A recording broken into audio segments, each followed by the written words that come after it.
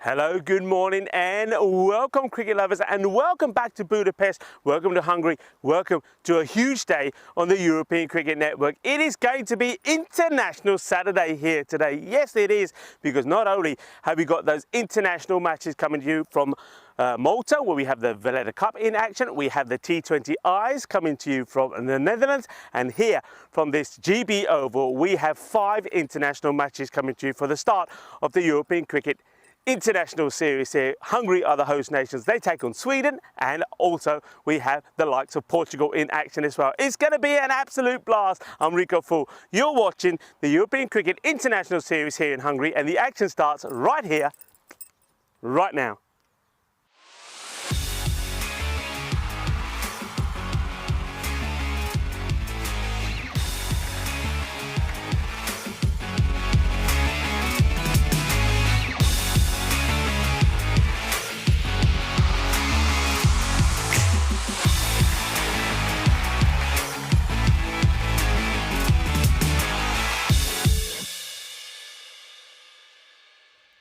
This European Cricket International is proudly brought to you by HCL Software and Bizaway. Hello and welcome back. Yes, that's right, international action on this Saturday. 5 matches coming from the GB Oval here in Budapest, Hungary. And we kick off with, well, the host nation Hungary taking on the likes of Portugal. This promises to be a really good match. I can tell you that Portugal have played some very good cricket at the moment. They've got some very good players and I'm looking forward to seeing them in action. Of course, we've seen a lot of the Hungarian stars. It's an opportunity for them, though, to take what we've seen, the performances that we've seen from them playing in the European Cricket Series, and now put that into international practice. And there's going to be some good players there. We know all about them. I think the likes of Stan Ahuja will be looking to perform well. And Captain Mark Ahuja will be hoping that some of those new players that we've seen on the horizon would do well. For example, someone like Darshan, I think he's been absolutely incredible. And there's some others there that might get a call in as well and get their international debut in. But he knows it won't be easy. I mean, the likes of Portugal are a great side. I mean, their captain Shazad will be hoping that he is in good form. And just when you look at some of the array of talent that we got on offer here from Portugal, it really will promise to be a great day.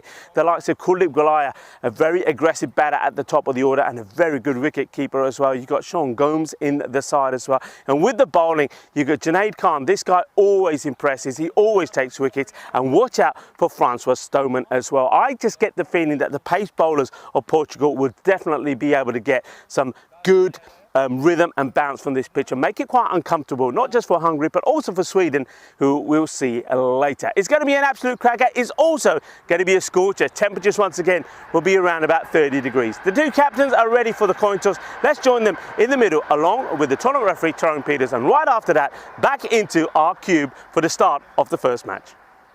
Is Portugal the call? Yeah. Tells us the call. Tells it is. Yeah, we're gonna bowl. They decided they're gonna bowl. Back to you in the comms box, boys. Thank you very much, Tyser. Good morning, everyone. Good morning, everybody around the world. Welcome to this GB Oval here in lovely Budapest, Hungary. You can see they're just outside of the city, and it's an absolute pleasure to be here this morning for an International Super Saturday here.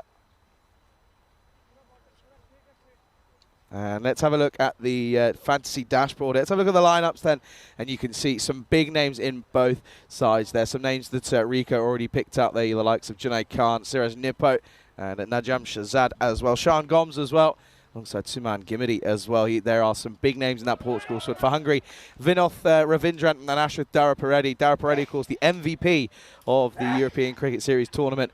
And no real surprise to see him in this squad. Stan Ahuja most likely taking the gloves alongside, I mean, you got Shak Razik. It's a good lineup for both sides. And in all reality, the only weakness I could potentially see, it might be the bowling for Hungary potentially. Could just be where they may lack up against the strong lineups of the Portuguese batting lineup, but also their bowling. I mean, you look at Siraj Nipper, Junaid Khan, Parveen Singh for that left arm option. Bit of Faf Stoneman in there as well. Could certainly offer you a little bit with the ball. And well, then you look at the spin options of Siraj Nippo and Suman Gimrati as well. They can offer you a couple of overs of spin. Of course, it's T10 cricket here. You've got T20 cricket going on at the moment in Malta between Romania and Luxembourg. And then, of course, we've got T20IW cricket coming your way. That's, of course, in the Netherlands. And looking forward to this one here. Of course, it's one of 5 games here this beautiful Saturday. It's, of course, Super Saturday, International Saturday as well. You can see the teams making their way out to the middle. The 2 strips for both sides. Bit of a maroon, brown and green for Portugal. And it's green and red for the Hungarian side here. Well, I'll tell you what, man who's taken the reds very seriously is Ashwith Dharapareddy. He's got red pads, red shoes, everything's red. And I'll tell you what a day he had yesterday. 80 odd off of about 20 deliveries in a game where they didn't look as if they were anywhere near getting up to the total, and they hadn't managed to do it pretty comfortably. Kuldeep Golia then is looking pretty slick, isn't he? And looking pretty slick. And again, of course, everyone knows what he can do with the bat, but also with the gloves, he's pretty efficient as well. But good to see the Portugal squad. And I know the Swedish team are here as well. They're well, we're actually sharing hotels with the 2 travelling squads. So saw a couple of them around this morning. Portugal were here very early, of course, being led by Gert Oosthuizen, and of course Paulo Bucci is their manager. But well, they're looking to continue their success they've already had this year, as Janai Khan is going to get this first international game underway, and that will be a wide signalled here by our 2 on-field umpires here. Umpires here this morning. You've got James taking the first over, and well, you'll recognise the man at square leg. That's Tyser Tyrone. He's on field this morning, so it will be Sam Williams who'll be your tournament referee, or the match referee, I should say. Cecil is your 3rd umpire in the umpires 10. Not quite the best starts for Janai Khan, bit of a loosener. Can't blame it on jet lag, but this time straight back on the money with the wobble. And it's a good delivery, but straight to, it looks like Suman Gimrati at point. That'll be a dot and a good chance to welcome back good friend and co-commentator Enrico Fool. Great to be here, everybody. Welcome to, well, the European Cricket Network International style, international cricket here, also in the Netherlands and also in Malta. Yeah, lots of cricket. Here's Janai Khan then. Clipped nicely. There's a man out there, though. That's Siraj Nippo, and he can't quite cut this off. And, well, he takes a bit of a tumble here. And, well, look, you can see he's looking a little bit worse for wear, is Siraj Nippo. A little bit slow there this morning. But that's going to be the first boundary, and it's Vinoth Ravindran who will get the runs on the board.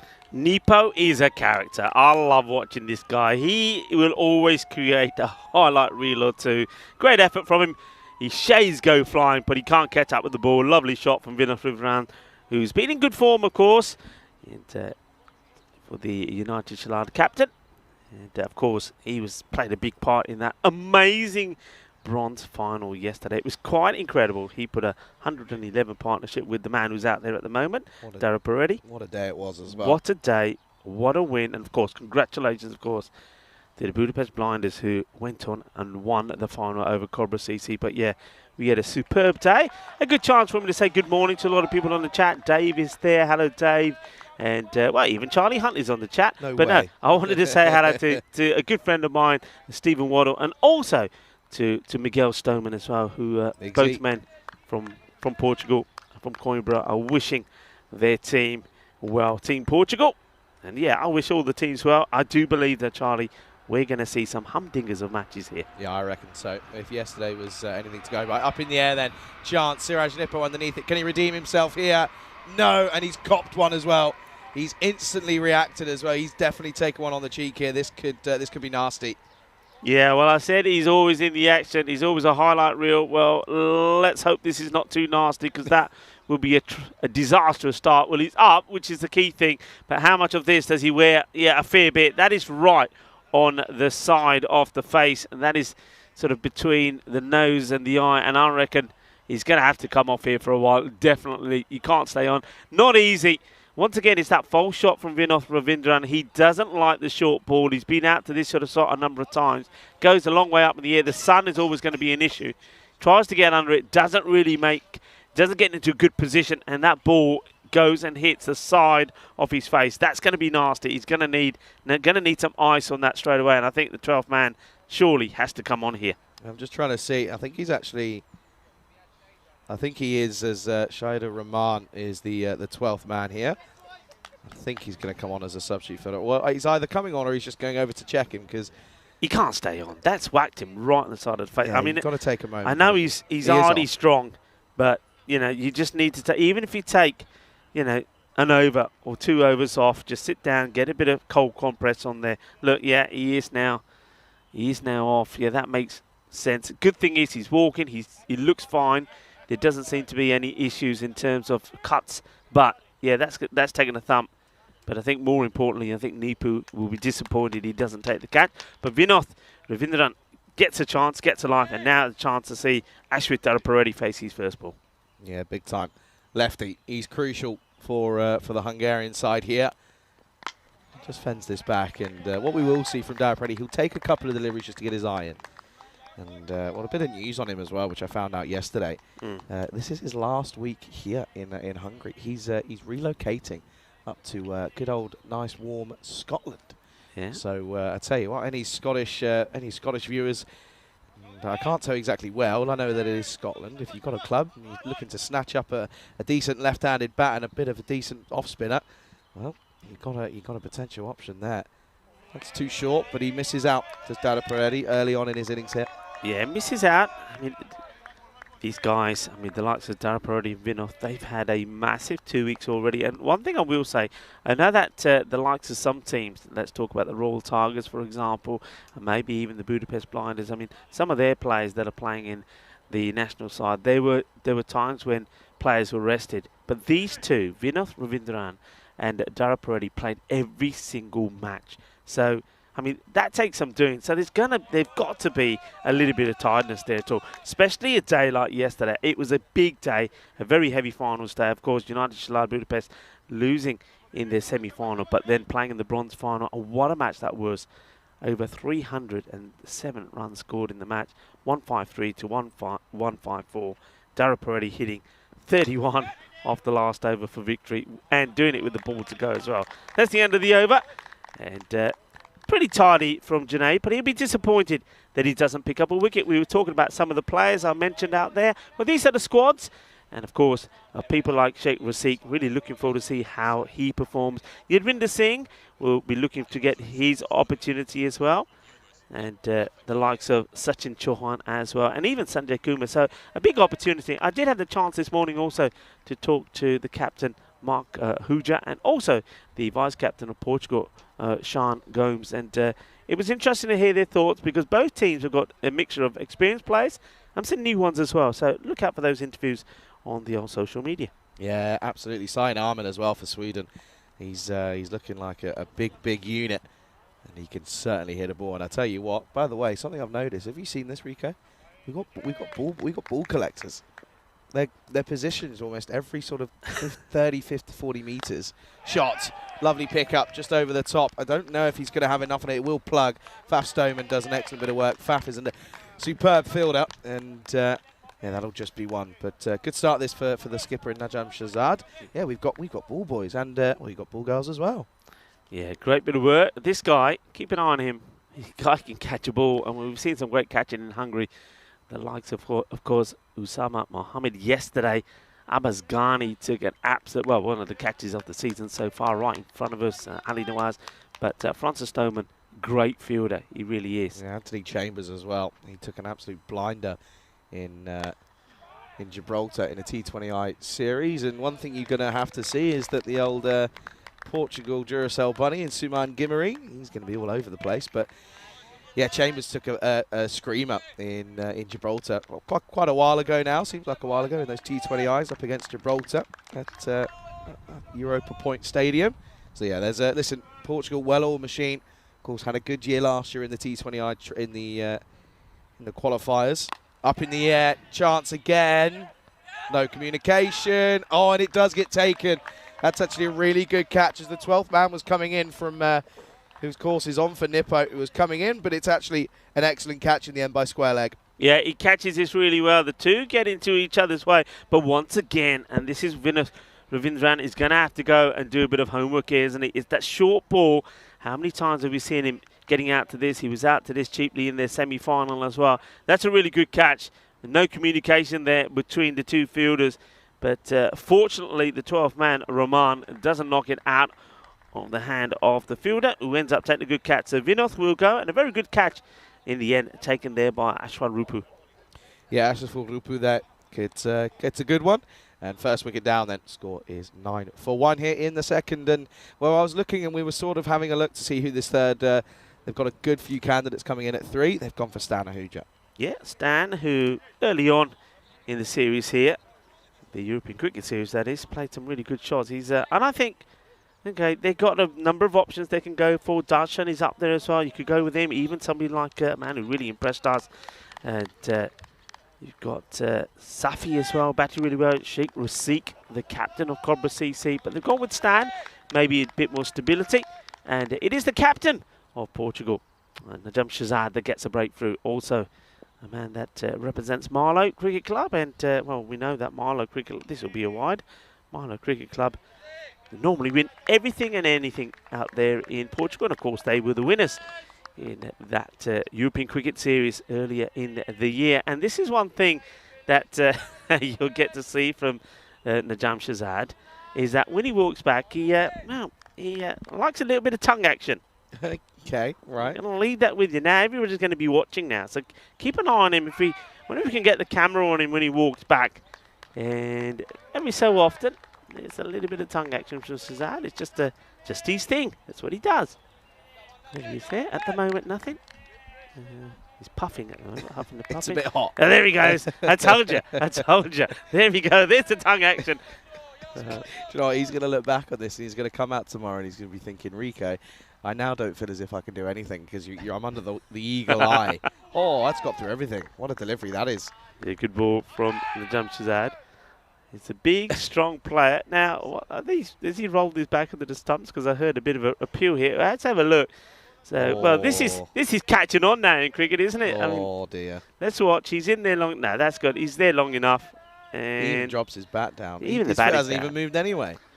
Our wicket keeper's getting excited and carried away now because of the Bairstow incident. Yes, I think so. Big time. And he was, I mean, the thing is as well, that was even longer than the Bairstow incident. You can see there, by the way, Tyrone Peters. He's a tall man. He's levers. And, well, you tell you what, if he puts his arm out if they need to stop something, he'll clothesline you. Najam Shazad been a good over, 1 for 3, and this will be 2 for 3. It's an excellent catch. Sean Gomes in the cover region will remove Stan Ahuja for a 3-ball duck. And what an over that is from the skipper. He's got a knack of taking wickets as the skipper, and he will take 2 in that over then. What an over. It's 10 for 2 at the end of the second. Yeah, I mean, he just gets excited to Stan. He gets the width, thinks, all right, I've got to go for this, but he doesn't get it out the middle, can't get it over the infield. And, well, Sean Gomes takes a very sharp catch, and it's going to be the first international duck here at the GB Oval. And a very warm welcome to Derek. Hello, Derek. And there's that dismissal once again. Sharp catch. Yeah, good one. Yeah, it was a little bit uppish, but from the, of course, Stan Ahuja. But let's take a look, though. We can have a look at the, of course, the 3 teams that are participating. Of course, it's going to be, of course, Sweden and Portugal and Hungary here. So good 3 teams. I think it's an even matchup between these 3 sides. Yeah, very much so. One thing that I noticed, Charlie, is, I mean, I've been to Sweden for the European Cricket Series there for a couple of years, and I've always felt that bowling and fielding, a lot of depth, a lot of strength.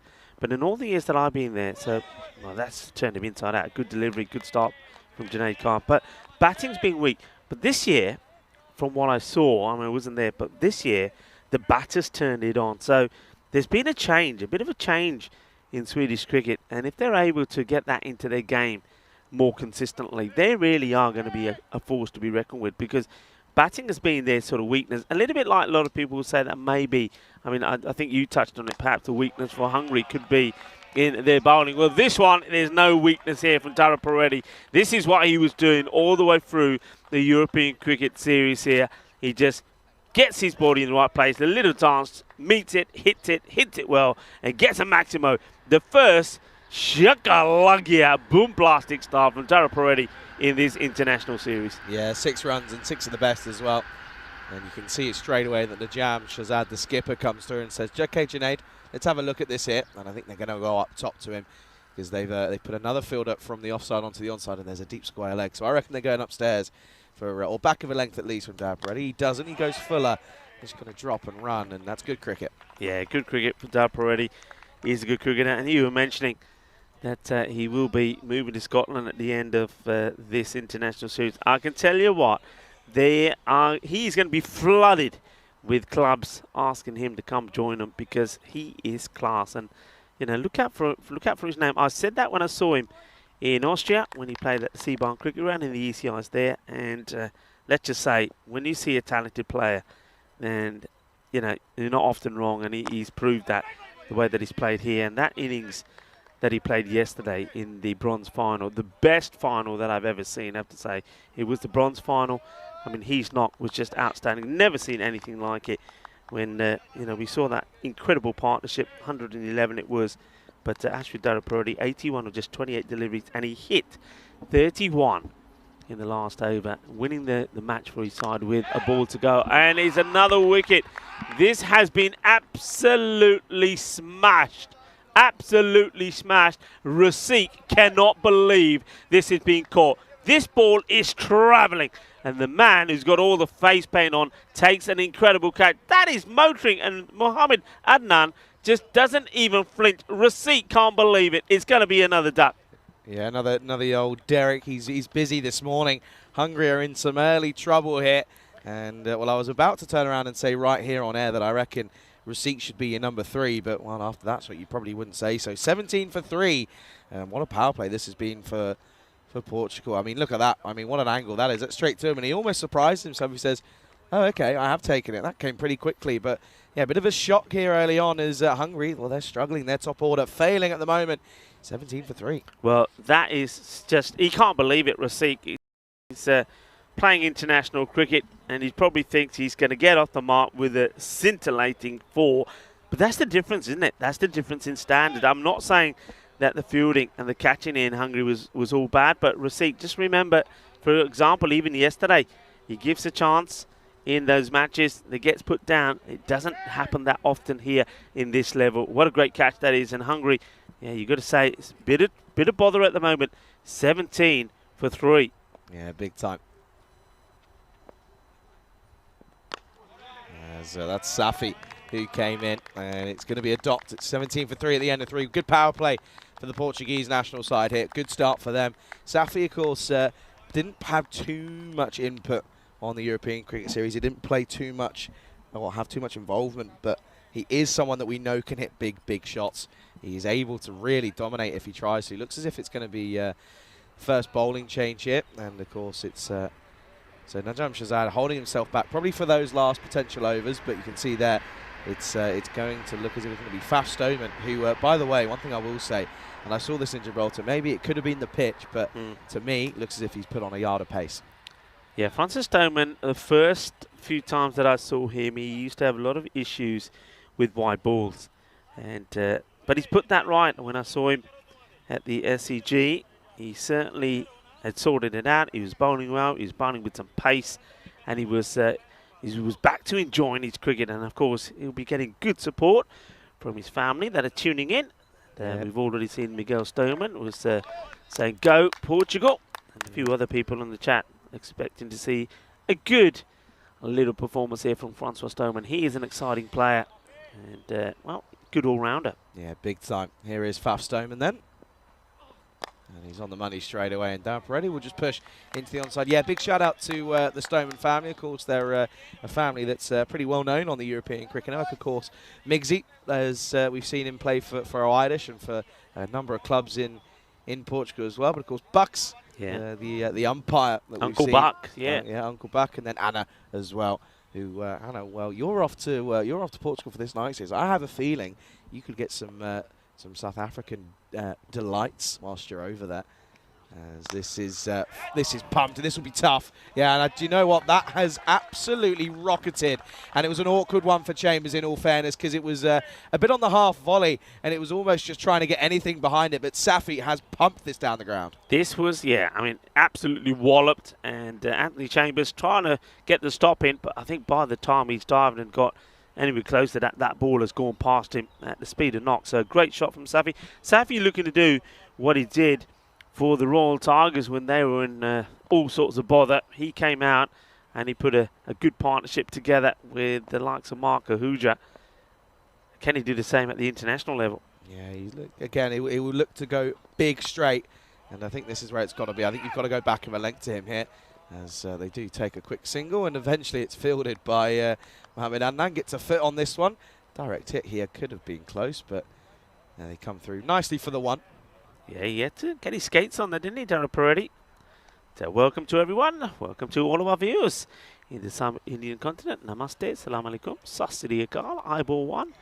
And great to have you with us on this Supersonic International Saturday. Can I add another S in there? Cricket Network. Go on. Scorcher. Oh, yeah. Definitely is a scorcher. That'll be what. You mentioned we got a few poor boys and girls around, but you know what? We might as well just tell them, get out the sun, get a chair, go sit in the jungle, because that's where the balls will be going. That's where you got to find them. Yeah, big time. Tell you what, though, as well, if there's if any of the balls go in the river behind us, I might jump in there, because I reckon it might be a little bit refreshing. And this is another wide down the leg side. Fast Omen struggling in his first over here, but yeah, more support coming in for the Portuguese boys. Group Patel alongside Conrad, Greenshields as well. And, well, they're all saying, Conrad says, what a start. And absolutely, all right on top of them here are the are Portugal. But, yeah, it's I have to say, after all the excitement yesterday, as this is dragged onto the onside. But a good comeback, though, this time around. You have to say, yesterday, with all that sort of screaming and shouting, that my voice is a little bit raspy this morning. And but to be honest with you, if you go back and look at when the highlights get posted of the of 3 out of the 4 games yesterday, you'll understand why. Yeah, it was definitely one of the all-time epic final days. Because well, that's the thing. Sometimes final days can get flat, can't they? They can be a bit predictable. And also, let's face it, especially the bronze final. The bronze final could be just a you know. This is the thing. As he goes short, and this is a top edge, but he's found the middle of it. This will go all the way. This will be 6 runs yet again. And well, Stoneman, this over's not been a good one. He's already had 2 boundaries in it, a couple of wides as well, and he's under a lot of pressure. Zahir Safi is taking a liking to him here. Yeah, well, Safi's not holding back. The short one there from Francois Stoneman, and Safi says, "Yeah, bring it on." And he absolutely hammers it. Lovely jubbly. Goes all the way. 6 more. That's a good shot. Yeah, this change to Stoneman not really working. He's gone for 15 off this over. He's got to try and find some movement, isn't he? That's what when he gets it hooping, he's such a dangerous bowler. But if it's not really moving much for him, as this is slower and right back at him. And to be honest with you, I think that's more evasive action rather than trying to catch this one. But it'll be one. Look at this here, slower ball, and well, if he doesn't get a hand on that, that's right in the noggin. Yeah, that is self-defense, because the Grizzly was at him, and Francois Stoneman, I think, well, I'm pleased that he's got very quick, sharp reactions, because that was travelling. I mean, that's the thing now. I mean, I feel like I'm saying that a lot, because I mean, we've seen wickets that have fallen here, 3 of them. But you think about it, apart from Vinod, I mean, Stan has absolutely cracked these, and he's got caught by Gomes. And then we saw Sheikh Rasik absolutely hit a thunderbolt, and that was caught by Adnan. And we almost see another incredible catch. If he had caught that, that would have been the best caught and bowled ever. No, I'd walk away. I'd turn around and be like, you know what? My job's done. I'm not seeing anything better today. Yeah. And throughout the weekend, after the day we had yesterday. And listen, I almost turned around and said, no, there's no point playing any cricket this weekend, lads, because we're not going to get a better day after yesterday. But no, I was convinced, I was charmed to make my way down to the GB Oval this morning. Praveen Singh looks like he's going to have a bit of a ball. This boy can take wickets, and he's a left armour, and it's something different. And yeah, he could be a big big difference maker here. I mean, last year in the night series, he was crucial for that Gamblers SC victory in that night series. And speaking of the night series, you're making your way there on Monday, I believe. I am, yeah. I'll be travelling there Monday, along with Jerome Peters will be joining me, and also Simon as well. So Simon Keeling, yeah. Simon will be joining me as well. So, yep, we should be going to Portugal. I'll do half of that series, and I'll then go home for a bit before going to Romania now, of course, for that Continental Cup, which is going to be a women's T10 series. Looking forward to that. It'll be the first one that I've done there. It's actually, I said T10. It's not T10 at all. It's T20Is, yeah. And, some good squads, some good new teams to be looking at in that one as well, of course. And yeah, certainly looking forward to it. And listen, the good thing is there's a lot of cricket. Up in the air, outside edge chance, simple one. It's taken. It's a good catch as well by the skipper, Najam Shahzad. And that's the big one that they would have been wanting, because they know that Dara Peretti can hit bombs. And unfortunately, it won't quite happen here. He will go for 10 off of 11. It's a loose shot. It's 34 for 4. Yeah, and, well, you mentioned it. Pravin Singh, the left armour, he does get wickets. He is dangerous, and maybe the left armour to the left-handed batter, Dara Peretti, is the way forward, is the way to get Dara Peretti out. But it is a false shot. I think he just gets a little bit bogged down, Dara Peretti. Doesn't really get going. It was that was ball number 11 that saw the back of him, and he only got to double figures. So, yeah, you're right. Good catch from the captain, Shahzad. He will go. And, yeah, he'd be disappointed to get out like this. But Portugal all over this at the moment. Yeah, they certainly are at the moment. And just the squeeze, isn't it? This is the thing. This is what we saw a couple of teams in the domestic competition over the last 2 weeks not quite achieve and accomplish well, is that when you get a couple of early wickets, then you want to get that squeeze on. That's what you want to do. But at the moment, Portugal, they have that dog about them at the moment, and they're trying to roll these Hungarian lads pretty cheaply. Yeah, they are. Mark Ahuja, the captain, comes out, and as you know, I mentioned that it was he and Safi that batted well for the Tigers to get them out of a hole in their semi-final. I mean, it wasn't enough in the end, but they got them at least to a score. And that's what he'd be trying to do here now. I mean, they've still got plenty of time to bat. That's the thing. Cautiously plays this out. No run. Yeah, Parveen Singh, though, on the money straight away here today.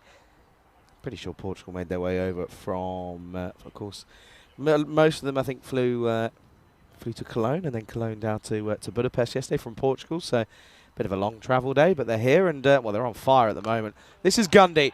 And, well, this is going to get hit nicely. And this will be 1 bounce 4. And a good start then for Mark Ahuja.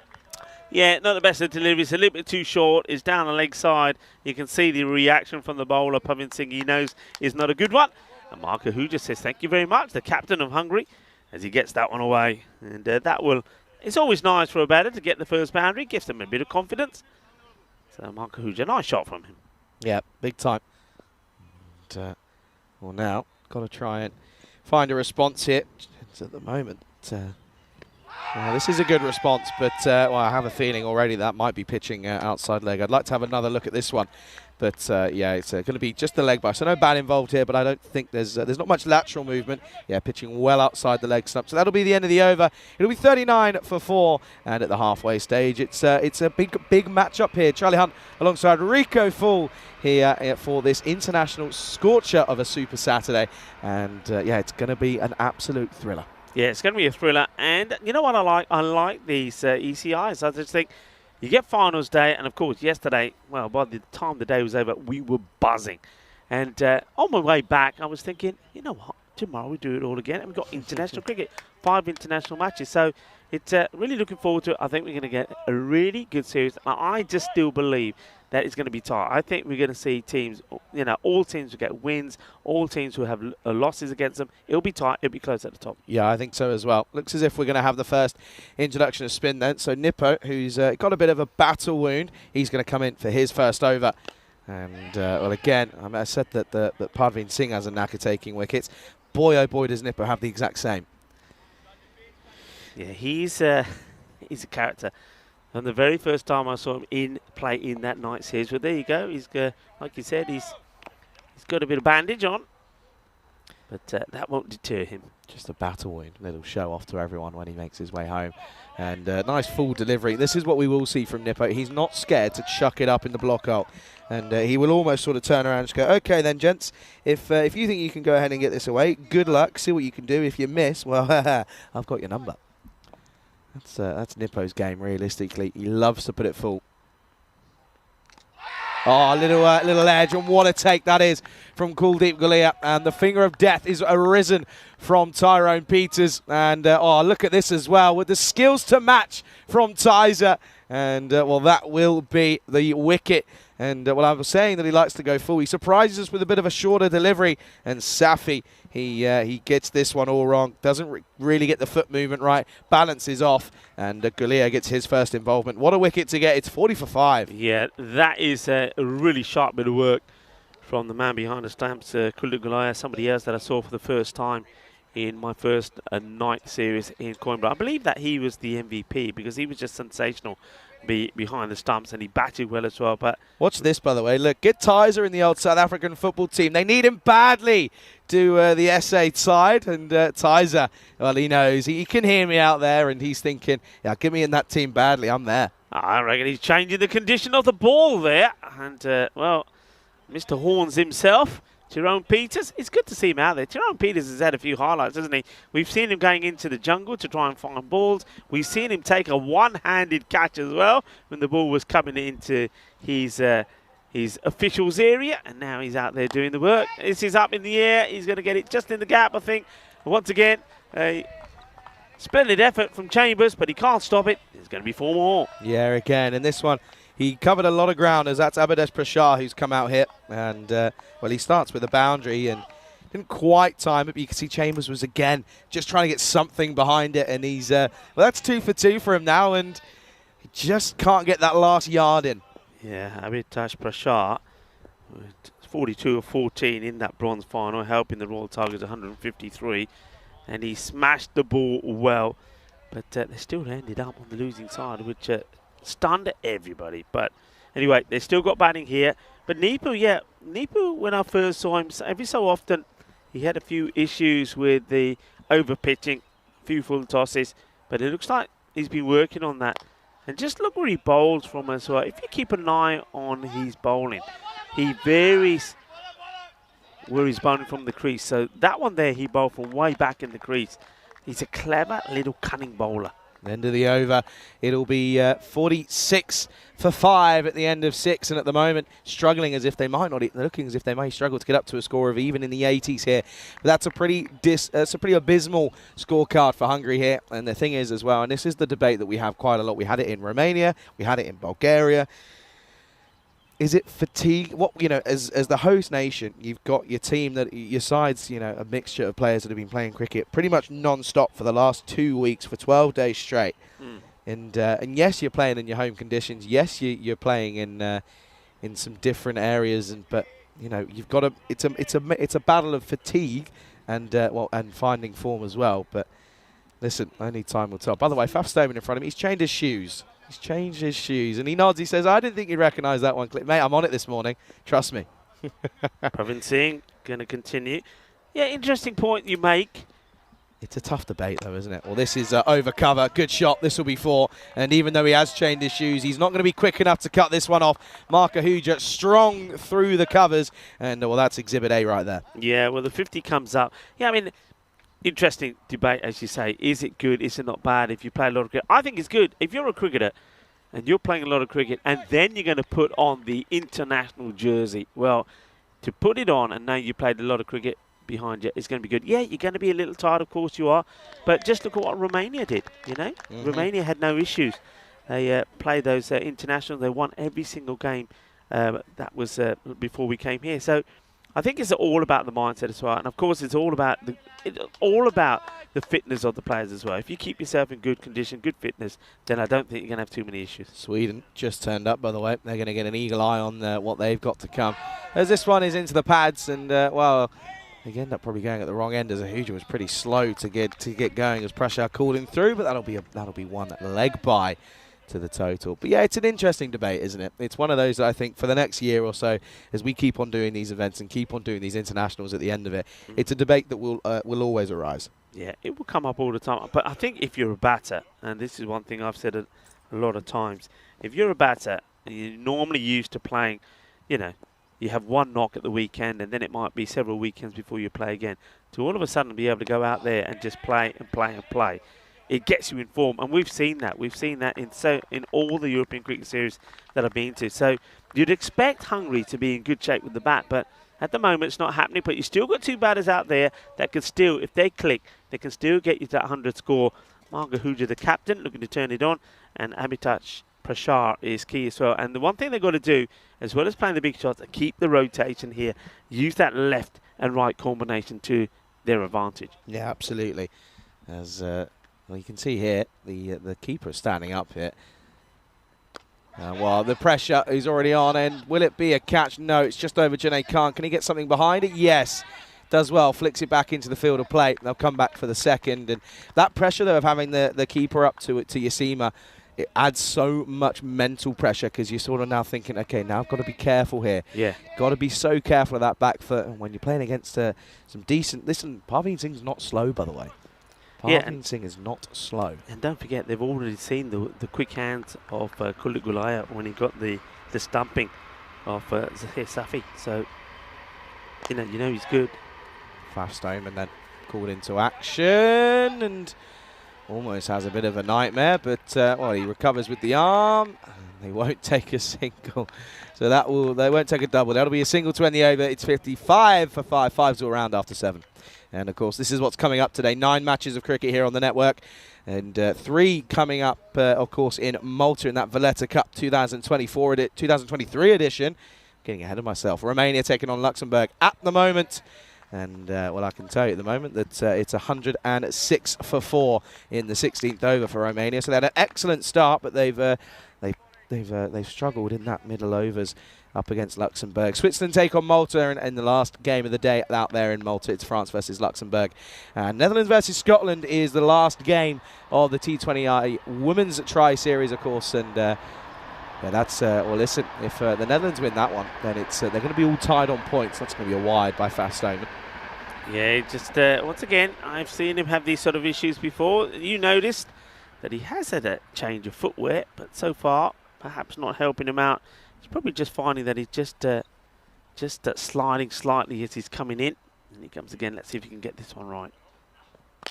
He does. This is just punched down the ground and just should just be one, and is. It's good work from eventually by Sean Gomes. And well, you talk about the ball boys having a bit of shade. I think someone's having a little sneaky dig in our shade here behind us. There's a ball boy who's hey, rightfully so as well, having a little sit in the shade. Listen, it's hot out there. It's already up to about 30 degrees here, and it's not even 10 o'clock in the morning. But at the moment, still lacking in runs here. Just sat on 57. Oh, hello. And this has already been called. And this will be up in the air. It will fall between the two. They're thinking of a second. They won't come back, though. But it will just be the one. But it's a no. And Stoneman can't quite find his rhythm here, can he? Yeah, I think what we're seeing is a classic scenario here of a bowler just not getting... Doesn't feel right when he's running in. He doesn't feel his footing is right. He's tried to change his shoes. It's not helped him. So, yeah, he's having a few issues. Whether he might change coming from the other end, see if that makes any difference, i.e. But at the moment, he's got to deal with this free hit. Got to be a Yorker. Nice and full. And he does, and it's a perfect Yorker. They're now going to take on the run. If they go at the non-strikers end, he'll be gone. Doesn't. Well, backed up, yes.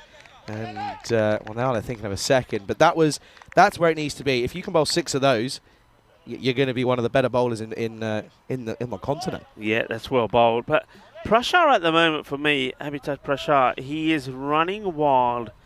I've seen now on 3 occasions that he wants to take either a single or a 2 when it's not on. I don't know what he's thinking, whether it's just nervous energy. But he just needs to calm down a little bit. Oh, he's going to end up running out, his captain. This will be interesting, though, to see, because Francois Stoneman is trying to pitch the ball up. And, well, Prashar is one guy that can hit a straight ball. So let's see how this goes. And he does hit that straight ball pretty well, but to the fielder, just be a single. Yeah, I'm looking forward to seeing that man on your screen, by the way, Sean Gomes. Not seen him in person. I know he's capable of some pretty decent things, and well, I know you might have had a little chat to him before the start of today's play, so do keep an eye out for that on the old European cricket socials. But yeah, at the moment, it's yeah, I reckon he'll be coming in at 3 most likely. Anyway, Faf Stoneman, this is big from Mark Ahuja, and it just sits up nicely, and something just isn't clicking for old Faffy here, because he's well, he's struggled with his line and length. Now he's getting pumped big into the leg side. Yeah, I mean, this is a really good shot. I think it's that slightly slower delivery from Stoneman, but he doesn't get it right, and Stan Ahuja, or Mark Ahuja, apologies, the captain, he picks it and he pounds it to the boundary. Big hit. I'm sure Mark's probably used to that by being mistaken for Stan. He probably won't mind that. He's Stan okay won't with mind it either, because Stan didn't score any runs. That's so true. Stan would say, I'll have those, thank you very much. Thank you very much. You bite your hand off, I reckon. And this time it's on the offside. Sumangiri's got some work to do. He doesn't get there. And 9 times out of 10, you'd back him to cut this one off, but he won't this time around. And Mark Ahuja, who came in at a difficult period, is just slowly steadying the ship here. That's a beautiful shot. I mean, we've seen 2 really nice shots there.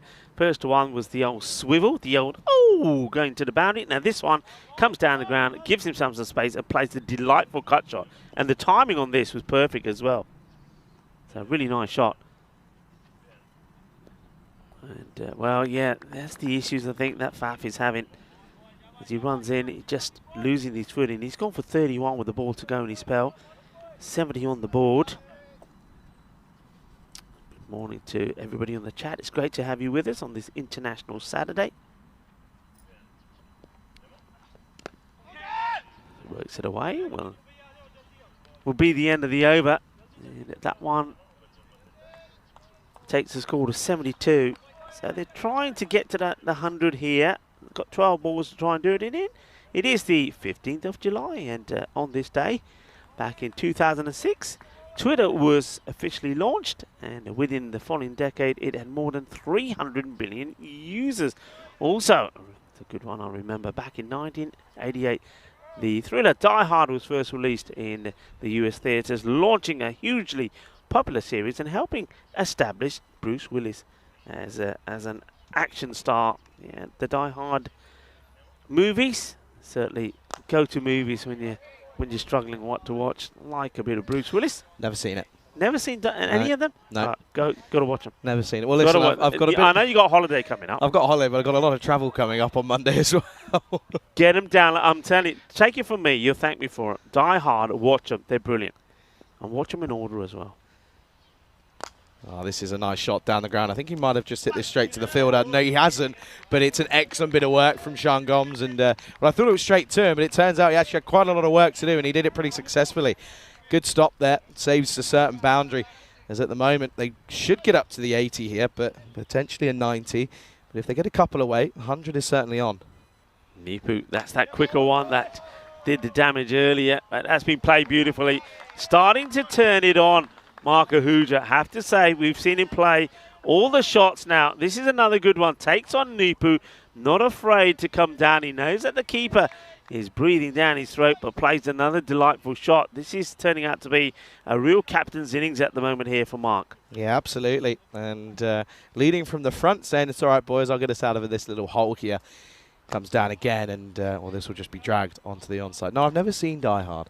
Never seen Die Hard. And talking about travel, I've got a question for you. I think I might have asked you before a couple of weeks ago, but I can't remember your answer. On a plane, where are you sitting? Aisle, middle, or window? You go window? Yeah, I'm window. See, mine depends on the timing. Okay. So if it's an early morning flight, I'll go window. Something to lean on, right? No word of a lie. As this is, well, they're going to come through here. It'll just be one by. So rare issue here. And well, look at that. Clock's on 0, by the way. Clock's on 0. So I have a feeling we're going to have to keep an eye on the umpires when they come through for this for the last over here, because this is a little bit lackluster from Portugal. They played so much T10 cricket, you'd expect them to know the rules. Yeah, and don't forget they've had spin on as well. So chance, just couldn't get to it. But yeah, this will be interesting. Be interesting to see if there are any if there is any time to be added on, or whether we're going to see some of it. So keep an eye on the umpires and keep an eye on Tyrone. Tyrone Tizer. So Yeah, Tizer here. Let's have a look here. So let's keep an eye on Tyrone here. He gets to the... here we go. Look. Yeah, there we go. So Tyrone is doing the patting. So puts out the palm, shows the 5, and does the patting. And that means 5 penalty runs goes to the batting side. So here, Portugal, they'll be disappointed with this because this really is, well, it's not good from them. You've got to say it's not good for them. They So played time so penalty. much T10 cricket as well. Yeah. You know, I'd expect this from someone, you know, maybe when we were in Romania, you know, Croatia haven't played too much T10 cricket, or Greece, for example, in Bulgaria, played virtually, again, haven't played that much. Yeah, I'm a little surprised. I'm gonna while we see this last over from the Shahzad, Pumped. which is beautifully played away. That's 4 runs, and Mark Ahuja. Now, battle of the 2 captains, and Mark hit Shahzad for a boundary. I'm just having a look at how many extras there have been in wides. There's been 17 extras, 6 wides. There was the 1 no ball as well. So you wouldn't think that it was as a result of the extras. It's just bad management. Well, listen, I mean, there's the extras have only realistically come from 3 people. Junaid Khan's got 2 wides. Shahzad's got 1 to him. This is short and pulled, and you can't bowl there. And careful, be very careful. Who's that? That's I'm not too sure who that is out there, but that's close. And well, you got to be careful as a ball girl, as a ball person out there, because that's you got to be watchful. It doesn't quite get caught on camera, but she ended up trying to take the catch, and well, she almost could have done some damage. But Mark Ahuja, by the way, is moved on to 41. The Hungarian squad are on 96. What a recovery this is. Well, the young lady over there, apparently is quite new to cricket. Be careful. Tell That's you what I'm what. saying. Shot again. Oh, hello, Ahuja. Marky boy, welcome to the stage, because that's the 100 up here for Hungary. And at one moment, you were probably thinking, well, will they even get to 80? At one stage, they were 40 for 5, but these two have put on a 60-run partnership at the moment. And, well, I tell you what, most of it's come from Ahuja. Yeah, he's batted so well, hasn't he? I mean, Prashar, he hasn't really been able to get going. You'd expect him to be hitting the big bombs, but Mark Ahuja, and the thing about it has been, it's been a proper pucker innings. It's not been a slog. And he deserves his half-century here. He really does. He's having a look around as the field gets changed. Yeah, volunteer. The young lady out there, volunteer. It's the first time she's sort of been involved in cricket. She almost takes the catch. If she did, it would have been the best highlight ever. But she could have got hurt as well. Right up in the air. He's going to get lucky. Do they try and come back for 2? They will now, because the fielder runs all the way around this. I don't know really what happens there. Sloppy stuff here. And that gives the opportunity for Mark Ahuja to go back on strike. So eyeing up an international half-century here, 102 for 5. And 2 balls to go. Don't forget, Hungary benefited from 5 penalty runs as well. Listen, I mean, at the end of the day, if they end up winning by 5 runs, the skipper and Portugal, they will be kicking themselves. 3 needed for this half-century then. And this is a nice shot through the covers. Chases on. Don't think it's going to quite go all the way. It won't. It's worked back, and Mark Ahuja gets the skates on. Oh, and I think he could be gone here. I reckon this is interesting. I think he's gone. Yeah, I don't think I like the body language from Ahuja here. Yeah, I mean, he's gone. Yeah, the bat is in the air for me. Let's just keep it on it. I think you're going to have to look at this long and hard, try and see if you can work out when those barrels come off. At the moment, the bat's in the air. I think the next frame probably is where we see the stumps go. Maybe this will show us. It's going to be difficult. They're looking at it a few times. Yeah. It looked, let's put it this way, it looked like it was out. And I think the body language from Mark suggested it was as well. But there's nothing clear that we can see here. Given.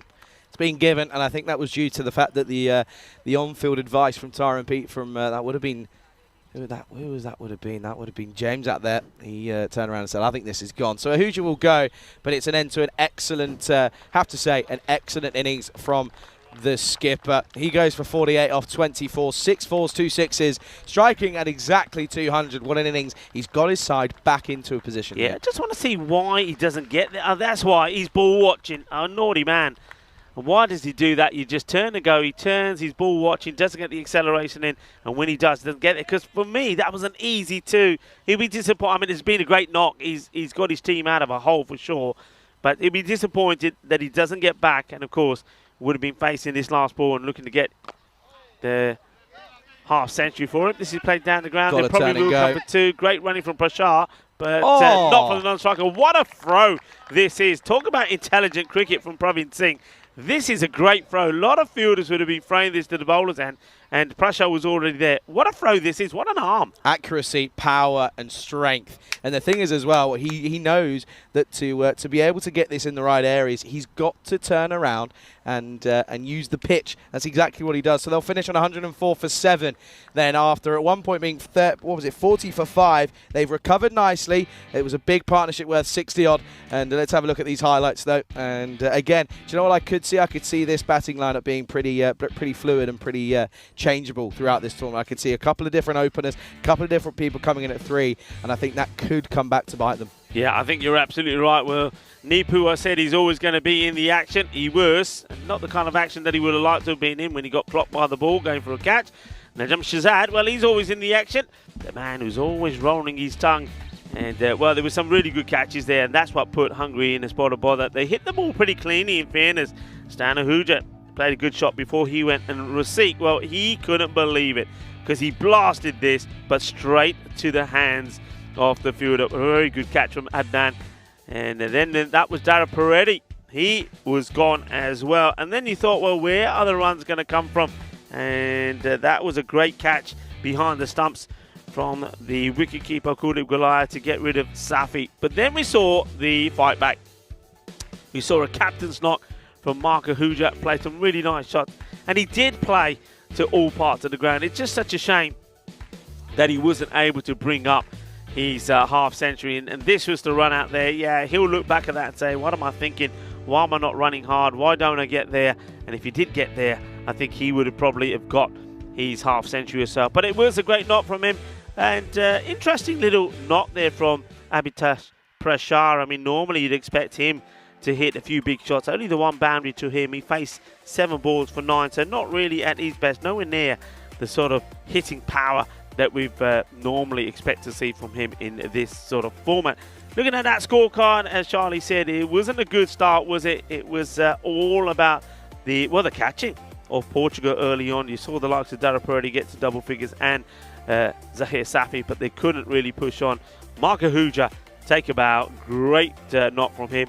He got to 48, and before he departed, going for that second run, trying to get him back on strike. And then, well, Darshan came out, going for the second, gets run out. I am surprised to see the likes of Darshan so low down, actually, and I think Charlie's right. I think we will and probably could see that batting order change as you go through the day. Hungary have got 4 matches here today, so I'm sure we're going to see some rotation from them on the bowling front. And Najam Shazad, the captain, 2 for 21. Faf Snowman had a few issues, didn't he? Not just getting his footing right, but the wickets for the other bowlers. 1 to Junaid Khan, 1 for 14 from him. Always going to be reliable. Praveen Singh, you heard Charlie say, watch out for him. Well, he was great. And what about that run out towards the end as well? 1 for 13. And Mohamed Siraj Nipu, 1 for 15 from him. He's certainly going to entertain us here. Mid-match summary on your screens now. Hungary, they get to the hundreds, so they get the scores on the board, 104. Portugal, remember, they're going to be batting the first time on this pitch. They've never done it before, so it's going to be interesting to see how they feel it plays. Be interesting to see how their batters do up against the bowling attack of Hungary. But they need 105 for victory. Join me, Rico Full and Charlie Hunt, when we come back for the conclusion of match number 1 on this International Saturday in Hungary.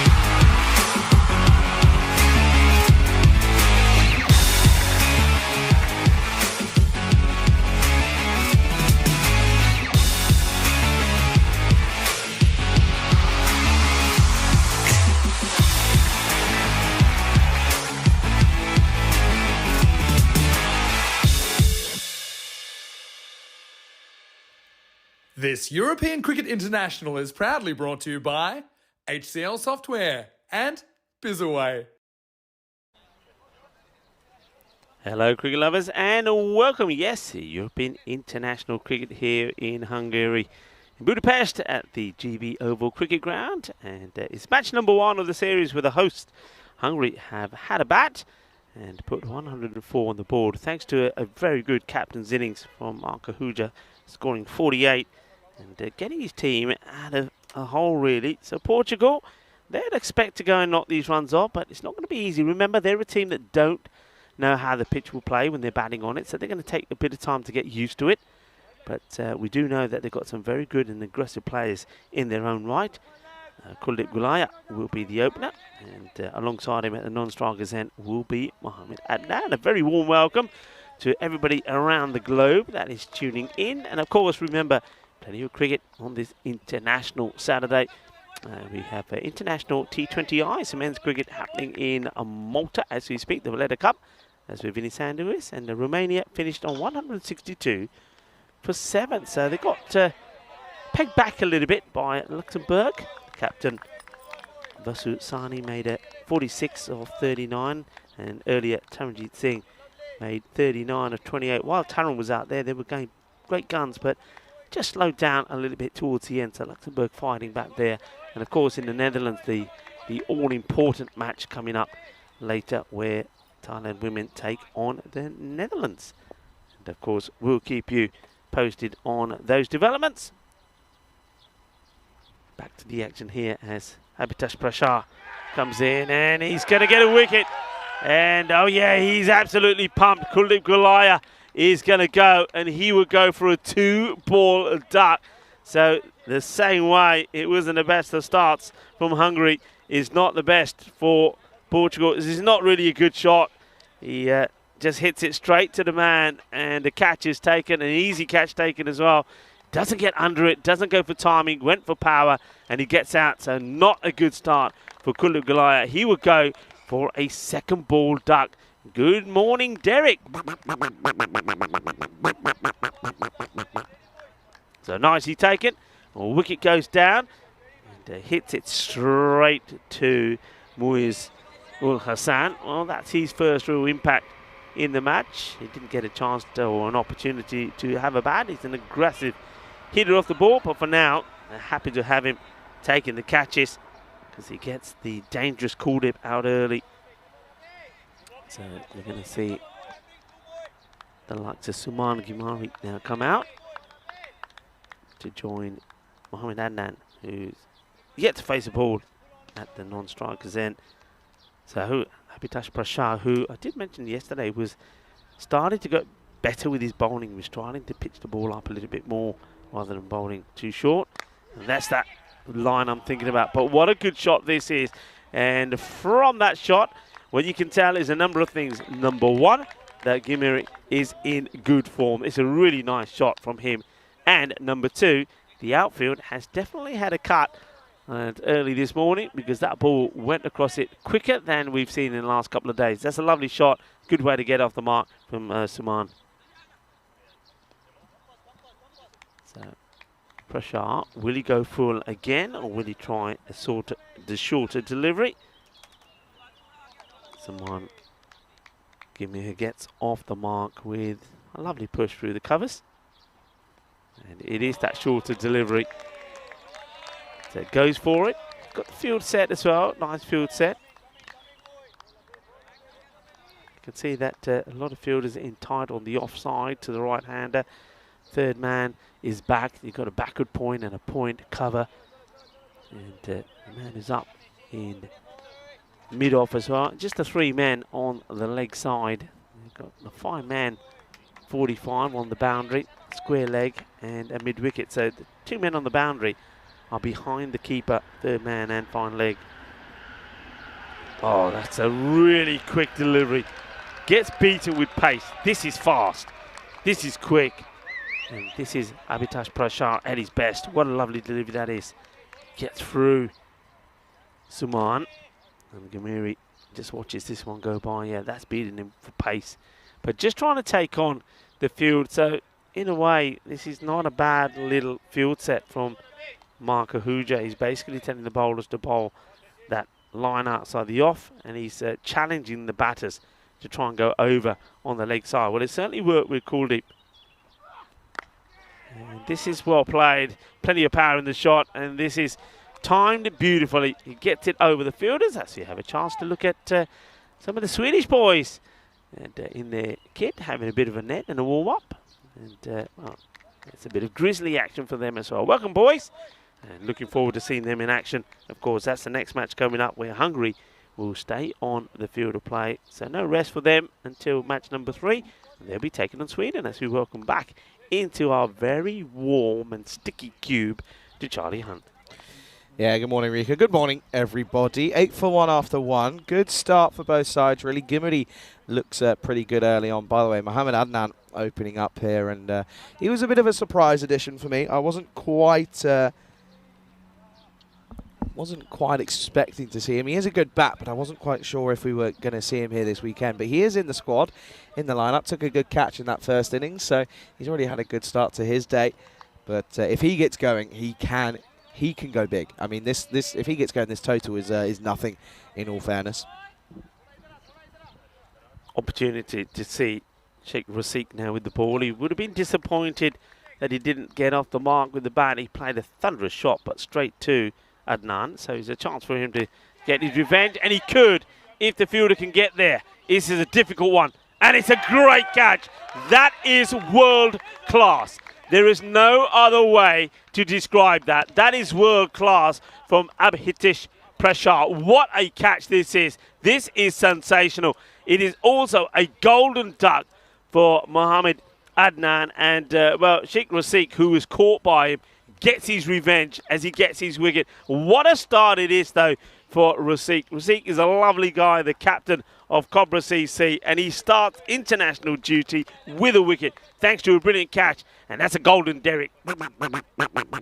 Charlie, what a catch. Yeah, what a catch that is. And do you know what? You can see how much it means to him as well. We know what he's capable of in the field, and well, that's an excellent bit of work there, realistically. So it's a pretty good way to start your day in the field for Abhitesh. And you can see that. He might have taken a bit of damage, but you know, he won't mind.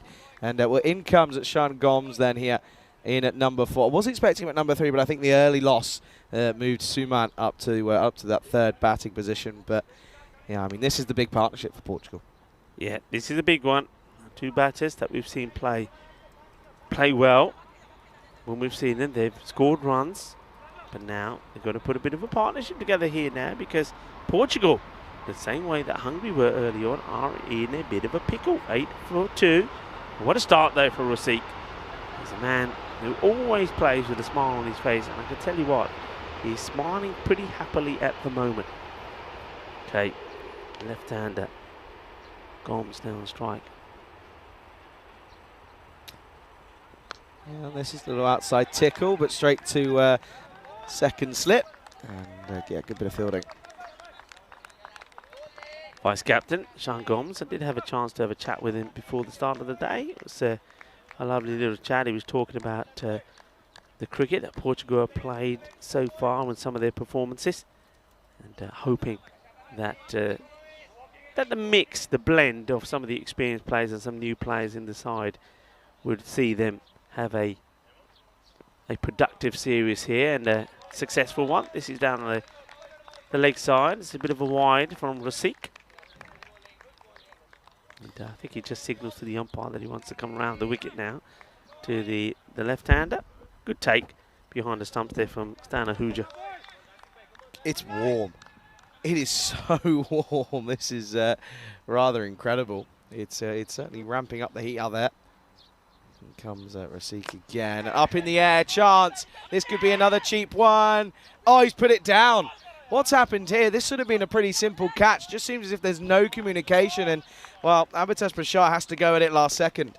Well, after taking a brilliant catch, I mean, I don't know what they've done here. It's like one man's run past it, probably because Prashar has called it and said it's mine. Gets the dive in, and he does like to take him getting that dive in forward, but he puts it down, and, well, Sean Gomes gets a life. He's dropped on 0. That could be a big drop as well, as we know he can certainly take on the bowlers here. And well, do you know what, Rico? I said that the bowling unit of Hungary could be the issue. They're proving me wrong here. 10 for 2, Portugal, halfway through this second over. Down the leg side. Oh, well, Tyrone Peters, that's how he starts his out signal. He starts wide and the arm comes all the way up. And just when I saw that arm move here for a moment, I thought, Tyrone, surely not, because there goes the arm. And then he's just signaling there that no, it's going down the leg side. Tyrone, don't do that to me. He's hearing every word, by the way, Tyrone. I could tell you that. Yeah, he heard me have a little desire about his skills with the ball up in the air, and he won't miss out on this one, as this will be 1 bounce 4, and anything that is full and wide he will take on with ease. Yeah, give me a nice shot in the power play. Of course, we're still in that power play. We've got this over and 1 more to go, and these are the sort of shots that they need to try and execute at the moment, get it over those infielders. So ball to go in the second, 14 for 2. Suman Gamir has certainly made a good start. Rasik. Oh dear, sorry, I've just seen the chat. End of the second, Portugal 14 for 2. Well, I'll see if it's turned around. Says, where's Machado and Conrad? Machado unavailable for selection for this this weekend. It's 241 matches, by the way, since that last goal. Well, do you know, I thought we could have had one yesterday. There was a couple of chances. The final, the first semi-final, and the bronze final. I thought we could have had it as well, but didn't quite happen. So we're still waiting for that. So Machado unavailable for selection. Conrad is injured with a side strain. And well, then Radtek Sifat says, where's Cristiano Ronaldo? Well, first of all, wrong sport. Second of all, probably living up life in Saudi. yeah, but I can tell you this, there probably will be some Ronaldo celebrations. We always have a few of them. Hello to Liam Day. Give it the old Suey. Hope you will. Okay then, Prashar, good first over, and he's taking a good catch. And, well, this is just going to be 1 into the onside. These two very quick between the wickets. They'll take them on here. Yeah, good bit of action there. They take the single, so Gomes is trying to now get himself going. Remember, Stands down. he had that chance. Prashar was the man that put him down, so he'd love to pick up his wicket. Okay, can they keep Gamiri quiet? He's played some nice shots as Suman Gamir at the moment. Changing the field, of course, now to the right-hander. Third man goes back on the boundary.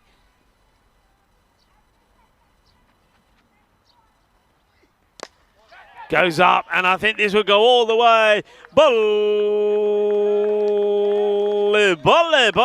kinna sona shaka lagia, the first maximo of the innings from Portugal, and it comes from the hard-hitting Suman Gamir. What a lovely shot that is. Yeah, realistically as well is I told you, anything wide of the crease and full, he will take you on.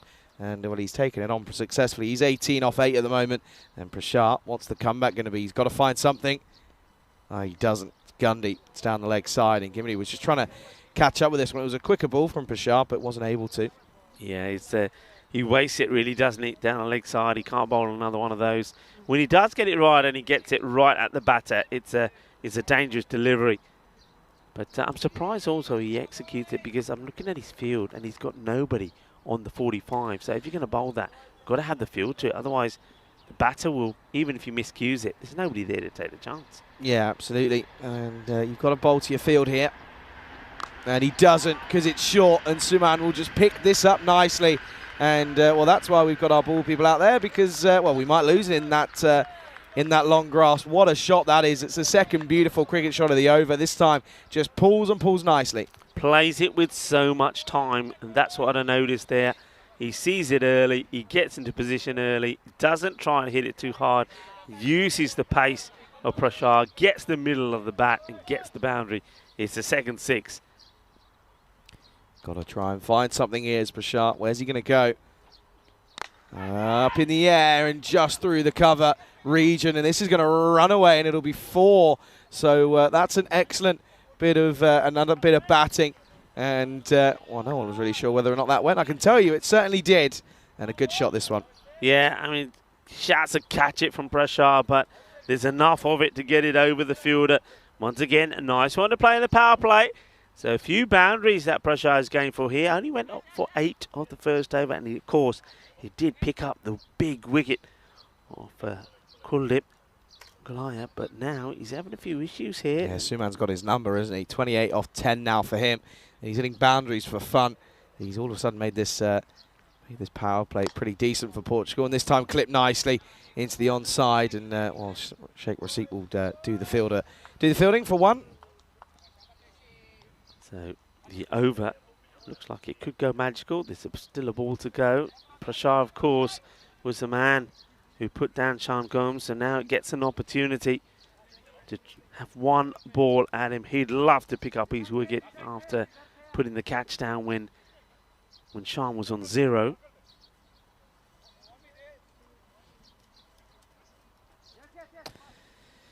Yeah, I mean, this is.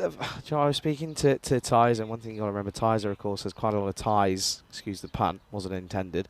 And with Portugal last year, he was heavily involved. This is a nice flick though from Sean, and well, do you know what? They may have cut this bit of ground. They've not done it down there, and well, they'll come back for the second. That'll be Sanjay Kumar, and that'll be a good bit of work there.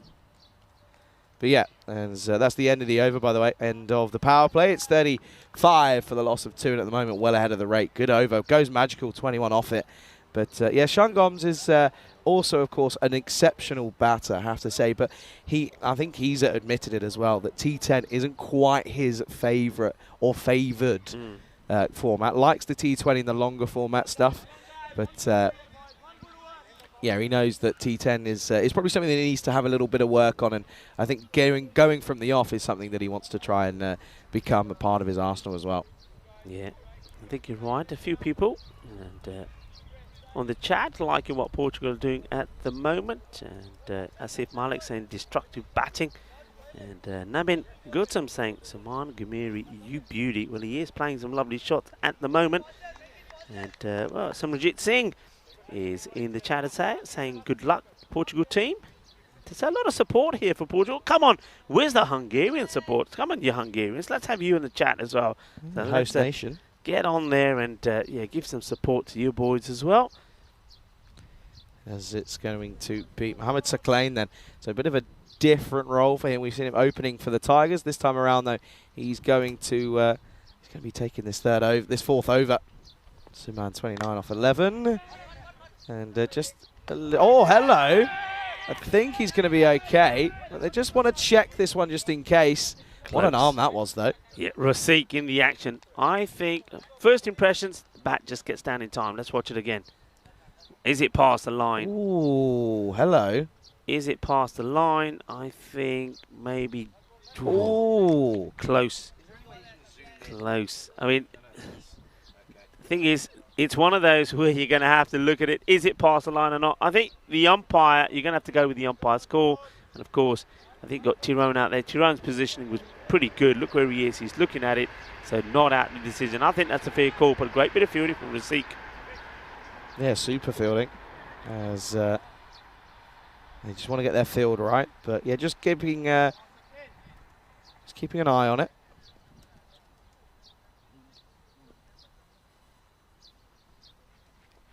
Once more then Saklain.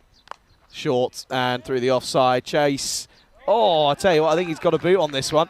I think that could be a pretty good bit of work from Kumar. Well, Sanjay Kumar, we saw him take some great catches yesterday, by the way. But this is just an incredible stop. I mean, he goes for the foot fielding. He says that's an international foot fielding. Well, a lot of people were saying, where's Ronaldo? Well, there you go. A bit of Ronaldo action there from the Hungarian. And Sanjay Kumar makes the stop, which I don't think he knew too much about, but he does make the stop. It was a little last-ditch effort, but could be crucial. And as they come down towards the latter stage of this match, but at the moment they're ahead of the rate by a fair bit as well. They need to go at 10.5 or just under 10.5. They're doing so.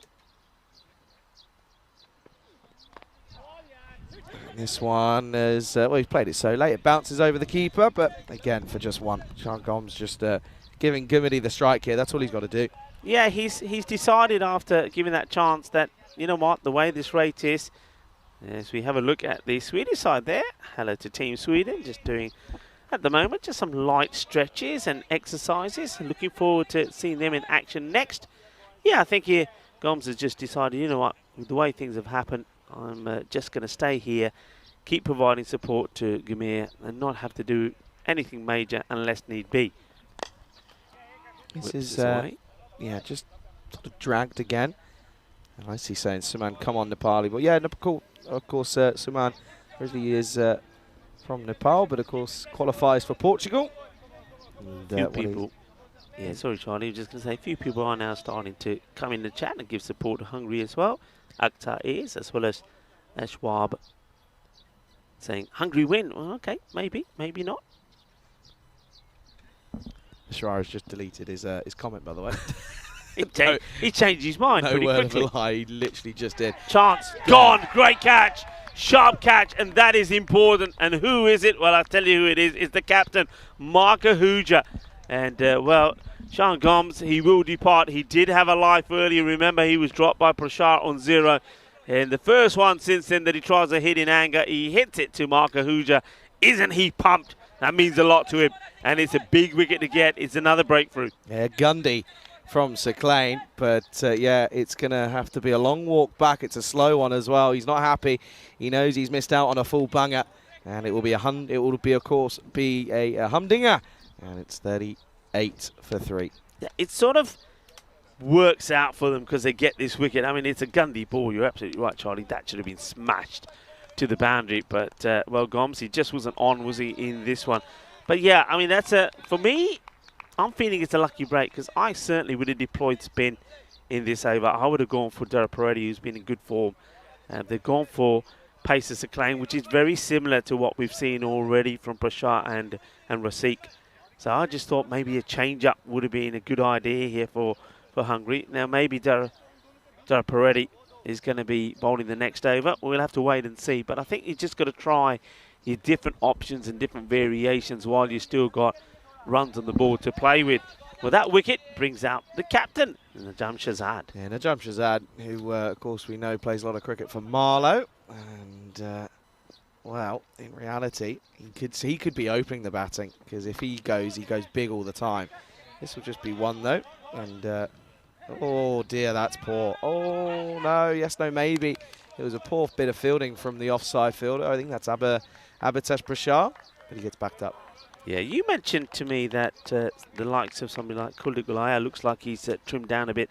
Tell you who also has, Najam Shazad. I mean, he looks like a unit now. When I saw him at the SCG, for Marlow, he didn't play all the games because he'd been away. I think he'd been back home visiting family in Pakistan. So when he came in to the matches, so towards coming up to sort of semi-finals and finals day, he didn't look in the best of shape, but he's done some work. He's looking trim, he's looking mean, and he's certainly a man that can, like you said, can single-handedly destroy any bowling attack.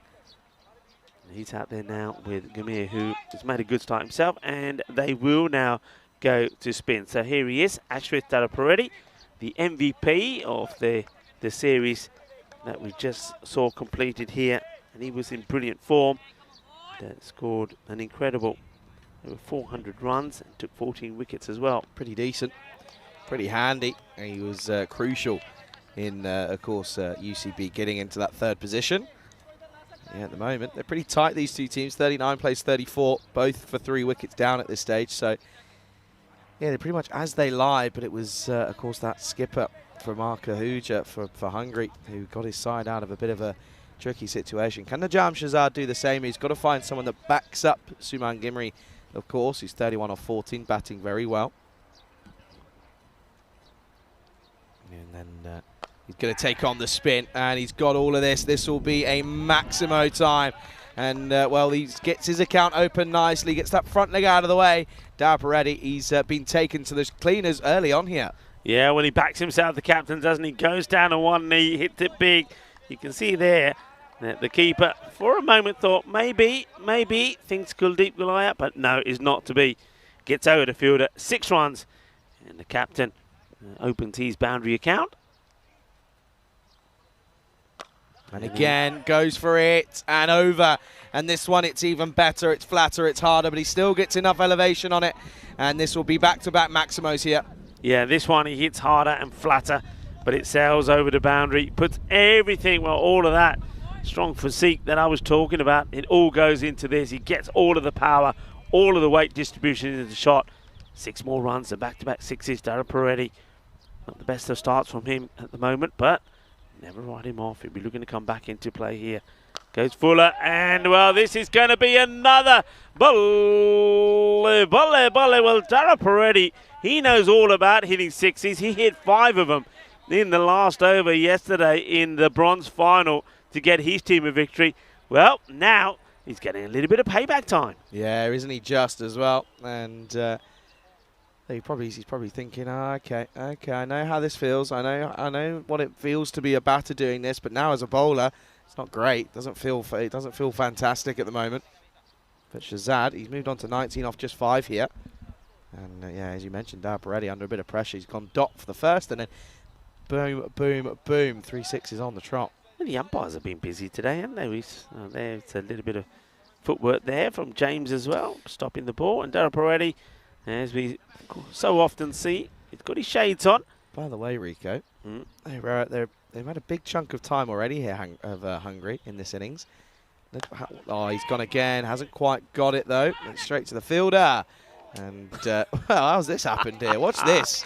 This is a great pick on a throw from Receipt, but watch, it hits the edge, and it could have gone anywhere. Almost hits the stumps at the other end. That's quite incredible. Look at the batter at the other end. Gamir says, how does that get over here? Okay, he's bowling to another batter. And Saman also goes for the shot. Is he going to get it through the field? He is. It's going to be 4 more. Vinod Ravindran couldn't stop it, gets a hand to it. But it's too hot and spicy for him, as this is going to be 4 more. What an over this is. Dara Peretti goes for 23 in his first over. And just like that, Portugal are well and truly in the driving seat. 62 for 3 at the end of 5. 72 days to go until we get to that all-important European Cricket Championship. The Euros of cricket coming up, of course. 31 nations, 1 European champion. Will the Netherlands 11 do the unthinkable? Will they go on to do the double? As, of course, they are the reigning champions, the defending champions, looking to defend their crown. Have a look at the groups here, all confirmed. Serbia, the last team that were confirmed for this tournament, which is good to see. Of course, we saw them in the T20Is recently in Bulgaria.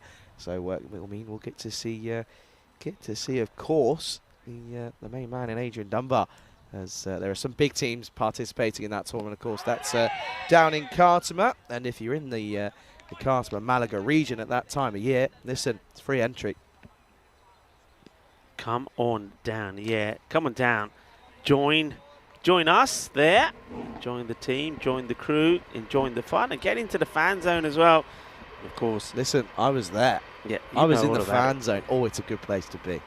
Yeah, good food, good drinks. It's a good vibe, isn't it? Really good vibe. Good vibes, good cricket. And, well, listen, if you don't get down there, you're going to regret it badly. And I'm telling you that for free.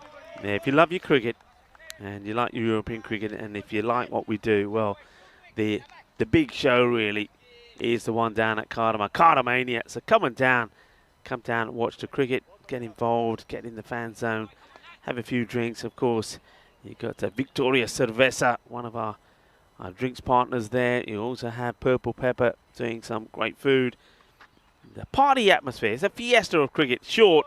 And this one will be played away. I don't think anybody's going to be getting this one. I think this is where, this is bad bowling for me. I mentioned this when Abhitash Prashar was bowling. If you're going to go for this every so often, if you've got a plan that you're going to try and tuck up the batter and you're going to try and put the short ball in, tell your captain. Let your captain put a man there so when you do try it, you outfox the batter. You outsmart, outthink the batter, and you get maybe a surprise wicket. But if you're going to leave that corridor open with nobody there, don't bowl it because you're going to get no success at all because there's nobody there to catch it. Yeah, there's no point trying to dig it in here because you're not going to get anywhere. There's no one out on that leg side, as you say, Rico. It makes no sense. And then Shazad will just laugh it up. Goes full up, and this time it's just chipped over Markahuja. But at this side down here, it runs away here on the covers, and there's nothing that Kumar can do. Yeah, that's another boundary. Yeah, it is. Well, it looks like down at the third man area they used the number 2. Here, that's the number 1 because that ball is travelling pretty quick. And you can see it as well. And there's a couple of times we've seen shots played in that area which we wouldn't have seen go to the boundary the last couple of days here on the European Cricket Series while we were watching that very exciting series come to a conclusion. But here, well, the ball is travelling pretty quickly.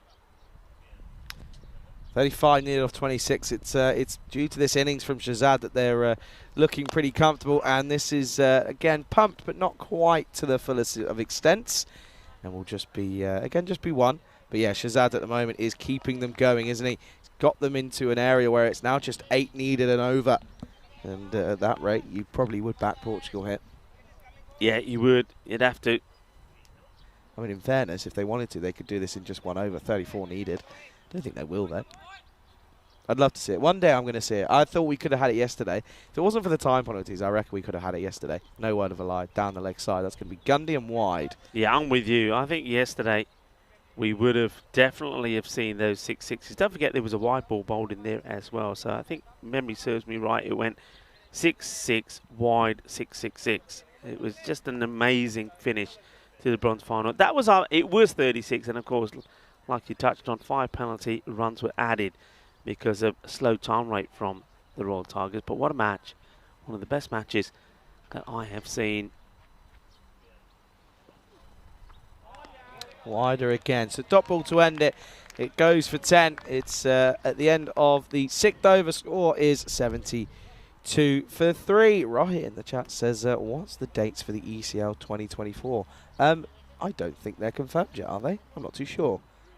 No, not too sure. They may be, but early I don't on know. in the year, but yeah, not. I mean, we've only just, I think we learnt at the beginning of the start of the series here when Roger Finer, our CEO, was here for a brief day too. We only just learnt that we renewed and extended the contract for Cartama for another year, including 2024, which is great news, of course. The home of cricket, it has been in Europe for the last few years.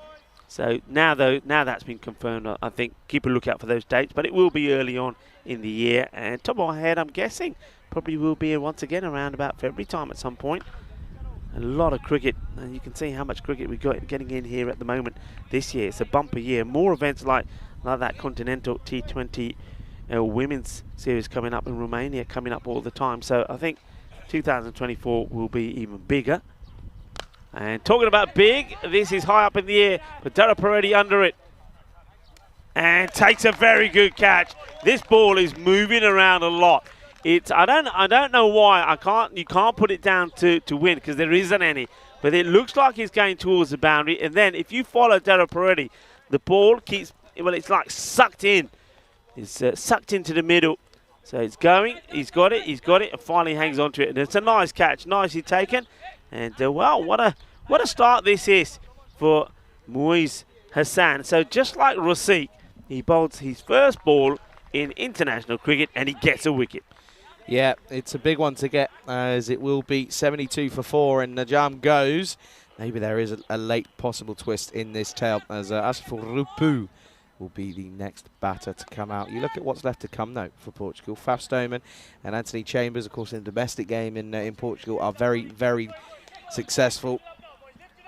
Parveen Singh, Junaid Khan, Siraj Nippu can all hold a bat as well. I mean, Siraj Nippu at one point, he was batting at 11 in the T20Is, but he was hitting some beautiful cover drives, so he can bat. Oh, no, what are you doing?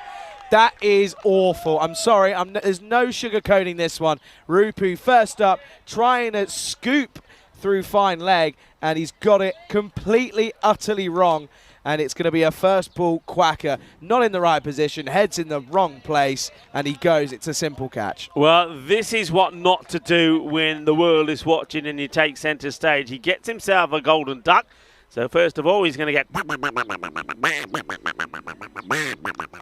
But he gets it all right. I mean, if he hits it for 6, me and you would have been saying, wow, look at that, sexy cricket and all the rest. But, I mean, it's the first ball you're facing. You've just lost the wicket. You just need to go out there, get your head down, and give support to Suman Gamiri. And what do? You give your wicket away playing an absolute, well, gunda shot. Shot money gunda, Bapazagi gunda. And it means that I'm going to say it's got to be on debut. Muiz Hassan has got the opportunity of taking a hat-trick. What a start this could be for his international career. Oh, it could be incredible. 2 balls, 2 wickets. Third one coming up. Chambers didn't have the best of times in the field. He's got to be feeling the pressure here now. Well, got to be. You go out there and you're on a hat-trick ball. Yeah, you feel it. Of course you do. Especially when the cameras are on as well. Okay then. Ul Hassan on a hat-trick. Well played. Yeah. Good shot from Chambers. Just pushes this and gets off the mark. That's confidently played as well. Yeah, comfortable. Sounds good off the bat. It's always a good time for a batter when it sounds good as well. So, yeah, I'll tell you what, though. Gertie, the head coach, Gertu Stazen, he will be looking at that catch. And Rupu, ooh, you could be getting a talking to. He's going to get some stick, isn't he? Big time. Rightfully so as well. It was a poor shot. Suman Gimri turns around and says, yeah, you don't need to mess around with all this trying to go funky. Just play shots over the offside, and rightfully so, because at the moment, Suman Gimri, he's watched it all unfold from the non-striker's end. He turns around and says, yeah, I'm getting back in the action. Oh, my, what a shot. Shot of the day so far. This is cracking. Well, even the ball boy there, ball man, I should say, running out of the way of it, thinking, okay, got to get out of the way. This is looking dangerous. Yeah, he certainly is. And, well, Ul Hassan's not on a hat-trick anymore. That's ignore what's on your screen. There we go. We're back to normal. And this is off the pad and going down leg by quite a fair distance. So Klein was going to come through and try and take that, but he couldn't, and tried to do a little 360 as well. And that'll just be a leg bite. Yeah. Not miss. That's missing another set of stumps, even if there was one. So a bit of a begging of an attempt. I mean, realistically, though, if this does go down to that last over, which I don't know if it will, I reckon there'll be time penalties here, even if they do get there. Anthony Chambers is just going to push this one up and just gets over. The in-ring fielder. Oh, trouble, but I think Stan Ahuja might not have taken this properly here. Yeah, he gets sent back. He starts to get sent back. Let's have a look at this. Oh, move. He gets the dive. I mean, he's in, but move, Kumar. Come on, you know the game. Get out of the way. Kumar just getting his camera time. Well, this is what's coming up next. So Hungary going to play back-to-back matches. I haven't looked there to see if I can see any changes.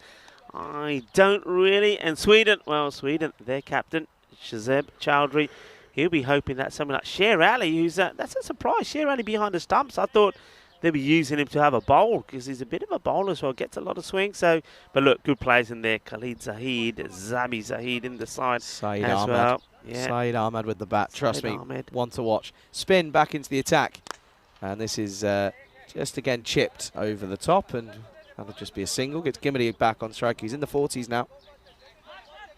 Okay, Dara Peretti, his first over did go magical for 23. But needs a wicket, and they need the wicket of this man. Suman Gamir takes him on, it goes up, and it will go all the way. Manos arriba, arbitro. Porque eso es 6 carreras. Que guay, que genial, que grande. And Suman Gamiri eyeing up an international half-century. Yeah, in the runs again, and it's we've seen this time and time again from Suman here on the network, from Suman Gimidi. He is so good on the offside, and that's what makes him such a difficult batter to bowl against. He's going to go again, and he's got it. And we'll watch out in the van, and there's the clunk, and that will be the half-century for Suman Gimidi. And, yeah, rightfully so. They get the celebrations going for him because it's been an outstanding innings. Yeah, hits it well. This time he goes down on one knee, and he knows as soon as he's made contact with that, that is sailing over for 6. Gets his half-century, well batted, ball banana, felicidades for Suman Gamiri, 53 of 20. 11 needed, and he's gone for it again, and he's got it again. And once more, Suman Gimri's turned around saying, yeah, don't worry about this time penalty rubbish. I'm going to try and do it here right now. And Dara Peretti, the spin not working. Yeah, not working. He just doesn't have the bite in his bowling. I mean, this is where you think you'd get a quicker one in, rush the bat up, but he's just floating them up. He's bowling slot balls. 5 needed for a victory. And And, well, that won't be it. He just drags his length back. But he's still very, very annoyed with himself, and understandably so here, as it does look as if Portugal, of course, are going to come off with a victory here. Yeah, I mean, if you have a look at Dara Purdy, I don't know if we get a chance to see all of this through, but his reaction afterwards, it's frustration. Look at that. Yeah, big time. 4 needed. And Chambers trying to do it, but it won't be. They will take it into the 9th over. Score is 101 for 5 as we come to the end of the 8th over. Yeah, Rasik looks like he's going to be asked to bowl it. He made a brilliant start. Not with the bat, unfortunately, where he wasn't being able to get any runs, but with the ball, he got a wicket off his very first delivery in international cricket, and it was a good one. It was the wicket of Mohammad Adnan, the man who took the catch to remove him when he blasted the ball. Thought he was going to get a boundary, but he was out. Anyway, can he do it again? Can he get another? Can they take it into the last? Well, no, because look at the time. Even if they do so, I don't think it's going to make any difference. If he gets a maiden here, Rasik's going to turn around and be like, well, what have I got to do? I mean, look, he's running back, but he's not getting this in. They're not going to do it, no. No, they're not getting this in. So even if they do get it down to the last, it won't matter. So Portugal, in theory, they're going to be pretty happy, but they're not going to wait and turn around and say we need the penalty runs, because Suman Gimini is going to hit the winning runs himself, and rightfully so. What an outstanding innings. He finishes on 66 not out off of 24 deliveries. Take a bow, sir. Yeah, take a bow indeed. What a good knock. He's batted beautifully, isn't he? He had to come out there pretty early with Mohammad Adnan going very first ball, but he's not put a foot wrong, really. Batted beautifully, played some lovely shots, hit some big ones out on the offside and out there in the mid-wicket long on area. A really good knock. And well done to Team Portugal. Portugal winning the first and, well, doing it quite handsomely as well with 10 balls to go. And Suman Gimiri, a good knock from him, but also he needed that little bit of support, didn't he, from his captain, Najam Shazad, who batted well as well, 29 of 12. Yeah, he did. You got to feel for Hungary now. They're going to have to do another stint out in the field because Sweden, you can see there, they're going to be batting first in match number 2. Let's take a look at these highlights, though, for this first innings, or the second innings of the first match, I should say. And well, in all fairness, you probably thought, okay, Portugal in a bit of bother early on here, as you can see there. Suman Gimri came out at 3, and moving him up to 3 rather than Shan clearly pays off. But yeah, it was some big shots from Suman. 7 sixes, 5 fours in his innings, worth 66. Some incredible shots. Yeah, there was some good shots. I mean, Prashad took one really good catch. He put one down, and that was when he put Sean Gomes down. But the thing was, it didn't matter because Gomes wasn't really at the best of his games because he was then out to this catch. It was a very good catch for Marco Huja, but yeah, I think Sean Gomes will know that he really should have put that away. It was a bit of a full toss. And then, well, there was a few big hits. This one went way up in the air. It's a really good catch from Dara Peretti. It's the one thing that did go right for Dara Peretti in this match. He's a bit of a star, Dara Peretti, but it didn't really work to his way in this one with bat or with ball. And then that was an absolute shocker from Rupu, who came out and tried to get funky and got himself out. And then it went back to the norm as Suman Gamir hit some beautiful shots and got the match done and dusted pretty early. Oh man, as we said, who didn't have a good time out there with the ball is Dara Peretti. His 2 overs went for 43. And there was it. It was done. Rasik coming on to bowl, and he goes for a big 6. So victory for Portugal, and they make a winning start here at the GB Oval as we have a look at some of the scenery around this delightful ground. And well, that's that scorecard for you. So started off with 2 ducks. We had a normal and we had a golden, but then after that, Suman Gamir came in and turned on the style. Sean Gomes couldn't really get game, but Najam Shazad, the captain, 29 of 12, just settled some of those nerves. And then at the end, after that, it was plain sailing victory for Portugal. And as we can see, the bowling figures there, nobody really had real joy, apart from Muiz Ul Hassan, who on debut picked up 2 wickets off his very first 2 deliveries. So well done to him. But Astrid Dara Peretti, maybe he is feeling a little bit tired after a mammoth day yesterday and a mammoth European Cricket Series here. But he's got to turn it on. He's got to get better. He's got to get good. Otherwise, Hungary are going to struggle. Yeah, big time. You can see there, Portugal, your winners here by 5 wickets then. That next game coming up in 17 minutes' time. Do make sure you return for that as Hungary take on Sweden. It's a pleasure to be here on a beautiful Saturday. It's the European Cricket International's Hungary edition, and it's coming up right here on the European Cricket Network.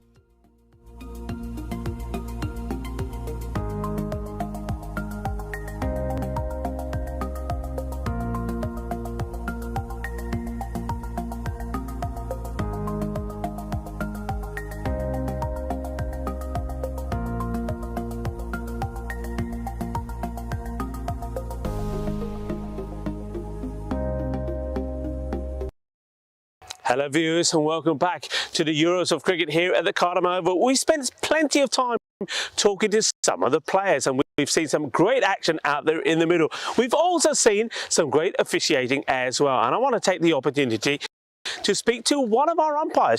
Snehal, it's lovely to have you. Welcome. Thank you very much. Now, Snehal, tell us a little bit about yourself. Where have you been officiating up until you come here to the Cardiff Oval? So I have been officiating matches in Netherlands mainly, and in the past I have been a player myself. So I used to play in India, and I stopped playing at a time when I was really at a peak of my career. I feel when I was 21, I had to make a choice between education, like going ahead with my higher studies and cricket. And then it stopped, but I really wanted to do something very serious in cricket, so I started officiating in Netherlands. I've given the exams of ECB Echo and also Cricket South Africa. Well, it's great to have you here in Andalusia, Spain for the Euros of Cricket, the women's cricket as well. We've seen some great performances. Interesting that you say that you used to play the game as well. How important do you feel it is to know and have good knowledge of the game as a player and also then become an umpire? I think it is really a big advantage if you've played the game in the past, because there are a lot of things which as a player you intuitively can see happening, and you know what can happen, especially judging LBWs and giving those decisions. If you've yourself been a batter or a bowler or a keeper, you can feel it. You can actually make better decisions, I feel, as an umpire. Yeah, I agree with that. And I also think that as an umpire that's played a lot of cricket as well, you can feel sometimes the frustration and the annoyance and of the players as well. Absolutely. So you're able to relate with them. I know you've done a lot of umpiring in the 50-over format, 40 overs as well, and T20. What's it like? What's the difference between those formats and this sort of rapid pace of T10? T10 is really intense, I would say. It's very interesting, and definitely, I mean, when we moved on from 50-over format to 20 overs, we felt that sudden, that the match is squeezed in time, and a lot is happening within a shorter frame of time. 10 overs is even a few times above what happens in T20, right? So T10 is really interesting. I'm enjoying doing it, and I think for women players also, especially for women tournaments, T10 is a good format to go ahead with. And would you also, is this something you would encourage other women players that are playing currently maybe to say, look, it doesn't end on the field of play, take the umpire's course, become an umpire? Definitely.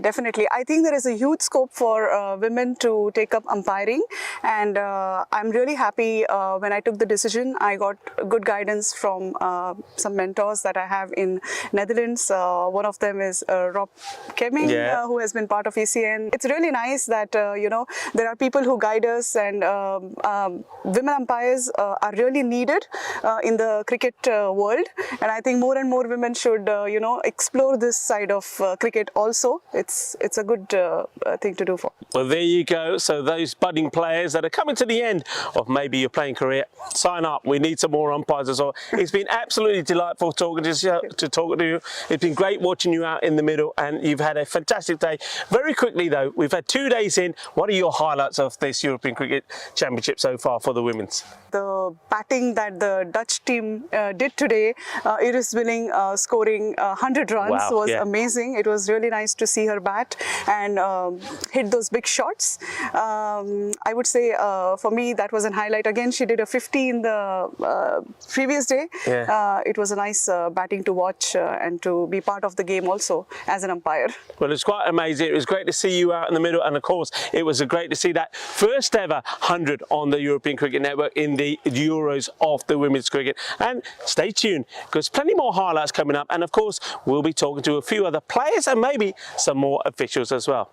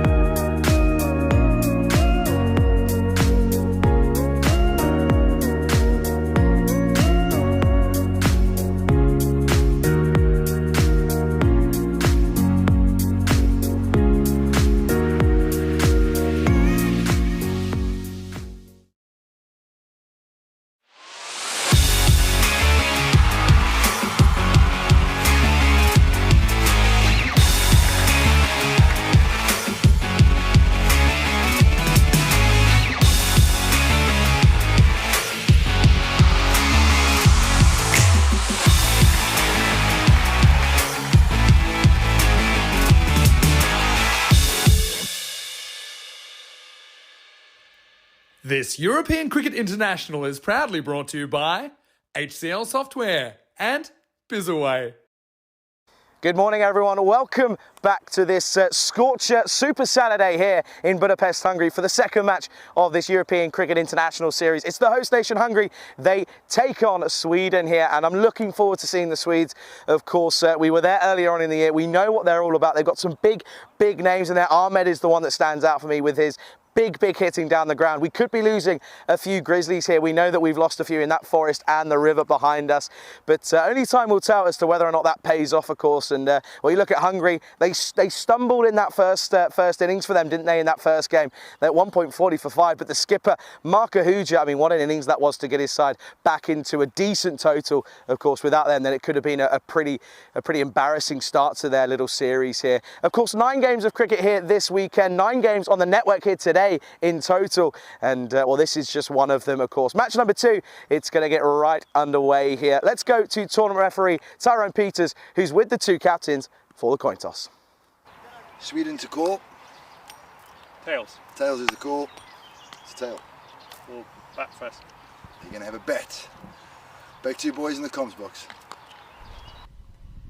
Thank you very much to Tyrone Peters and Shazab Chowdhury of Sweden, the captain, deciding that they will have a bat first. I think that's a very positive move, and well, on a day like today when the heat is on, I think I think your teammates will think you're crazy if you win the toss and take the field first. So they're looking to get up there and get some good runs on the board. Sudesh Khan, Sher Ali, who's been in superb form, and Abu Zar are going to hope to really cash in here and put more pressure on the Hungarian side that lost that very first match. And well, they know that it was their batting that didn't really click. They only managed to get to 104. What we have seen in the European Cricket Series that we saw over 2 weeks, that about the average score around 125, 130 is what you really got to be looking for, really, if you're batting first. We've seen some big ones as well. In fact, remember Budapest Blinders, who of course eventually became the champions. They scored 196 in one match. We saw 188 being scored, and a few times we saw scores well over that 150 as well. So runs are out there to be scored. The outfield has been cut as well. We've seen certain parts of the ground where the ball is moving along the deck a lot quicker. But it's one of those pitches, and I've said this before, that once you get yourself in as a batter, you go on to score big runs. And we saw that certainly that Suman Gamiri of Portugal did just that against Hungary in that player match performance from him. 66 of 24 deliveries. So we're ready for match number 2. International style here at the GB Oval. let the battle begin. The battle of bat versus ball. It will be Hitesh Prashar to bowl the first over. And it's going to be bowling to Sher Ali, a man who was in very good form in the European Cricket Series in Sweden. And he did score a fantastic century. So, here we go. Here's the start of match number 2. And he could be going first ball. He will go first ball. And, well, it's not quite what Sher Ali was expected. He just totally miscues this. Puts it straight into the hands of the fielder. Hitesh Prashar get to wicket. They get Sher Ali very first ball. This is huge. Sher Ali just doesn't get this right. It hits high up the top of the bat. No mistakes there from Jared Paredes. He ain't going to put that down. He's too good a player. What a start for Hungary. And, well, there you have it. Yeah, we're going to see the Diamond Duck come up. We haven't quite got the Royal Duck. We're working on that, but Diamond will do. And he's going to go. It just doesn't get it right. It's a bit of a nothing shot. And Sher Ali, he stands there for a while in a little bit of disbelief, then practice that shot a few times, and then makes the slow walk off. So he will go. So what a start, Hungary. They needed to bounce back after that defeat. They need to be hungry. They need to be hungry for a win. They made the perfect start so far. They get the dangerous Sher Ali out without scoring for the very first ball of the match. It is a Royal Duck. Prashar now to Zar, the left-hander. Plays and misses at this, Abu Zar. Welcome back to all of our viewers around the world. Lovely to have you on this Saturday morning. And Nabin Gautam saying, Suman Gamiri making Nepalese proud. Well, yeah, what a lovely comment that is. Yeah, didn't he bat well? And he should. I know that, well, this is a bit of a full toss. It's not a good delivery. It will go for 4. Doesn't quite middle it, but it's not a good ball from Prashar.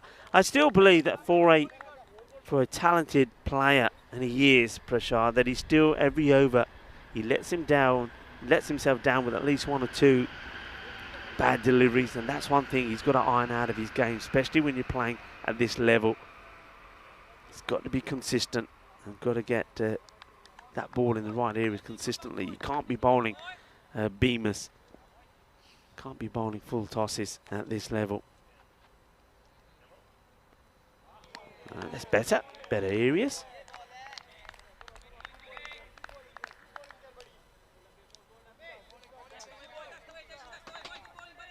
Prashar gets back to his mark.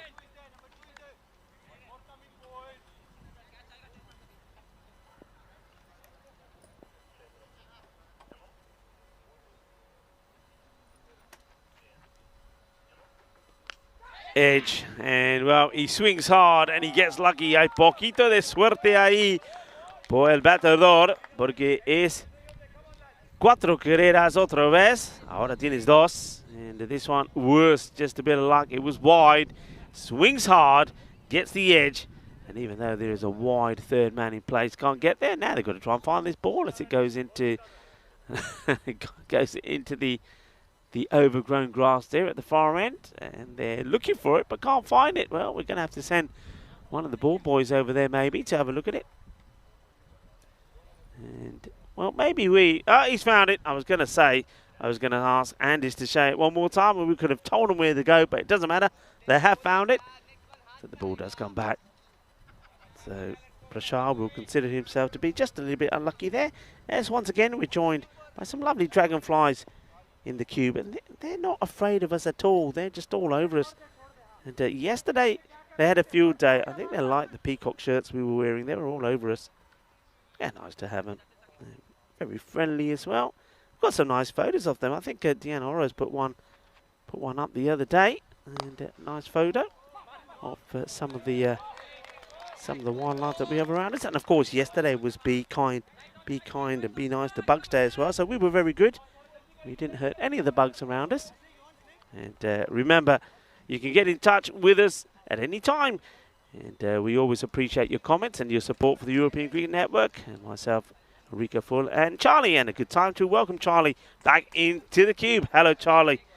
Yeah, good morning, Rico. Good morning, everyone. And yeah, if you want to get in contact with us, do go ahead and do so. What do we always say, Rico? Don't ring us. Yeah, Please don't call me. That's all I'm saying. We love all your messages, though, and we really do appreciate all your support as well. And we are forever thankful as Sheikh Rasik looks as if he's going to have the second over here, which is a good move. Good early wicket to get in Sher Ali, of course, but one man you got to look out for, Syed Ahmed. Watch him come in at number 4, most likely. Oh, wow, he can hit a ball. Rasik made a brilliant start on debut, and he picked up a wicket at the very first ball. That match against Portugal. Two batters, good communication. As they take the run. Loving the contrasting colours, of course, of these national teams. The colours of their flag. Transpiring onto their kit. And, of course, on Hungary, right on the front of their jerseys, you can see the coat of arms. Big fan of the blue and yellow for Sweden, I have to say. I have to agree with you. It's nice, and this is what I always say. Sometimes I get a little bit bored of the old blue and red. Everyone goes for it. I get a bit bored of it. Can't lie to you. I've been not so much the story of it here as throughout Hungary. There's quite a good variation. This is up in the air and just gets past Mark Ahuja in the covers. It'll go all the way for 4. Good shot this from Zart. He's looking positive as he tries to make the most of this power play. Yeah, I like the way that he's batting. And I think you said it's positive batting, isn't it? I mean, he's not afraid to have a go. He may have got a bit of luck with one of those boundaries that he hit, but nothing lucky about that. It's a good shot. He's in the power play. It's about the power, and he's got to bring the power to the plate, and that's what he's trying to do.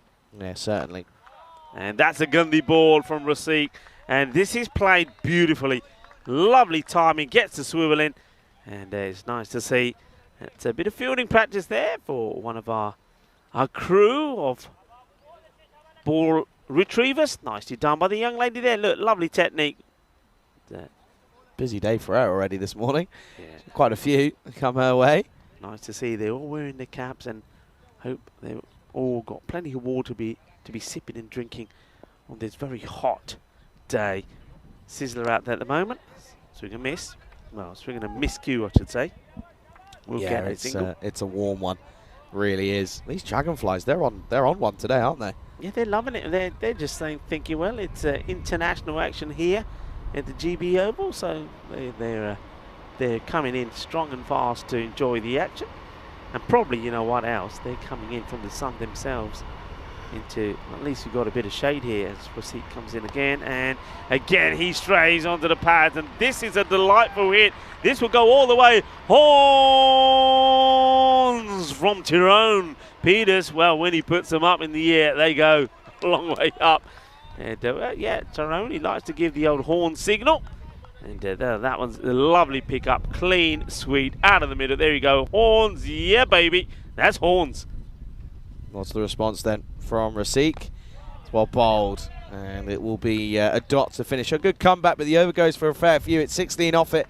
It's 24 for 1 after 2, and we should be able to hopefully have a look at the standings here after that first game, and we can, as you can see there, Portugal a good win for them, and it does wonders for their net run rate as they go top of the table after the first game. Yeah, it does. They'll be happy with that. Then, of course, Hungary will be looking to bounce right back here. They won't want to go 0-2, so they want a good reply. That over there from Rasik goes for 16. And one thing that they do, and they do this a lot in club level as well, and it seems to also transpire when they're playing international cricket. So Abhitash Prashar is going to bowl himself out here. They don't like to hold back somebody like Prashar. I'm just wondering, sometimes it might be an idea to do so.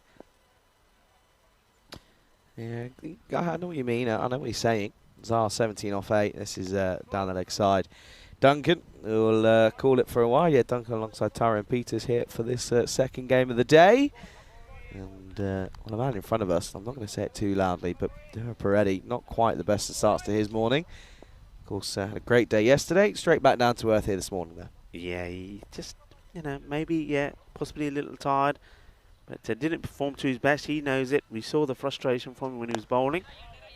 And speaking of bowling, that's not a bad delivery there from Prashad. Just holds this one back. It's a clever delivery. So, a couple of dots to start off with in this one from Prashad. So, yeah, you know, you could just rotate the bowling back a little bit. So, maybe you can say, right, okay, rather than bowl Prashad out, you know, maybe give Saklayne this over. And then you go to your spin over number 4. You're holding Prashad back, who is a main strike bowler. Maybe put him on when your team is under a little bit of cost.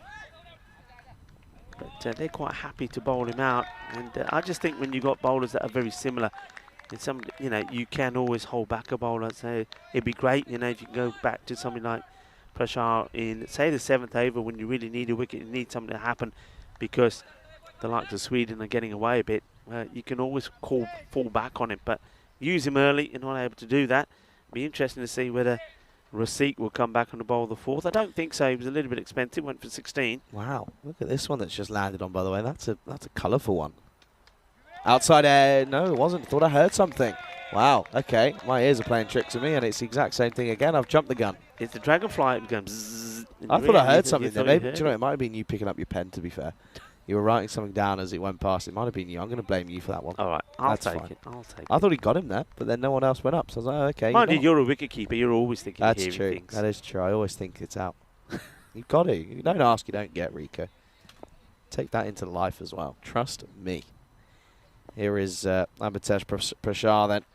Been a good over apart from that wide. And, well, this time there is an edge, but it's straight to the man. It's a flyer, and he takes this one nicely. Does the man out there. That's Zahir Safi who takes the catch, and it's a good one as well. It was flying pretty quickly. Was it off the bat of Abu Zar? So he will go for 17 off 12. Got a few nice shots in there, but couldn't quite take on Amitesh Prashad. He goes, and the score is 25 for 2.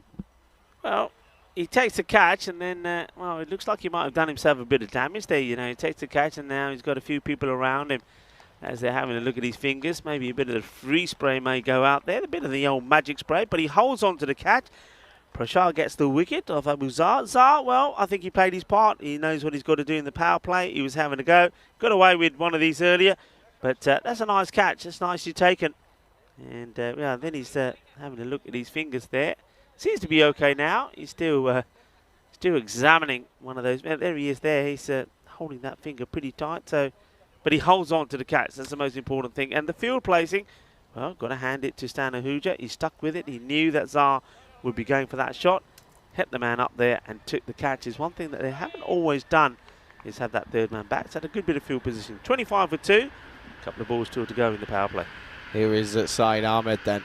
And, well, this is up. And, well, Duncan turns it around. But he's sort of just been wandering into no man's land. And, well, that ball had everything. The only thing it didn't have, though, was a wicket.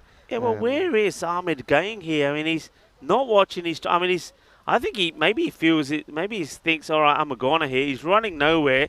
And it's not that you can't see your non-striker. He's wearing a yellow shirt, for God's sake. You can see him. Go back. Get back in there. Going nowhere was Ahmed. No, wasn't happy. And a bit of a wary start for Ahmed. But, listen, we could be in trouble here if he gets going. I have a feeling he loves to go downtown. And if it's anything full, he'll take it on. And, well, this time he sort of slices and carves this away. And but he carves it away nicely for 6. And, well, I thought he was going to go downtown all the time. But this time he goes square, and it comes off nicely. Because he goes all the way. It gets a maximum. And it's a bit of the old helicopter about it as well. It's 25 for 2. Becomes 31 for 2 at the end of the third. He's a big old unit, isn't he? And I just get the feeling you don't want somebody like him who can give you so much with the bat to just run himself out. So it's a good job that he doesn't get run out the very first ball. And the next one, he pumps away for another boundary. And they're going away quite nicely. So they'll be pretty happy with where they are here now. We've had 2 Maximos in the innings. And Sudis Khan, who's still there, has hit 1. But he's only on 7, though. So, but only phase 3 delivers it, has to be fair to say. But he'll be wanting a bit more to strike now, I'm sure. Yeah, big time. And these two, I think this is, again, a pretty crucial wicket, this second wicket partnership. You've got to think that if these two can't quite get going, then they could struggle here. But a good power play coming at 10, so up near enough, looking at that 115 mark, as Clane is going to start with a good delivery for a dot. Yeah, so Clane, I've been impressed with his bowling. I think of all the bowlers that we've seen, so Clane here on national team duty now is probably the one more consistent in terms of his line and length. Kept it more or less outside the off, attacked the wickets as well. Didn't bowl too many gundy balls, let's put it that way. No, he certainly didn't. Well, this one is just straight to cover. They will come through for one, rightfully so. Yeah, now that field has to change to the left-hander. Who's already shown his power, has Ahmed, when he hit one over point for a big six. So let's see how they set this field. So there is a man who's back on the boundary there. And then they've got a nice tight ring around on the offside. Third man back, as well as long on and mid-wicket and square leg. So 3 on the leg side. Another moment where it's nice and, well, if you like, you're oddly satisfying things. So that's one of them, 32 for 2 and 3.2. Makes me smile. It's the little things that make you smile, Rico. Oh, this one is going to be gone. And, well, Ahmed, we know he likes to go big downtown, was chasing the wider one. And what a catch this is, by the way, by Stan Ahuja behind the stumps. It's a great catch to take, and it's a big one as well, because we said this was the big partnership. And, well, I'll tell you what, it's going to be broken pretty early on. And the score now is 32 for 3. Yeah, he's not there to block any, is he? Let's put it that way, Ahmed. He's there to do one thing. So Clane, good delivery to a left-hander, goes right across him. And, yeah, good work there from Stan Ahuja. Gets his gloves to it, doesn't make the mistake, takes the catch, says, there you go, thank you very much, thanks for coming. And about Saeed Ahmed does hit one ball for 6, but he will depart. And that means that we get another batter now makes his way in. That looks like it's Samiullah Rahmani. Well, need a little bit of a partnership going here, and Sudhir Khan is probably thinking, well, all the batters that are getting all the strikes seem to be getting out, and I'm not getting any strike. Yeah, at the moment he's just watching it, as that's one of my favourite sayings, watching it all unfold from the wrong end. They want to get him on strike. He's the only one that's sort of looked okay in reality. As that's going to be Samiullah Rahmani who will come out for this for the 5th batter. And, oh, that one. That's oh, hang on a second. Yes, no, maybe. And well, for some reason, square legs come or points come in and just sort of block Stan in his tracks. Get the feeling early. Observation is that perhaps some of these batters for Sweden haven't had too much time. I mean, look, he literally comes all the way up to him, shakes his hand, and as they go back, it's almost like they haven't played too much together. Doesn't seem to be a lot of understanding between them. Could be a bit of nerves as well. First time here in Hungary for Sweden, I'd imagine. So could be just a little bit of not too sure on what's happening and what's going on. But at the same time, they're a team that a lot of the players have played so much T10 cricket. So a couple of interesting moments here. Yeah, play and miss. So looking to be aggressive from the start, Samiullah Rahman, but just chewed up 2 deliveries already. And, plenty of noise being created out there now by Portugal. They're trying to get behind the bowler here, behind Clane. That's how it's got to be. Got to try and do something here. Got to try and get something here for Sweden, but yeah, at the same time, that's going to be a wide. At the same time, Hungary, though, they feel as if they're right on top here, and they know that a couple more wickets and they're right into it here. Yeah, that's exactly what they'll be thinking. They've got 3 wickets down, and it's the case of, okay, come on. We're in this. We want to bounce back. Interesting enough, they're holding back Daraparedi as well. They probably thought, well, he didn't bowl at his best. And at the moment, the way the seamers are bowling, keep the seamers on. They're doing you a good job. There's no need to change it as yet. And that, oh, I think there's his touch here. Let's just see if there's anything from the umpire, from Tyrone Peters. And there is no signal, so that is an edge. So after taking one good catch, Rahmani gets a huge live. Let's have a look at this. And yeah, he's going to be very disappointed if he doesn't take this. Yeah, a bit of a dolly, isn't it, really? And just goes through him. And it's a bit of a shame, though, as it would have been another good one to get, and they would have, again, really been able to apply the squeeze. But they won't. It'll be 34 for 3 at the end of 4, struggling here. Wickets column being the issue for them. Yeah, I think he tries to take it wrong, doesn't he? I don't think he expects the bounce as much to come at the bat, off the bat. So he's trying to take it in a difficult angle. I think he needed to get the arms and the hands the other way and take it fingers pointing or gloves pointing out. Up, he doesn't. So puts it down, and that's a big letter from Arnie. Gets dropped on 0. So how big a moment could that be? Now Khan here, he's got a decision to make here. He's got to be thinking, all right, I'm the opening bat, and I haven't had any opportunity really to get going. I really have to put my foot down and say, right, okay, guys, I'm here. Let me do some hitting. Let me get us moving. Stan Ahuja takes the lid, so he's going to be standing up because we are now also going to go to spin. Dara Peretti is going to come on. Seclane, not a bad over at all. Only went for 3. Did pick up a wicket as well. As in comes Dara Peretti, and this is just sliced away on the offside, and will just be the 1 then. So Khan will finally get back on strike after what feels like an eternity, I'm sure, for him. But yeah, good afternoon, good morning, good evening to everyone tuning in, to Dave B, of course, and to everyone in between, to Liam as well, and Kroom's in and around as well. Kroom, of course, will be keeping a close eye. I know he will on the finals day that's happening, of course, at the T20 Blast in the UK.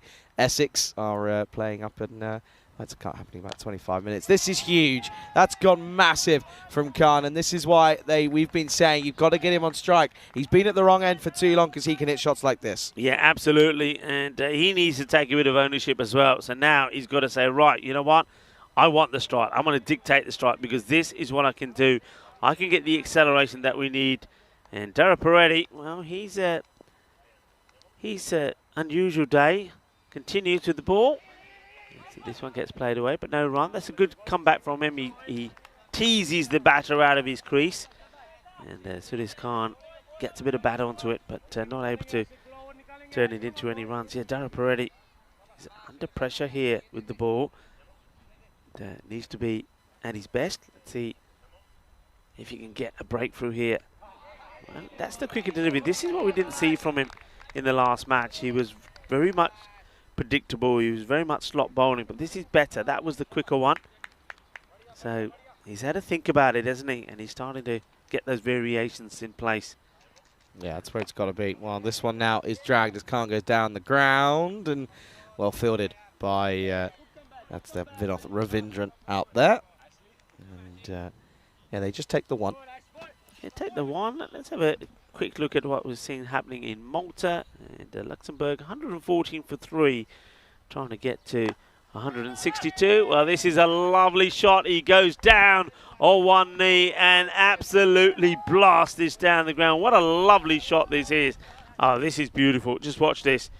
Down he goes, hits it on the up, and that stays hit. Yeah, big time, and what a way to end the over. It will be the end of the 5th, and the score here is going to be 48 for 3 at the end of 5. Charlie Hunt alongside Rico full hit today at this scorcher of a Super Saturday international style. Yeah, welcome to the Cube. And well, we've started nicknaming it the microwave now. It's the microwave cube because it's very warm in here. But I tell you what, it might be warm, but what a view. We've got the best view in the house, and we're seeing international cricket being played here, and it's absolutely splendid. Yeah, you're talking about the microwave. I could do with, I could certainly be doing with a bit of aircon or a fan badly. I need it badly here, and yeah, at the moment it's just it's a good day though, isn't it? Yeah, we need a cool box full of goodies. That's what we need, a cool box full of goodies. Big time.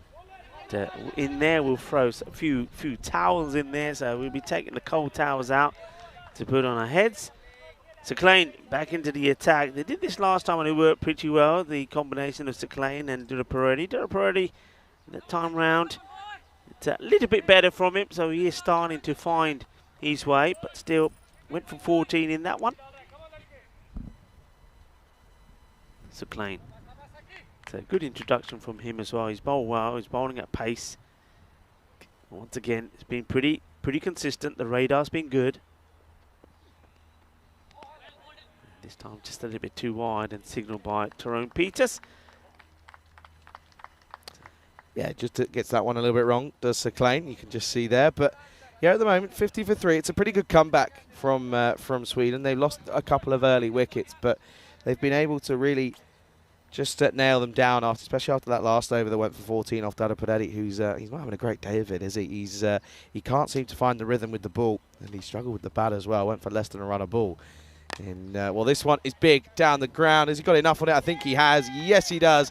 As realistically, all that Sheikh Rashid can do is watch this one sail over his head, and it will be a well-deserved Maximo time here in Hungary. Yeah, Samuela Romani hits this one out of the middle. Well, that is sweet. Sweeter than a bowl of rasmalai.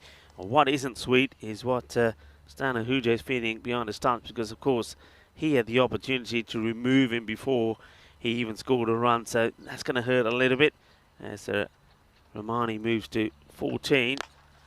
And, well, this time he's going to go wide of the fielder, I think. Let's have a look. Yeah, where's he running when he makes this stop? Does he ground any part of his body on the outside of fielder play? Why don't I just have a look at this again? I don't think he does. I think he's in the air. Let's see. No, oh, no, that's going to be 4. No. That's going to be 4 runs. I reckon that's 4. He actually steps on the rope. So let's just watch this one more time here just to make sure we get it right. Yeah, signalled as 4. yeah, that's his foot that's on the poor rope. from Rashid. He's normally so good in the field and he knows what's going on. He's just, I think, maybe got lost in the thought of trying to stop this ball hit. Yeah, I think his eye on the ball, forgets the footing, steps on the rope, and of course, as soon as you do that and you touch the ball, it's going to be a boundary. Okay then, and this one is a good comeback from Glenn. That was a bit of an effort ball, that one. He just tried to get that one a little bit quicker, and he got it right on the money this time around. Romani, I mean, well, he's come in and he's been pretty destructive, hasn't he? Yeah, and another group of people have been right on the money. Great work there once again from our team, our production crew, Spring Productions, and this Karina, Igas, and Artus have been absolutely fantastic here in Hungary. Great job, boys and girls. You've been absolutely fantastic. To Klein once more. And, oh, this is a blast! Balle, kinna sona. Shaka lagya. What a hit. And, well, Romani says, bring it on. And Safiullah says, there you go. You go fuller, I'll go fuller. And that is a big shot. It's a beautiful hit. And, well, that's one that will have to be retrieved. Just gets it right, doesn't he? Sweet timing. And Romani certainly is making them pay, making them rue the chance that they weren't able to take. Yeah, they really are at the moment. They're going well here, and this is the thing. I thought it was the previous partnership, but it's this one that's proving to be pretty key. As he's going to come in for the last ball of the over. That's well bowled. That's well bowled. He was trying to hoik anything realistically, was Romani, but it's a dot. So it will be 66 for 3 at the end of 6, and at the moment going at 11s, and 11s you feel might be enough because of course Hungary struggled in that first game against the Portuguese. Yeah, they did, but you know, once again, I back them to come back stronger with their batting. We'll have to wait and see. You have to wait and see if there's some changes that's made there as well. There might be.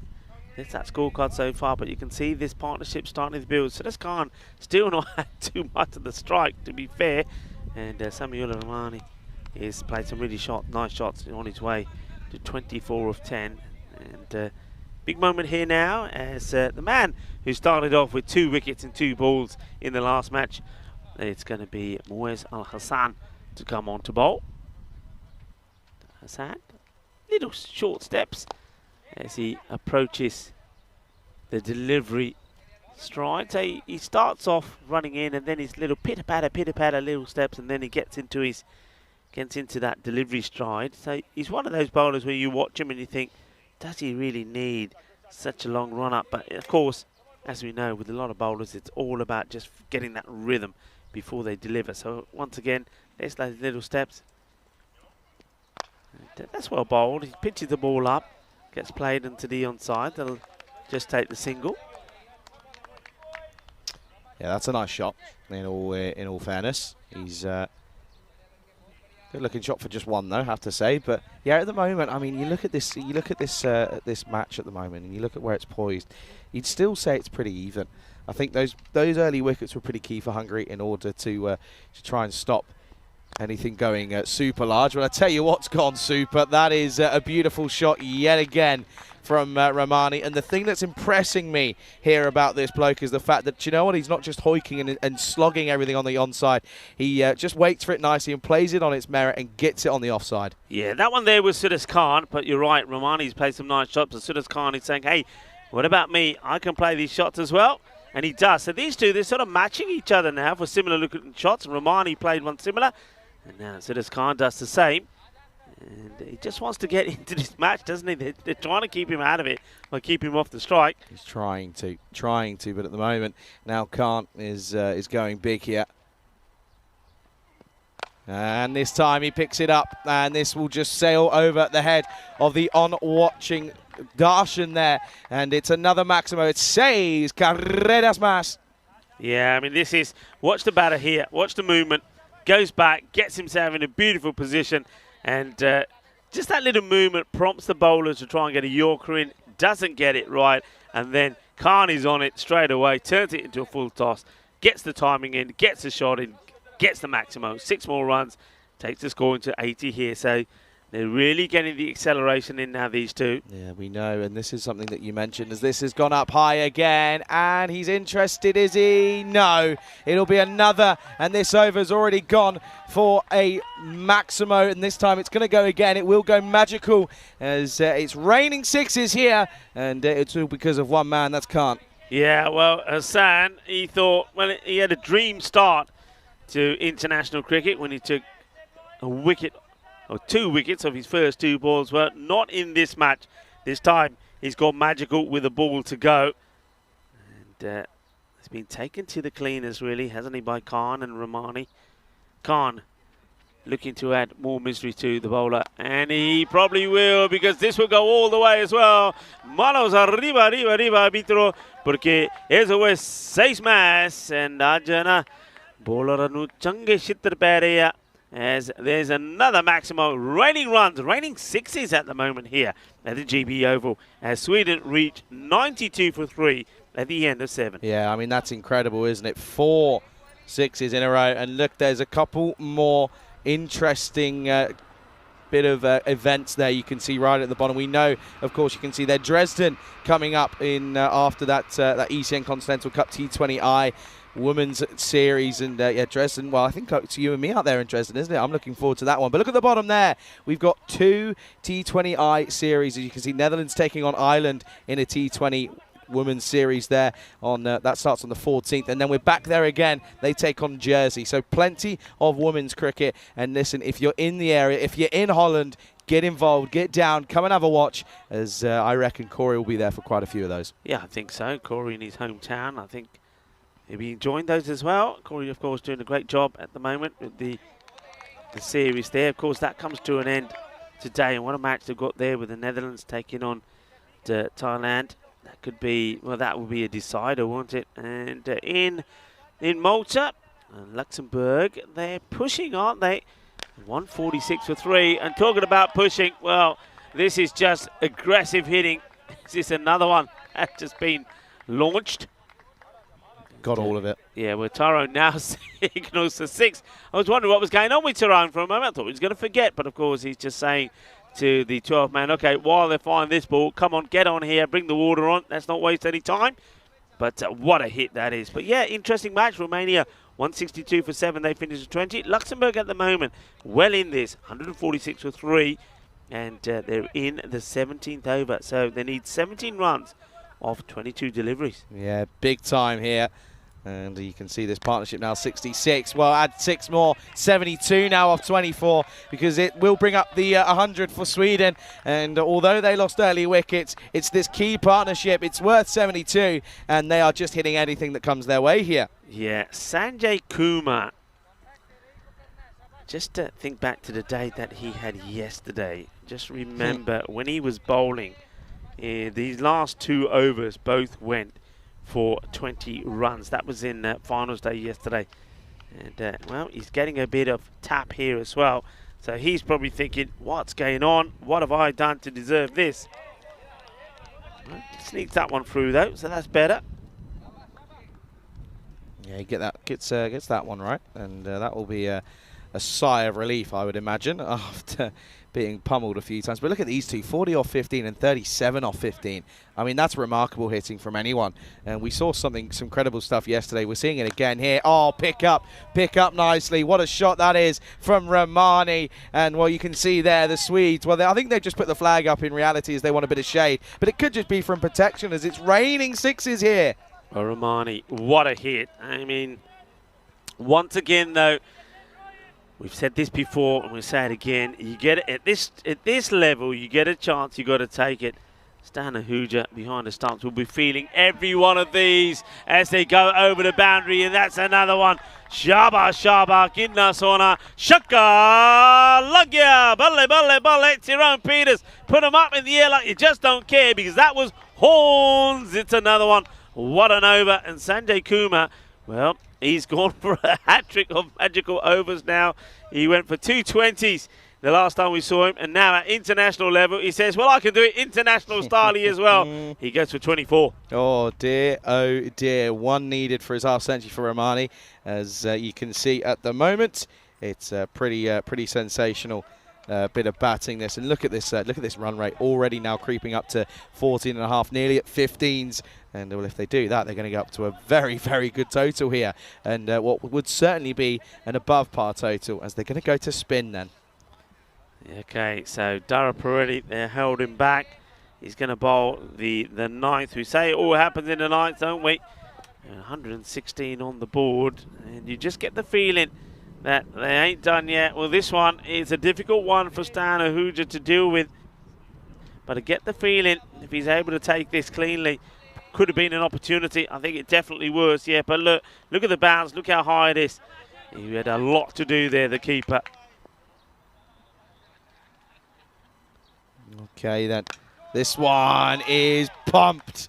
And it's short, but it still goes the distance. And, well, what a shot this is. And at the moment, Hungary, I tell you what, you know how sometimes we were talking about in the first game that it's either going to be the fatigue that wins or they're going to come through and play some big cricket? At the moment, the fatigue is really getting one over Hungary here. Yeah, you cannot hit a ball harder than what Sudas Khan just hit that at. That was peppered, and peppered big. Huge shot. And, well, new balls, please, as that one disappears. 122. And Sudas Khan is just one boundary away from a half-century. And the issues and the troubles from Dara Peretti, well, they continue. Can he get a good over, a good finish into his over here? This one gets dragged out. There should just be a single. It will be. The thing is, though, you got two batters that are set. I mean, Khan, 47. Romani, well, he too is eyeing up a 50. He's 49. One thing on his mind, attack, hit big. Goes for it, gets it out of the middle, and it would go all the way. Balle. Sare bolo shaba kinniya badaiyan to Samuel Romani apni half century puri kalli. Felicidades, 55 of 18 deliveries. What a partnership this is turning out to be. They are cranking it up. It came together with 32 for 3. And they are almost now bringing up that 100 partnership as well with both batters. Line up. 50s. One's got it. This one gets played away. So Romani will hand the strike back to Khan, who will get a delivery, just one from Dara Peretti, who's not had the best of starts to this international day here in Hungary. Khan eyes him up, but misses it. And well, that will be the end of the over. So it finishes after 9 overs down. So we say it all happens in the night. When we saw the 50 come up for Romani. 130 for 3. 6 balls to go in the innings. They'll be eyeing up a 140 plus score here. I mean, look at this over by over rate. I mean, look at how many sixes there are. That's incredible. Yeah. That's an absurd amount of sixes here. And what a half century as well, by the way, off just a few deliveries. It's rather it's rather impressive. But yeah, you look at the amount of sixes. I mean, Siddharth Khan has hit 7. Romani has hit 8, and Saeed Ahmed hit 1 as well. So, I mean, that's a fair few. 16 in the innings. I mean, that's incredible. Is there 130 for 3, last overtime. And we'll add this one. That's going to be 17. That is massive. Oh, my Lord. Yeah, we're going to run out of Grizzlies here, I reckon. Well, you know, you said there's the lake behind us. This is in it. This is huge. What a hit that is. That is absolutely crunch. What a hit. And these two, well, that is now the 100 partnership between the two. That'll come up on your screens pretty soon. They came together with the score on 32. It's quite incredible. It really Slower is. delivery. Well, it might be slower, but it's still going one way. And that will go all the way to the boundary as well. Well, I said they'd be looking to get 140-something. They're not happy with 140-something. They want 150-something. That's 2 deliveries, 2 big sixes. Oh, this is incredible. This is absurd from Sweden here. At one stage, looking as if they were going to struggle. These two have come in and, well, it's just been sensational at the moment. Siddharth Khan, of course, has been there from the start and is looking to be there at the end. But at the moment, it's not him that's doing the damage. That's well bowled. They've kept that one just inside. This partnership now worth 110 off just 35, though. Yeah, quite amazing. Incredible hitting. From, I mean, at the halfway point, 49. So they've added 90, 83. Is it? No, it is 90. 93. Well, hang on a minute. There's another 4 to this. So it just keeps going up. 97 have been added since the start of that 6th over. That's quite amazing. And it'll be interesting to see. I reckon they're going to get to over 100 runs scored in the last 5 overs. A great effort there from Vinoth Ravindran. Charlie just having a few issues with it. You know what I know what you've done, Charlie. I know what you've done. Yeah. This is get played away. And, well, it's racing away. Going to have to get the dive in here. And Mark does. Smothers it. Well done to the captain. And, just keeps this to 2. Yeah, I mean, having a sweet sugary drink It's not is probably not the best of ideas, because once you get the sweetness in, the ants love it. And now Charlie is doing his best to get rid of the ants. He says he fixed it. I know he hasn't. I have. I've got rid of all the sugar. It's ants smell the sugar. No. They're in here, and he's going to have ants in his pants. That's going to be a wide. Great, can't wait. So we're getting closer to that 150, 149. Ball to go. What a start this has been. Trust me, I'll from fix it. Sweden. It's been absolutely fantastic. Great work from them. And last ball time then. I mean, look at this, 74 off 24. Will he go 80? No, I think it might be a boundary, though it still will be. So they do get up to the 150. What an innings. What a partnership between these two. Credit where credit's due. We've again seen something special here in Hungary. They will finish on 153 for 3. I mean, at one stage, they were 30 odd for 3. To get to a recovery like this, I mean, it doesn't exactly come all the time. And they've done it, and they've made it look very easy here. yeah, they have indeed. 104 runs scored in the last 5 overs. That partnership was absolutely amazing. And it just goes to show that Siddharth Khan, he kept on saying, what about me, what about me? He's the opening batter. He only faced 19 deliveries, not out. He bats all the way through the innings. He makes 47. Samuel Romani makes 78. But there were those early breakthroughs, weren't there? Sher Ali getting out very first ball. Well, that was a big surprise. And then, well, they had to suss out the likes of Abu Zar, who was well caught by Safi. That was a good catch from him. And then they got Saeed Ahmed out pretty cheaply, because that was a good catch there for start. But there was that one big moment, wasn't there, where the same player, Stan Ahuja, had the chance to remove Romani, but he dropped him on 0. And after that drop, well, that was it. That was the end of it. Game over. Yeah, it really was. And, well, you're saying game over, Rico. You never know. Hungary could come out and surprise us here. But, of course, they struggled in the first game, and they've got it all to do here. But look at some of these shots. I mean, it's just outstanding. And, again, the more impressive thing is it's pure cricket shots as well. It's not just slogging, it's brute power from the two Swedes.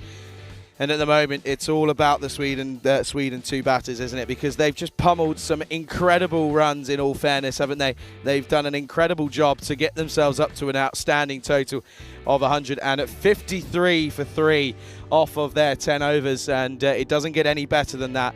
Look at some of these shots. They're just incredible. Let's have a look at the confirmation then here of this scorecard. It's going to be an outrageous one because it's going to have some incredible stats. Let's look at this. Sunais Khan, I mean, he'll be a little bit frustrated he doesn't get his half century, but at the same time, when you've got someone who's come in at 5 and hit 78 off just 25 deliveries, that's absolutely outstanding. 3 fours, 60 of his runs, by the way, came in 6s, 10 maximums to his name. And, well, he ends up finishing on 78 not out. Incredible work from him. Have a look at the bowlers, though. I mean, there are going to be some really tough economy rates here. I mean, look at this one. As you see there, 26 for Hassan off his 1 over. Sanjay Kumar only got the 1 over, 24 for him.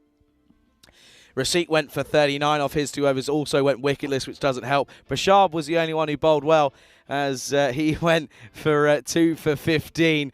And in reality, though, Hungary, they've got it all to do. They struggled this morning. They've got it all to do again here as we reach midday here in Hungary. And at the moment, it's the midway point between match number 2. The second innings is coming up very, very shortly here on the European Cricket Network. Don't go anywhere. You're watching with myself, Charlie Hunt, alongside Rico Fool, all happening here right now on the European Cricket Network.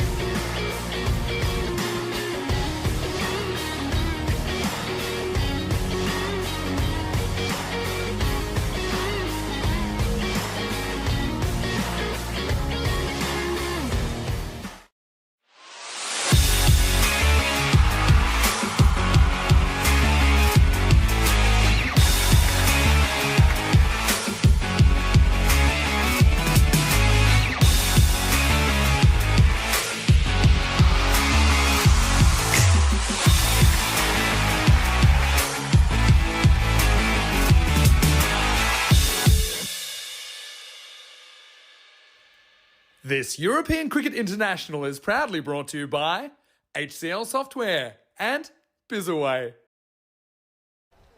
Good afternoon, good morning, good evening, everyone. Welcome back to very sunny Budapest here in Hungary as we're set for the second innings of the second game of these European Cricket Internationals here, as it will, of course, be Hungary who look to chase 154. And if they were to do so, it would be an incredible feat. 153 for 3 Sweden after their 10 overs due to some incredible hitting. Samula Ramani, 78 off 25 for him, as Sudais Khan was 47 not out off of 19 deliveries. Rather impressive as he opened the bowling of the batting as well.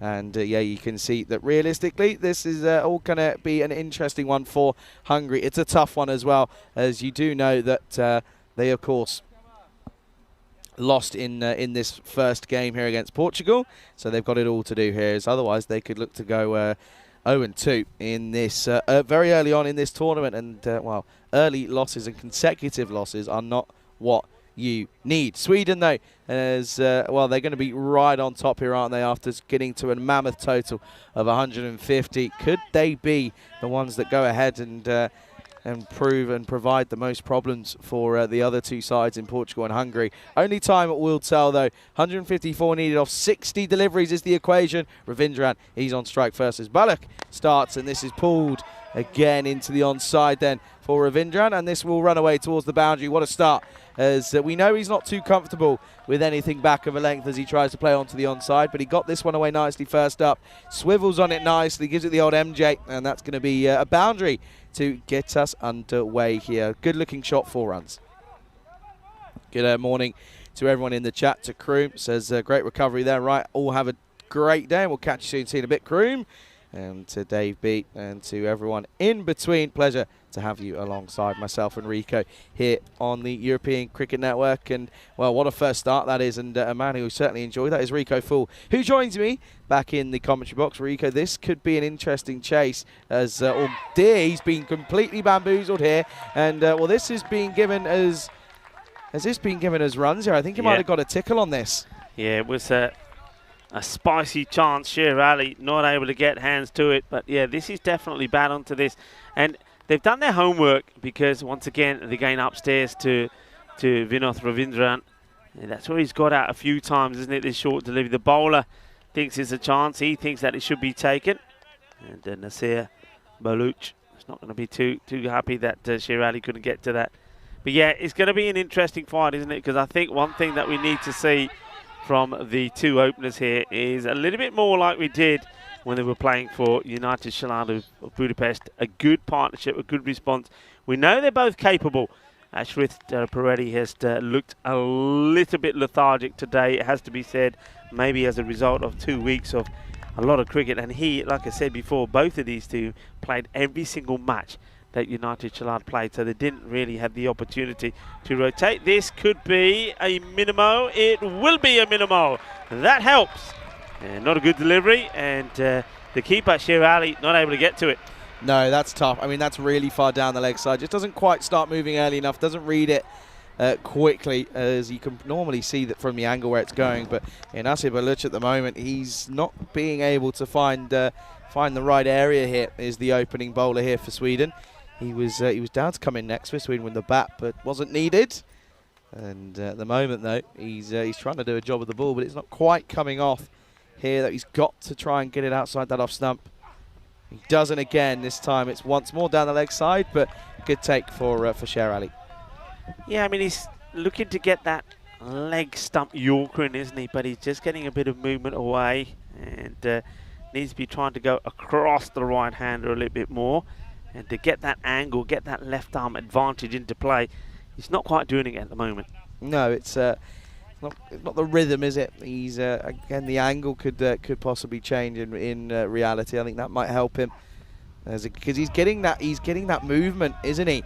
He's getting that nice bit of movement. He's also not struggling for pace, but he can't quite start it out wide enough to then have it come angling back in on the legs. If he gets it right, it's going to be a very difficult delivery to face, but he can't quite get it there. Yeah, you're absolutely right. If he gets it right, it reminds me a little bit like a player that we see a lot of in Spain, the likes of Atif Mahmoud. He's got that sort of action, so he's a left armer, he's getting that ball, but he's got to get it right. He's got to just go a little bit across. Got to go a little across the right-hander. That's better. That's the delivery you're talking about. That's when he becomes dangerous. Yeah, that's when he becomes a tricky customer to deal with, in all fairness. But yeah, that's again a good shot though from Ravindran. So it will be one, and we'll get a look at Dara Peretti, who went for just under a runner ball 11 in that first game.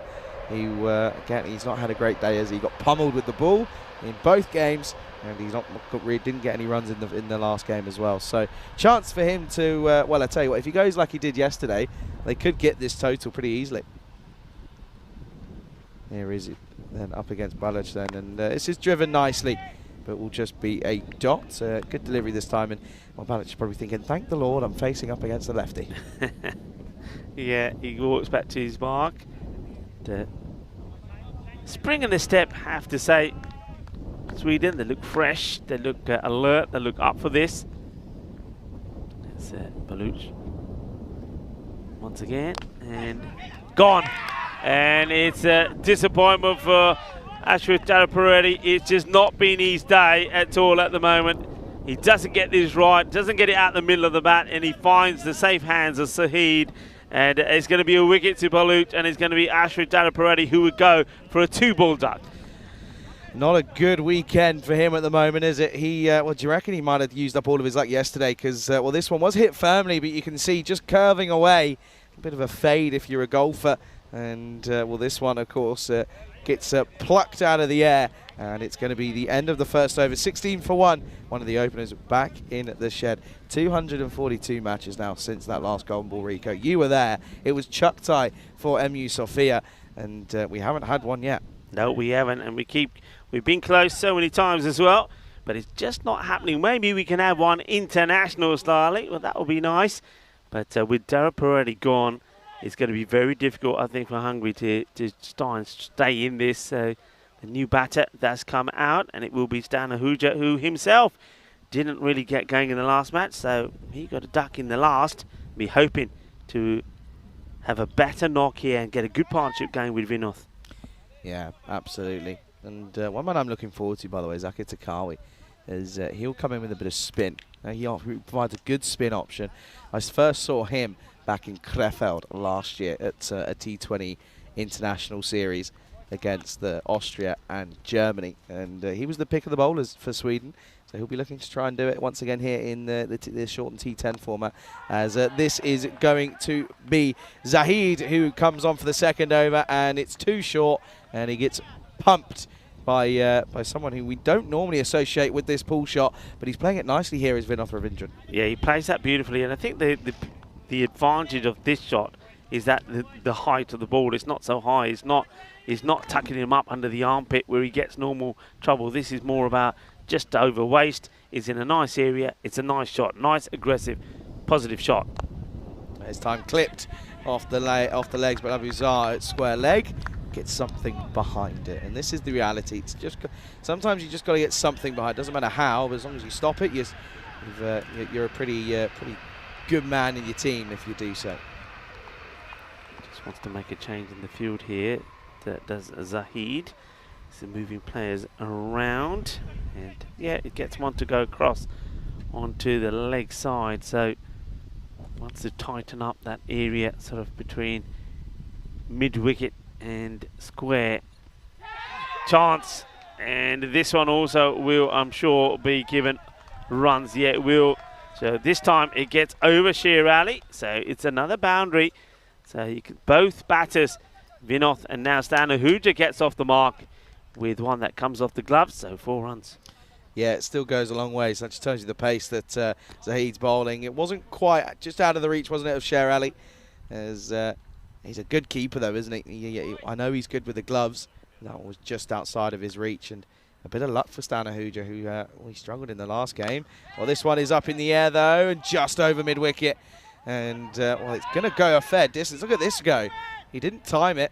They're only going to get one, though. Yeah, Vinoth Ravindran is saying, hey, look how far it goes. We should be running 2 there. Stan Ahuja gets to the bowler's end and just wants to stay there, puts the stop sign up and says, no, stay, that'll do.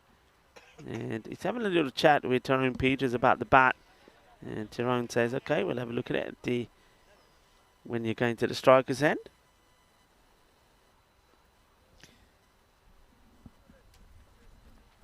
Okay, then. This time, he's just pushed into the offside. And again, good running, though. Good positive running. They've got to do that because if they don't get the boundaries, they've got to try and rotate the strike so that they don't get stuck. Ahuja, though, just, well, it wasn't really his call, but he was hesitating at one point. Yeah, good bit of cricket all around. I mean, good running from the batters, good bit of fielding, shy at the stumps, well backed up.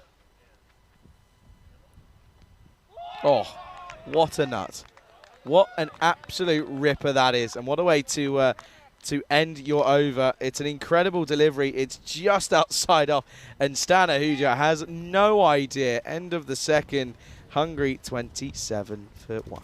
Yeah, 27 for 1. They'll be pretty pleased with the rate that they're going at. But even with that, they're still requiring almost 16 and over from here on in. You can see Sweden seeing if they can join the likes of Portugal with a win, not the first match that they play, but Hungary, they need to stay in contention. They are the home side. They've got 4 matches today, already lost the first one. They're playing the second here. Then after a break in match 3 where Portugal and Sweden go head to head, they then finish the day playing 2 more matches. So big day for them. It's going to be a test of stamina. And I get the feeling the likes of some of their players already are struggling. Dara Paredes certainly looks like he is after playing 12 days of European Cricket Series cricket. Big day, of course, for him yesterday when he had well, an unbelievable player match performance in the bronze final. But has that taken too much out of him? Potentially, as this is going to be Relive. She's going to continue. And this time it's too wide on the offside. What a shot that is from Ravindran. Time to perfection. And he just plays this nice and late, which allows him to go backward a point. Watch this here. Nice and late. Plays it just behind him. What a shot. I mean, when he plays that shot, when he plays on the offside, and when we saw him play that pull shot, nobody plays it any better, really. No. He plays it as good as the top players in the world. It's just that short delivery that gets him in trouble, but he's made a good start here.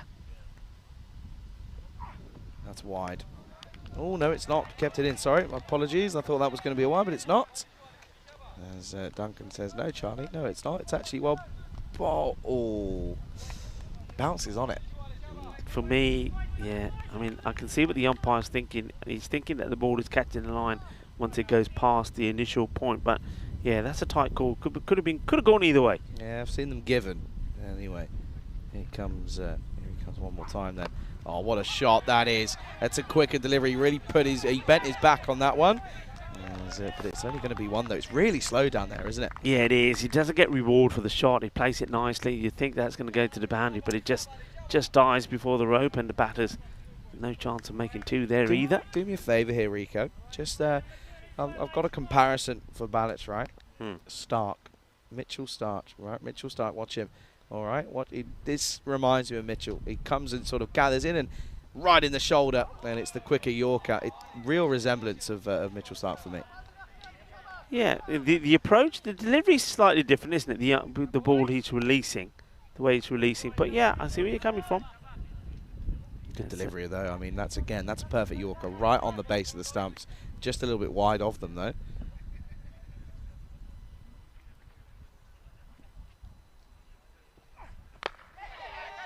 Gets it over the infield, but it won't go to the boundaries. It's not the cleanest of hits, and this time they will hustle and get the 2 because the fielder just took a bit of a time to get the ball under control and got the throw in. But they're running hard, and you said it, Charlie, when you're not hitting boundaries, the next best thing to do is to try and get and turn those singles into 2s. Yeah, big time. And it's all about running that first one hard, isn't it? You can see there's Tizer saying, no, buddy, there's no issue. What are you on about?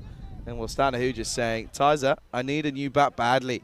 And Tyrone says, no, you don't. You're fine. Oh, Stan's getting unhappy here. And Tizer says, it's not that bad. You'll be fine. Yeah, I think Tyrone is probably just messaged probably to the the third official to say, get the 12th man ready to bring one on. Last ball of the third.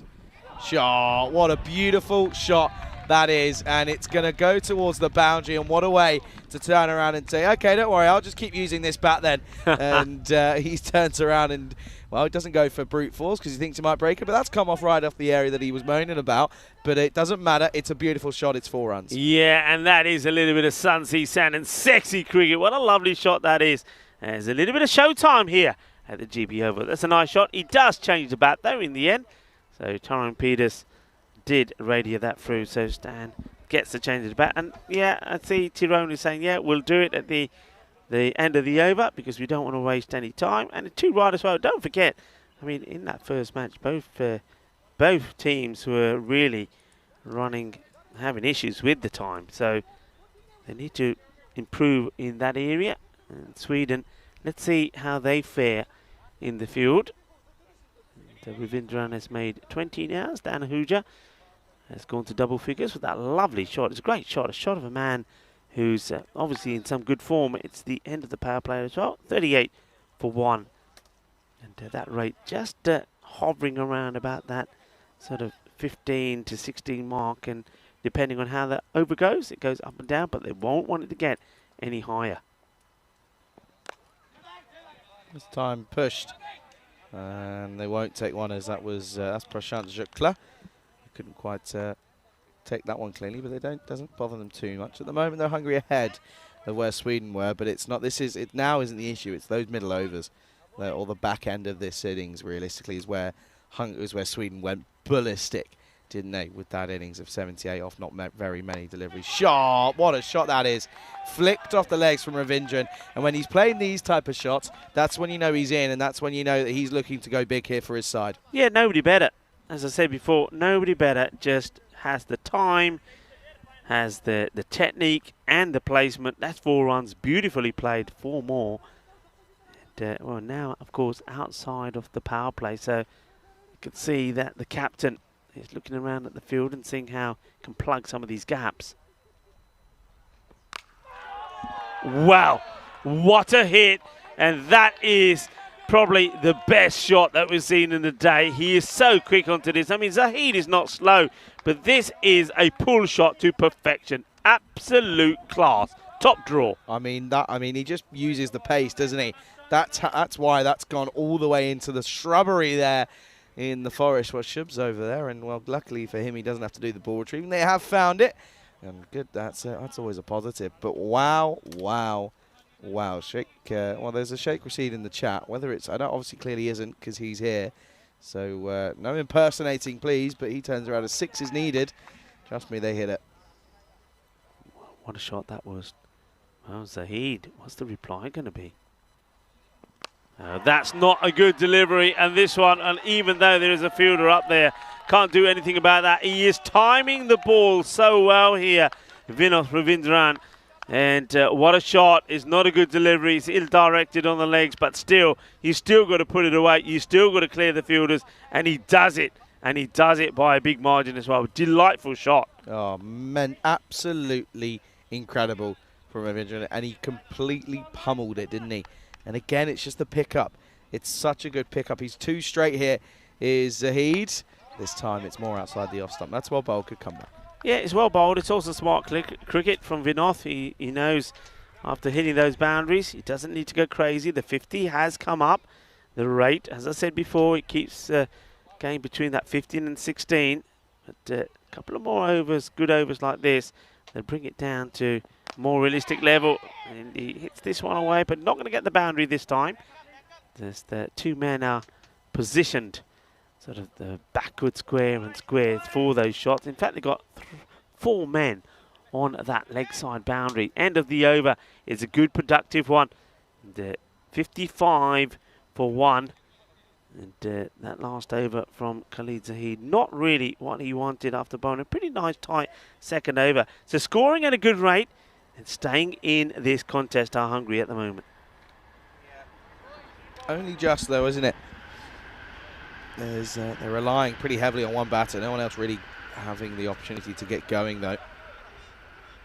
And Nice breeze comes into the microwave and just cools everyone down a little bit. I am on the verge of overheating. I have to say, it is super duper warm. And I tell you what, though, I'm glad I'm not wearing all black. Yeah, when I was saying hello to the Swedish boys, you can imagine the first thing they said to me. What was it? Rico, it's hot. Just a bit. Yeah, I mean, I don't think they experience temperatures quite like this Probably in not. Sweden. Not that often, anyway. Anyway, a bit of spin as Shukla comes in. This is... oh, look. What has he done here? Let's have a look. And he's still rolling around. He's doing a bit of breakdancing there, is the fielder. How bizarre. What are you doing here, sir? You're having a bit of fun, clearly. I love it. And then look, when he gets his throw in, he's still doing the old breakdance moves. All well bowled. Stan only can almost flat bat this one. Just stop it in its tracks to try and keep it from tumbling onto the stumps here. But you can see at this stage, Hungary are well ahead by 15 runs here, but they've got to keep it going. It's the momentum that they need. And these dot balls won't help. Yeah, they won't help. But you got to remember, you say they're well ahead, but remember, 49 they got to the halfway stage, Sweden, and then they scored 104 off the next 5 overs. So they got the acceleration in towards the end. And so Hungary, they will, they'll feel that they've done a good job here so far. They got to the 15 side, the 4 overs, but they've got to keep going. And this over, just one over like this from Shukla, if it stays like this, can just undo all of the good work that's been done, because that rate will spiral up. In fact, it's already gone past that, Maximo's point of no return. Of course, that point of no return was just nothing yesterday, wasn't it? It meant nothing. Oh, Gundy ball, and that will be latched onto. Well, this is a real, long hop, donkey drop, call it what you want. It was a Gundy ball, and it gets absolutely plastered away. Awful. Absolutely awful. You can see there, just the release wasn't right. And at this stage, though, and on this at this level, you can't be having those issues at the moment. But yeah, I mean, time-wise, you look at it now, you're probably thinking they're going to be okay. 20 minutes down, pretty much at the halfway stage. Last ball. Oh, full toss, slapped, gone. That's 6. Don't worry about it. And they may just want to check the side on angle here, just to be sure here, as this one could be a 7-up. Yeah, I get the feeling it will be. I think that's too high. And let's see what the umpires think about it. I think it's too high. Oh, well, I'm surprised, Charlie. I'm surprised. I thought that was going to be called. Isn't. End of the over then, and it goes pretty large, goes to a 14. It was a good one up until the point where they ended up hitting some boundaries, and you can see there at the end of the 5th halfway stage, 69 on the board for the loss of 1. At the moment we are in match number 2 here of these European Cricket Internationals. Hungary schedule, you can see there Sweden taking on Portugal in match number 3. Portugal have got 4 games today, and Hungary, they've got the they've got a fair few as well. Portugal got 3, sorry, Hungary have got 4. And then you see there tomorrow, Portugal, Sweden, as they will get us underway tomorrow. Just the 4 games tomorrow, earlier finish time. And, it allows a couple people to get their travels going. 69 for 1 then at the end of 5. Coming into this 6th over, Takawi, I was telling you about him, Rico. First saw him about a year and a half ago. As we're going to see him come in here. Bit of drift early on. They're going to take it on here. Oh, no. It's an awful throw. There's no bat on this one. Ties are letting us know. Watch this one here. I mean, he would have been gone if it's a better throw. Yeah, it's our breakdancer again, I think. Abuzar, who's there, doesn't get a good throw in. And Sher Ali, not much he could do about that. Takawi again, and gets hold of this pretty well. And it would go all the way. Balle, balle, balle, Kinnasona. Shaka Lagia, a nice hit. Nicely played. And Takawi, he's not the bowler who can bowl left and right-handed, is he? Don't think so. Sweden. No. Don't think so. Oh, if he is, I've never seen it. Anyway. Change of angle. Oh, it's a full toss. Low one, though. Just in front. As he went for the, oh, it's gone for 4. That's gone for 4, and that's the worst of the worst. Doesn't take the catch, and it also goes through for a boundary. Khalid, he's had a bit of a stinker there. Yeah, he's had a stinker. A man who's not had a stinker gets a bit of luck as well is Vinod Ravindran, because he's moved past the 50. Well batted to Vinod Ravindran. Goes on to 60 now with that boundary. 60 of 21. It's a half century from Vinod, the captain of United Chalad Budapest. And, well, okay, this could be curtains, though. He gives a chance to Sher Ali, and he will depart. Gets to 60, wants to remain super aggressive, but that's going to be the end of him. So now somebody new has to come out there and continue the assault. It's the bad time to lose a wicket just when they were getting the momentum going, and gets it wrong. It's not the first time that Ravindran has been out to that type of dismissal. No, it certainly isn't. And yeah, Takawi will break this little partnership up then, and it will be 80 for 2 here in the 6th over. Zakawi takes his first. Sher Ali, no mistakes. A nice round of applause for Vinod Ravindran. I mean, those highlights would definitely be worth looking at again. He plays some delightful shots, and it's a shame that we didn't get a chance to have a look at his wagon wheel there for that 50. I mean, it came up pretty quickly, but get a chance. If you get a chance, have a look at it, because he did play shots all around the ground. It really was a tremendous knock. Yeah, it certainly was. And at the moment, though, the thing is, though, is when someone did that for Sweden, as of course it was Romani, he kicked on, didn't he? And he kicked on big time. Yeah. And we're taking a wicket there, though. Just changes it, though, as Samuel is right in front of us, and he gave us a bit of a smirk when I mentioned his name. Yeah, Zahir Safi. Now, this guy, we know he doesn't hold back. He can hit the ball pretty well as well. He's got the spin of Taki to deal with. I'm liking the wide brim hat, though. I'm liking the option. I like the move to it. Just one, though, off the mark straight away.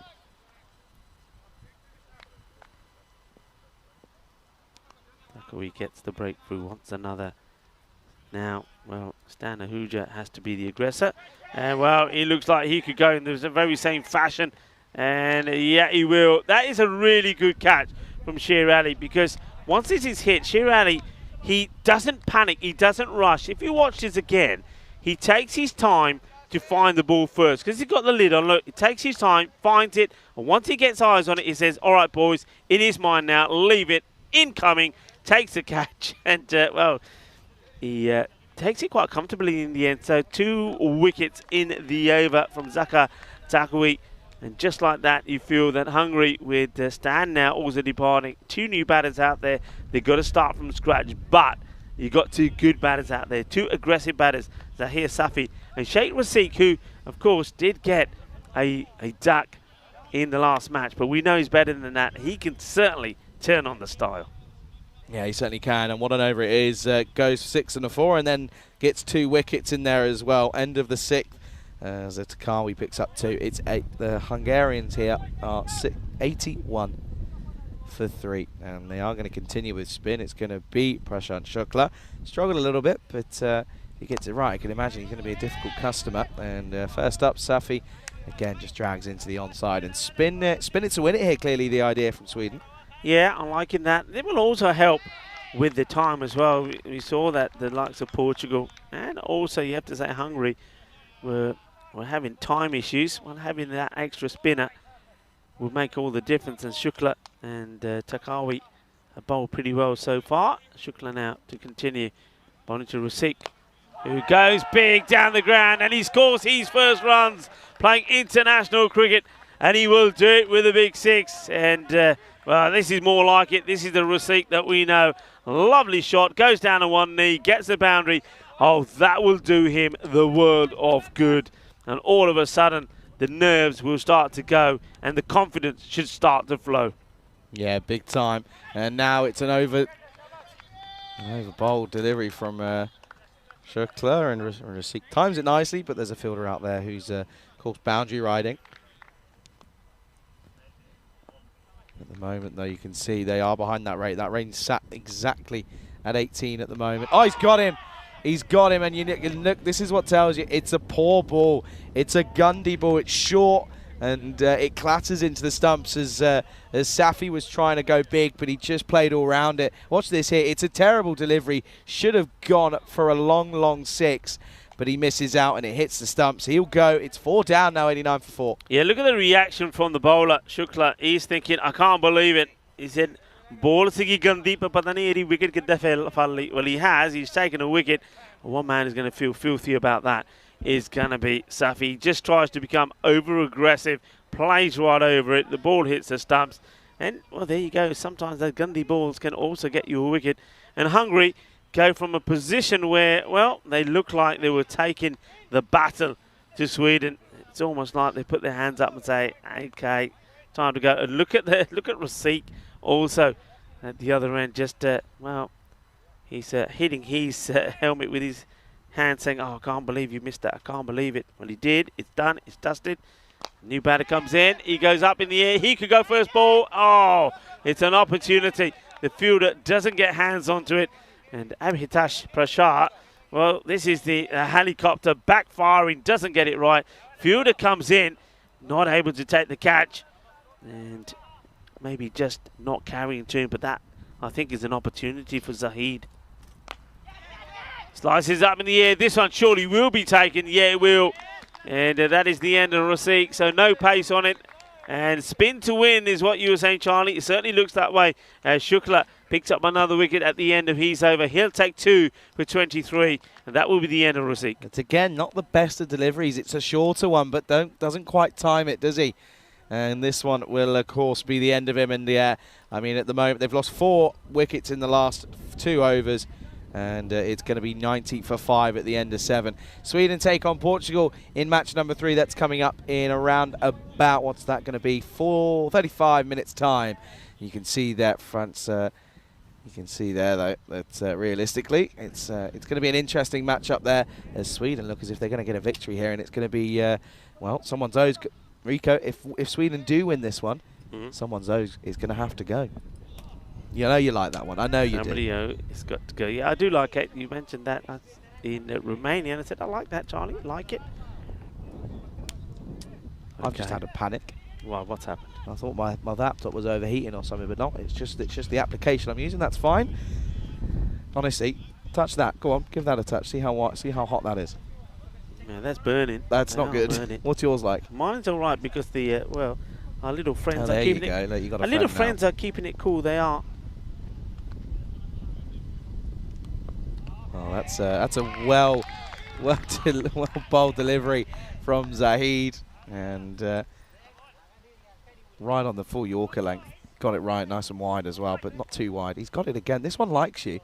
And, well, Rico's trying to look. If we can go Comcam quickly, Rico's got a friend here. I don't know if we'll see it because they're very little. But, yeah, hello to my little friend. Oh, you're going to have to stay there for a ball there. Rico, don't move. All right, we'll come to you after this one. This one is dragged leg side and well fielded.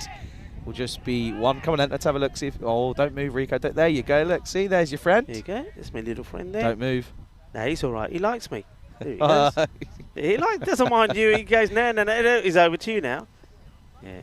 Go away. We do like it. We like the little baby dragonflies coming in. They just hover. Enjoying the cricket, enjoying some of the sweets and sweetie drinks that you're offering them. At least the ants are gone. You don't want to get rid of the ants. Hey, you said it didn't work. I told you it would work. Trust me. Zahid coming into bowling to the captain, Mark Ahuja, batted very well in the match earlier today. These two, well, they spent a bit of time in the partnership together before. Now they've got to do it again.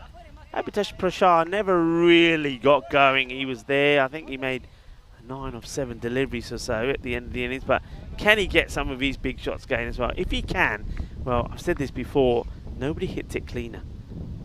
This time into the onside, and he has hit this clean enough though. As Prashar, this will be a 6, and realistically, someone's got to go massive here now, haven't they? Goes very deep in his crease. This is what we've seen work for a lot of people here in this this GB Oval. And a couple of the bowlers from Portugal came up to me and were saying, "Right, Charlie, what do you think is the best option?" I said, "You've got to go full, and it's got to be right on the money. Because if you don't, they will sit deep and they will pummel you. Can't go back for length because it just sits up, and unless you're quick enough, but." You can't do that because otherwise you're going to get picked up here. And the Portugal boys, watch out. They're taking evasive action. There's Fast Omen. Turns around and says, I have no idea where that's gone. And what a pickup that is. Well, watch this. Now, this is when you say incoming. Or well, Tyrone Peters says horns. Get out of the way. And look, they're running. They're running out of the way. They're under fire. And well, this is more like it from Prashar. Yeah, big time. And, well, this one is a dot ball. That's a good comeback to end the over. Goes for 14, scores 104 for 5 at the end of 8. Yeah, just took the pace off it. So 1 of 4 for 5. So they've got to go something. They've got to go something. You need 2 big magical overs. But it can be done. We know it can be done. And if you're doubting it can be done, we'll go back and watch the bronze final that we saw here yesterday. Anything is possible. When we saw something it was the weirdest finish to a match you'd ever seen. Let me try to explain it to you. So 36 were required of 2 overs. And then Zishan Kukihill, who actually, I'm surprised, he's obviously not available to play, otherwise I'm sure he would have been selected. But anyway, Zishan Kukihill comes on and bowls over number 9 and bowls a 3-wicket maiden, which means 36 required. But oh no, there's always some drama, as this one should be and will be out. So there is a wicket. Marco Huja, this time the captain, can't perform like he did in the last match. He's going to go for just 1 of 2 deliveries. A straightforward catch taken in front of us here by Ramani. So no problems for him at all. So, well, that makes it even harder because they need to be hitting boundaries, not giving wickets away or dot balls. But just going back to that bronze final yesterday. So we had over number 9, a 3-wicket maiden. It was quite unbelievable, which meant 36 required at the last. But hang on a minute. Penalty time added. So penalty runs were given. So that meant that the target went from 36 to 31 required of the over, and then it went 6, 6, wide, 6, 6, 6. Ashwin Pareddi, and well, forget the 6s, this is going to be another wicket, and that is a soft one. And well, Takawi gets another, and Darshan Sudashanai, he's going to get a first bowler here. So a man who was in really good form in the European Cricket Series here, well, he loses his shape, loses his wicket, and well, we've got a bowler. And it's the spinner, the bowler you were talking about, on a hat-trick here. Yeah, Zaki Takawi takes another one. That's 2 in 2. Golden Quacker then, and that's going to be Darshan it goes. And interestingly enough here, though, it's going to be another chance at a hat-trick. We've already had a chance earlier today. And, well, we've already had a fair few. We've had, I think it's 5 now, isn't it? At the moment, it is 5 here in Hungary. So looking to add a 6th here, it would, of course, be Takawi. And I know Takawi, listen, if he gets a hat-trick, watch out for his celebrations. He loves a celebration. At the moment, though, it's going to be Ul Hassan who comes in. He's facing a hat-trick delivery, 104 for 7 here. Takawi, 4 for 11, looking for a 5 for as well. It's a hat-trick ball. Up in the air, and he won't get there. Look what well, he has to go and get there himself. I can't believe that you're bowling a hat-trick ball and there's nobody here. I mean, look, that would have been the easiest. Watch this, though. Look, the umpire, look at Duncan. Duncan turns around and he was having a joke, I think. I think Duncan was saying, what are you doing out there? It was a hat-trick ball. Why wasn't anybody in for it? It's a good point, though. Still looking for his 5 for, though. Could be done here to Carl. He's got 3 deliveries left. Up in the air, it won't be a chance. This will sail over long on's head, and the scorers are under fire yet again. Yeah, well, yeah. I mean, if you think they're running for nothing, have a look at the top of that marquee. We'll maybe stay on it a bit here. Balls have hit it and come through. There is no safety being under the scorer's tent. If you look at that tent, there's a few holes in that. When the ball's coming in, they said already, when it goes and we can't see it, we're running out of there. Oh, that's going to be a no ball. And this will be a minimo as, Tikawi, after taking 2 in 2, he's struggling a little bit here, and now the next ball will be a free hit. Watch this here. Yeah, this is not a goodie. Big no-y. Hit pretty hard. It will go to the boundary, so there's the signal. Prior and early as well. So nicely played away. I've got a oh, no. And he's going for the big one, and it will go all the way. So, you know what? It's not over yet. Can I just say, it's not over yet. We saw something incredible yesterday, and I was talking you through it, only for Takawi to keep interrupting by taking wickets. This match is not done yet. Yeah, big time. You never know, folks. You just never know. 32 needed off 7 then. A 6 here would be big. And he's got all of it, and that is huge. And, well, that's gone all the way yet again. And it is going to come down to the last hit. We've seen some crazy finishes here, folks. Could we be about to see it here? Takawi at one point was looking for a hat-trick, was on for a fifer, but he ends up going for a magical over. He goes for 24. The score at the end of 9 is 128 for 7. And at the moment, it's 26 needed off the last. It's just another ECN over, isn't it? International style this time. It's 24 it goes for. He also picks up 2 wickets. It's just crazy stuff. That over went wicket, 1, 6, no ball 5, 6, 6. That's it. Pretty good. And, right, here we go, 26. The thing is, though, Hassan is on strike. He's got to get off strike. Yeah, but big time. we know the guy can hit the ball pretty well. We saw that in the European Cricket Series here. But at the moment, he's just got to try and get Prashar on strike and say, there you go, mate. Do what you do. Hit the ball big. Remember I said Prashar, what we saw from him in the first match was not what he normally does. Well, this is what he normally does. Well done to Hassan. He gets the single. So we go to 25 needed of 5 balls. Yeah, we do. And at the moment, it's going to be all about Prashar. Listen, if he does this himself, he'll not only will he take his side to an incredible victory, he'll bring up a half-century if he was to do so. Everyone's back then here. 25 needed off 5. That's a dot. Well bowled. And that's going to now make things very, very difficult here. And, well, in reality, even if they go 6-6-6, it's not going to be enough.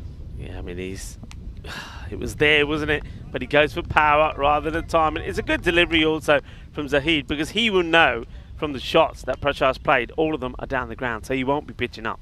Yeah, absolutely. Well, he does pitch it up, and this time he can just carve it out onto the onside, off the offside even, and it will just be 1, and that will mean that Sweden are going to probably most likely be your winners here. Yeah, I mean, you can't see them throwing this away here now. It's a good man to hold back. But remember what I was telling you about in that last match, or in this match actually early on, when I was talking about Abhitash Prashar bowling him out early. Once again, see what the other teams do here. Zahid, he's been held back. He's bowling here, bowling beautifully. That's gone for 4. But when Sweden really got motoring there towards the end, and like I said, they scored 104 in the last 5, wouldn't it have been great if the captain could have said to someone like Prashar, hey, you got an over left, you bowl this one, get the breakthrough for me, stop this partnership, and we can stop them getting to a big score. That's why I think you need to, if you can, and you've got the opportunity, you need to hold back one of your big bowlers. Yeah, big time. 2 deliveries coming then. Oh, this will be hit into the onside, and it will be gone. Good catch by Nasir Baluch out there, and that will be the end of Ul Hassan. He got a nice shot away, but this one was just to pick out the fielder, and well, that will be all she wrote, won't it? Yeah, that's the end of that. It's another wicket, and Zabi Zahid will say thank you very much to the fielder, Baluch, who takes a nice catch, and Baluch himself, I think it's somebody that I'm looking forward to seeing him bowl a bit more, because I think if he gets it right, I mean, he was a little bit leg-sideish, but if he gets it right, I think he's going to take a lot of wickets, because I like the length that he was bowling. So watch out for him. Big time. Big time here. As see another good replay of the catch here. It was a good one, in all fairness. And he still had to take it, as it's going to be our man. Sanjay Kumar is coming out then at number 10. He's got 1 ball left. Can he try and get something away and make himself look semi-decent after a pretty abysmal last couple of showings here? He will pick out the man. Yes, he will. And they will finish with 2 wickets in 2. And Zahid will finish with good figures of 2 for 20. As Sanjay Kumar, his last 24 hours or so here on the network has not been a good one. No, and this was new to me. This is something that myself and Corey were told here in Hungary. That's called a laughing duck. Apparently, if you're out the last ball of an innings, it's called a laughing duck. From so, where? Hey, so it's a laughing duck. Who says should that? Be a laughing duck. It actually should be a golden duck. So it was his first ball. Yeah, laughing. Well, you're good at looking things up. I'm going to allow you to look it up in the break. But anyway, there's a number of other ducks that we can have. But that one will be a laughing duck. The one we want to see is the Peacock Friday duck, by the way. But anyway, this is what's coming up next. Sweden taking on Portugal. It's going to be a great match, because both 2 teams have shown us some very good form at the moment. That one is, I've got to say, Hungary. Good effort from them. They tried to get the acceleration in themselves the same way that Sweden did, but they fall 19 runs short. So Sweden, they pick up a win like Portugal do there as well. So 2 teams that have had a win apiece come together, but Hungary, well, they know they're going to have a big finish in the day. Yeah, big time. Someone's O will have to go. Let's take a look at the highlights then here, and it was a good start. They got Dara Peretti early, and well, his weekend hasn't got off to a flyer. It was a great catch from the man at mid-off to take it, and this one realistically was, well, you see there, Stan Ahuja was trying to say, my bat's broken, Tizer, come on, let me have a go here. And then, well, he turned around and just said, no, it's okay, I'll just scoop it nicely. And yeah, good looking shot, that one. You know what that was about? He's explaining that part of the bat to Tyrone. Tyrone has a look at it, says, "Now's that bat." So he says, "You know what? I'm going to use it again, and then you will have to replace it." And he does. He got replaced. Thing is, he should have stuck with that bat because that went better for him, to be fair. Yeah, big time. And you see this one here is a good catch. I tell you what, boys, these Portugal players are a bunch of jokers, I'm telling you. As we look at the rest of these highlights here, Sher Ali had a good time behind the stumps, didn't he? And he took some good catches. Listen, trying to take catches like that when you're stood up with a helmet on is never easy, but he made it look comfortable. As Prashant Shukla, well, I tell you what, that's probably one of the worst balls that I'll ever see take a wicket. It wasn't a good one, but he ended up taking one. And look at this here. The shame on you, sir. Shame on Zafi for getting out to it, though. And look at this. Rico finally found a friend. Yeah, I finally found a friend. They've been coming in here all week. Especially this week. I mean, they've got used to us, haven't they? And they're easy catch, nicely taken by Samuel Romani. Hasn't he had a good match as well? And I'm going to have a quick look. I would imagine that probably he picks up the player of the match performance as well. I'll give you an update on that. Yeah, he was. Samuel Romani gets the player of the match award. Hope so. You really would hope so after demolishing 78 off 25 deliveries. And you can see here, right at the end, 2 wickets falling, 2 good catches. And this is the thing, what do we say? Catches win matches. Sweden, They took all of them. And, of course, they'll be your winners here as they beat Hungary by 19 runs then after an impressive first start for them out here in Hungary. Hungary fatigue is clearly taking over for them, though. And you can see there, it was only Abhitash Prashant alongside Ravindran, though, in all fairness. He got 60 off 22, but he would have, if he was to stay there and to continue on after a well-made half-century, then it would have been a different story. But Dara Paredes duck, as well, there's a couple more there for Darshan and for Sanjay as well. 134 for 9 at the end of their 10 means they fall 19 runs short here. Bowlers bowled well. Takawi picked up 4, got a bit of tap at the end, went for 35, made a game of it. He was just trying to keep you all entertained, everybody. Zahid 2 for 20, bowled well. 2 for 23 for Shukla as well, and a wicket for Balic as well. As Hungary lose here, as Sweden get their first victory. Match 3 coming up in 20 minutes time. Do make sure you're here, and well, as long as you're here, then we'll entertain you. Charlie Hunt alongside Rico, full pleasure to be here in Hungary. Match 3 coming right up here on the European Cricket Network.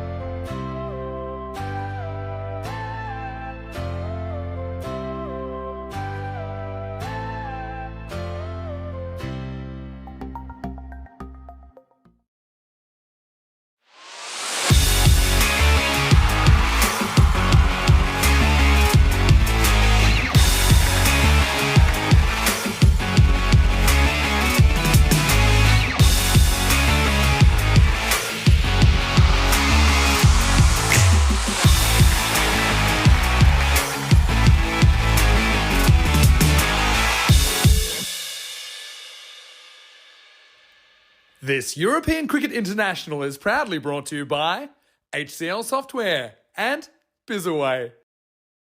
Hello cricket lovers and welcome to the start of match number 3 on this international Saturday.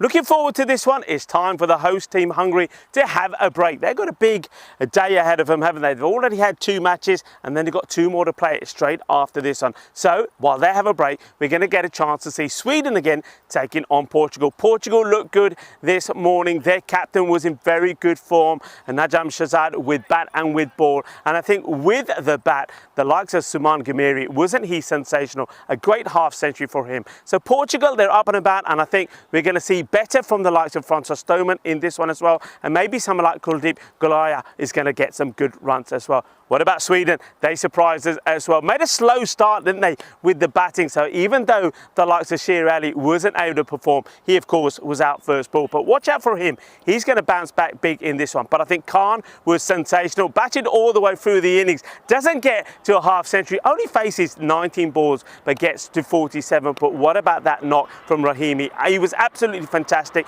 He was dropped on 0 by Stan Ahuja. He got a chance. And what that shows is at this level, international level, if you don't take your chances, then you will ruin, because they drop him and then he goes and scores big. The 2 of those men put on that 100 partnership. So what a good start it was from Sweden with the bat. Going to be an exciting one. Once again, I think we're going to see lots of runs in this one. Let's join the 2 captains and the tournament referee, Tyrone Peters, for the all-important coin toss. And then join me and Charlie back in the microwave for the start of this match number 3.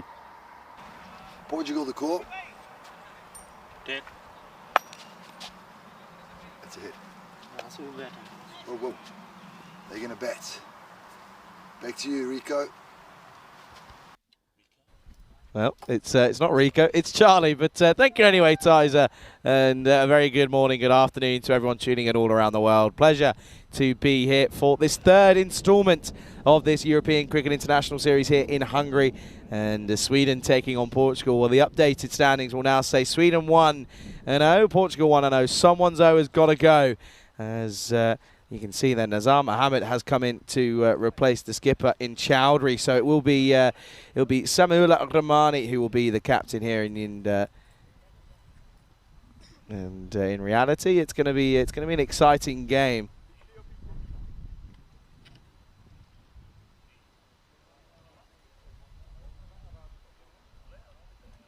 Anyway, as you can see there, Junaid Khan is going to be opening up the bowling.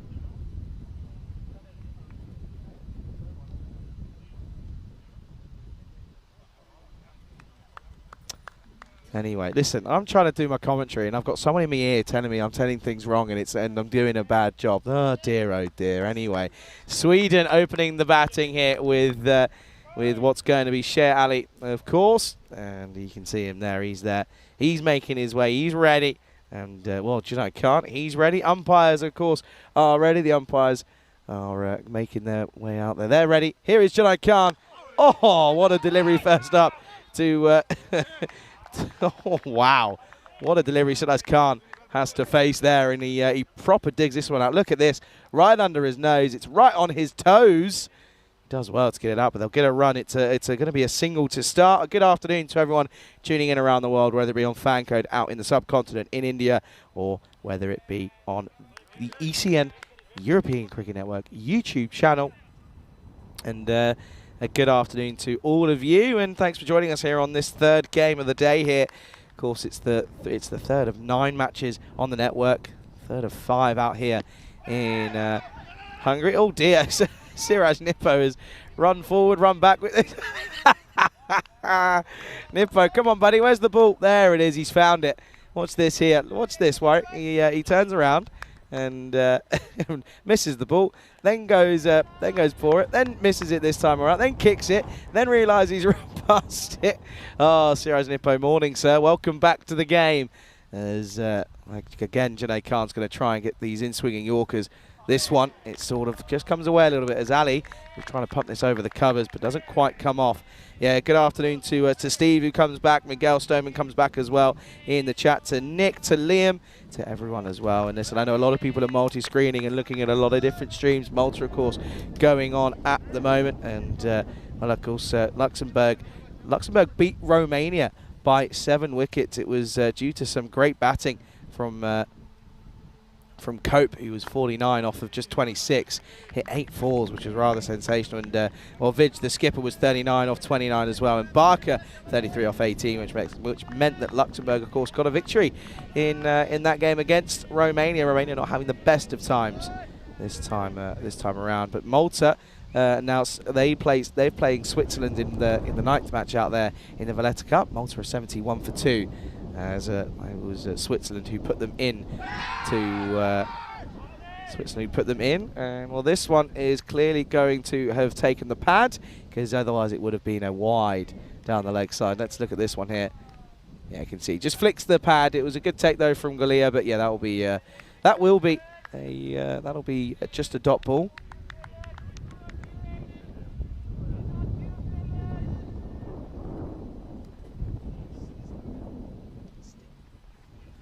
Last delivery there. It's been a good over. Oh, well, this has gone up high and long and handsome at that as well. And it will just carry the rope. And that will be a Maximo here. And, well, this one is a huge shot this time around from Sher Ali. It took a few deliveries to get going, but when he did, he got all of it. And it will be a 6 to finish the over. Still a good one, though, from Junaid Khan. It's 7 off. It's 7 for no loss at the end of the first. And a good afternoon to Stephen Waddle, who, of course, in the chat as well. And it's a good chance to welcome back good friend and co-commentator in Rico Full. Rico, good shot there last up for Sher Ali. Yeah, an important one. His first runs in this series, remember, he got a 0 in the last match, so he's up and running. He'll be pleased about that. He's a great player. He's made his mark in Sweden as an awesome, aggressive striker of the ball. And he'll be looking to leave a mark here in Hungary by the time this international series is over. Najam Shazad, the captain, to bowl the second over. Had a good first over, didn't he, in the last game for Portugal? And yeah, right. What were you trying to tell me about my one and oath? What? Well, I was trying to tell you that the fantasy was an update for us. Yeah, I know that, but I told everyone. Oh, Minimo. Oh, Minimo. Yeah, Minimo. That's not a good start from the captain, so he doesn't do his team any favours.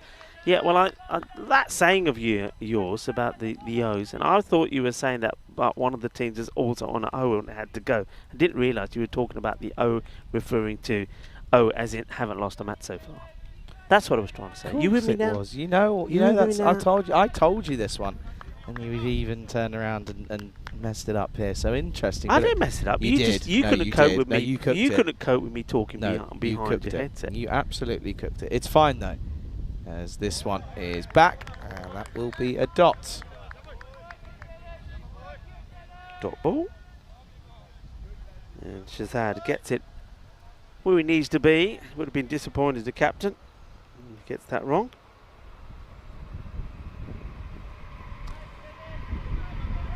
Okay then. Yeah, 12 at the moment on the board. Been a pretty decent start. It was a relatively quiet over for Junaid Khan. He'll be pretty happy with that, apart from the 6 to end it. This one is, that's not the best though. That'll be another wide. Struggling a little bit here though, isn't he, at the moment? Essex at the moment are had a bit of a stinker to start with, but they've managed to restrict them a bit as Hampshire are 161 for 6. So listen, plenty of cricket going all over the world, and yeah, we know at the moment that it's a good time of year for cricket. This one is just round the corner by Sudesh Khan, who will be looking to recreate his form like he did in the last game for Sweden. Of course, he's yet to be out. Hasn't got out. I think he got out in the last game. Hasn't got out yet. But he's that's just going to be another one to the total here. But at the moment, though, Portugal, again, they're very much busy when they're out in the field.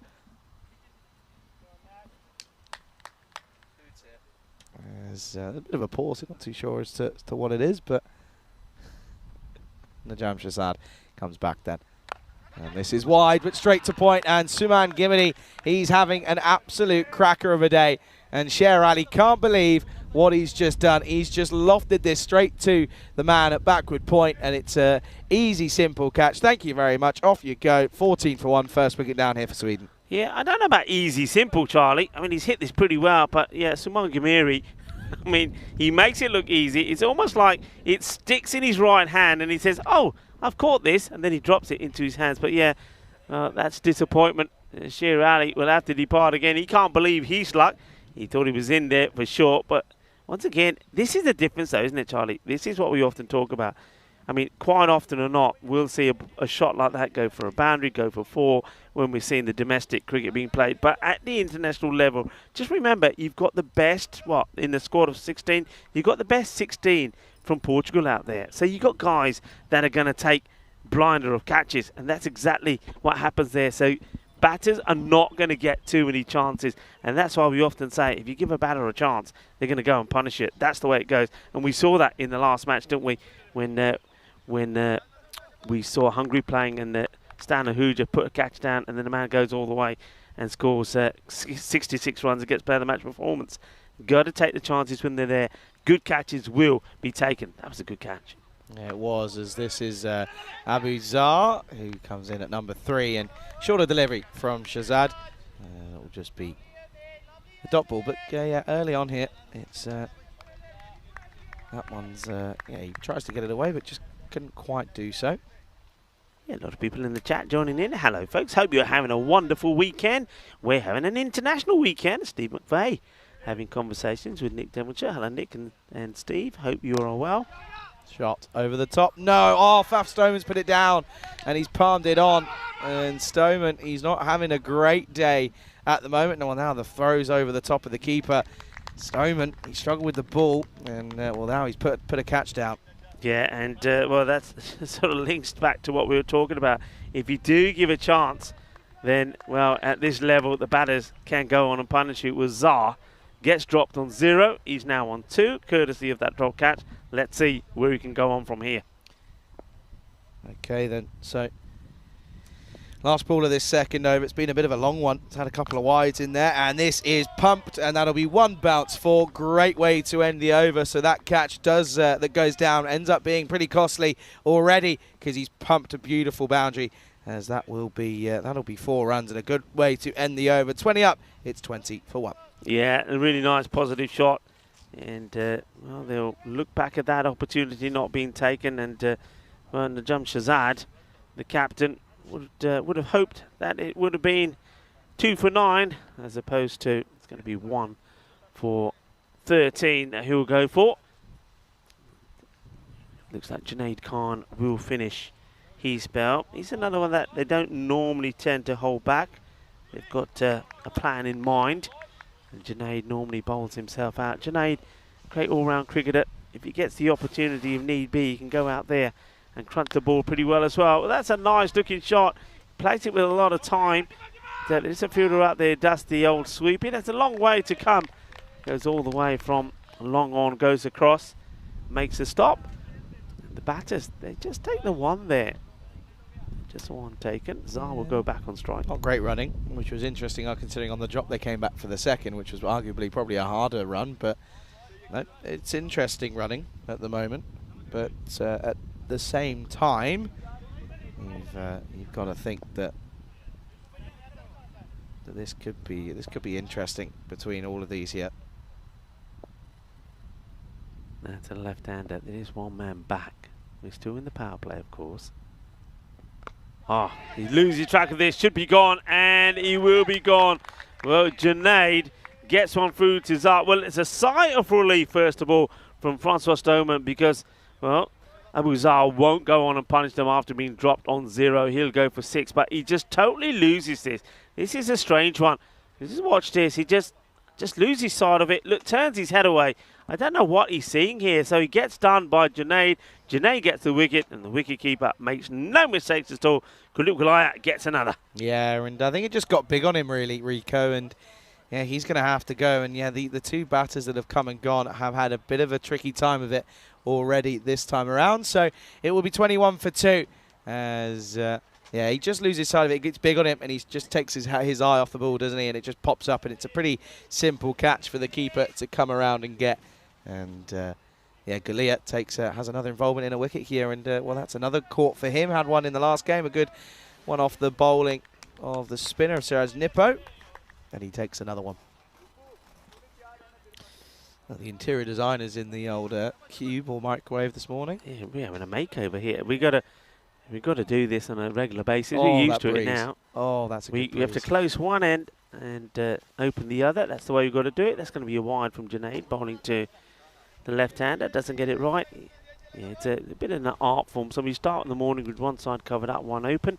And then as the sun goes round, we have to change it round, and that helps some of the air come through, and we need it because otherwise it gets stifling hot in here. Yeah, well, Very uncomfortable. There's all the twos again, by the way. oh, picked up. Hasn't quite got all of their man out there. No. Oh, dear. Oh, dear. Oh, dear. That's Mohammed Adnan out there. He's got this one completely and utterly wrong. And, well, it could have been a big wicket inside Ahmed, who has come to the crease, but it won't be. And it will be a boundary. So another bit of salt being rubbed into the wound here. Yeah, he needed to stop that, didn't he? I mean, that's not the best of fielding. You've got to try and stop it. He seems to run around it. Oh, that's a quicker delivery. Good comeback from Junaid Khan. Puts a bit more on it, doesn't he? Gets it through, beats the batter for pace. Yeah, he does, doesn't he? And Junaid Khan, you have to say, deserved that wicket that he, of course, got in this over. Bowled well. He has bowled well. He's always a pretty consistent performer for the Portuguese national side. Does it at domestic level, brings it out here. It's the awkward pace and bounce, but it's also the swing that he gets. And this one, pummeled. Oh, what a shot that is. That will go all the way into the shrubbery here. That's 4, and Ahmed, he's gone at 4.4. What a shot that is. That is a great shot. Of course, Ahmed, when he came out the last match, we saw him hit 1-6 off his second ball, and then off the third ball he got out. So he's somebody that's in there to inject some power, to inject some big hitting, to really increase the run rate. That's what he's aiming to do. Remember, they've still got plenty of batting to come. We know that. But that's a really nice shot. By the way, the captain for this one is Samuel Romani as well. So no Chowdhury in this match. Yeah, Mohammed came in for him. So for his first involvement. Okay then. So Khan's been hit for 2 boundaries in the over, picked up a wicket. Can he try and get Ahmed here as he looks to probably go again downtown? Goes shorter, and that's a good delivery. You can see a bit of a follow through, and Galia's having a bit of a word with him as well. End of the third. The score going at 10, it's 30 for 2. Yeah, going through enough. I mean, remember that its acceleration is what Sweden were able to do in that match against Hungary. As we have a look at the tables there, so Hungary, well, they won't be liking where they are at the moment here. It's played 2, lost 2, but Portugal and Sweden will win a piece, and one of them will be looking to go to 2-0. The other, well, going to have to lose that O, as you would say. You like that one. Okay then, Fast Omen here is going to come on here, and I'm going to tell you this now. He's going to go full. He's going to go full Yorker length. He's got to try and, if you can get, 10 out of 12 in your 2 over spell, nice and full on that Yorker length, I think you'll be pretty successful. This pitch doesn't really offer too much for the bowlers, in all honesty. I mean, that's why we've seen buckets of runs. Normally I wouldn't say buckets, but I'll allow it to because I don't think Dave B's here. Buckets of runs have been scored, of course. So yeah, it's a bit of a road. I know it's hard to think of the difference in AstroTurf wickets, but trust me, when you play enough on them, there are differences. Here is Faf Stoneman, and he goes full straight away. It is full. It's straight. Oh, and at the direct hit here. Oh, gone, I think maybe. he's gone. He's gone. I think he's gone, and what an arm that is. They were too busy running off of the LBW shout, and I think that might be Siraj Nippu down it. First of all, certainly going down leg. Good call here from Cecil. But watch this here. Cecil's unmoved, and then, he's nowhere. He's in no man's land, and that will be the 3rd wicket. What a wicket it is as well. It's Khan who goes, and it will beat 30 for 3. What an arm, Siraj Nippo. Well, this is a case of if you can't get him one end, well, we'll get him at the other. I want to see this again because, I mean, I think the batter, Khan, of course, he's going to be a little bit rattled with the appeal. But the thing is, though, he's sort of, I mean, he doesn't really, right, I think Stoneman gets in his way a little bit here. Look, he has to go round the bowler appealing. Then he thinks, I better get going, but he never does. He never gets the acceleration in. And, well, Siraj Nippu, what a great throw. What a wicket. Well, if you can't get a one end, we'll get him at the other. Yeah, by the way, expect another 5 of these full and straight is what it will try to be from Stoneman. Although I will say, up against Saeed Ahmed, I don't know whether or not that's a good idea because he likes to go downtown. But yeah, straight away on the money. And to be honest, I think the batter thought that he was gone. I think that's why he wasn't too bothered about the run. I think he thought, I think this is going onto the stump. So he wasn't too bothered. But yeah, at the moment, it brings in Rahmani, who, of course, hit an excellent 70-odd off in that last game. And well, he's now got the captain's armband on. It's going to be Ahmed up against Stoneman then. And that's where it's got to be. Much better from Stoneman. And do you know what? He was one of the bowlers that came up here and said, Charlie, you've been here for a week now. What do you think? And I said, you've got to go full, mate. You've got to go full. Yeah, you have. And that's one thing, to be fair, we haven't seen a lot of. Another thing that's quite interesting to see here is he's got the white armbands on here, really. So the batter could quite easily ask the umpire to get those rolled up because we are playing with the white ball. So that could be a little bit deceptive sometimes for the batter. But he's not being asked to do anything about them at the moment. Yeah, big time. This is better, though, from Stoneman. Better than what he did in the first game, of course. He's got it right so far, isn't he? He's only bowled three deliveries. But still, he's got it in the right areas, which is key. And no surprise that most of his team are pretty happy with him now. Don't change it. Don't change anything, especially not against a new batter. Go full again. And he does, but it's in the slot, up in the air, though, Chambers. He takes it, and this one he will take. He's pretty comfortable down here at long off, and well, what a game this is for cricket. And what a man who hit 78 off of 20-odd deliveries. He's got a first bowler as he tries to go big. Stoneman goes full, and he will get the wicket that he was looking for. Rahmani, could it be the pressure of being the captain? We never know, but he will be gone for a golden duck here. And Stoneman picks up the first wicket for him in this tournament. Sweden, they've fallen to 31 for 4. Yeah, a good wicket, isn't it? They get the danger man. He goes for a golden. Chambers, no mistake. This is the thing. This is what you got to learn. I'll repeat, against Hungary, Rahmani was dropped on 0. And then, of course, he went on and scored that player of the match score of 78, not out of 25. You got to take your chances, to take the chance to get the wicket. And now, really, you've got to say that Portugal have the upper hand here. Listen, I want to ask Ant a question. Ant, very quickly. Ant, can you hear me? Anto, when I say Chambers is uneven, does that put you off? Tell me after this ball. I want to know, because I do think about it. This one, too far down the leg side. When you're under a catch and you're right in front of us here, and I turn around and say Chambers, does that put you off? Must do, right? Yeah. Yeah, okay, yeah. So that's the thing. I'm going to do it more often then. Great. You're naughty. You're naughty, Charlie. But that's the thing. In these grounds, you get hurt everywhere. Well bowled again. Chambers behind it. We're watching. Oh, there he is. There he goes. Watch the smile. He's Watch the ice smirk. cool. Come on. He's ice cool. We don't put him off. He's ice cool. Look, no problems there at all. Listen, you always play better cricket when you got a smile on your face. That's what I'm saying. For sure. Always. But this is the thing. When you bowl full, if you get it slightly wrong and it's a low full toss, they're still really tough ones to get under. Although Ahmed would probably think he'd back himself here. So he's currently gone for a pretty decent 1 for 3 off the over. Last ball, can he get it right? He does. Opts for a little bit more of a back of a length delivery. And that's a great over from Faf Stoneman. It only goes for 4 even. Picks up the wicket. It's a great over. At the end of 4, scores 34 for 4. Yeah, very well bowled. Good over. He attacks the stumps. He makes a batter's play at every ball. Well, one man who waited a long time not to have a bat was Nasir Baluch in the last one. Well, he's out there now. Let's see what he can do. And he joins the likes of Saeed Ahmed. So number 4 and number 6 come together, and they come together knowing that the team, well, they need a bit of a score here, don't they? Yeah, they do. Looks as if Parveen Singh is going to come into the attack here, and Galia, of course, going up to the stumps because, well, he can, and yeah, understandably so. But at the moment, yeah, 34 for 4, and this is completely different to what we saw in the last game for Sweden, isn't it? Not quite getting the middle patch of runs here. Yeah, one thing they can do, we've seen that, though the man who did a lot of it has gone, well, the men, I'd say, that did a lot of it have gone, that's Khan and Rahmani. They can score big towards the end of the innings. So, but somebody else is going to have to do that.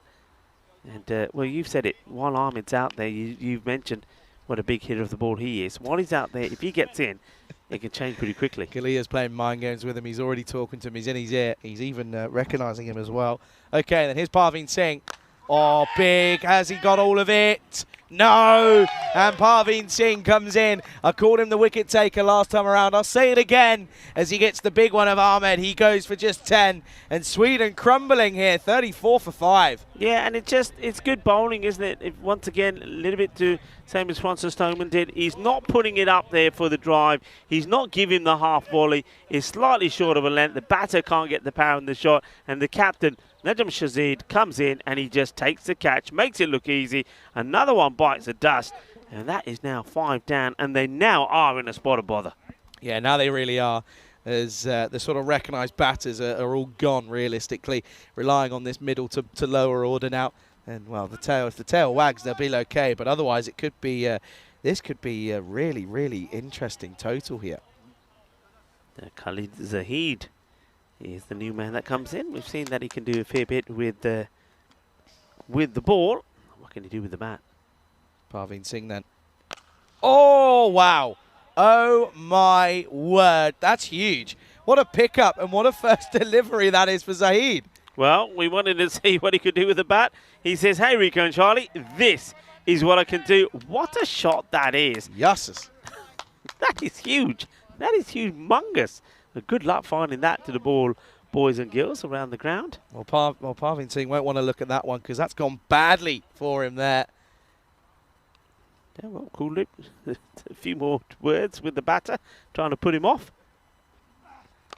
Well, this time offside, and it's going to be another boundary here, and we're just going to have to check this one. Fielder sank 6. I think this has gone all the way, and Zahid looked as if he might have gone back-to-back here.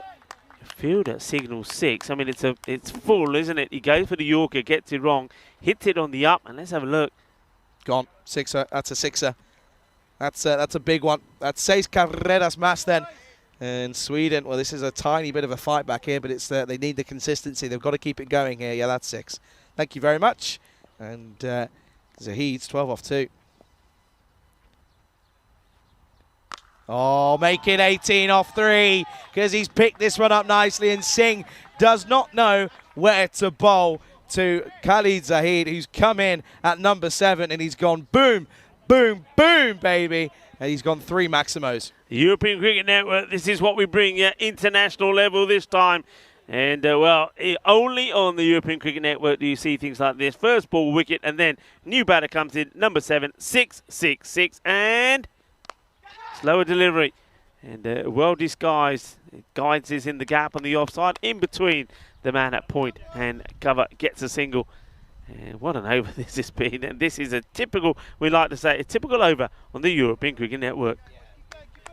Yep, certainly is. And getting to a pretty decent one off this one. Got the wicket first up. And Bullock now. Is this going to be legal? It is.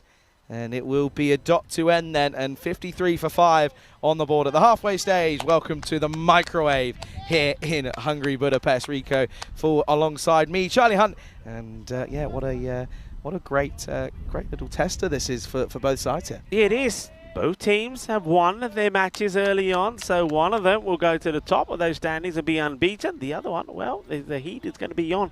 And of course, the heat is definitely on Hungary at the moment. The home side, 2 matches, 2 defeats. They have to come back strong this afternoon. Do you see any changes on their side? I think there's got to be. I think realistically, you know, the batting's not been great. I mean, our man who scored some runs in Ashford, get him up to the top. You know, he's hitting runs for fun.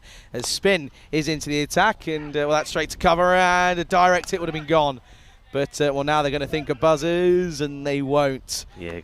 Good decision not to. Yeah, a few people around the ground have just been listening to some spectators. They would like to see maybe someone like Rasik going further up the order, perhaps. Maybe that could make a difference. Darshan, somebody who's batted well up the order, came in pretty late. I think he came in about number 6 or number 7. I mean, there's changes that they could make. Whether they make them or not, we're going to have to wait and see. And also, I think the other change they have to make is try to give players a bit of a bit of a break, because I certainly saw a lot of tired bodies in that one. Maybe someone like Dara Parodi, I know they're having a rest here now. Maybe you rest him for one match and use him in the last one. They're going to have to do something. That's a nice looking shot. Hit powerfully, but good bit of fielding there on the boundary. That's nicely done. He's just a class player, isn't he, Suman Gamiri? Wherever he is, he gives you something. Yeah, that's why I call him the Portugal's version of the Duracell Bunny, Rico. And yeah, that's exactly why. Nippo flighted up high. Oh, my lord, that is absolutely massive. See you later. That's huge. This is humongous. What a hit this is. Just watch this. Oh, yeah. And he gets it, and he gets it right. So Nasir Baluch is joining the likes of Khalid Zahid. And the two of these, well, they're hitting the ball pretty big. And more importantly, they're starting to get the score ticking quickly. And now it's a little ticker on the onside and chases on for the fielder out there who does well. In the end, is Ashraful Rupu. And there will just be one. Rupu was on his debut for Portugal, by the way, in that last game, of which he thought it would be a great idea to come out and play a scoop first ball and get it completely wrong. So he'll be looking for a bit of redemption, potentially in the second innings of this one. A clubbed but clothered, really doesn't quite get all of it. Shazad will do the work. This fly, I'm going to get it. Nope, no, I'm not. It's moved. You got it? Nah, he just popped. He bounced right back up. What they made of? Cat with 9 lives. 64 for 5 at the end of 6 here. And yeah, still going well though. Bit of a recovery stage from Zahid here. 22 off 7. Big hits from him. Yeah, some nice shots. Nipu's over. Not a bad one. Goes for 11. 64. 5 wickets down. 6 overs in. They go back to Francois Stoneman. Right then, Fafi. This has got to be the same again. Nice and full, right in the block hole. Don't offer him. This is the thing though. It's such a tight margin for error, because if you just go in the slot, you're going to get pumped. It's pretty powerfully down the ground, but well fielded. No mistakes from the captain. Yeah, the thing is, there's the length that you bowl. With that length there, it's very difficult to get under it. So batters can hit straight, but along the deck, you've got a field set for that. I think variations is key. The slower ball every so often. So if you are putting it up there, just take the pace off, get the batter to miscue. Stoneman then goes fuller and again hits this one down to long off. And at the moment you won't mind this because it's economical. You don't mind singles here. It's the big boundaries that you're not looking for. Nick says the size of the cube's off. Yeah, it is. It's gone because it's warm. Yeah, that's the side we were talking about this, Nick, before. That's the side that comes off this time off the day, because the sun's at the other side, so we block the other side and let the wind come in this side. And I tell you what, that is a gorgeous stroke, timed to perfection. I guess up in the tower gets a good look at this. What a beautiful shot this is. Pure timing, sweet out of the middle of the bat from Khalid Zahid. Sweeter than a bowl of Glide Jumbo. What a lovely shot. That's where the margin of error comes into play. He wasn't off by a mile, but it's yeah, he gets pumped. And Zahid, wow, 29 off 9. This is incredible hitting. Come on then, Faf, what have you got? Oh, it's Fuller up and only just gets over. Chambers was about 1.5 meters, possibly 2 inside. He had a bit of room to play with. Hindsight's 2020, probably could have been further back on the rope, but even still, it's a great effort, and it only just gets over his head. Yeah, hit hard and flat and not able to get the elevation, but the power was there. Chambers diving, desperately trying to get there, but he couldn't. 6 more. Yeah, big time. Stoneman then, you've got to find a response here, otherwise it's going to be a hat-trick. Slower ball, but gets pumped, and this one is flat, and it's going to roll along the way, and this, I think, is going to just be the 4, but even still, though, Stoneman, he's got it wrong. Oh, well, Jabardast batting. This is incredible. He is almost at a strike rate of 400. This is quite sensational. This hitting is unique and unbelievable. Well, Zahid came in when his team were in all sorts of trouble, and just look what he's doing here. He's mashing it all over the place. Mashing it. He's mashing it. Mashing it. Oh, wow. Mashing. He is mashing it. Stoneman, not a good over. What can he do here? Oh, it's not a good delivery, and it's going to be another boundary. He lets himself down at the end of the over. It's going to be 26 of his spell. And after a good first over where he only went for 4, that one goes magical. 22, come off it. Yeah, that's a big over. 1-1, 6-4, 4-4. And look at that, the Euros of cricket's coming up. But, of course, we know that we'll see both these two sides. They'll be taking part in that European Cricket Championship coming up from Cartama Oval, Malaga, Spain.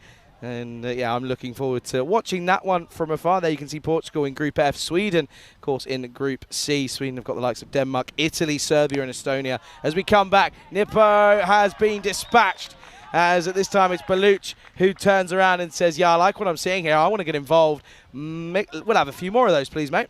Yeah, well, I said before that Sweden, they certainly turned on the style in the last 5 overs where they scored 104 against Hungary. They look to be doing the same here again. They were at 53 at the halfway point, and now the acceleration is on, and they're going some. Okay then, Nippo, what's your response here after being hit big? Oh, it's up in the air. It should be a chance. Adnan's underneath it and takes it.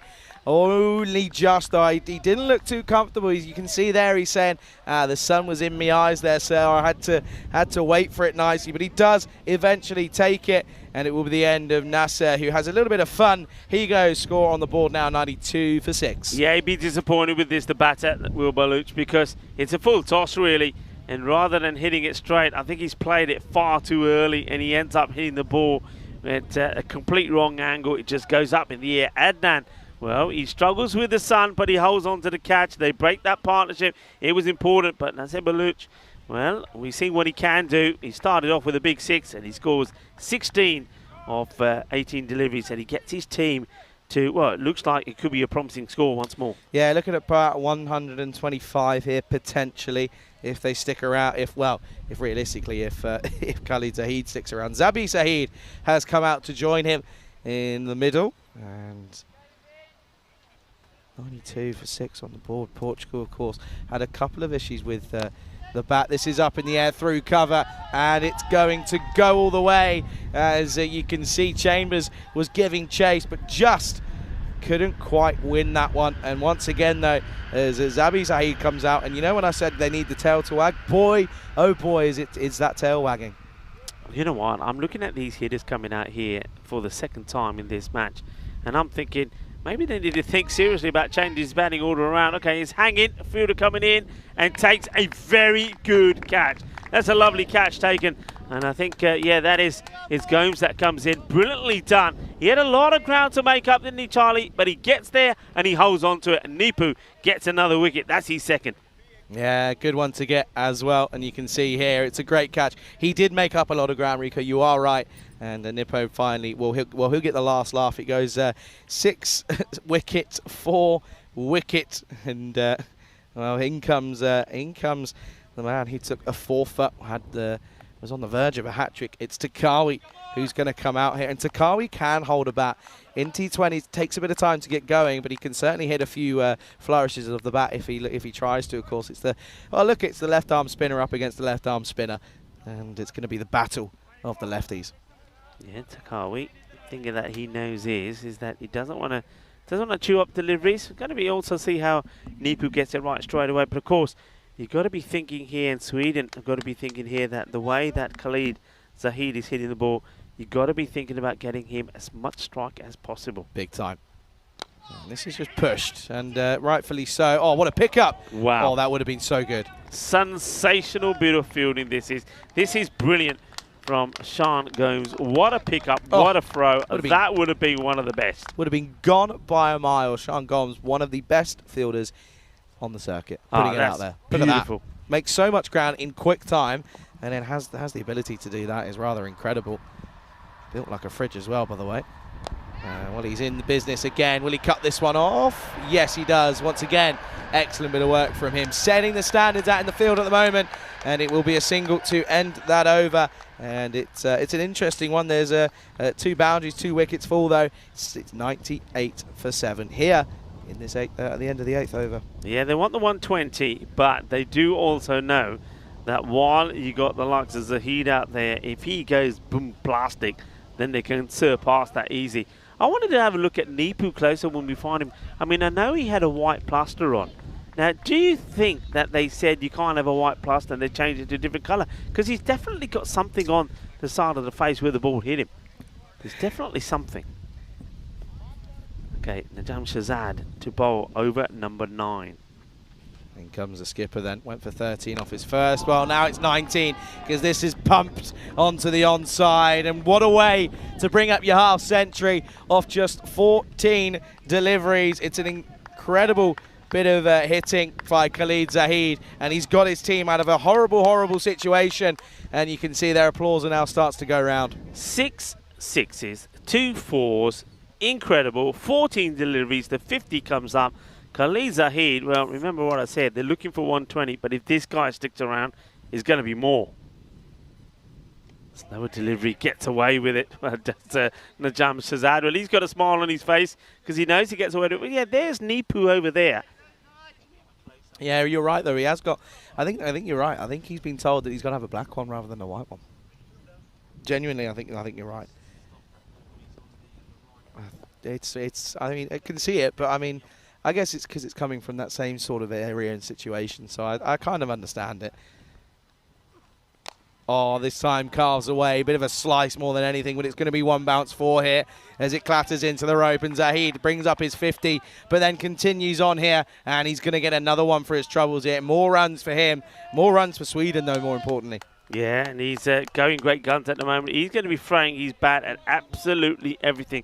Like I said, you just want to keep him on as much strike as possible. So Shahzad came to bowl this 9th over. Sometimes he normally bowls the last, so he took the gamble of bowling himself. As yet, it hasn't paid off.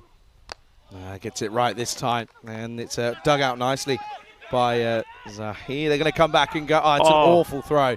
That's a terrible throw from Faf Stoneman, and something's not right with him today, is it? This one, I mean, he was gone for all money. There's no way there's two. Look, the ball's coming in now, and look where he throws it. And the wicketkeeper says, I'm no giant. There's no way that I can get to that, says Kuldeep Gulaya. Yeah, tough that one to take. Again, he's got to pick himself up, though, as old Fafi. Slower ball, well bowled, going down the leg side, and they're also going to come through for a run, and that's the issue there. Shahzad very easily could have prevented that single. Thing is, though, is it a result that you get the hard hitter at the non-strikers then for a bit and still have a go at Tawaki? I think maybe. Takari then on strike does like to get the old scoop out at times. He likes to sort of glance it around as well. He's more of a touchy player rather than a big blaster of the ball. You and I we're bumping up on the old caffeine today, aren't we? Yeah, we're bumping up on it. But that's the thing. Put that on the back of your neck. The thing is, they're coming. Oh, that's nice. It's good though. They're coming cold, so I think the first job we do is cool ourselves down with the cans. And then this will probably be a wide. Yeah, it will be signalled by umpire Guri. Guri and Cecil are out there doing a fantastic job. Our men in black. Got it. Did you? Yeah, I got the fly. You're allowed today. You couldn't. Yes, you're not. You weren't allowed to do it yesterday. It was all over me legs. It was doing me ending. It's fine though. It's fine. Anyway, last delivery of this over. It's gone for 14 at the moment. With that wide. Pick up a wicket to Kawi. Yeah, he's been told to swing hard because he doesn't want a single, and he'll go down though. It's a catch taken, but he had to play that shot. There's no way that Zahid was going to be taking anything other than a boundary from the other end because he wants to stay on strike. So he goes for the shot. Doesn't quite. You see, this is why you need the swivel. There was no in that shot, and because there's no he's out. And let's have a look at this again, and that replay again of that shot, because he doesn't get the swivel in. He almost stops his body from rotating around, so he doesn't get the power of the shot. Just watch this. He stops there. He needs to go all the way around. Gets that extra bit of clobber in the shot, and he would have cleared the fielder. It's not to be. A wicket from Najam Shahzad towards the end of his over. He'll finish with 2 for 26. 112 for 8. Big last over coming up. Yeah, it is. It's a good one to get as well. But yeah, it does mean that Zahid is going to be on strike. And who are they going to turn to? Wow. Okay, they're turning to Mohammad Adnan here. So clearly a change in tactics here. They could have gone. I'm trying to have a think of as to who they could have gone. But it's going to be Adnan then for this last over. And a slower ball. It's just chipped up. There's no one there. They're going to come in and they're going to take it on here. Oh, what an arm. Oh, Kuldeep Gulaya, you've got to go for 2. You've got to go 2 hands here. What are you playing at, boy? Got to go for 2 hands. That's poor. That's lazy. He can't be having to go at Stoneman after doing that and then do this. Watch this here. Would have been gone. Yes, it's a bullet of an arm. That's poor. Yeah, you gotta. He could quite easily have taken another step and made it even easier for him. Listen, you can't be having to go at Stoneman after messing up a throw and then doing that 5 balls later. You said who they could have gone to. Yeah, there was a number of options, weren't there, available? Big shot. And, well, this is the thing, is they've gone for Adnan here, and early signs are that it's not paid off because, well, this time around, he's gone big as Zahid. But, yeah, looking at the options, Parveen Singh had an over left. Of course, everyone else had bowled out. But, you know, Suman Gimini could have offered you an over, potentially. Yep. It's a bit of a difficult situation, of course. But, yeah, I mean, Parveen would have been my go-to. He's got more experience in this situation. Up in the air, though. He doesn't drop him. He doesn't drop him. Telling you, he doesn't drop him. What a catch that is. And Zahid's cameo comes to an excellent end, 64 off 21, and he will go. But he's already done the job that he had to do. He's got Sweden up to a pretty decent score hit. As he'll go, and it will be 120 for 9. Yes, and Mohamed Adnan, he does come on to have a bowl. He does get hit with a big... The thing is about that is, one thing that Portugal will be thinking is a couple of times in they're being win because of their fielding, they've allowed that set batter to get back on strike. I mean, that run-out opportunity is a good example of that. The next ball cost them a 6. All right, they do get him out, but the thing is, they'll look back at that, and in tight matches, those little plays make a difference. If fine catch taken there by Gomes, he doesn't drop him.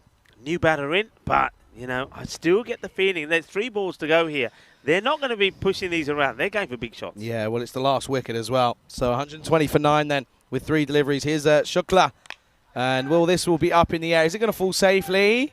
No, it's Parveen Singh that will take the catch. So in all fairness, the change to Adnan has worked because he picks up 2 scalps for his troubles, and it will be 120 all out here in the last over for Sweden. But if you look at reality, that is an excellent score considering at one point in this innings, they were sat at 34 for 5. So to be able to then, for the next 5 wickets, put on a good mammoth total, nearly 100 runs for that 5 wickets. Again, in the latter stages, they go big in the innings, and Sweden will finish 120 all out. Take a look at the highlights, though, of this, of course, of this first innings here of this match 3 of these internationals. And, well, that was the last ball of the first over. It was a relatively quiet one from Junaid Khan, but then Ali went big. And, well, this one, what a good catch it was. Looked simple, but Rico, you were right. You were saying, Charlie, it's not simple. That's a tough one to take. Yeah, it was a tough one because it was absolutely smacked. And then the batter here completely loses track of this ball, doesn't know where it is. And that was the end of Abu Zar after he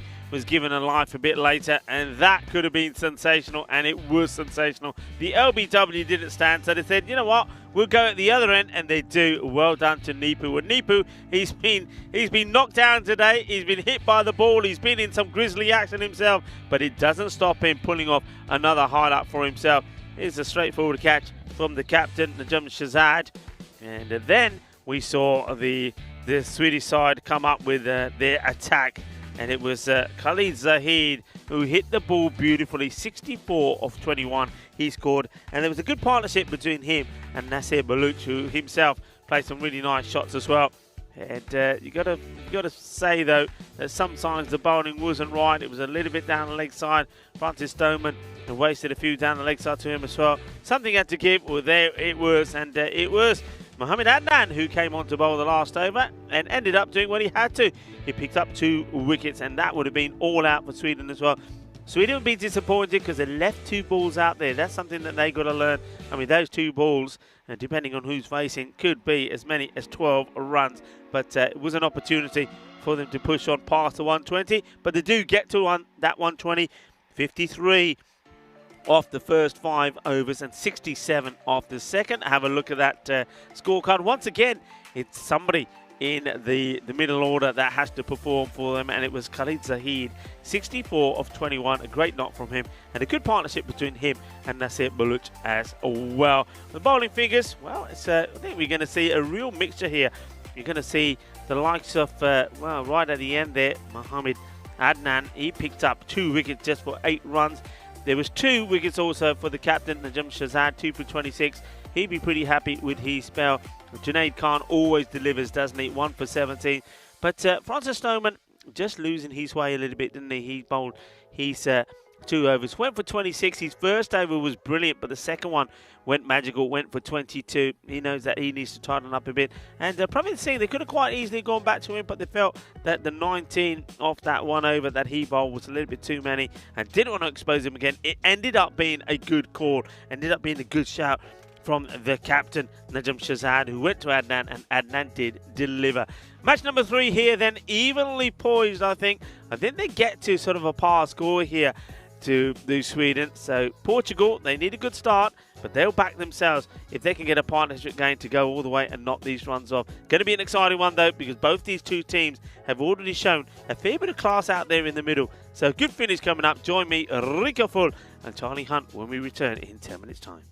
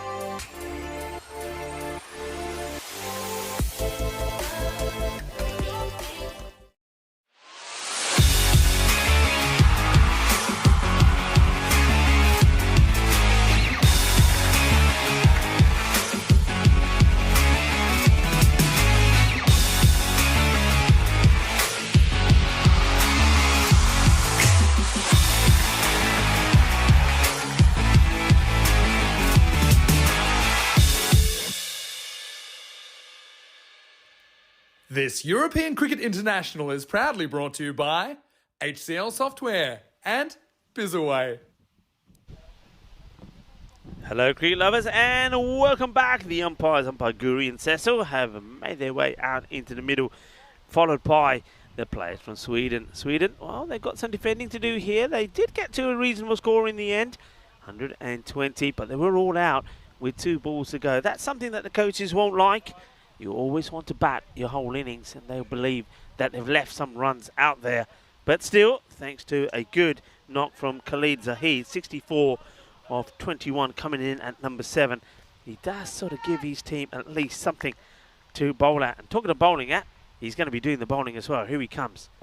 And oh wow, look at the swing on this. This is a good delivery. Just what's the shape of this delivery.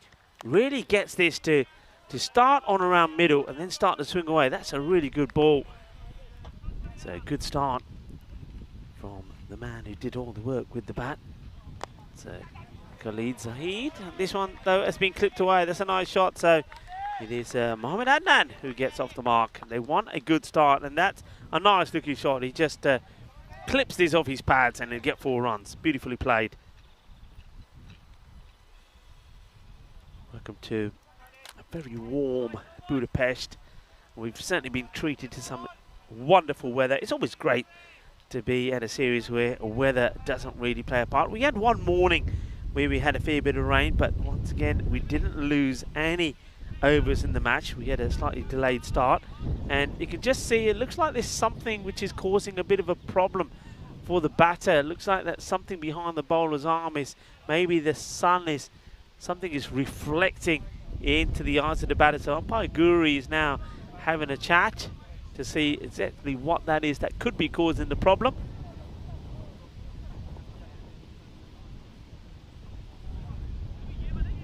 So we're having a look at what it is. I wonder if it's the old satellite internet receiver on the top of the production fan. We don't know what it is, but I don't know if it's something that can be changed though. But thing is though, it's worth saying, as I've said, we've been out here. This is match day 13. Of course, this is the first of the international series. But the sun hasn't changed what it's doing. And he's saying it's over there. You see it? It's over there. Charlie, take your watch off. I don't know what it is, but something's glaring. But we haven't had it. If there was an issue, we would have had it by now. You see these international cricketers, they complain about anything. But anyway, I think we're going to try and get that resolved. There's obviously something just causing a little bit of an issue as it's reflecting in the eye of the batter. But I think we've got people on it to try and make the change, whatever it is. It looks like we're ready to carry on. And slices this up. Is he going to get lucky? Yeah, he is. And they'll take just a single as Mohamed Adnan. After whatever it is that was causing him some issues, he carries on. Get the opportunity now to see Kuldip Valia at the other end. So Portugal, they want a nice steady start here. It should be a score that they should be able to get to. It's probably one that they've talked about a lot, getting these chases of these 120 kind of scores. Khalid Zahid would love to get a few wickets here and certainly be the contender then for sure as the player of the match. Zahid once more. And almost plays it onto the stumps, but it gets past the fielder. And it's going to be 4 runs. A little bit unlucky. Poquito de malo suerte ahí por el bowler, Khalid, but buena suerte por el batador as Kulugulaya gets off the mark with 4 runs. Rico full here of the European Cricket Network. And joining me back into a very hot, sweaty cube is Charlie Hunt. Yeah, thanks, Rico. Good afternoon, everyone. And word is that he was getting annoyed at the camera. Apparently there was something shining off the camera, to which everyone turned around and said, listen, bud, we've just played for 2 weeks. You'll be fine. 2 weeks with no issue. I'm sure you'll survive. This is then driven nicely down the ground. Chases on. Excellent bit of fielding. Great work in the end from Armand. And I think that's Nasib Baluchi's got that one. One thing on that boundary, though, by the way, that went for 4 down towards fine leg. There's a man at short fine leg. He just didn't, you know, he wasn't really looking as if he was ready. Didn't sort of look on and expect the ball to come to him. He wasn't sort of reading the game. In other words, he didn't do that, what we saw there from Baluch, which was brilliantly done.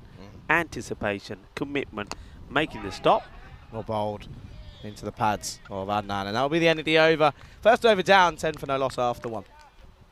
Yeah, it's a good start, tidy start. I think he bowled well. He didn't bowl too many loose deliveries. He was unlucky as well with the old French cut, if you like, which went all the way to the boundary, but they keep them under where they want to be, only just in that one, and that's what they're looking to do here, Sweden. I think every over, keep them around about that 10 or below that rate, get an over in when you get a few wickets, whereas Portugal, they're the complete opposite. They want to be, I think, they're wanting to be around about 35 to 40 in the power play, but keeping those wickets intact, that's the plan from them.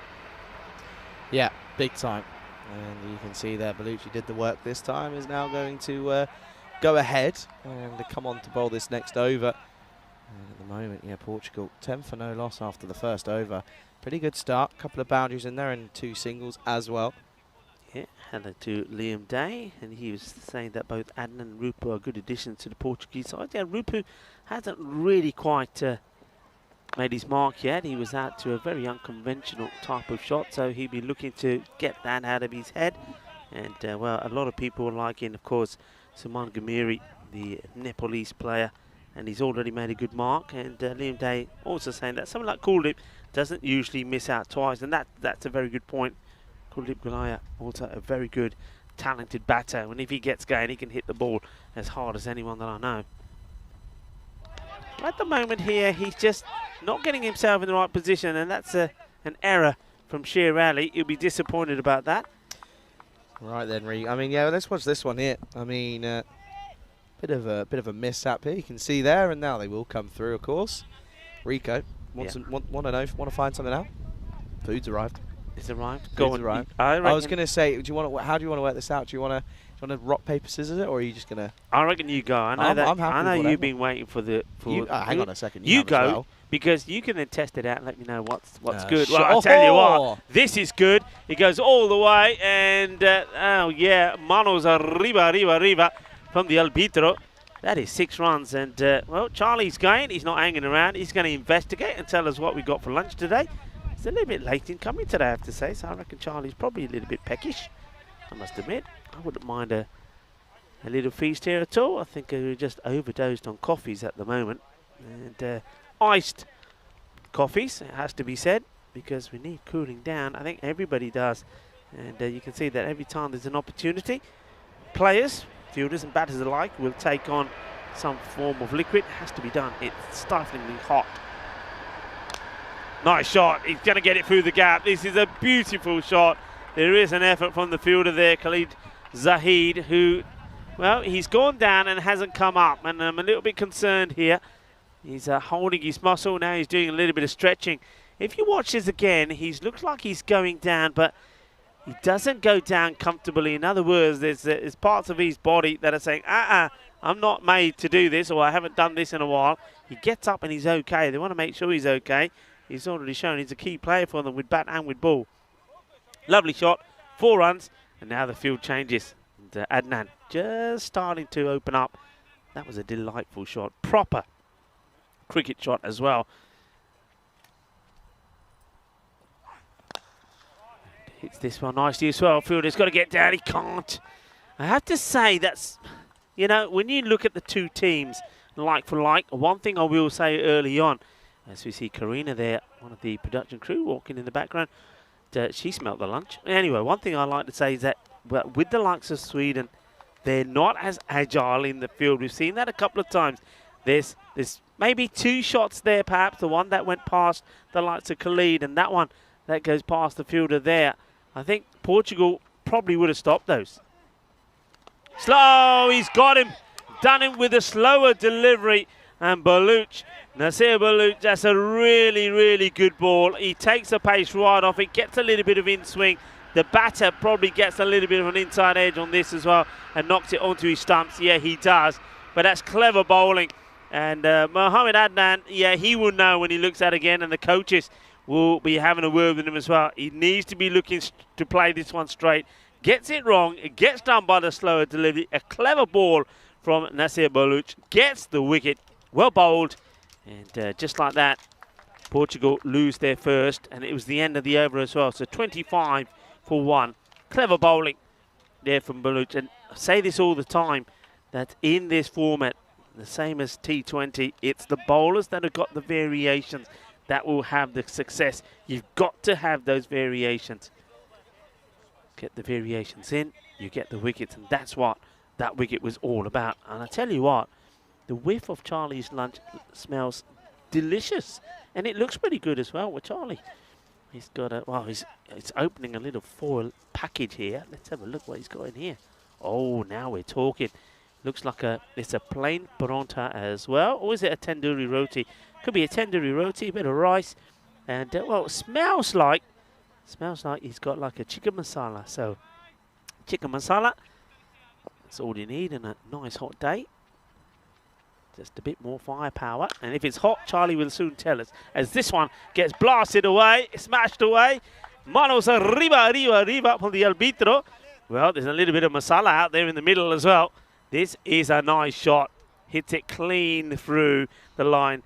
So Kuldeep Gulaya is probably feeling, you know what, stop being nervous. I'm here, I'm playing cricket. I love playing cricket. I'm playing at a beautiful ground. The sun is shining. Come on, let me turn on the style. Nice shot. Nicely played. He moves into double figures. And Zahid needs to get a reply in.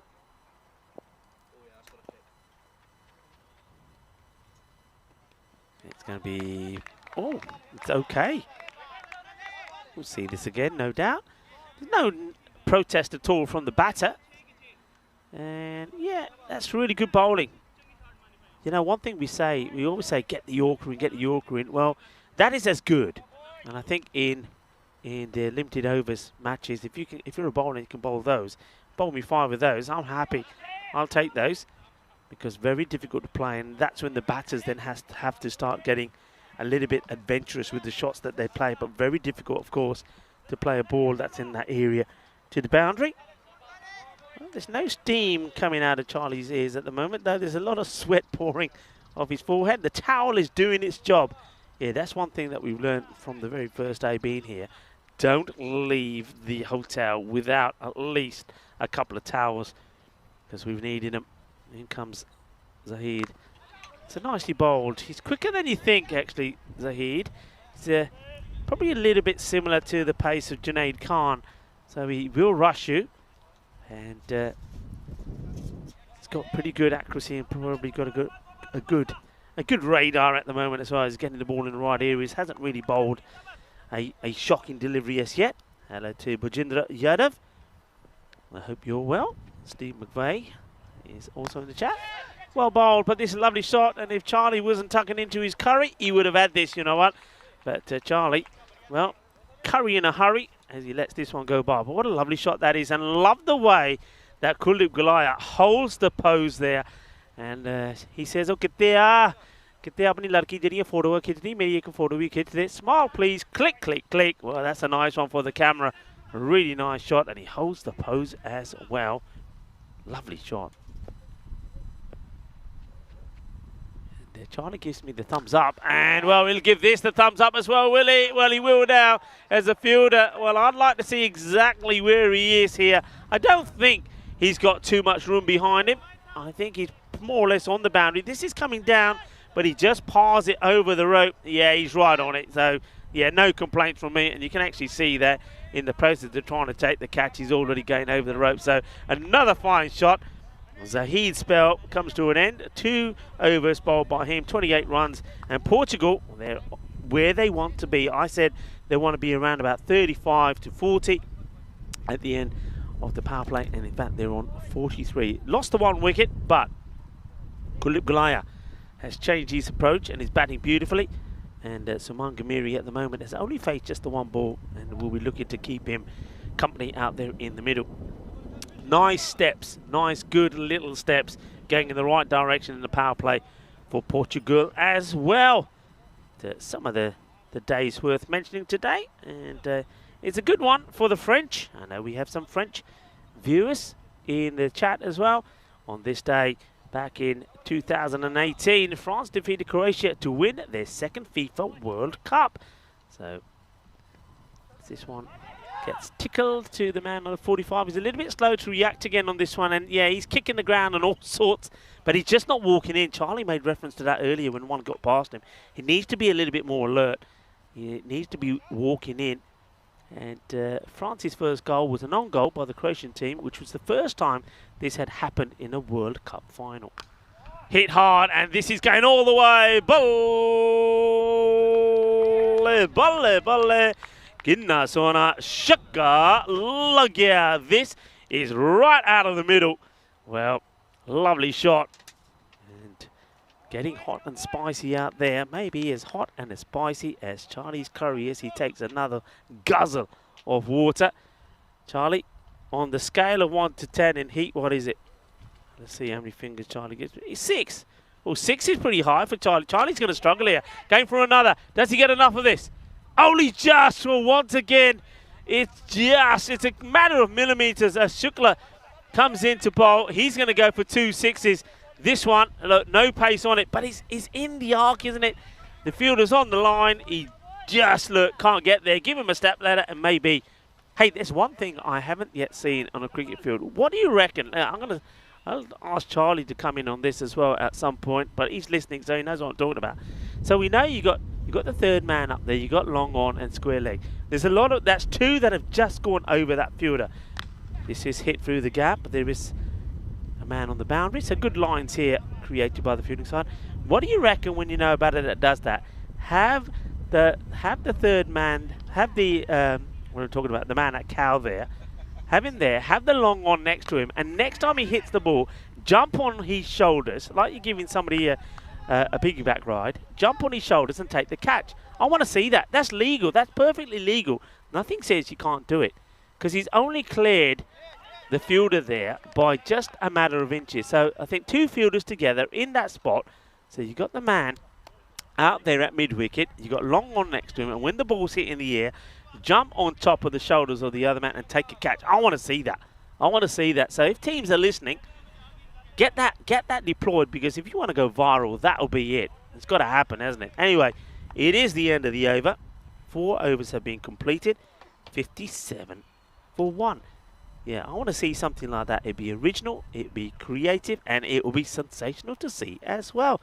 So Shukla, not a bad over from him. Creates an opportunity, almost gets a wicket, but he will go for 13. They need a breakthrough here, another one. Portugal have got that rate right where they want it. They're going at around about, they need around about 10 and over.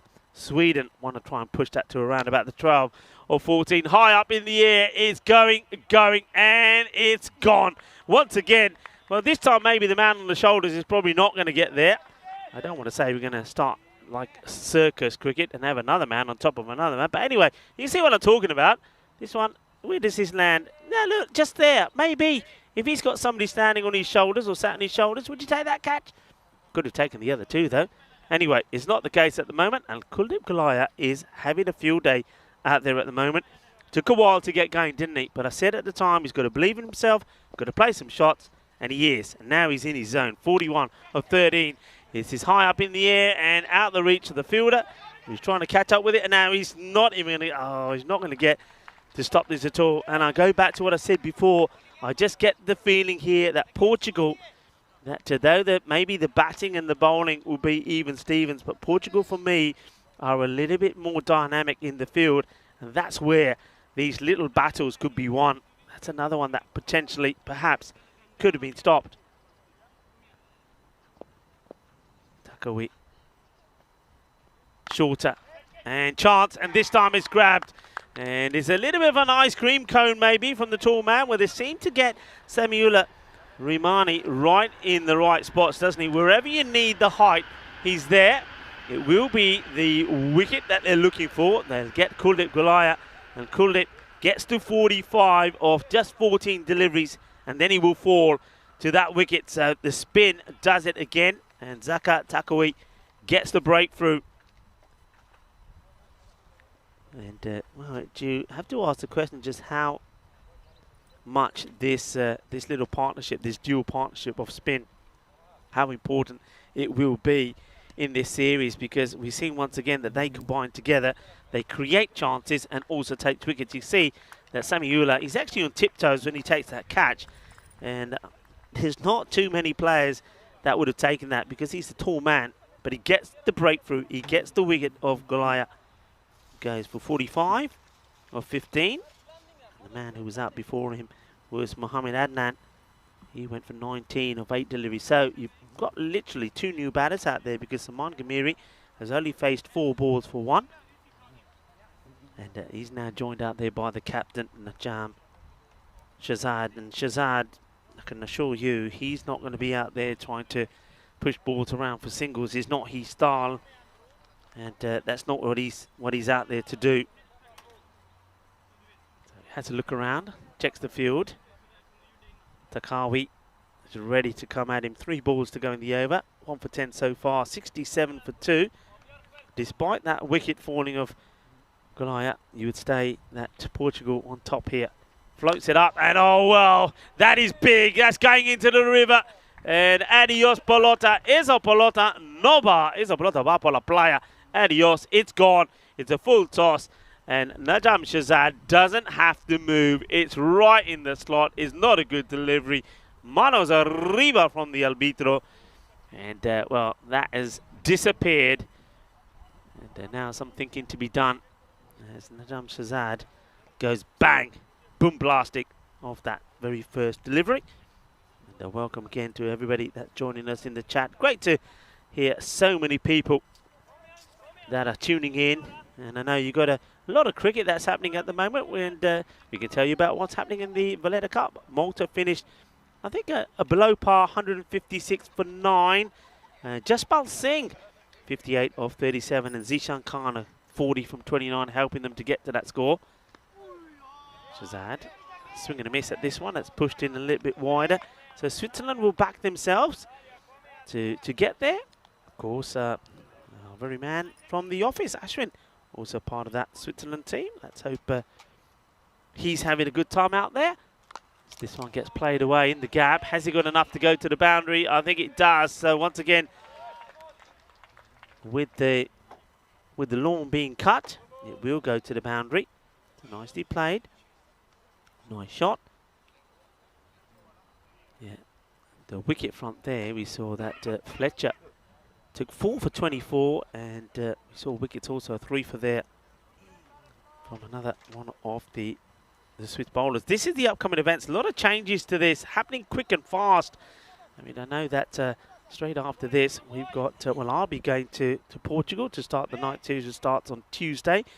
And the European Cricket Series in Prague will be starting as well. Then Switzerland follows, as this one's going to be 4 runs. We'll go back to the action. We'll show you that ball again. So that ball just blasted away to the boundary.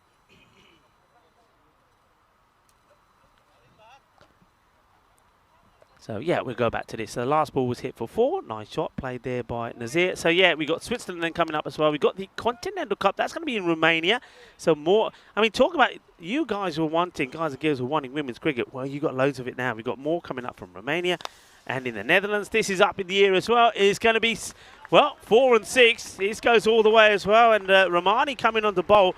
And bowling runs at the moment. His first ball hit away behind point for 4. Now this one, another time that the batter just holds the pose. That's Suman Ghamiri. And Ghamiri probably just feels, right, it's time for me to get going now. And plays a delightful shot. So 4 and 6, he's up and running, isn't he? Goes to 11, just like that. And, okay, well, make that another 4. And Romani, just looks like he just says, shrugs his shoulders, goes back to your mark, bowls another. This is over pitched, at the offside, not bowling to his field at all. And I'm just having a look at this field. It's a bit weird, this field. I mean, he's bowling outside the off, yet he's got 4 men on the leg side, 3 of them on the boundary, and only 1 man. Yeah, now look, there's the change, yeah. But not the change, I would think. No. You've got to be having 2 men out on the offside to keep the backward point back and somebody on the off. You don't need, to this line, you don't need so many on the leg side. High up in the air. Fielder coming a long way. Makes a lot of good ground, but he's not able to take the catch. Oh, he dives at it, but I have to say, in my opinion, half-heartedly, I think he makes up the ground, and then at the at the pointer where he needs to be taking the catch. He doesn't really go for it 100%. We see it here. Yeah, I don't think the dive is wrong, and then he needs to go back and fetch it. So chances coming, but not taking them. This is a big sin. No ball called. No ball called by the umpire for foot fault. So front foot, no ball. We are going to see a free hit. And the umpire points to the foot off the bowler and says that's a no ball. So Samuela Romani is over, gets him a worse for him. So 16 off it so far. Free hit coming up. And Gamiri will want to take it on. And he does, but he misses out on it. Fair play to Romani as he gets this one through. 17 off the over.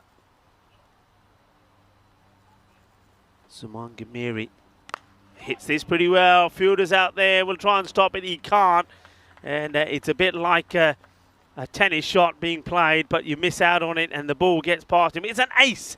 Put it that way. An ace delivered from the bat of Gimari. Watch this. Nah, he can't deal with it. It's going to be 4 more. It does go magical. And 21 off the over. And it's not a good one at all. And Portugal, well, they are romping to this score at the moment. End of the 6th over, 98 for 2. So we saw that it was 20 that came off the Taquari. And even though we picked up a wicket, and now we see 21 coming here off Romani. Almost there are Portugal. They're needing just 23 or 24 deliveries. Just going to show just how quickly the match can change. And also demonstrating once again that once you get yourself in on this pitch, you're going to go on to score big runs. Shazad, the captain, has made 10 of 3, and Suman Gamiri, 21 of 11. He just timed his assault to perfection. As soon as Kuldeep Gulaya gets out, then Suman Gamiri, who's got a big following, by the way, on the whole network. A lot of people on the chat are liking what Gamiri does, and a lot of their Nepalese. Hello to you if you're from Nepal. And why don't you, if you haven't done so already, come onto the chat, say hello to us. Let us know where you're watching from. And a lot of people liking the batting of Suman Gamiri, and so you should. Remember, in the first match, he was 66 of 24 deliveries, getting the player of the match performance in that win, 107 to 104 against Hungary. And he's doing a pretty good job here at the moment as well. 21 not out of 11. And here he is back on strike. Short and absolutely clobbered. Oh, yeah. Well, lovely jubbly. Captain Caveman style as this goes the distance. Is too short. He just rocks back and he says, thank you very much. Bowl me another. Gone. Gone a long way. They're going to do this very, very quickly. And, well, you know what? I always say you need the swivel. That's the swivel. That's a problem. We probably ain't got time to sit. Have we got time to sit again? No, we haven't. We go back to live action. And this time it's short, out on the offside. But, yeah, I mean, he knows how to get the proper swivel in, doesn't he? That's Suman Gamiri. He does it proper MJ style. He goes all the way around and does the proper, oh, and he clobbers it big. And Charlie comes back. Hello, Charlie. How was lunch? Hot. Oh, wow, I'm warm. I'll tell you what, though, I've enjoyed seeing what's going on here at the moment. Been a pretty thumping bit of batting from the East time. I mean, Suman Gamiri, for just a small man, boy, oh boy, does he pack a punch, doesn't he, when he hits the ball? Yeah, he does hit the ball very well. He's got a lot of power in his shot as well. But it's all timing as well. Yeah, no overhitting. It's not horrible shots like that. That's not the best, but it'll be one. You'll enjoy that lunch, by the way, Rico. You'll enjoy that. It looked. I mean, once you opened the lid of that, the smell was, yeah, it was delightful. But yeah, it's probably, you probably don't want spicy hot food on a day like this. Was it? I mean, you said it was a scale of 6 for you. So I know you don't like the spicy food that much. Oh, he's going to give his wicket away here. That is shocking. And well, Suman Gamiri, for all the nice things we've been saying about him, well, maybe he is a Mr. Nice Guy, and he says to Sweden, you know what, guys? I'll give you something. I'll give you my wicket, because that's what he does here. He just gives his wicket away. He gets it completely wrong. You can see what he's trying to do, but he doesn't execute it right at all. And Sher Ali says, all right, buddy, you want to give me a catch? I don't mind it. Catching practice for Sher Ali.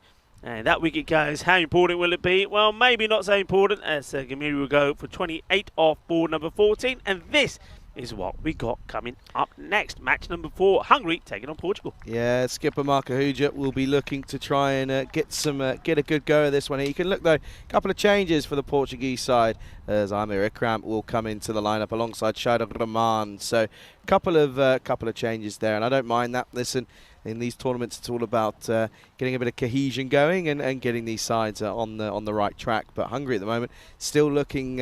Well, they want to get rid of one of their O's. It's the one that they haven't won yet. That's the one that they're trying to get rid of. They need a win here, because otherwise they can have no chance as we get towards tomorrow or the latter stage of today. I mean, I'll tell you what though, Rico, today's gone pretty quick for me. Anyway, here is Nazir Mohammed, comes in for his first delivery of this tournament.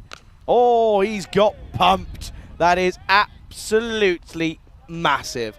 That's a 6 on any ground, anywhere in the world. Yeah, and, well, we know about the hitting ability of the captain, Najam Shahzad. He doesn't always get it right, but when he does, forget about it. And I said to you that from when I saw him pretty early in the season in Portugal, when he just come back from vacation, yeah, he looked like he could tone up a little, but look at him there. Now he looks like a pillar of strength, and, boy, he can hit it. Can do it in just 2 hits then.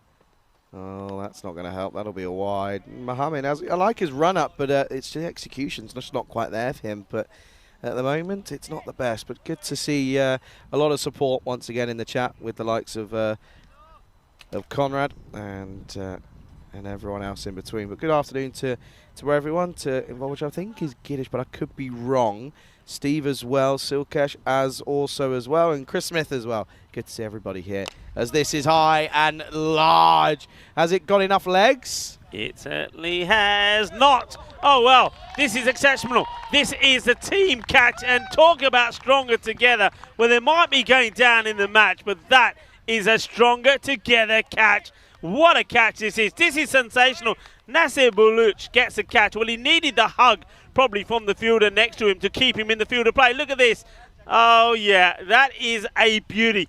What a catch this is. This is a great catch. And then he says, look, I'm here just to give you a little bit of support, says Sudas Khan. And Sudas Khan grabs hold to the player. Well, I was calling for a catch similar to this, where one man goes onto the shoulders of the other. Well, those two, they could have done it, couldn't they? But you can see that Khan gives him the cuddle, and the catch gets taken by Buluch. What a catch that is. Nobody's expecting this. They're expecting this to be 6 runs. Yeah, they really are, aren't they? And, well, I thought it was going to be enough, but clearly not. And it will, of course, mean that Parveen Singh will come out to replace the skipper. 2 fresh batters on at the moment, as it's going to be 114 for 4 here. Well, what an important catch that was. That goes for 6 scores. They're tied. And they keep themselves in the match, I suppose. Is it? Oh, okay. Yep. Are you sure? I don't know. Anyway. What's that? Oh, I see what you mean. Sorry. Oh, wow. No. Hang on a second. I want to see something here. That's a lovely shot from Singh, by the way. That's gone pretty quickly. Zabi Zahid is saying, oh, no, look, this has really hurt my foot. Did it actually hit him? I want to see if we can track this. Good shot, by the way. It's quick. And he's timed that really nicely as Parveen Singh. That'll be 4. But I want to see if this even actually hits him. Oh, I don't think it has. Anyway, he then goes, oh no, that really hurt. Oh no, you know. I think he's saying somebody else go get it. I've got a bad foot. In the end, one of the helpers around the ground get the ball back in. You know what I want to see? This sounds horrible to Praveen. Praveen, please let Rupu face one ball, please, because he's gonna get it. Oh yeah, good. Oh, God. I want to see what shot he plays. Is he going to try? Scoop. Is he going to try and do that scoop again? Because he was out trying to do it very first ball. So, okay, he's got a golden in the first match, Rupu. He's on strike here. They only need a couple of runs for victory. And let's see what he's going to play. As forward defence. Forward defence. Come on. Oh, if he scoops this and he comes and it does it. It was a forward defence. It was a defensive shot. Yeah, I think, you know, that shot, you know what that shot tells you? The coaches have been at him. Oh, yeah. The coaches have definitely been at him. Gets off the mark, and he ties the scores. Steve was saying, by the way, spicy food is good because it makes you sweat and cools you down. I turned around and said, I don't feel cooler right now, Steve. Trust me, I'm not. He says, as long as it tastes good. It did taste good, I have to say. It was a lovely Lovely curry from, that's from Stan Hooger's restaurant, by the way. 1 to win then, and that'll do it. It's a lovely shot from Parveen Singh, who was given a bit of a chance to come out and have a bit of fun. And in the 3 deliveries that he faced, he certainly did. And it will mean that Sweden lose their second game as they go 1 for 1 in this tournament. But Portugal are sat right on top as they now go 2 wins from a possible 2. And it's a good one as well. It's a comfortable one in that at the end of the day. They go as, Portugal beat Sweden by 6 here.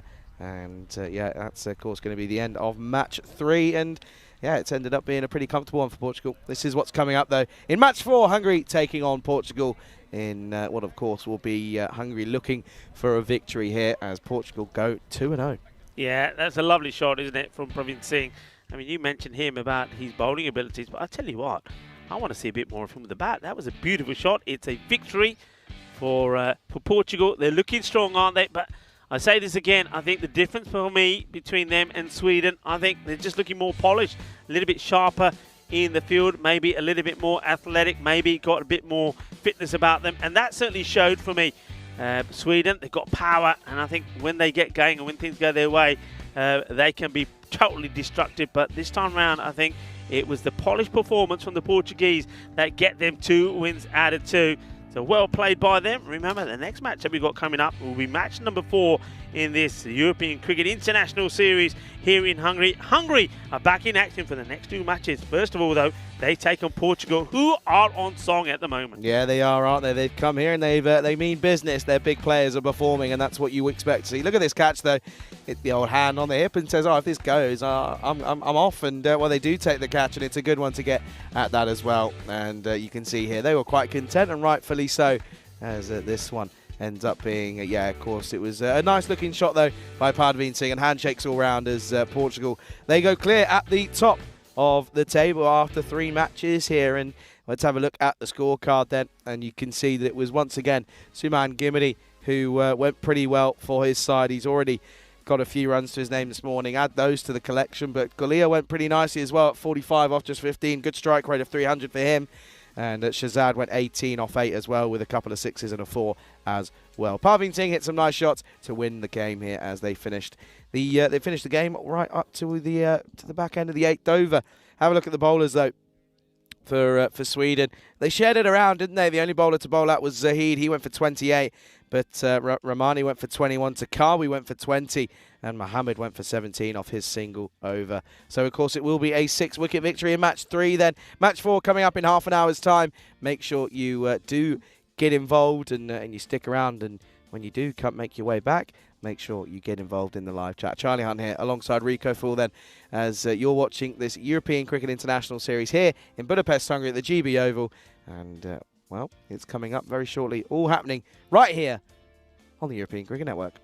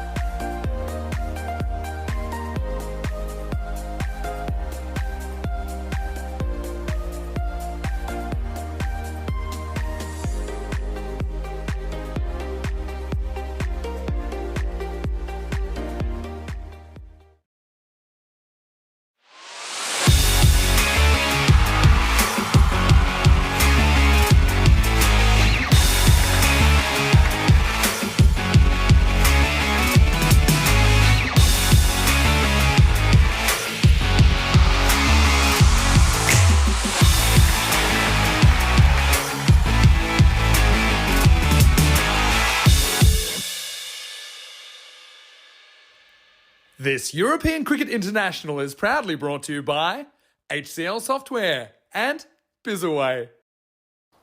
Good afternoon, everybody. Welcome back to the GB Oval here in Budapest, Hungary. Of course, GB is a nod to the owners of this ground, but GB Oval could also stand for the Golden Ball Oval, but it hasn't. Of course, it hasn't, because we haven't had one yet here in Budapest. We've been waiting for a fair amount of time. Could this be the game that has it? Well, only time will tell. Of course, match 4 is coming right up here on the European Cricket Network. It's Hungary, the host nation once more. They take on Portugal in a repeat of match number 1. And we all know the results of that first game. Of course, Portugal took a pretty convincing victory, in all fairness. They were just too much for the Hungarian side, of course. Marco Huja had a good knock in that one, but it wasn't enough, as it was Portugal who took the first draw of blood in this little series between them. Of course, Rico talks about it a lot. He talks about the series within the series. He mentions the fact that each team, of course, play each other quite a few times. So it's all about a little bit of a win and a victory, and working out who is going to end up on top of those two sides. Well, it's going to be Hungary taking on Portugal here. It's a scorcher of the day. It's International Super Saturday.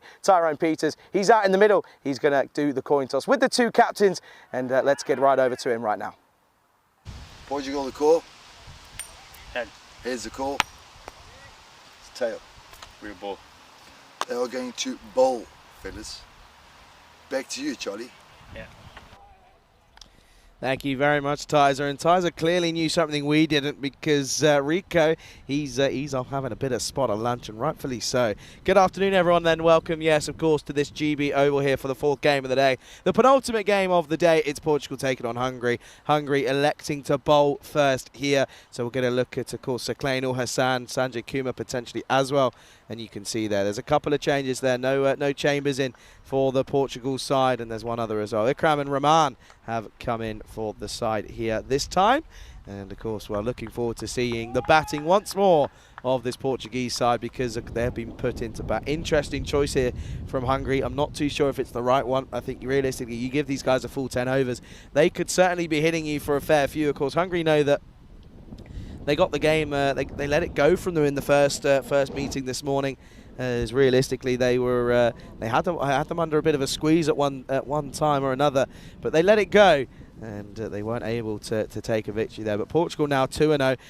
Well, look at this supercomputer bat versus ball telling us that it could be a close one here. Look at that, 103 plays 105 according to the supercomputer, and well, that's of course going to be, if that happens, it'll be interesting here. Change of tactic though. Look at this, the opener, the first bowler here will be spin. It will of course be Ashlith Dalapudadi who's going to take this first over. So an interesting move here. I like the idea, change it up. Something's clearly not working with the bowling for Hungary, because they can't keep the runs down to a minimum.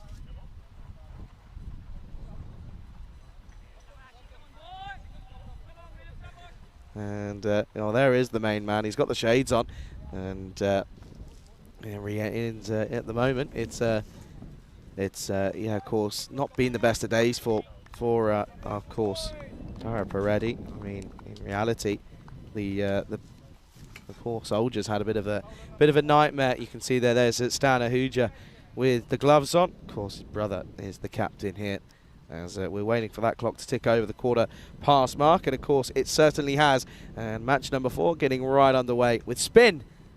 And up in the air, and just gets through the hands of Sanjay Kumar, and this is going to go all the way to the rope, and Kuldeep Golia gets right underway and starts this game off with a cracking looking shot right through the offside. Watch this one here, just goes on, no spin, and it just goes through Kumar. It's 4 to start. Good start then here. Too short, too wide from Ashlith. Paredes, and yeah, they haven't quite got it right, have they, at the moment? As this one's down the ground, and this is coming our way. Rico! Oh wow, you went for some evasive action this time around, and wow, that was close. And well, realistically, that's not far away from your laptop there.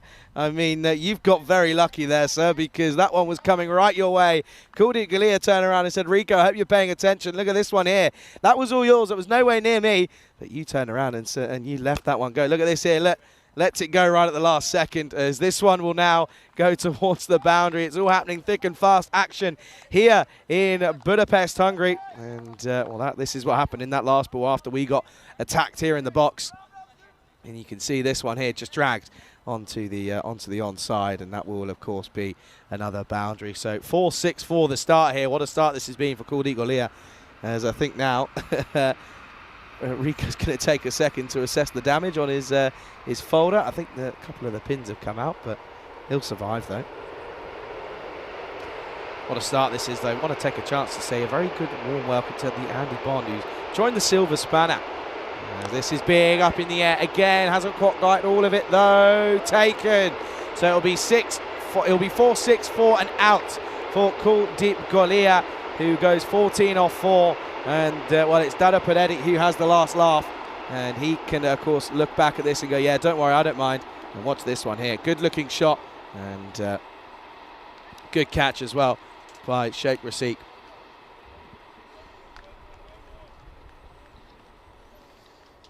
Yeah, and Golia, rightfully so, is a little bit frustrated with himself. You can't really blame him as well, because he was looking good, wasn't he? He was getting away with some beautiful shots. And but it will bring an end to his little flourish of runs. See here, right, picks out the man, doesn't quite get all of it.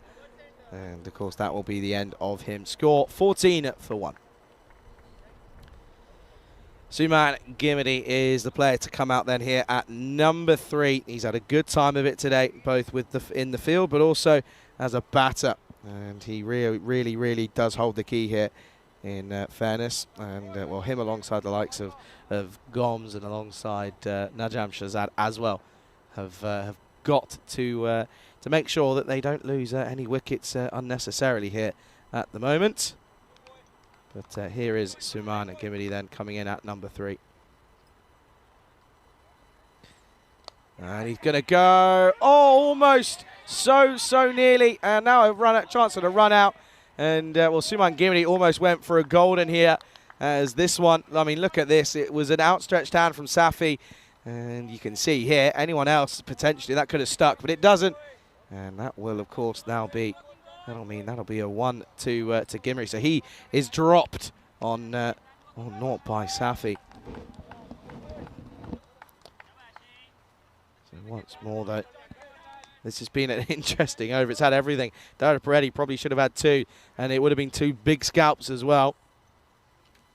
And then he's punching this away into the offside, but straight to the fielder. Good work by Asher. Then what a good take that is from Stana Hudra as well. It was a wild one, and at the end of the first over, score is 15-1. Have a look at our socials here. Charlie Hunt for the European Cricket Note. We'll be joined by Rico full momentarily. He's still assessing the damage done by a delivery that came in. I think he's going to have to get a new folder, as you can see there. Yeah, if you want to get in contact with us, you can of course do so, as we're all on our social media. But one thing we always say is never ring us, because if you ring us, we won't answer. That's the simple equation. But yeah, good start here for Portugal.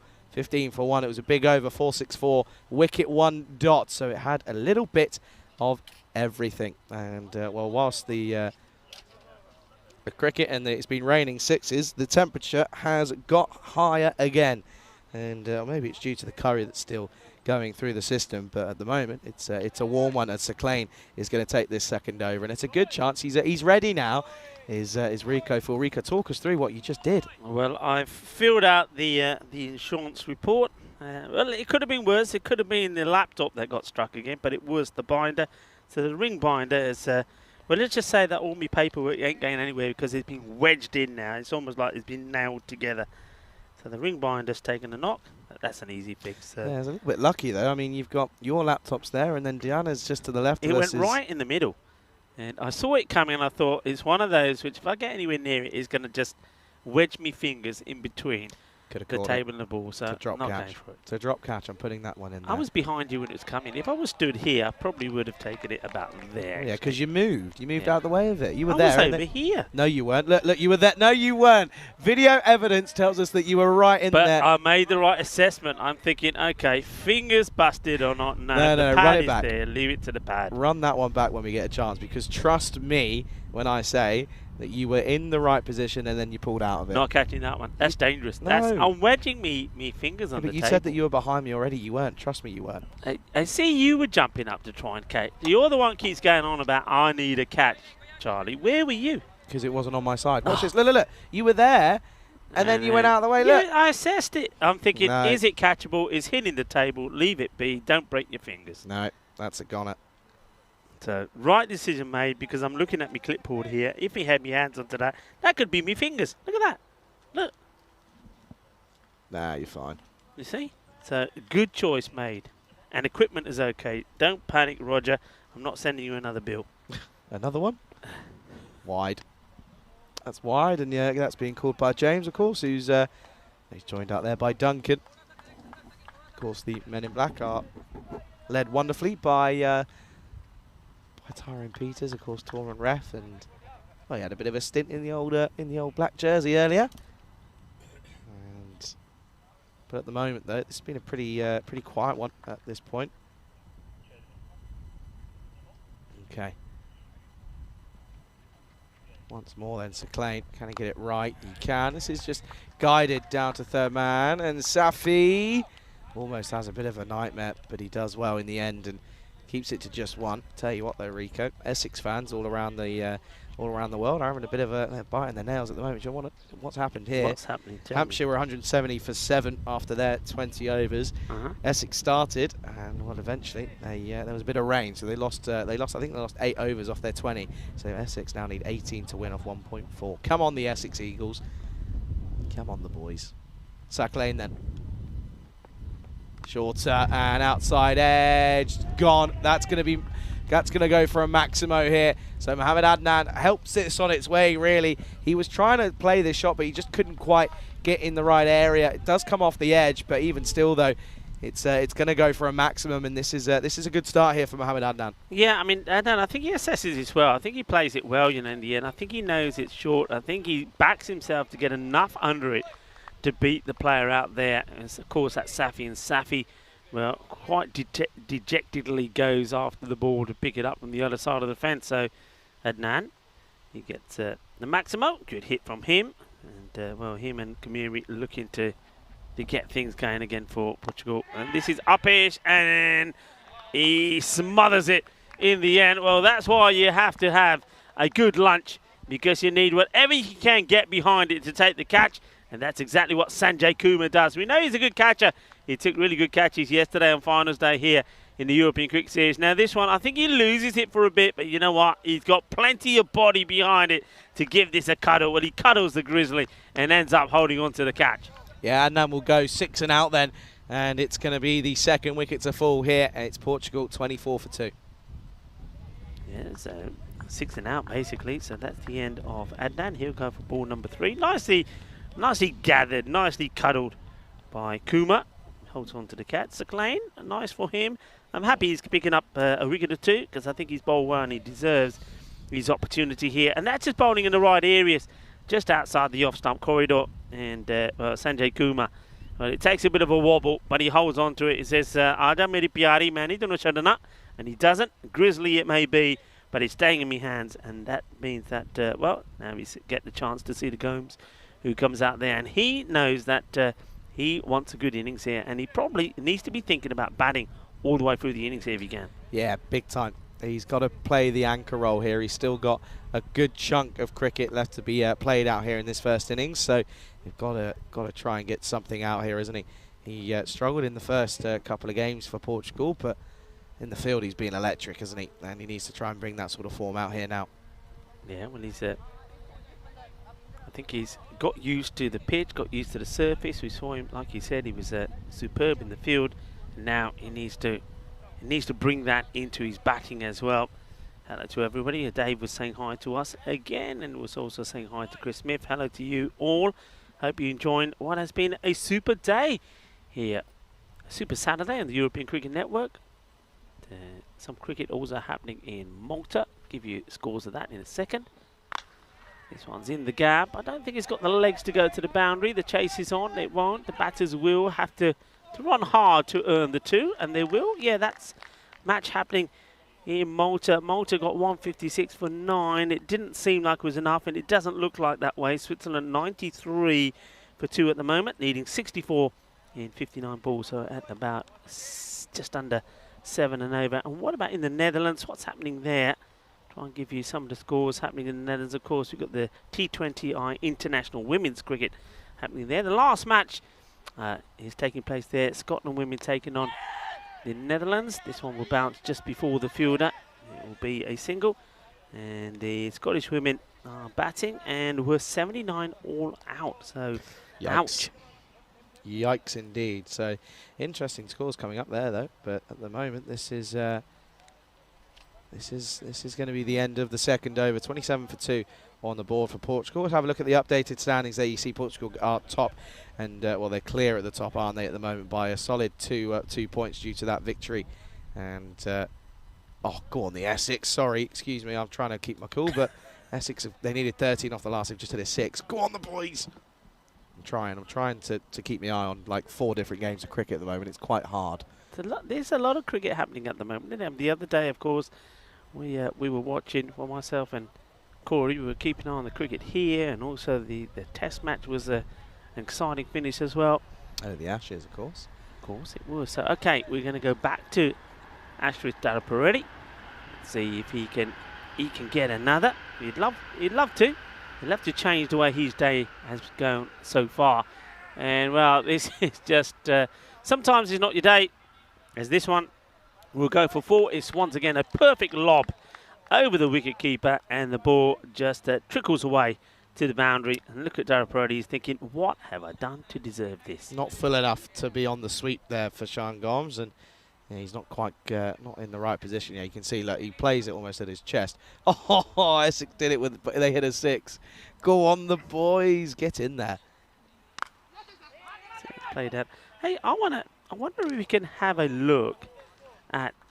I'm just having a look at the kid here from Hungary. What are your thoughts on this white inner strip that goes inside? I mean, you're bowling with that.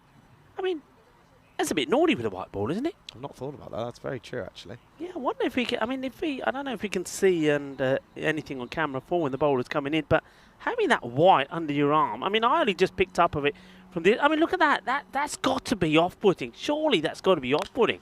Not for Suman, though, because he will hit this and hit this large, and that's going to go all the way over the boundary. That's going to be a Maximo here. And, well, Suman Gimri said, don't worry, Sean, I'll just do all the hitting myself. Yeah, I mean, that's a big hit. It's absolutely been blasted away. And, well, the search party go looking for this in the jungle. Get the rake out, boys. Get the rake out.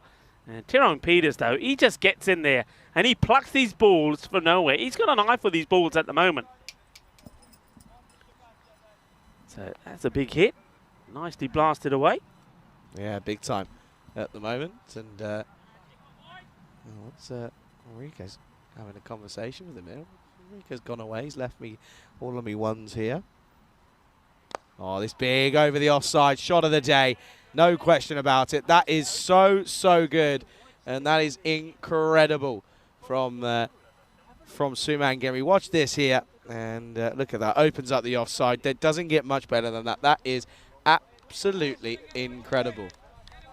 Okay. Rico's just having a chat with Tyson, just saying, hey, have you noticed the white strip in the inside? Tyson goes, no, but you're right. Okay, well, that's going to be interesting. Oh, this one just carved away, and Sean is not interested in a single. That'll be just the dot. And at the moment, though, it's been a good over for Portugal. Suman's gone for, well, Sean went 4 and then got a single, and Suman's gone boom, boom, and this one is even bigger. He's gone for it again, and Tyser, watch where this is. Oh, we're not getting that one back. I reckon that's in the old river. And, well, Tyser's off again. Tyser, don't even, just stay there, because Suman is loving life right now. Tyser's going to find it. He finds everything. He's like an express train getting in there, finding these deliveries. I don't know how he does it. But he doesn't waste any time. Where's the other? So a little bit caterer now. He leaves this one, but he said, nah, can't find this one. It's gone deep. It is the end of the over. And even though wickets are falling, they still getting the runs. And Daraparetti not had a good day, has he? He's not had a good day so far. He goes for 39. All right, he does pick up the wicket of Kuldeep Kulaya. But other than that, He's gone for a lot of runs. 50 on the board in the power play, 51 for 2. Yeah, big time, and yeah, runs on the board at the moment. And this is why I'm not sure on this choice from Hungary. Bowling first. Really not sure on it. It's something which we saw a lot of the teams do in that series as well, and I didn't understand it. I couldn't understand it. A few teams did it against the Blinders. You got to bat first, get the runs on the board, and try and apply a bit of pressure. So yeah, I'm not sure. I'm not sure about the choice here. Wide. Gonna be a wide delivery. Yes, Sakane comes in to bowl his second over as well. Oh, do you know what that means though, Rico? Is later on today I'm going to be an absolute nervous wreck. Well, what's happening later? Is it the big one later? Well, Essex will be in the final. And what's the weather like there though? Rubbish. It's still bad. Yeah, not great. Actually, I'll see if I can show you a photo of what they were looking at. Anyway, I'll find it. This is again dropped and run. Good running. There you go. That's the cloud above Edgbaston. Oh dear. Looks a bit dark. Oh dear. I think they might be taking that into tomorrow somehow. Yeah, I reckon so potentially. Anyway, it's stunning bit of cricket out there. But at the moment, though, it's all about Portugal here. 52 for 2 at the end of the power play. A good power play at that one as well. And yeah, at the moment, it's all about it's all Portugal as Hungary. Sakane comes back in, and this time Fuller, and it's just pushed to Duraparetti. Yeah, pushes it out. No run there. Duraparetti, well, wiping his brow. Yeah, the heat is on, of course, in the middle, and he's certainly been in the cooking pot, so to speak, today. He just hasn't been able to get going. Very little to show for this day. And man, that when I last saw him playing international cricket in Austria at the Seabarn Cricket Ground was absolutely sensational. The slight delay here as the umpire James just seems to be having a chat with one of the fielders. I think a bit of a delay happening here. Not sure what this is about. So could be just the weather playing havoc with the old internet. Something's overheating, but this is what's going on in Malta at the moment. You can see there. Swiss looks as if they're in a bit of trouble there, but Nazir going well. 116 for 2 at the end of 12. So they've what's that, 40 odd off the next couple of overs. They're right up with it at the moment. They really are. Yeah, making it look little easy, you have to say. And well, that's a swing and a miss.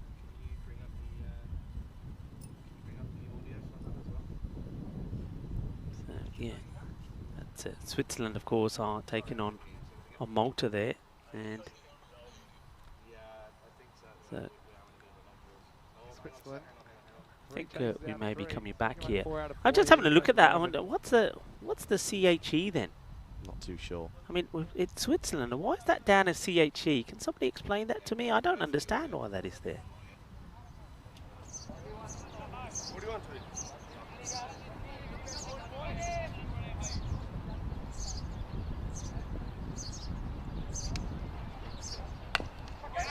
Next one hit pretty hard, but Zishan should have this one covered. Get a single.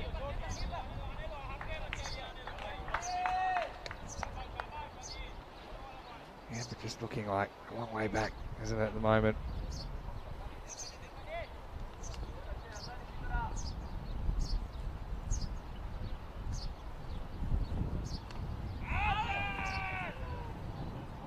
Appeal, but with the ball not getting held on to by Afrikaan. Dave B saying, I want Malta to do something. Well, it's not easy against these two. Full toss, hit into the gap. But fielder comes around quickly. Swaka does the fielding.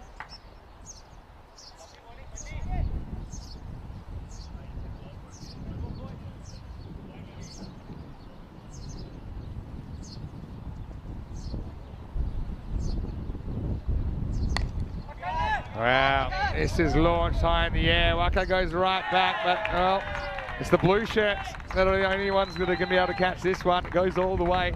Maximo! Well, it's great to hear the sounds of Mr. Maximo saying Maximo as well. That's good timing, isn't it? Well, we're ready to get back started here. Sorry about that short delay, but yeah, Switzerland are well on course. This will be down the leg side, and well, no Maximo here, just the wide. Yeah, I wonder if can any of our viewers, I know some people are going split screen, just tell me, am I losing my marbles, or why is Switzerland abbreviated with CHE? Somebody will have an answer for me, I'm sure. So it is Switzerland taking on Malta there, but I don't know what the CHE stood for. But anyway, it looks like Switzerland are on their way to a victory there. They've got plenty of time, and it's a good partnership that's there. And talking about partnerships, that's what Portugal are building here. A very good partnership between Gimiri, who already has shown his class in day one of this European Cricket International Series here in Hungary. And an opportunity for someone like Sean Gomes also to show what he can do. And like I say, I think it's a good opportunity for him to just nestle in and try and bat all the way through this innings, and they'll still get to a score. He doesn't really have to do anything big. Here he is on strike. Of course, I remember the first time I saw this guy make his mark on the big stage. As he placed his away nicely, no run. And that was, of course, when Portugal in the European Cricket Championships, the first time we saw them, they got off to a bad start, didn't they? I think they lost their first 4 or 5 matches on the spin. And then they came back with a bang, and, well, Sean Gomes was the man who sparked that off. He got them the victory over the Netherlands, and he made 4 50s on the spin to help Portugal make a remarkable comeback. So I'll always remember that, and he batted beautifully well. And this is nicely played, and this could be 6. It will be 6. Well, that's a cracking shot. That goes all the way over point, and, well, Gomes goes boom-blastic as it goes all the way. Just goes to show, like I said before, he's just another batter that has been able to tweak his game to play this format. Good shot. Nice boundary from him.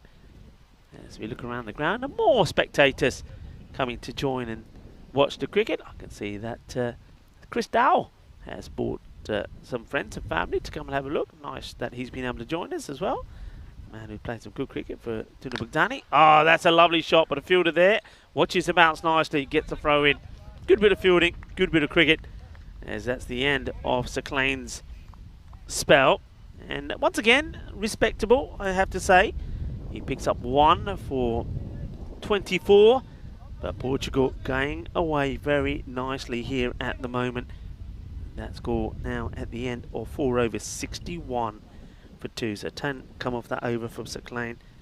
Need to find a way to get wickets. So I like the fact that they're using variations. They're going to go to a man who played brilliantly for his side, Cobra CC. He led them well. Rosique hoping to make a bit more of a mark at international level as he's coming on to bowl over number 5. Yeah, again, he's had a bit of a tough one this time around this morning, but trying to find a way of working something out here as he goes fuller. This is driven nicely into the covers, but straight to deep cover, and that will, well, should be and is just the one. Yeah, nice shot played. Dave saying, "What happened? We got Malta like." Yeah, Dave, we're getting a bit snazzy here. We had a bit of an issue to sort out here, and we thought, well, instead of myself and Charlie waffle on, I'll leave you with some stats and some graphics. We'll go live to Malta. We can do that, you know. Technology is a wonderful thing. Scary thing. That's what it is. Oh, that's high in the air. Gone, that's 6. Just gets over and just has enough on it, doesn't he? Oh, well, I mean, I'm just having a look at Mark Ahuja. He was keeping an eye on the ball. He is, and I don't know if we got this on camera, he's ended up twisting his ankle. Watch this. I don't know if we see him. Is he on camera as this ball goes over? He's just getting in shot around here. Yeah, we don't see him on camera, but I think it might have been on that manhole cover. As this one gets played away, should be another boundary. It will be another boundary. So 6 and 4, hungry for more is Suman Gimiri. And, well, the little maestro, he is turning on the form, isn't he? Turning on the style. He's batting beautifully here today. Yeah, he is. He looks a class above everyone at the moment, doesn't he? Just seems to be rather on it, realistically. As he's now gone up. Well, just as I say that, he might offer an opportunity here. Will anyone get there? No. And, well, that's a big drop, isn't it? It's Muizul Hassan who ends up being the one that gets there the first time around, but he puts it down. Well, Saman Ghamiri, just to remind you, he was dropped on 0 by Safi as well. It would have been a good catch from Safi. And now that's another opportunity. You've got to say that's an opportunity. You've got to try and take those so he gets alive in the 30s as well. And that's disappointment for the bowler. It's these little things, isn't it? These little things which maybe the likes of, you've got to say, the likes of Portugal, the way they're playing at the moment, and they're taking those chances. And to a degree, so are Sweden. So I think when you look at the two teams, or the three things together, I think Portugal, I think in the field they've been pretty outstanding. The ground fielding's been good. They've taken key catches as well. Those little things make a difference. Yes. Rosique comes in again. It's a nice looking shot. It should just be a single. That will take us to the end of the over. And Portugal going along nicely, 74 for 2, as we welcome you back into our cube and welcome you back to a super Saturday, super international Saturday. Yeah, big time. It's a lot of cricket coming up right here on the network, and it's an exciting day again. It's been an exciting week. First time we've ever had 3 events on at the exact same time, and it's also the first time we've had a non-European nation participating in an event. Of course, Thailand out in the Netherlands. Charlie Hunter alongside Rico for the European Cricket Network here in Budapest. And talking about what's down below, take a look at all of our socials, of course. That's where all of the great content goes up. Listen, I already know that this morning the finish to that bronze final was posted, and rightfully so. And if you don't know what we're talking about, where have you been, first of all? But make sure you go ahead and check that out on all of our socials, and you can see there just on the bottom of it as we go back to live action. And well, this is going to be hit into the onside, and Sean Gomes struggling a little bit to just find that rhythm, isn't he? Yeah, he is, but at the same time, I'm saying to him, stick with it, because with the way that Saman Ghamiri is going, it's a great time to be able to bat the way you are without scoring too many boundaries and still do and get your team to a good score. So just stay there, stay with him, and I'm pretty sure that soon he'll start hitting the ball pretty clean. He's playing some nice shots outside the off, but he has found the fielders. He goes again, but this time he's going to go over the fielder. That's a nice shot. So once again, this is exactly what I'm talking about. The longer he stays out there, the better he gets. We've said the old saying, isn't it? It's time out in the middle. And Sean Gomes has got the perfect opportunity to do that as he gets that over the hand of Darshan Sudanashaya, who's out there, can't do anything about it. Manos Ariba from the umpire, James. 6 more.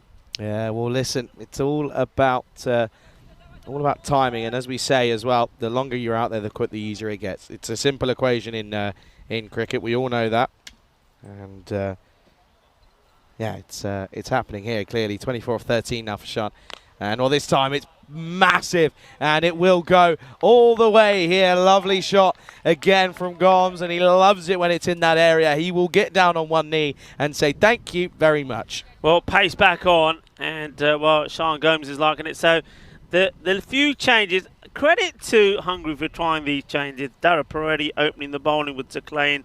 They're holding Abhitash Prashar to bowl a bit later, where they have leaked a few runs, hoping that would make a difference. But at the moment, not working, because he's bowled 3 balls and he's been hit for 2 sixes. Prashar under pressure. Yeah, he is. Yeah, you waited 2 weeks for that one to come out, and you finally got there. Well done, Rico.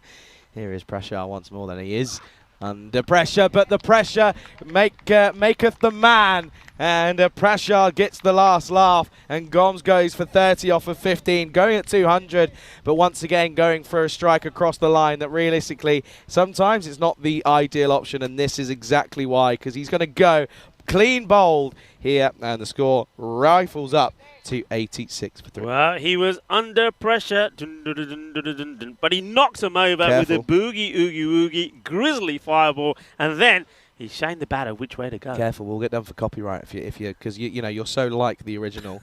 We're going to get done for copyright. No, we won't. Nobody will. Nobody will. I'll just do my own little twist on it, you know. I don't know if you understand how copyright works. I know how it works. Hey, listen, if I was going to get done for copyright, they would have done me a long time ago. Oh, I'll tell you what, Najam Shazad's getting his dance moves out. He's ready. But yeah, this one is just one shot. You can't play. You can't be playing across the line, hoiking across the line to a ball that's full and going for your stumps. Yeah, well, Abhitash Prashar, after being hit for 2 sixes with the score on 86, feels the need to point to the batter to tell him which way to go. I think the captain, Najam Shazad, won't like that, and he might be telling Prashar which way he needs to go. I'm telling you, he's going to be trying to send this ball to the boundary, and he's going to like. I think he's going to like the pace coming on as well. Yeah, I think so too. Dario Peretti, though, down here at long off, I reckon he's keen for this one here, and well, they're going to go full here because the man at deep backward square leg has just become a regular square leg, and well, third man's gone back to deep third man. So full straight is probably going to be the answer here from Bashar, or is it the double bluff? It's not. This is pumped firmly into the offside, but it's well fielded by Seclain out there. He gets something behind it, and that'll be one. And well, Prashar not happy because for some reason Seclain thought it would be a good idea to launch this one back at the bowler. Well, he needs to be happy. Look, there's the kit that I was talking about, the white under the arm, the long sleeves. You spoke to Tyrone about. What did he say? Well, I think it's down. Probably does it come down to the batter? The batter could say, hey, like just here when that arm goes up, there's that bit of white that comes through. And most batters, you're trying to look at the ball, and okay, that will be the end of the over. So obviously there hasn't been any issue and a complaint from any of the players as yet. But this is a kit that I'm sure Hungary would have worn this kit in T10 before, so I'm surprised it hasn't been picked up before.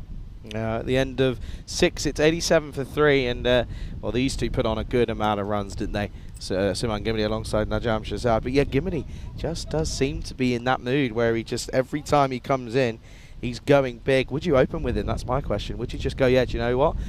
You're clearly going big every time. Why don't we just turn around and say, yeah, okay, let's have you opening. But at the same time, do you disrupt his rhythm?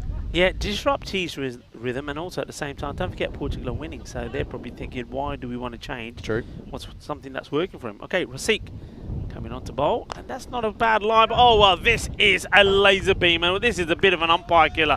It really is, and Duncan is still running. Look where Duncan ends up, just signal this. Put the brakes on, Duncan. Watch Duncan go here, and he is still going. He's still going, by the way. And he signals 4 from the boundary.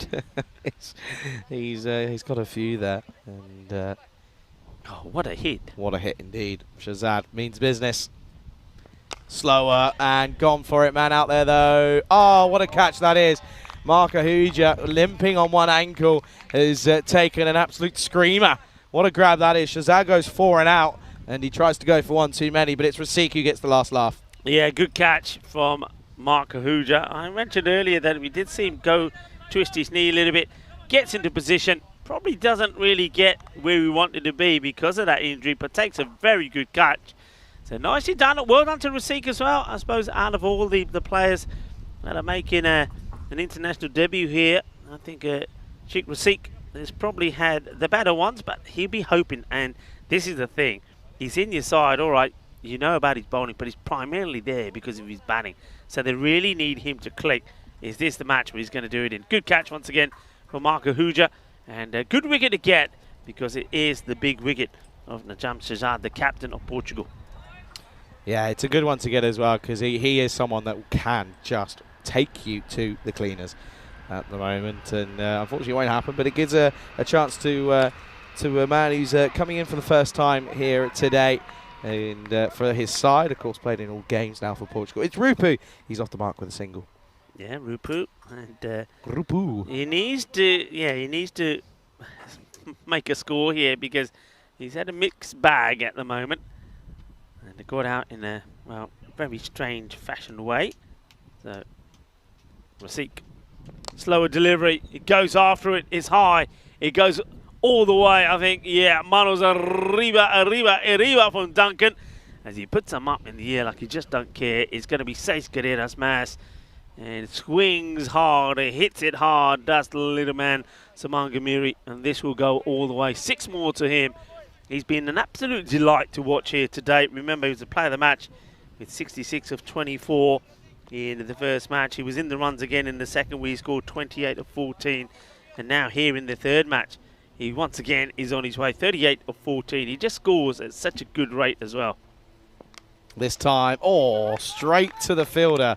Good stop by Darshan there on the angle. Otherwise, I mean, he saved a certain 3 runs there. Yeah, and how much of this and where did he catch it? He's now examining his ankle. This wasn't all hands. Oh, it was, I don't think it was any hands at all. It's clocked him right on the ankle. He's now hobbling about, and probably he wants a bit of that magic spray. He's just doing a bit of stretching there, but that's clonked him right on the ankle. That is going to be throbbing at the moment. well, I reckon he needs to try and get a bit of spray on that. He's being brave not to go for it. Oh, and this one will clatter into Rupu's midriff. And it will be a dot to end the over. And at the end of that over, of course, it was a dot. And it's 98 for 4 after 7. And, of course, just a reminder, folks, that we are, of course, starting our Czech Republic journey. That starts on Monday, little Czech adventure. And it will be Brno taking on Prague CC in the first game. That starts at 7:15 GMT, 9:15 Central European time, in 12:45 in India, and it'll be Danny Hudacek alongside, I believe, Vinny Sandhu, aka Mr. Maximo. They'll be calling you through those games for the Czech Republic series, and looking forward to that one. And yeah, of course, it's always a good place to go to. Yeah, it certainly is. And Danny Hudacek will be looking forward to Vinaradi playing again. I know that it's probably one of his favourite sides. So hello to Danny Hudacek, and of course, that is starting on Monday. Vinny Sandhu will be there with Danny. A lot of cricket though happening once again. I think we're gonna see a number of events happening at the same time. You're gonna be spoilt for the cricket. You'll be split screens and hopping from one to another. Never such thing as too much cricket. Hey Rico, and again, and well, this is a wild swing from Gimiri, a little bit uncharacteristically chasing a wider one here. Yeah, they don't want to throw away a good start they've got. They've got 100 on the board here. And they want to be looking to try it once again here. There's still bulk of this over and 2 more to go. They want to be looking 130 to 140, especially when you've got a set better in there. And Suman Gimari will know that he's going to be pretty key in getting that. Okay, big move here. The man on the boundary at square comes inside. Does go full, and shock, he gets slapped. I mean, Gimiri today has turned up and has meant business here. Put your hands up, umpire. 6 carreras más here. Suman Gimiri, he just does not want to stop here, does he? No, he doesn't want to stop. And you know, what do you nickname this guy? I mean, the little maestro, the pocket rocket? I mean, whatever you want to say. He is smashing the ball big. He's in some form at the moment. His moves on to 45 of 70. Hungary have got to get this guy out there. He's going to want to do so badly here. Got to try and find a way. Horns here, baby. Oh, and he misses out. That would have been such a good bit of timing. That would have been perfect timing, eh? Tyzer's getting excited, I reckon. Well, there's a bit of love in the air for Rupu as well. There's Hassan Shiraya is saying Rupu and a few hearts for him. Well, Hasnan, I hope that Rupu can provide you with some loving shots as well. And somebody saying penalty Cummings. Yeah, keep an eye on that time. Potentially. Wouldn't be the first time today, that's for sure. That's just pushed for one, though. They're going to come back for second here, and he's going to get in. That's good running. They take on the arm of Ul Hassan. He bowls it in more than anything, and this is poor fielding here. Yeah, it's you got to be better than this. You got to be alert, and what I like is the visual side of it from Portugal. They're saying, look, they don't look to be too keen to be chasing this in. So, you know what? We're pushing them. Let's take the 2, and they do. Yeah, just keep an eye on that clock. So this over and 1 more to finish before that clock runs out. Oh, this one just dragged onto the onside. Should again come back for the second. He'll turn and go. Great running this is. Superb. Absolutely brilliant. Setting the standards here are these two out in the middle. Great understanding between them. And look at this. Turns and goes straight away. Yeah, and this is the thing, you know. I mean, a lot of people, of course, quite rightly are going to be saying about the weather. It's difficult. It's hard. But Gimiri, 3rd time he's out there. He spent a lot of time out the middle. But is he turning down those 2s? Oh, no. He's running, and he's running hard. 49. Last ball then, 1 for his half century yet again here. Oh, and he lets this one go, and that's when you know someone's in. Even though he's won it, he knows he's close to this half century. He has the sense of mind to leave the extras. Yeah, that's clever, isn't it? He knows it's going to be a wide. He says, you know what, leave it be. And he does. He'll have to be bowled again by Hassan. Not the greatest of overs, is it, realistically? As at the moment, it's only gone for 12, but it just doesn't feel that tidy. And it's up in the air. Marco Huja. Yeah, he's taken it. and he's going to fall agonisingly short of another half century here on the network as Suman Gimity. He'll go for 49 off 21. It's an excellent innings, though, in all fairness, and in all honesty, this is the big wicket that Hungary were looking for, which is a good one if you're a Hungarian cricket fan. If you're a Portugal fan, though, you're going to be a little bit disappointed. Suman Gimity goes, score 111 for 5. Yeah, I mean, okay, well done to Hassan. It ends up being not a bad over, and he gets the big wicket, doesn't he, of Suman Gimity? So that'll give him something to be happy and proud about. 111 for 5. So Suman Gimity does fall on the Nelson. There's still, though, 12 deliveries to go. Once again, like I said before, they'll want 130 plus here for sure. But one of the key batters has gone, so somebody else has got to click and click straight away. Well, now we're going to get a little look at a couple of different options here, as Ahmad Ikram is going to come out to join Ashraful Rupu out in the middle here. End of that 8th over then, by the way. So it's going to be Apitash Prashar who's going to come on for his second over. 1 for 13 off his first. Can he pick up another scalp here? And at the moment, looking as if they're going to get up to a possible 125, maybe 130. Still going to find a few bombs, though, if they're going to get there. Rupu hasn't got anything away just yet. Oh, and he's tried to get this one away. Has he picked the gap? No. Yard. Nearly. That will just be one then. Yeah, well, this is good work from Ashraf Daraparedi. He makes the stop, then he has to negotiate the other fielder. Look at this. He has to go round him, keep his feet inside, and then get the throw in. So just the one. So this is going to be interesting. I'm going to have a look now at the new batter. There's Ikram. Faces his first ball. Hits it pretty well. And the reason I say interesting, I mean, normally, he wants another, but he gets sent back. So Rupu was keen, but Ikram says no. Yeah, I mean, at this time, we've seen several occasions when this sort of score and low down in the innings. Somebody like Junaid Khan can come out and smash the ball about, but they're not going for that option at the moment. They're going with the likes of Amir Ikram, hoping that he can do just that. Rupu, though, he needs to hit a boundary or two, doesn't he? Big time. As this one, he's going to miss out here. I'm just interesting here. I'm just looking over, and I'm not too sure if what I'm seeing is correct. I'm going to check it first, though. But Stoneman's on our list, but he's got a bib on, which is interesting. Not too sure what's going on there, but we haven't seen him yet. Yeah, very good point, actually. Yes. Okay, hit high, and this guy doesn't drop him, and he isn't going to drop this one either. But Ashraf Daraparedi, certain things haven't gone his way today, but when it comes to the fielding and when it comes to taking catches, no mistakes. This is not easy because he's been hit flat, it's dipping, and he takes a very good catch. So Apitash Prashar takes his second, and a nice catch. So that little change that has been made here by Hungary to have Prashar bowling lower in the innings and not opening up may seem to be working as a batter. Now, who comes in was the man that we thought was wearing the bib. It is Francois Stoneman. Yep, he's not in a bib, never mind. And I'm clearly seeing something there, but that's okay, never mind. And yeah, in comes Fast Stoneman then. And well, one thing I'm going to say, by the way, is there's the man at short fine leg, but not back. So I have a feeling Faf Stoneman could turn around and have a go at the old scoop here with what's that, 8 deliveries to go. I could see it, certainly see it happening. I've seen crazier things happen.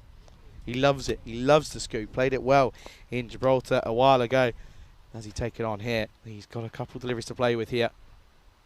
Doesn't. This is pushed down and gets through the bowler. They'll come through for one. Gets Ikram on strike. Yeah, Prashar disappointed he's not able to stop this. He would have loved to have, well, mind you, I was going to say I'd love to have continued to bowl at the newer batter, but Ikram himself has only faced just the one ball. So this is a good little moment for Hungary because they're trying to, and in a way they're doing it, they're containing Portugal. Portugal by now would have liked to have been around the 120 mark. Big time. Last ball then here of this 9th over.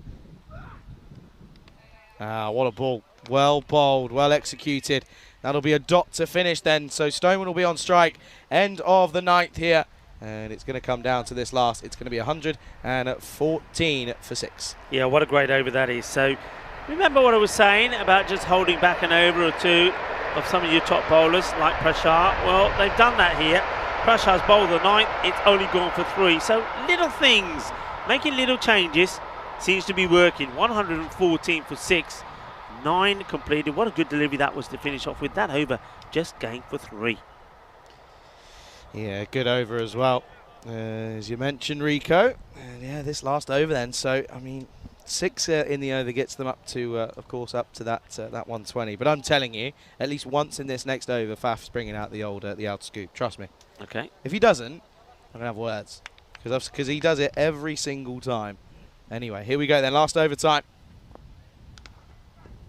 Well, he's gone for the offside.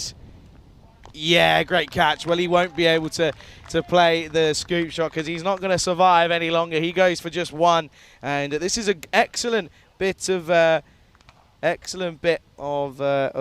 hitting here. But something we've missed here, Rico: 5 penalty runs again. Yeah. 5 penalty runs again. But another wicket goes, and it's 119 for 7.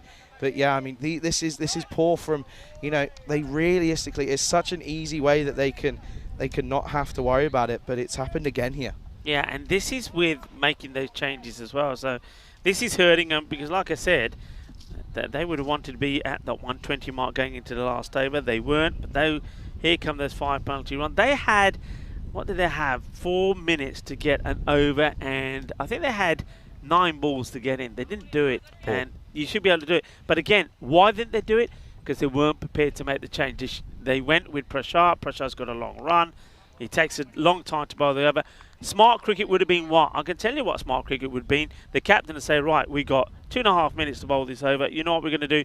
Sorry, Prashar, you're bowling the last over now. We're going to get somebody else to bowl this over quickly, because that's how you save 5 runs. Skipper's all the way out at deep cow corner there. Yeah. That doesn't help anyone. No one's in the ring doing everything right. Anyway, Junaid Khan has come in at 9, and he's gone big. That's a lovely shot from Junaid Khan, and showing his experience here. He's had a bit of a tough time of it in the domestic league in Portugal this year, but at the moment he is showing his worth both with ball and bat, and what a lovely shot first up that is. Yeah, I mean, what did I say when Ikram came out there? I said that's interesting, because with 12 balls to go, there's one man that normally comes out, can hit the ball well, score quick runs for you, Junaid Khan. And well, here he is, and that's exactly what he's trying to do here. 6 off his first. Oh, what a shot this is. Straight to the man out there, though. It's well fielded by Prashar. They'll come through for 1. And what a good shot for 1 that was, though. Yeah, it was a good shot. Junaid Khan, he's just Mr. Reliable when it comes to cricket in Portugal. He's been playing a while, and he's been an outstanding performer all the time that I've known him. I'd love to face an over from him, you know. I'd love to give it a go. I think I don't know how well I'd fare, but worth a bit of fun. That's going to well, they're not sure here. We're gonna have to look at side on here, because I reckon this could be a no or a wide. It's one of the two anyway. Yeah, let's see if we can work out the height on it. And I reckon that could have been called here. Yeah, I wonder if he's get it opposite. Here we go, side on this. Oh yeah, no big ball. time. That's a no ball. Yeah, there you go. There's the call. No ball. Yeah, no ball call. That rightfully so. Good use of the technology, good work from Spring, good work from the umpires. Listen, that's what they're there for, and doing a good job of it as well. Okay then. Free hit then coming up for Ikram. Swing and a miss, and yeah, that's disappointing, isn't it? Because the batter, it's a free hit. You've got to be ready. You've got to be able to do something, make something out of it. Bat on it ball ends at up being least. a dot. Bat on ball at least in the last. Hate dot balls in the last. I hate them. Yeah, and you've got Junaid there at the other end, 7 of 2 balls. So get something on it, and they don't. Junaid, what will he be thinking here? I reckon he's thinking, if this is going behind to the keeper, whatever happens, anyway. I'm running. Yeah. I'm running anyway. Because got to. You've got to. Last 2 balls then. Oh, this is high again, and it's called. But look, why aren't you running? Come on, that's the move. That's the opportunity. Run hard, get to the other end, still 2 balls to go, and you're facing the free hit. He's got to go here. And yeah, it's another no ball. So if he bowls another, he's off.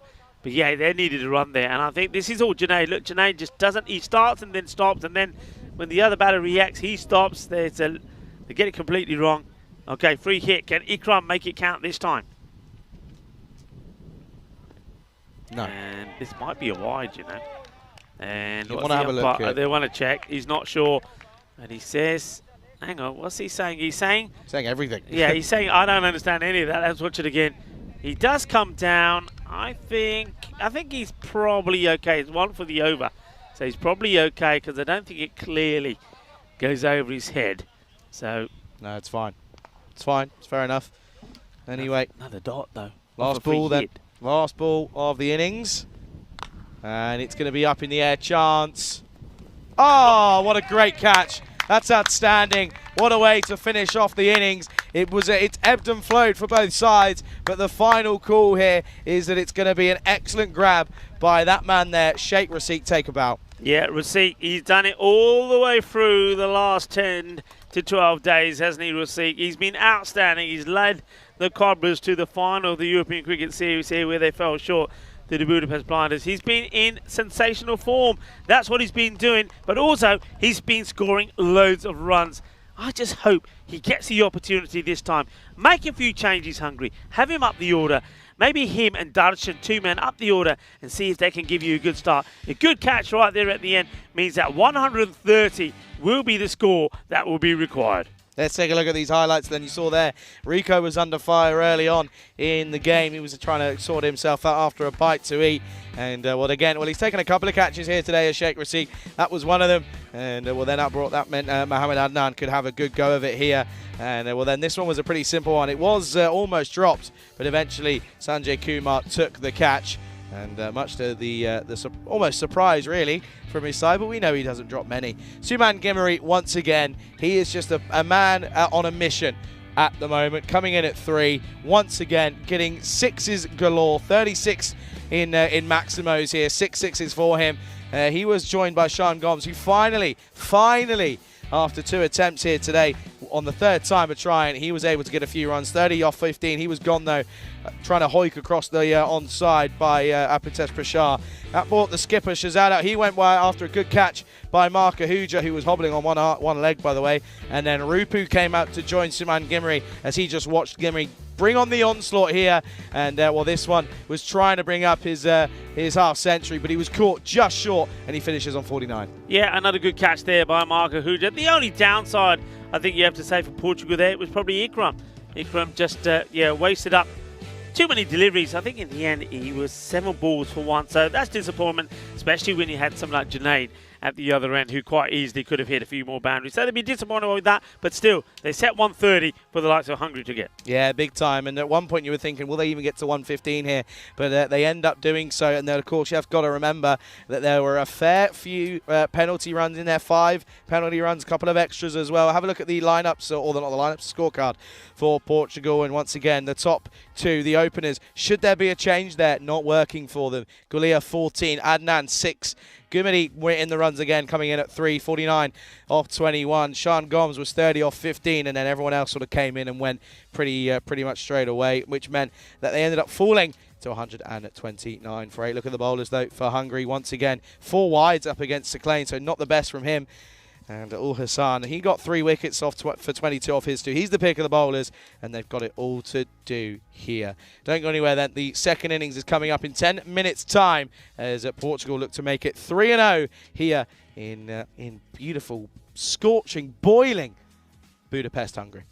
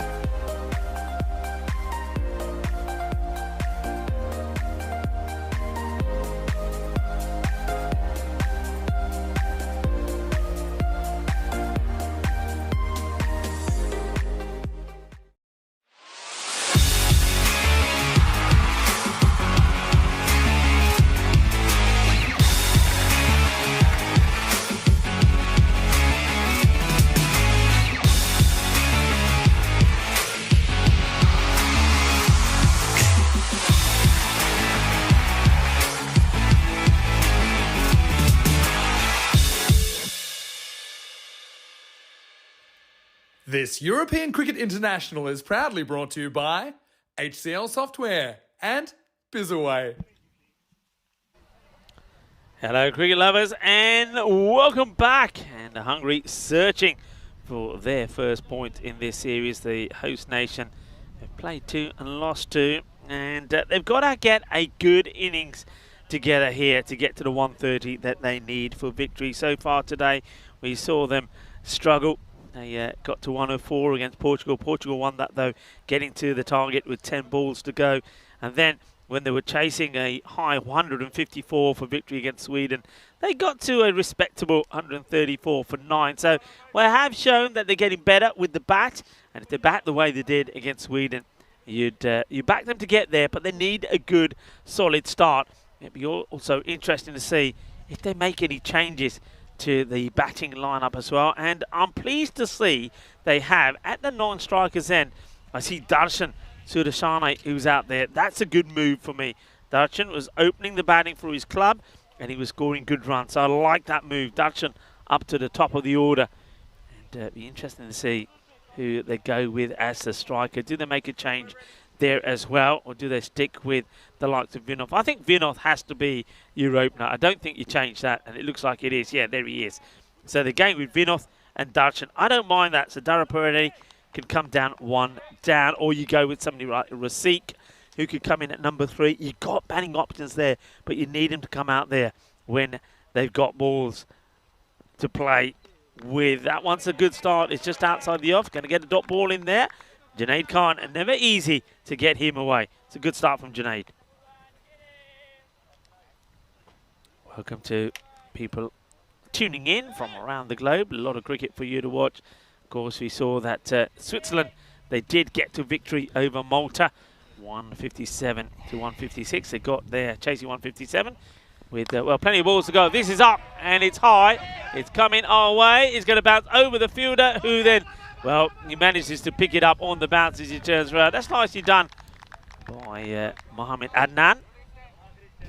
Doesn't quite get it clean out the middle, but enough to get at least himself off the mark. So this is now Darshan Sudashanaya taking guard, and he'll be a little bit nervous, of course he will be, but be looking to make a good positive start here, being up the order, and can give you some updates about the cricket in the women's T20 eyes as well. It was an easy victory for the Netherlands women's.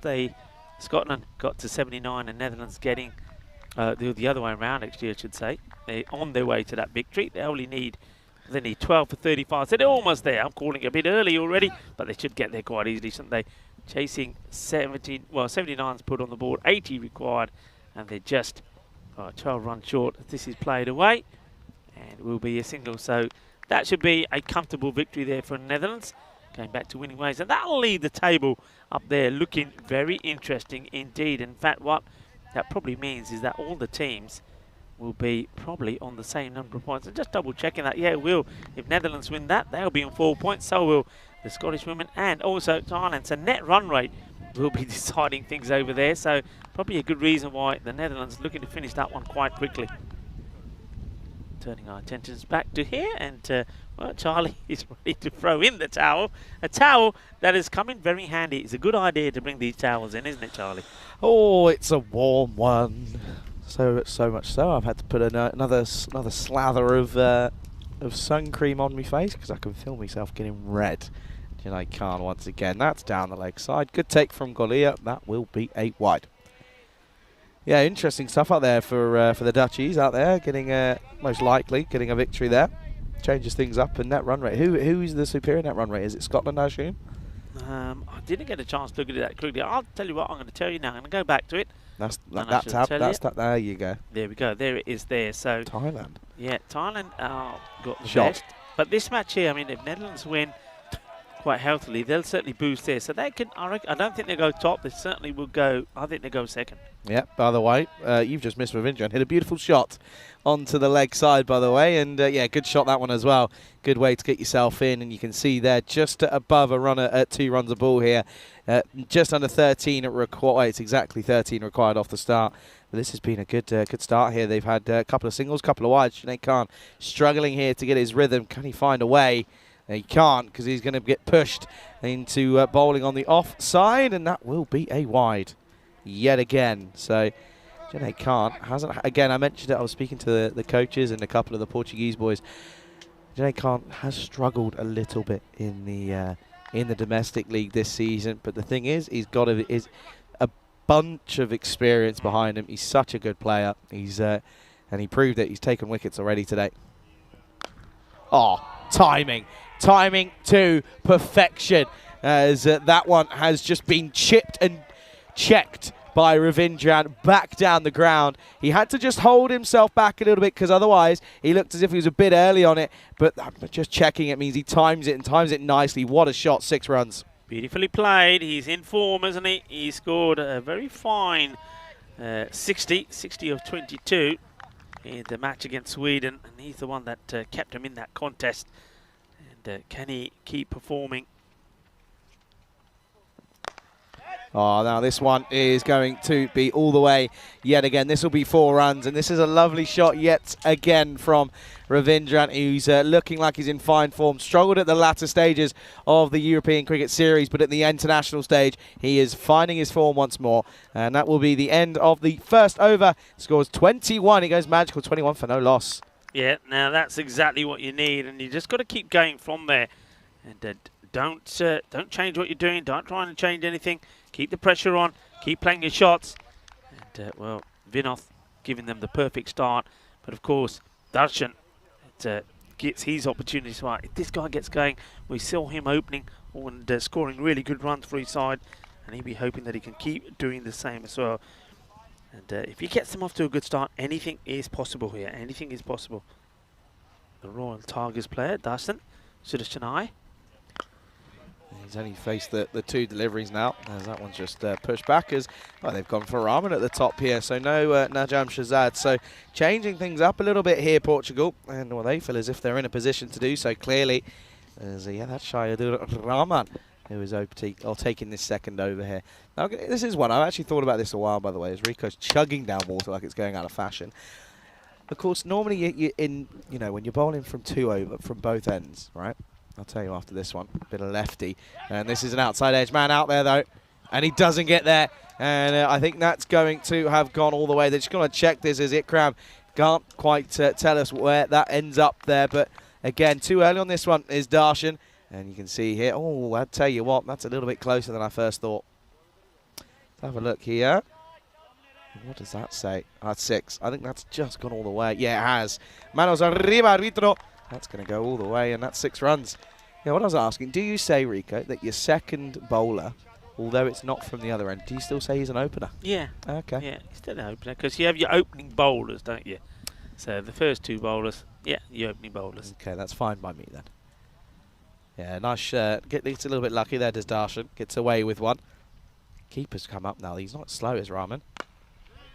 And that'll just be a dot. Well bowled. Thing is, when you have your keeper standing up now as well, means your bowler has to push his length back a little bit. He's almost doesn't really want to run the risk of going full, because that's well, for a keeper keeping up to some serious pace, and it's full. It's pretty difficult to deal with. At the moment, though, Hungary have got off to an electric start here. Oh, we're stuck on the maximum. It's broken the system. Tell you what, it's the heat. I'm telling you, my phone's gone. My phone doesn't even work right now. It's it needs to go in the fridge. I'll just be pushed for one. No, it's not a maximum. I'm telling you. I'm telling you, it's frozen, but it's because it's melting probably. Give that screen a tap. Give it a tap. Hit it a few times. And, yeah, no Maximo was there. Give it the old reboot. Of course, we're at just coming up to 4:30 local time, at probably the worst point in the day in terms of heat. Sat at 31 degrees at the moment, and well, the thing is, the humidity says it's only 44, but I don't believe it. because it's pretty warm out here. As once more Rahman, this is short and this is going to be dispatched, and this I think is going to be one bounce for here, as this one has been once again picked up nicely from Ravindran. He is once again looking in fine form. Yeah, they're just trying the short delivery to Ravindran, because I think they will believe, and probably quite rightly so, that sometimes you can get a little tucked up with the shorter delivery, but I don't know if Rahman has the sort of pace and to get him into that trouble. You've got to really tuck him up, and it's got to be well directed. It's got to be a short delivery that's right at him. So short, just sort of on, off, and middle stump, that area where he's trying to work it round onto the leg side, and he ends up sort of scooping it in the air. So not the best of deliveries, and it gets what it deserves, really. What's the response then? Last ball. It's pushed full up, and they'll take the single. That's good cricket, good running. It'll be 33 for no loss after 2. Going well. They're where they need to be. They want to be bringing up around about the 45, if they can do, at the power play point. And if they do that, they'll be right where they want to be. That rate at the moment is around 12 required per over. They'll be happy with that, especially when they haven't lost a wicket as well. And once again, I think Ravindran holds the key. Darshan, though, the longer he stays out there, the more confidence he'll get. He'll be now at a phase where, after he's hit a boundary as well, he's got a few out of the middle, he's feeling quite happy, feeling good. He's at a stage now where he's no longer thinking that he's playing for Portugal. He's just thinking that that he's playing against Portugal, playing for Hungary. He's not thinking about international cricket anymore. He's just thinking about, I'm out there and I'm batting. And it's what I like doing. It's a lovely day to do it in. Let me enjoy the moment. That's what he's going to be thinking. Big time. As he picks this up then, Shahzad has come on for the 3rd over, and he's got dispatched very much first up here. And, well, this is Gundy, isn't it? It sits up nicely. Yeah, not a good delivery at all. And Ravindran, he probably knows that they are going to target the shorter ball at him. And, well, Shahzad, though, he gets this one all wrong, and that's been pumped away. And the captain starts with the baton. Yeah, not a good start. Not a good start indeed. Oh, now it's on the offside. There's a man out there, just pulls out of it, and he's had a nightmare, has Umpire Ikram. And, well, the wheels falling off here for Portugal. Not a promising tight start. Yeah, Ikram, I think he had my call on this. He got enough time to make a shot on this, make a play on the catch. He decides he's not going to. He backpedals. He bottles it, if you like, and by doing so, he gets done by the bounce. It's 4 runs. That's not a good look. And that's going to be disappointment for the captain. And I think Najm Shahzad, the bowler, as well as the captain, is going to, well, make a mental note of that and certainly bring that up in the team talk later. Big time. Comes in then once more, and this time it's over the top. Has he quite got enough on this one, or will it plug? No, it doesn't, because we know that down here it's a bit of a vortex area, because it will go and go quickly. Yeah, he doesn't get it out in the middle. You see that it comes a bit off the toe end, but he gets the leverage, gets it over the infielders, and though the fielders then hoping for a bounce that plugs, it doesn't. And the fresh cut that this outfield had. Well, late last night or early this morning seems to have worked. Well, in certain areas. In certain areas. They're past that 45 point that they were looking for, by the way, Rico. And now this will be flat batted, and they don't take the run. Yeah, no run there. So, Captain Najm Shahzad walks back to his mark. You know that once this match is over in Portugal for today, anyway, they're done. So they're going to have a good rest. Early rest as well. An early rest as well. So it's an opportunity for them to get a good win, then put their feet up, watch the last match here, probably get some nice cold water down. They could take a stroll down to the shop at the end of the road, at the end of the little drive into this ground. As this is whipped away, there's going to be more boundaries. They're bowling runs at the moment to Ravindran, and you know what? He's saying, thank you very much. Keep putting them there, because this is easy peasy. Gets it over the man. Nobody on the boundary. 4 more runs. Yeah, Portugal. I mean, that's what they'll be thinking. I mean, captain's got to get them together and say, hey, boys, good finish here, and I'll buy you all ice creams, because they do some nice ice creams in that shop. Ice creams or some cold ones, and at the moment, yeah, it's 51 comes up. This partnership worth 50. Ravindran's hit 40 of them. Shanishnaya has hit 8 of them. The rest in extras, and at the moment, it's all Hungary as they look to finally try and get a couple of points on the board here. Oh, now it's up in the air. Okay, chance. This is a big one here. Yeah, he takes it. That's an excellent grab in the end. And that's a poor shot, though, in reality. Didn't need to take it on. He'd already got 18 off the over.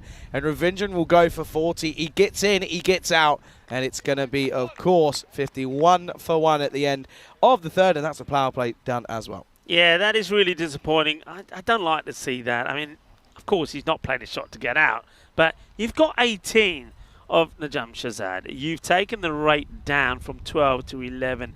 You don't have to play this shot. Be prepared to push it out, take a single, go back on strike. That's the play for me.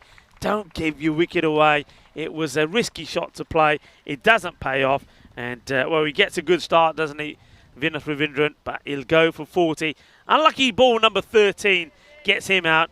So Darshan now will be joined by another batter. And I'm guessing it should be the likes of Dara Paredes. And let's see who it is. From the red shoes, I'm saying it is. So Ashrit Dara Paredes comes in. And the good news here for Dara Paredes is he's going in with a bit of a platform that's been set. Oh, Charlie. What's Charlie? Oh, I see.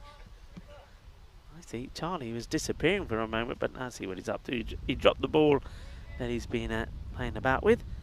Okay, Mohamed Adnan, who bowled pretty well in the last match. I think Mohamed Adnan, unlike one or two other bowlers, finished off with 2 wickets in the last 2 balls. And I know we don't carry hat-tricks over. A lot of people say, do you carry over to the next match? No, you don't. It's done and dusted in that inning. So, I mean, it would be nice if he picks up a wicket here straight away, and some people will say hat-trick, but nah. No. Won't be. No, don't be silly. 51 for 1 then after 3. As Adnan then is going to come on for this this 4th over here. This has got to be a change up hit, and this is why they're going to Adnan. That's poor. That's not going to help then the cause here. That's going to be a down the leg side wide. Yeah, wide down the leg side. Wicketkeeper won't be happy with that, and he'll be saying straight away, hey, come on, boys. What are we doing here? It's a Kuldeep Gulaya. I don't know, it's a long day. The heat does take its toll. Just a bit. I'm pretty sure it's just as hot in Portugal. And, well, shots are catched, and it's not going to be. It's going to be 4 runs. That's what it will be. They all count, no matter how they come. And swings hard. The wicketkeeper starts to go the other way, then can't react quick enough, Kuldeep Gulaya, and that's 4. Yeah, it's tough. And when it rains, it pours for Portugal at the moment. They did well to get up to that 130. Of course, they were struggling at one point, but at the moment their bowling is lackluster. And you can see Hungary are ahead of where they were at this point in both the wickets column and the runs. Yeah, I mean, they went for Mohamed Adnan. Once again, you know what I'm going to say, because I say it a lot in this 4th over. You got Nipu in the side, a bit of spin. Could have been an option. Just change it up slightly, something different. Yeah, you've got to try and find a way of breaking again. Well, this is up in the air. Yeah, and this is gone. He doesn't drop him, does Suman Gimri. So the move to put Darshan doesn't really pay off as he was put to the top of the order. Trying to change it up. You don't mind it because they're losing at the moment. They've lost both games, so they've got to change something. But it's not paid off here. And that's both openers back in the shed, 56 for 2. Yeah, soft dismissal, isn't it? And Suman Gimri, you're right. He's not going to drop that. I'm not sure what he's trying to do here. I think perhaps he thinks the ball is a bit fuller. Maybe he's looking to guide it in the gap.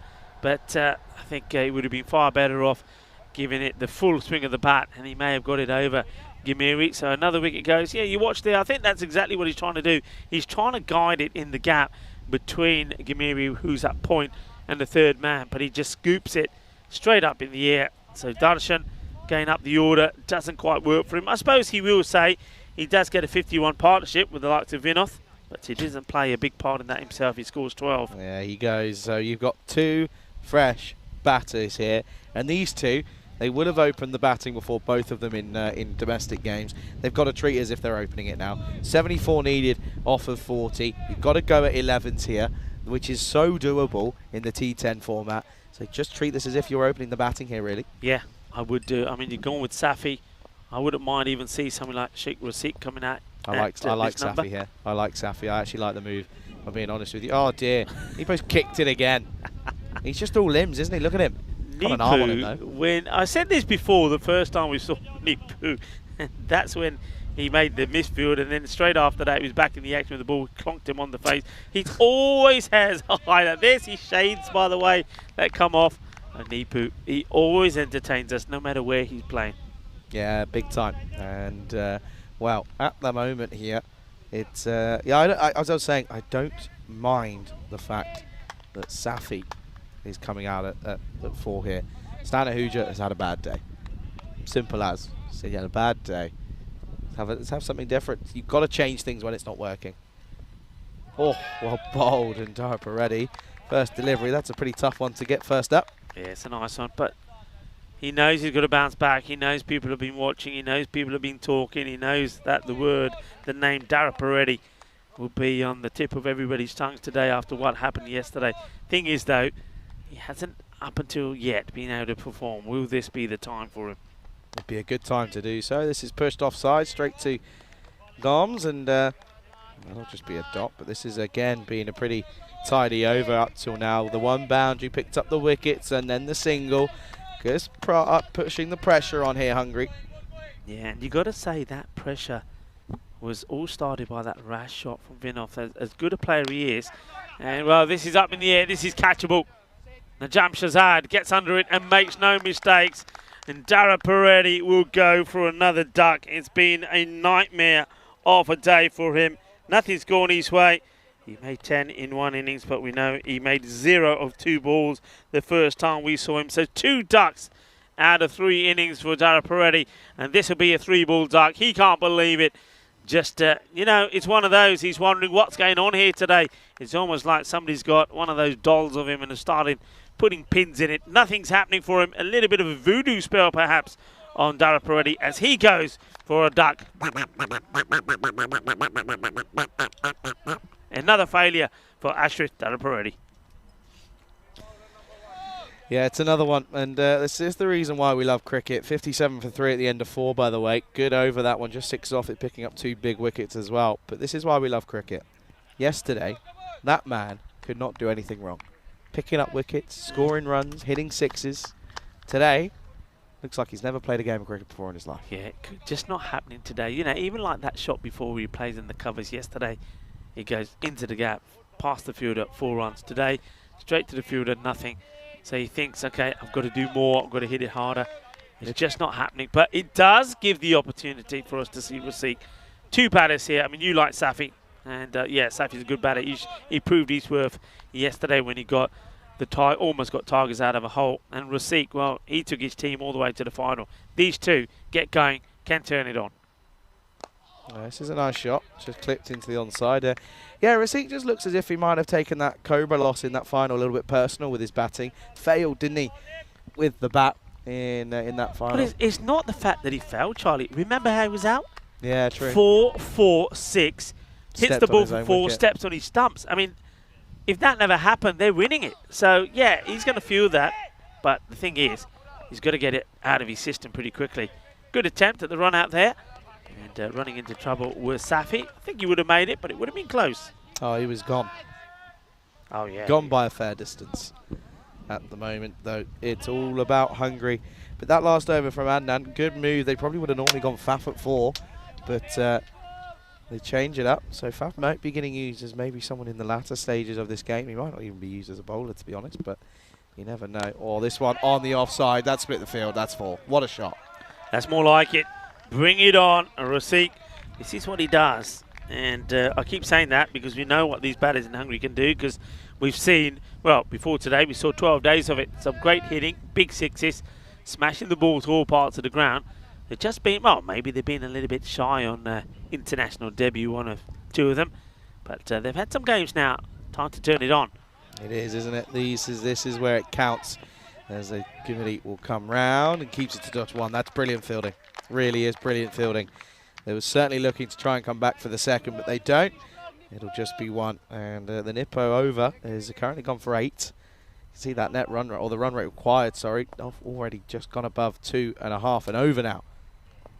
Or a ball, I should say. Well, this one is hit nicely. Chases on, and he almost gets there.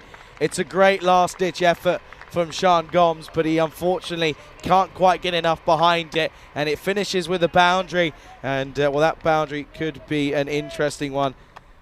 Outstanding effort. Look at the dive here. I mean, that's a goalkeeper saving a penalty, but unfortunately in cricket, he couldn't quite make the stop. It goes over the rope. There's going to be 4 runs, and let's have a look at some of the upcoming events that we got here. Yeah, Czechia, we're on our way. It's coming up on Monday. Then, well, Rico's not going there. He's going to Portugal. He's off to Coimbra. As that event gets underway, of course, and then we're on our way to Switzerland, and during that you'll be off to Romania, and well then Dresden. Well, me and you will reunite. I have a little break between now and then then we've got some more events coming up in Holland as well, and that's going to be an exciting time. As Adnan is going to continue, and he's going to get pumped down the ground, and it's about time that Rasik decided to turn up here, and he's showing up big time. Yeah, 2 boundaries now from Rasik. This is a good shot. Backs himself, gets it right. And Adnan, well, finds that his first ball goes for 6. He only bowled, well, his first over. He picked up 2 for 6 in it. And remember the match before, he finished with 2 wickets in his last over. So he's been taking wickets, but he won't like the fact that Rasik has just pumped him for a boundary. What's his reply? Shorter, well bowled. And he digs this one in it, and yeah, an excellent reply that is. You can see there, 1 for the over. And he uses it early on as the response. Shock, fast bowler says, you pump me, I'm going to absolutely take you here. Goes short. Yeah, good reply. Apologise for the lack of on-screen graphics. Once again, we've had a little bit of a technical issue, and well, it should be resolved momentarily. The joys of of relying on the internet for what we do as our job. It's not only us, but listen, we rely heavily as a company and what we do.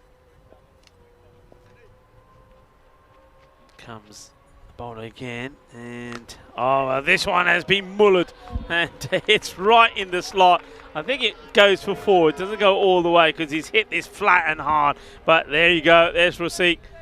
Clubs it and says, okay, now I'm feeling in the zone. Now I'm feeling confident. Now, well, international cricket, I know what it's all about now. And you know what?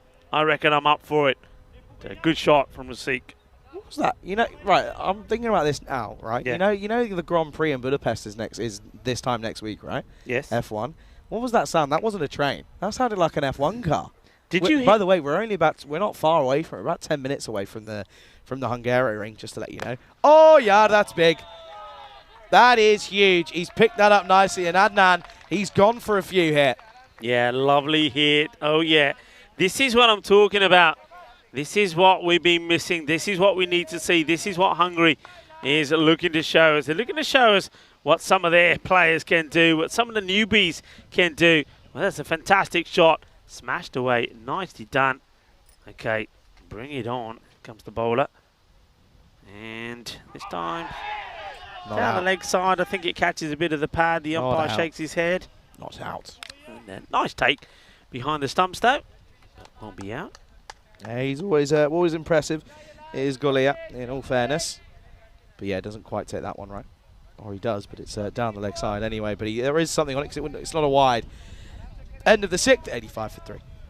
Yeah, I mean, they've taken that right down a little notch. It was around about the 12 and a bit. It now goes to 11. So good on Hungary this. And Mohamed Adnan will go for 22 of his spell. 2 for 22. There's that figure again. That's following us around, isn't it?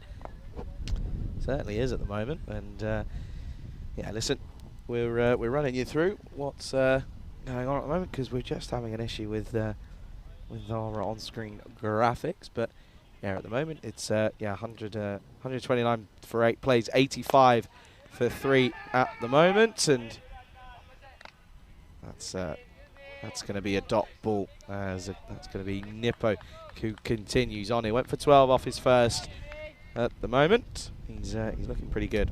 Yeah, good calling there from Rasik. Clear, loud, sending back Safi. They'll take the single. Thing is, that's the thing. That's the pressure on the 2 batters here. They will feel that whenever they don't get the there's a couple of boundaries in and over, and they fall behind in and over. The rate goes up considerably. They're still looking for one good over, and one man at the moment who could give it to them is Rasik, who's starting to find his rhythm. Shot. Lovely shot. That's going to be one bounce for. And you can see here, wheels are slowly falling off, though, because they're starting to have a couple of heated discussions here. Because, well, at the moment, they're sort of playing the blame game here because, well, this one's too wide, and Nippo, he gets punished, and rightfully so. Yeah, I just saw the reaction there of Mohammed Adnan when this one goes for the boundary, and he's got a towel in his pocket, and he throws it to the ground in disgust because he doesn't think that's a good ball from Nipu, but that's not going to encourage the bowler, is it? As Nipu comes back and gives himself a bit of room, wants the decision, and wide is signal, so doesn't catch anything. So Nipu, it goes to do his trademark appeal, but gets nothing because this goes way past the batter. Keeper does really well actually to see this, because the batter would have come right in his way. Yeah, he does. And this time big on the offside though. Man out there doesn't put them down. And Suman Gimri takes the catch. And Sheikh Rasik, who he's furious with himself because he feels as if he was in. And he was, wasn't he? He was 26 off of 10, but the 11th one will be the end of him. And it's a good catch, and Nippo picks up the wicket. Yeah, it's another one of those shots that didn't have to be, really. And he doesn't play a good shot either. We saw him play a really nice shot in the point area, and he should have been playing the same again. But I think, rather than wait on it, he's rushed into the shot, and he's found Suman Gimiri once more, who's having a blinder of a day, by the way, it has to be said. And have a look at Mohammed Adnan. He's, well, he's got that towel and he's being put to good use. And that towel, by the way, normally you see the towel in the fielding side to help dry the ball. Well, these towels are to help dry them because they are sweating buckets. It is very, very warm out there. Kid me not. I mean, it is hot. There is no breeze at all, and the heat is definitely on. And, well, I tell you what, you know, fair play to the players and the umpires, and, of course, everybody else around the ground that are concentrating, including the blue crew, the scorers, and, of course, Spring Productions, the likes of Karina up in the tower, and Igas and Andis. It's a hard, hot day. Everybody really putting in a shift here. Nipu now bowling left arm over to the left-hander who comes in, and it's Abhitash Prashar, who just to me seems to be a man who is determined to do well here. Hits this pretty well. Well fielded. Nicely done by the captain, Najam Shazad. And it will be just a single. And, well, if you did run there, it would have been out, and it would have been the best runner ever from a throw from the outfielder, because it trickles along and goes and hits the bails, or knocks the bails off at the other end, and I don't think Prashar would have got there. Nipu back now around the wicket to the right-hander, so left arm round to Safi. Safi then.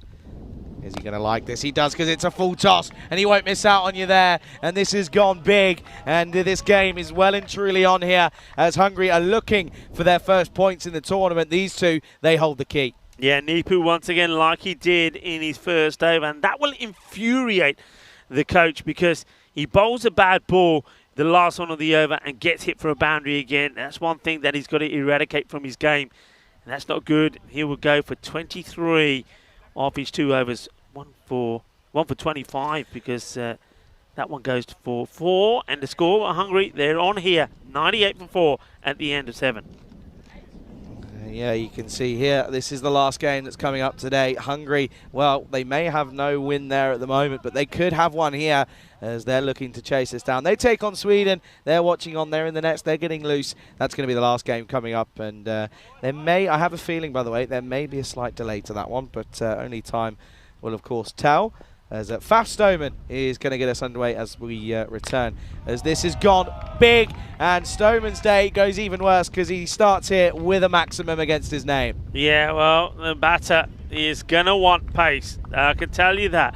It's not a good idea. For me, not a good idea to bowl pace to Abhitash Prashar. And if they don't know him, they will know him now, because if you bowl in pace and if you pitch a ball up that he can drive, or if you bowl at his pads, forget it, it's gone.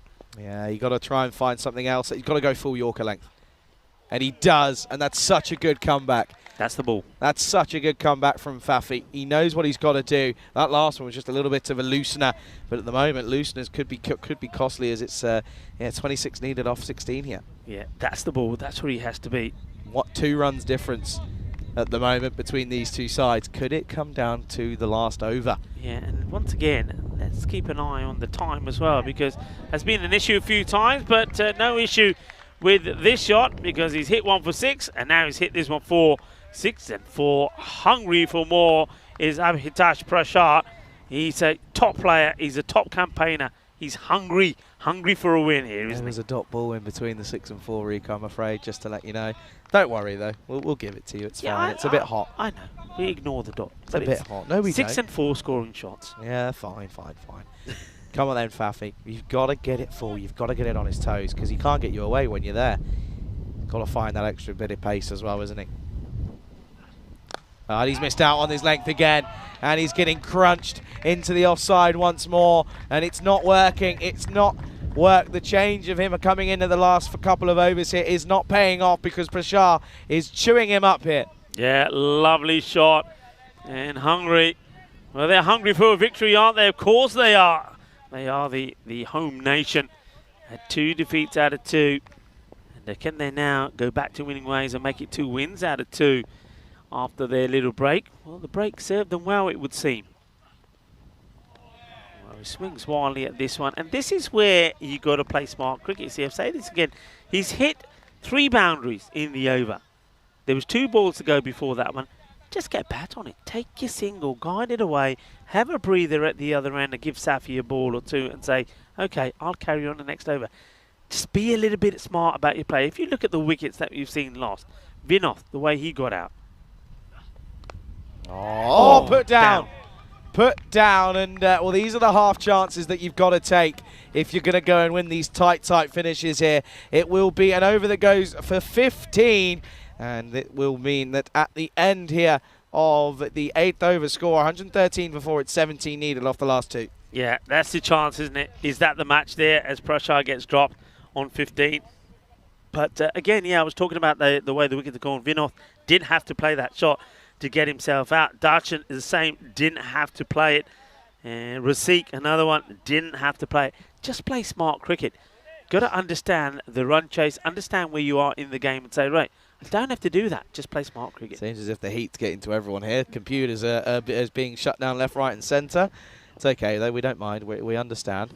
8 overs then. It's they've got 4.5 minutes to get through this over, by the way. As Junaid Khan gets pumped. Well, at the moment, it may not matter because it's now just 11 needed to win off 11 here as Prashar has gone big. What's he doing batting down at 6? Yeah. It's one of those. You say that, though, Charlie. Have a look at the people that have gone above him. We know they can all bat. It's all about applying yourself. But, yeah, I said to you before, he's on. Look at him. Just look at the look. There's no smiles. It's complete determination. He's on for this. He reminds me the way that he was in the ECL when everybody else was failing. He was the one man that kept on going. Good comeback from Junaid. Well bowled. But, well, they need to run a ball. But can they take it into the last? That's what Portugal will be saying. Maybe get the wicket. Get the wicket here. Prashar, new batter comes in. Take it into the last. But Prashar is looking to finish it with just with 2 shots. Yeah, he is, isn't he? He's looking to do it in style, but at the same time, you don't want to lose him for the same token. Oh, this one is cheeky. He's got a little bit of something on this. It's going to run away fast, and the shorter ball isn't working because he gets a bit of glove on this, perhaps, and it will be a boundary. Yeah, that'll help. That'll just take all the tension off. Prashar, though, look at him. Determination. I can tell you this. If you want to see a smile, if you want to see some joy, you'll see it if he wins this match. I can tell you that because at the moment, he's just in the zone. Oh, that's huge. And that'll tie the scores here. Hungary, they are looking to bring up their first win. They've waited until right towards the back end of the day.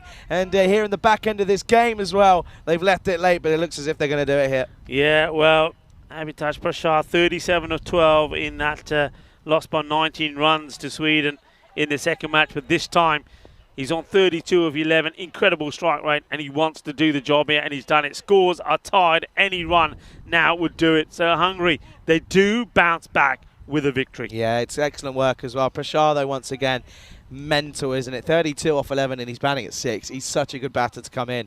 And, well, you just imagine what happens if he faces a few more deliveries here. Anyway, one run needed here for victory. Will he do it? And he will. Well, will he or will he not? Well, now they might think about it. No, it'll be a dot at the end of it. Yeah, dot, but I think there's still a ball to go. So he's still in. It's in his hands. I don't think he's going to miss out on this one, though. I really don't. I think there'll be a huge sort of cheer from him, and he'll be the player of the match as well in this one, because don't forget, he did take 2 for 16, and they just changed things up slightly, Hungary, and it's worked for them. Yeah, absolutely, and it's worked. And he won't do it the over, so it's going to need to be one needed off the last here. We're going into the last over. Yeah, I mean, okay, some of those things. Let's have a look at the changes they made. First of all, in the bowling, they went for Dara Peretti early on. The power play still went for 51, but it meant that they were able to slow things down towards the end, the second part of the innings, with Prashar bowling really well, only conceding the likes of 16 runs of his 2 overs. That were with the batting here. Darshan goes up to the top of the order. Doesn't score big runs, but still gets a 51 partnership with Vinoth. And then Ashwin, he wasn't able to perform once again, Ashwin Darapareddy. But Safi also didn't really click. Rasik came out, gave him a little bit something, and now Prashar making things happen as well. And Safi's still there. All right, he hasn't clicked, but he's played his part. And that's what it's about. If you're not on song, then you stick around and play your part in that innings, in that partnership. And that's what these two have done. Absolutely. And Safi, now, well, he'll take great pleasure if he gets the winning runs. And the bowler doing a lot of warming up here. And it's Ashraf Arapu who's going to get a chance to have a bowl. It's a lot of warming up, considering he's probably only going to bowl the one ball. And he will. And Hungary finally will get points on the board then. And, well, Portugal are going to have to turn around, and they're going to need to look at where things have gone wrong here, because, well, they've got, as you mentioned, Rico, they have the rest of the evening off. And at the same token, they'll be back tomorrow, and they'll be looking for vengeance as Hungary, well, in this little mini-series that I spoke about at the start of the game, it's 1-1 between these two. Yeah, and well done to Hungary. I mean, it didn't start well for them. They were under pressure, weren't they, losing the first 2 matches. They lost first up to Portugal and then also to Sweden. But they had that break, and whatever it was that they had in that break seems to have done the job, because they came out in a much better place. All right, Ashwin Darapareddy still hasn't really got going, and the likes of Stan Ahuja would like to feel that he can get in the runs as well. But the likes of Rasik, Safi, even Darshan starting to click, and Abhitash Prashar is now playing some great cricket. And one man I'm pleased to see in the side, Yadwinder Singh. Maybe he can make a difference, but the question is, where do you bat him? Because you've got to use him, maybe, for me, in the power play. It's going to be interesting to see where they use him. Sweden, they'll be looking to come back with a bang as well. They, remember, have had a bit of a break. So that match coming up, I think, at the scheduled time in just under 50 minutes time, as we have a look at the highlights. Vinoth once again made a great start, a cracking knot for him. 40 of 13, but I will say he'd be disappointed to give his wicket away. Yeah, this is the thing. We're saying it's a really good innings, but at the same token, it's not, because he's one of few that were able to get in, but he wasn't able to convert it. Yes, he was striking at an incredible strike rate of 307. It wasn't enough. They end up, well, of course it was in total, but at the same token, though, he's got to kick on, because otherwise, you know, someone else could not have kicked on, and then if he was to miss out by a few runs, you know, game's a game. Yeah. But it's lucky for him. Hungary are the winners here, and well, Sean Gomes couldn't quite cut that one off. And yeah, good to see Sheikh Rashid finally getting in the runs as well. Batting at 5, hit some big shots for 3 4s and 2 6s. But then that meant that Abhidas Prashar came out in a player of the match performance as well. Yeah. Hits 32 not out off 13. Yeah, I mean, he just, if one man, just by the look of him, signifies how determined he was in getting a win for his side. Well, Abhitash Prashar was it. He was focused, determined, a gutsy player he is, and his pride would have hurt as well. Don't forget, Charlie, also is a Royal Tigers player. So, you know, things in the series here didn't go well for the Royal Tigers. They didn't finish anywhere in the end. They were beaten, of course, in that bronze final, and it's the manner, the way that they're beaten. So he was hurting from that. He would have been hurting from the way they started in this series as well. But his performance there, his player of the match performance there, gets them the win. Let's have a look at that scorecard. We mentioned Vinod Rivadran.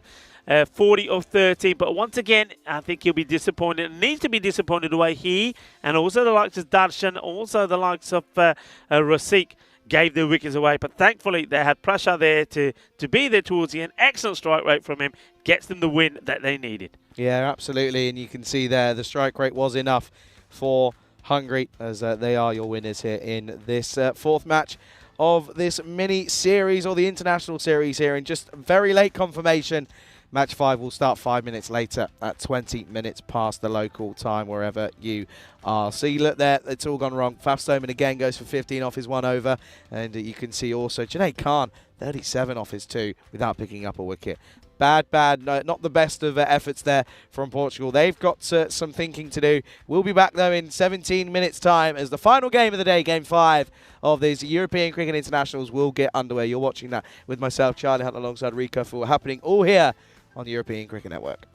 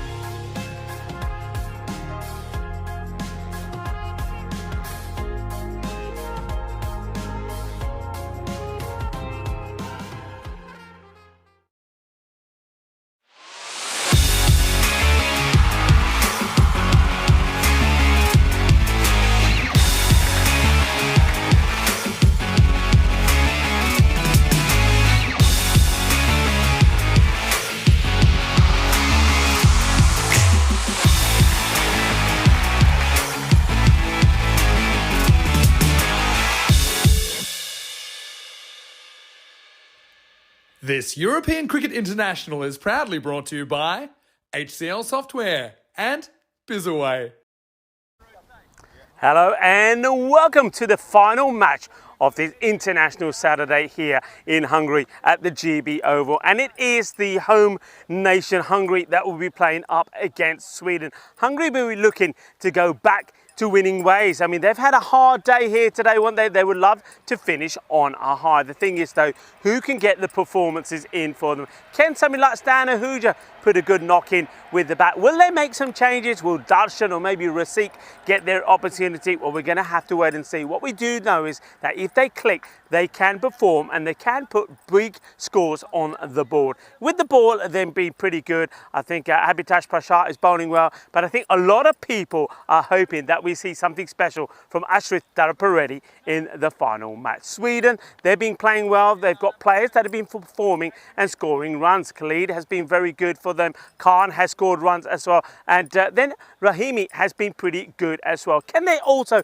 perform? Can they shine in the last one? One man I think who is looking to is the top of the order, Sher Ali. He's behind the stumps. We normally see him doing a little bit of bowling as well, but he's been asked to be the wicketkeeper here. That means that when it comes to the batting, he's pretty key. So Sher Ali, keep an eye out for him. He's my pick in this one, maybe goes big in the end. But what we do know is going to be a fantastic conclusion to what has been a super day. Remember, we've had the matches from here in Hungary, those from the Netherlands as well. What a great bit of cricket we've seen for the women's T20 eyes there. And also T20 action in Malta as well. Great cricket, and it's been an international Saturday that you've all enjoyed. And I think you're going to enjoy one more from Hungary today at the end of this Super Saturday International Starly.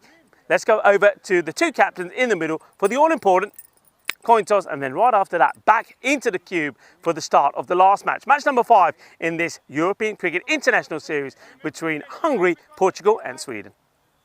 Sweden to call. Tails. Tails is the call. It's a hit. You both. They're going to bowl. Back to you, boys. Sorry, back to you guys in the comments box. Tyrone Peters, he's a man. He's the man, isn't he? And well, probably the heat getting to Tyrone a little bit as well. Being the tournament referee, done some umpiring here today as well. And it is a long, hot day. And I can tell you what, that Hungary, they'll be feeling it as well. And Sweden as well. I don't think it was quite this warm when they left Sweden to come here. Feeling the heat, well, we all are. And well, we're drinking tons of water as well, just to keep our energy levels up. And well, as the last match here, match number 5 in this European Cricket International Series, Hungary, Sweden and Portugal. Hungary, can they get another win under their belt? Well, they are 1 and 2, so the 0 has gone. They've lost that 0, Charlie. They've lost it. Anyway, can they continue in good form? Vinath Ravindran is starting to perform for this side. Ashrit Darapareddy, though, isn't. And Stan Ahuja would like to do better in this one. The question is, will he get a chance with the bat? Rasik, nice to see him finding his form. Safi has put some good knocks in as well. Over to the other side, Sher Ali, well, he's been a little bit unlucky. So this Khan has shown what he can do. And Samuela Romani has been very good as well. And we saw some good knocks there also from Nasir Baluch as well. And also from Khalid Zahid, some good all-round performances from him. I mean, he's listed as an all-rounder, and he certainly showed that. And, well, we haven't seen too much of this. And we're seeing for the first time a bat versus ball. A Waller computer is saying that Sweden 107 to 100 in favourite to win this one. And of course that information is all based on the information that we have on our database for the teams and all the cricket that they've played. So interesting to see, and we're ready to go as well in this one. Hungary, as you saw, won the toss, elected to field. That's a real surprise for me, and I'm pretty sure that if you're asking most people, you're winning the toss, what do you want to do? They'll say we want to have a bat. It's hot out there. You'd rather go out there, get your batters to click, put the runs on the board, and then you make the fielding side that has had a hard time in the middle, in the heat, have to then, in a 10-over changeover time, go out there and try and knock the runs off. But, well, they're handing that opportunity to Sweden, which means they're hoping to restrict them and maybe hoping to skittle them for a low score. Let's wait and see how this goes. They're sticking to what worked pretty well for them last time in terms of them changing the bowlers around a little bit. They're going with Jared Peretti with spin to start. He'll start with a wide here, and it will be called. The batter doesn't really move before the ball is bowled. That's what Jared Peretti checking. And you know what? Jared Peretti thinks, I'm going to take the shades off and have a bowl as well. It's not often that we're seeing him bowling without his shades. Oh, he gets his all wrong. Jared Peretti just can't get there. Oh, well, if anybody could, Jared Peretti is the man. He tries, but he can't reach it. And it's just out of his reach. Just watch this, just out of his reach. Tremendous effort from the bowler. So a bit of luck for Sudas Khan. And he's, of course, joined out there by Sher Ali, who this time around is looking to get some runs and get going. This is going to be another wide. Jared Peretti just pushing this a little bit wider. And, Hungary maybe looking to go with the same sort of setup as before, but they have got Yadwinder Singh in their side. And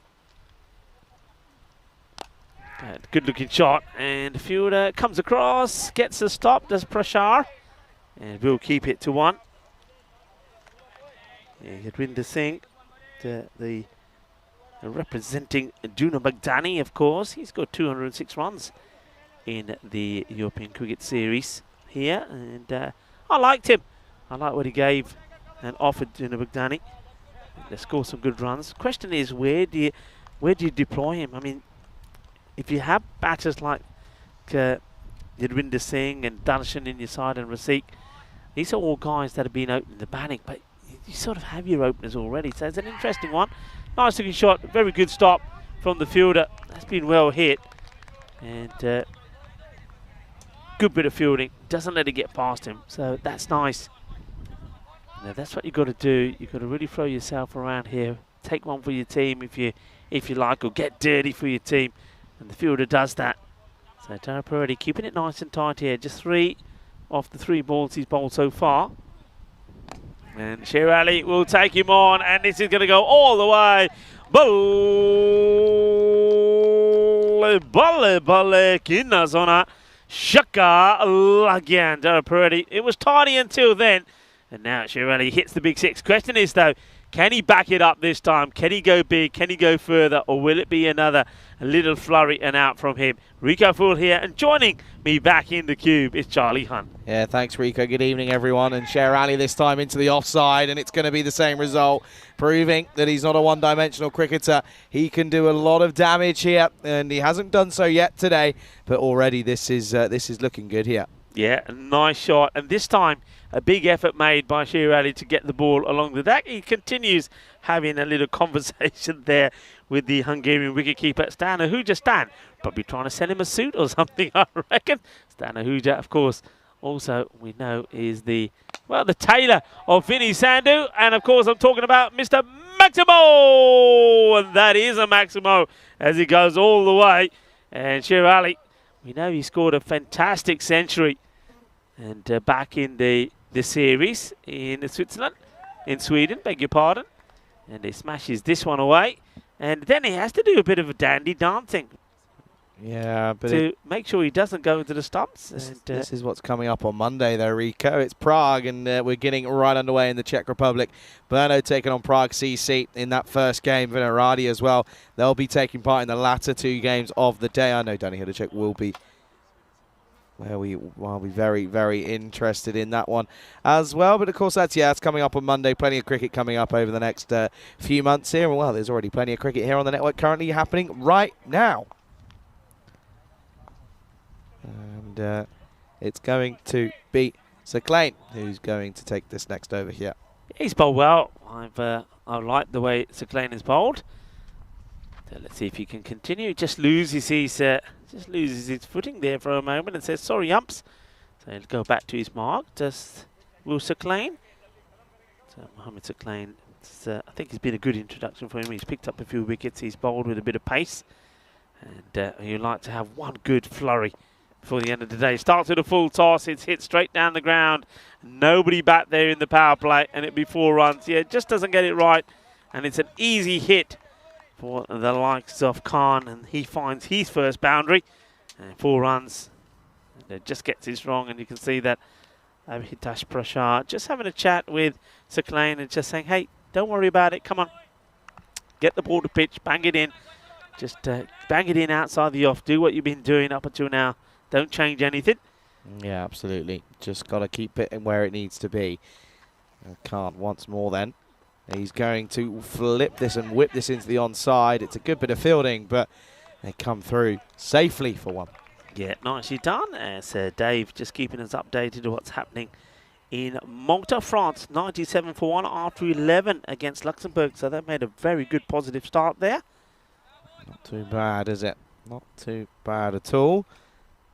Yeah, at the moment, though, it's we'll focus on what's going on here at the moment. Of course, we know that Hungary will take points out of today. They, of course, took a victory against Portugal. So everyone has won a game, and everyone's lost a game now. As this is a massive inside edge into the pad. Yeah, hits the pad, won't be out. And, of course, Dave. I know Dave is following and supporting France very well there. Don't forget, this day in history, July the 15th, France defeated Croatia 4-2 to win the second FIFA World Cup, or their second FIFA World Cup. That was in 2018. And the final was held in Moscow. And, yeah, I remember that victory very well indeed. A few other things on this day in history. That's going to be a wide, I think. Yeah, come on then. What have we got? All right, you'll know this one because I know you keep saying I'm not on Twitter, and I'm not. And maybe one day I will be. But 2006, on this day, July the 15th, Twitter was launched, and within the following decade, it had more than 300 million users. All happened back on this day in 2006. And also, something I've already told you about, you've got to watch the Die Hard movies because that all started back on this day, 1988. Bruce Willis shot the stardom, and this should be out. Rasik will not drop this one, and it will be out. And it's another soft dismissal as the batter is going to depart. Won't be very happy with this shot, but that was the end of Khan. He gets this completely wrong and just doesn't get it right, does he? It's not the right shot selection. Slices this, goes up in the air, and Rasik says thank you very much. So they get the first victory. So even though Sweden is scoring at a good brisk rate, they lose their first wicket. Yeah, first wicket goes 26 for 1 on the board then. And yeah, that's a good wicket to get as well, as it's going to be the left-hander Zar who comes out to the crease here.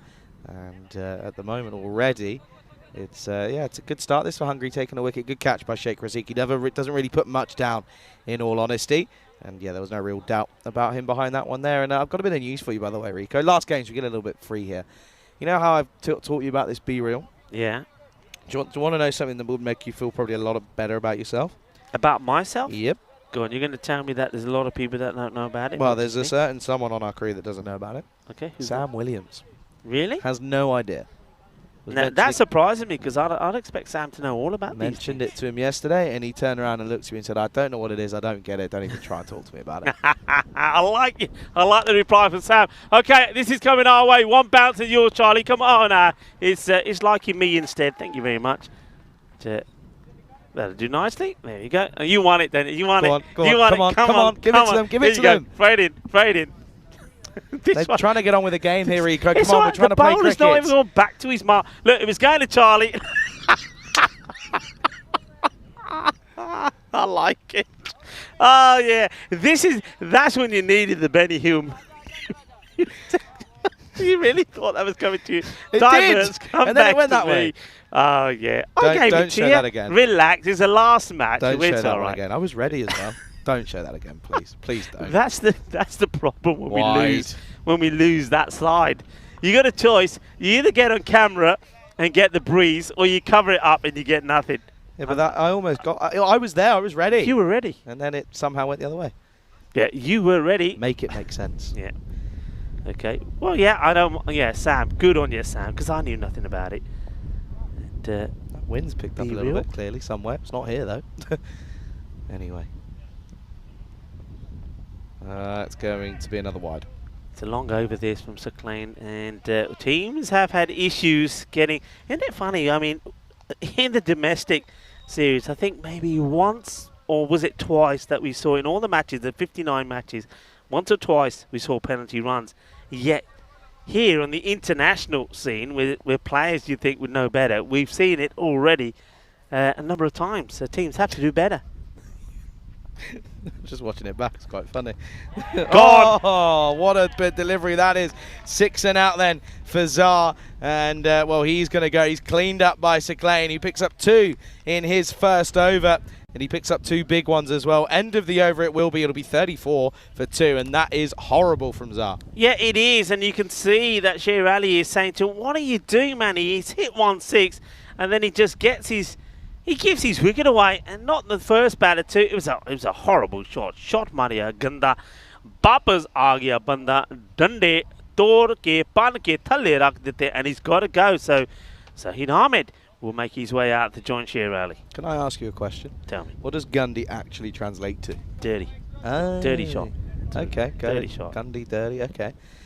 Standings here updated, 2 points apiece for Sweden, Hungary. So basically, whoever wins this will go level on points with Portugal here. So basically, playing for second place, it depends on the victory and the way they do it. If they end up getting more or a superior net run rate than Portugal, but at the moment, the way they're sat, of course, Sweden sat at a -600, whereas just the -100 for the others. So this one is a big game here, and of course we know that there's only the 4 games tomorrow.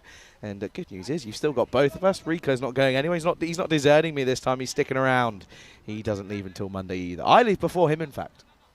Yeah, you do. You're leaving at a real early hour. I shall probably be. Well, I'll be Will in I my be bed, sleeping tucked on up, Sunday? having a nice sleep. I don't. Yeah, you're better off not sleeping. Will you know I be what'll sleeping? happen. You'll miss the taxi if you sleep. No. I won't miss it. It's just whether or not I get enough sleep or not. Well, probably not, anyway. Here's Ul Hassan then for this third over. Pulled, gone, 6. Thank you very much, Sher Ali. He's finally finding some out of the screws here. Yeah, but Go on, what's wrong? if you're going to bowl this, get your man back there. Yeah. Say, right, I want to set the trap, skip. I'm going to give him the odd short one. Because if you put a man back there, all right, this is not fine. This is not going over him. We've got a chance to catch him. So you got to think. I mean, the captain set a field on the off, and Mark Ahuja has gone over to the bowler, Hassan, and had a chat with him saying, hey, we talked about this. This is your field. What are you doing bowling that first ball? Yeah, not good enough, is it, really? Really is not good enough at the moment then. And yeah, you can see there, Sharani now 23 off just 6. He's gone for basically a magical over. And we'll add this to it as there is a man out there, though. Yeah, hits this pretty well. But again, see, that's the field set. That's where you got to be. So that's better from the bowler. Do you know what I've just realised? This time tomorrow, we'll be clearing up. And do you know what's got to be done? What? In this heat? Yeah. The cube. The cube. microwave's got to be taken down in this heat. Good luck with that, Charlie. Yeah, thanks, Rico. Hey, you know that some people doing what we do wear makeup, don't they? Some people do. Yeah, some people do. Is there? Are you saying? Are you hinting at the fact that someone on the network does it? I'm just saying some people that do what we do. Is there actually someone on comms that does it? I'm not saying anymore. I'm glad I don't. How could you? How could you in this heat? You just couldn't because I tell you, I'll be a mess. I'll be a mess. What have I just learned? Yeah. What have I just learned? Are you? I'm what? No, I don't. No. I know that. I can show you my towel when nothing comes off when I'm I wiping can the show sweat you on my I face. can But show you my towel. there are those that do. Okay, good pick up, good shot from Marco Huja, but he gets in okay.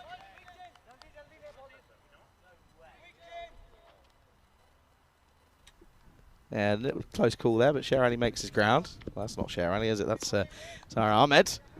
Hasn't had the best of days, in all honesty, but yeah, well, today he's still got one more chance. It's this one here. Sher Ali, though, look at him. On a mission. It's the biggest he's got so far. And, well, he works this one away intelligently as well. And look at the timing on it. Look at the timing. Isn't that such a good shot? I mean, it's using his mind. He knows where the field is set, so he works this. Look at the way he manoeuvres this into that, well, loads of space. And he's going to get 4 runs as well. So it's basically, I think he's toying with the captain. They're saying, Mark, well, okay, you don't want to put a fielder back there. Are you sure? Or now they do put a fielder back there. So he is manipulating the field very nicely. He moves to 28 of 8. It's only about an over too late. Anyway, doesn't matter. Yeah, 28 off 8th and 46 on the board. Oh, he's missed out on this one. Or has he got something on this here? It's going to run to the boundary. Runs given. So that's tough on Stanahuja, though. Yeah, let's see where this bounces. I mean, he doesn't see much of it, and then no chance. No chance. I mean, it hits the ground pretty hard, doesn't it? One good thing about this ground, I will say, I mean, it's one of those where if you're diving around on, you don't mind it because it's a little soft, isn't it? I think if you were giving this a rating of comfort, if it was a mattress, you'd say, yeah, it's nice and spongy. I like a nice sleep on this. I would give it in comfort value. I think it would be a good 8 because that grass is nice and spongy. It's nicely cushioned, so it's a good one to dive on.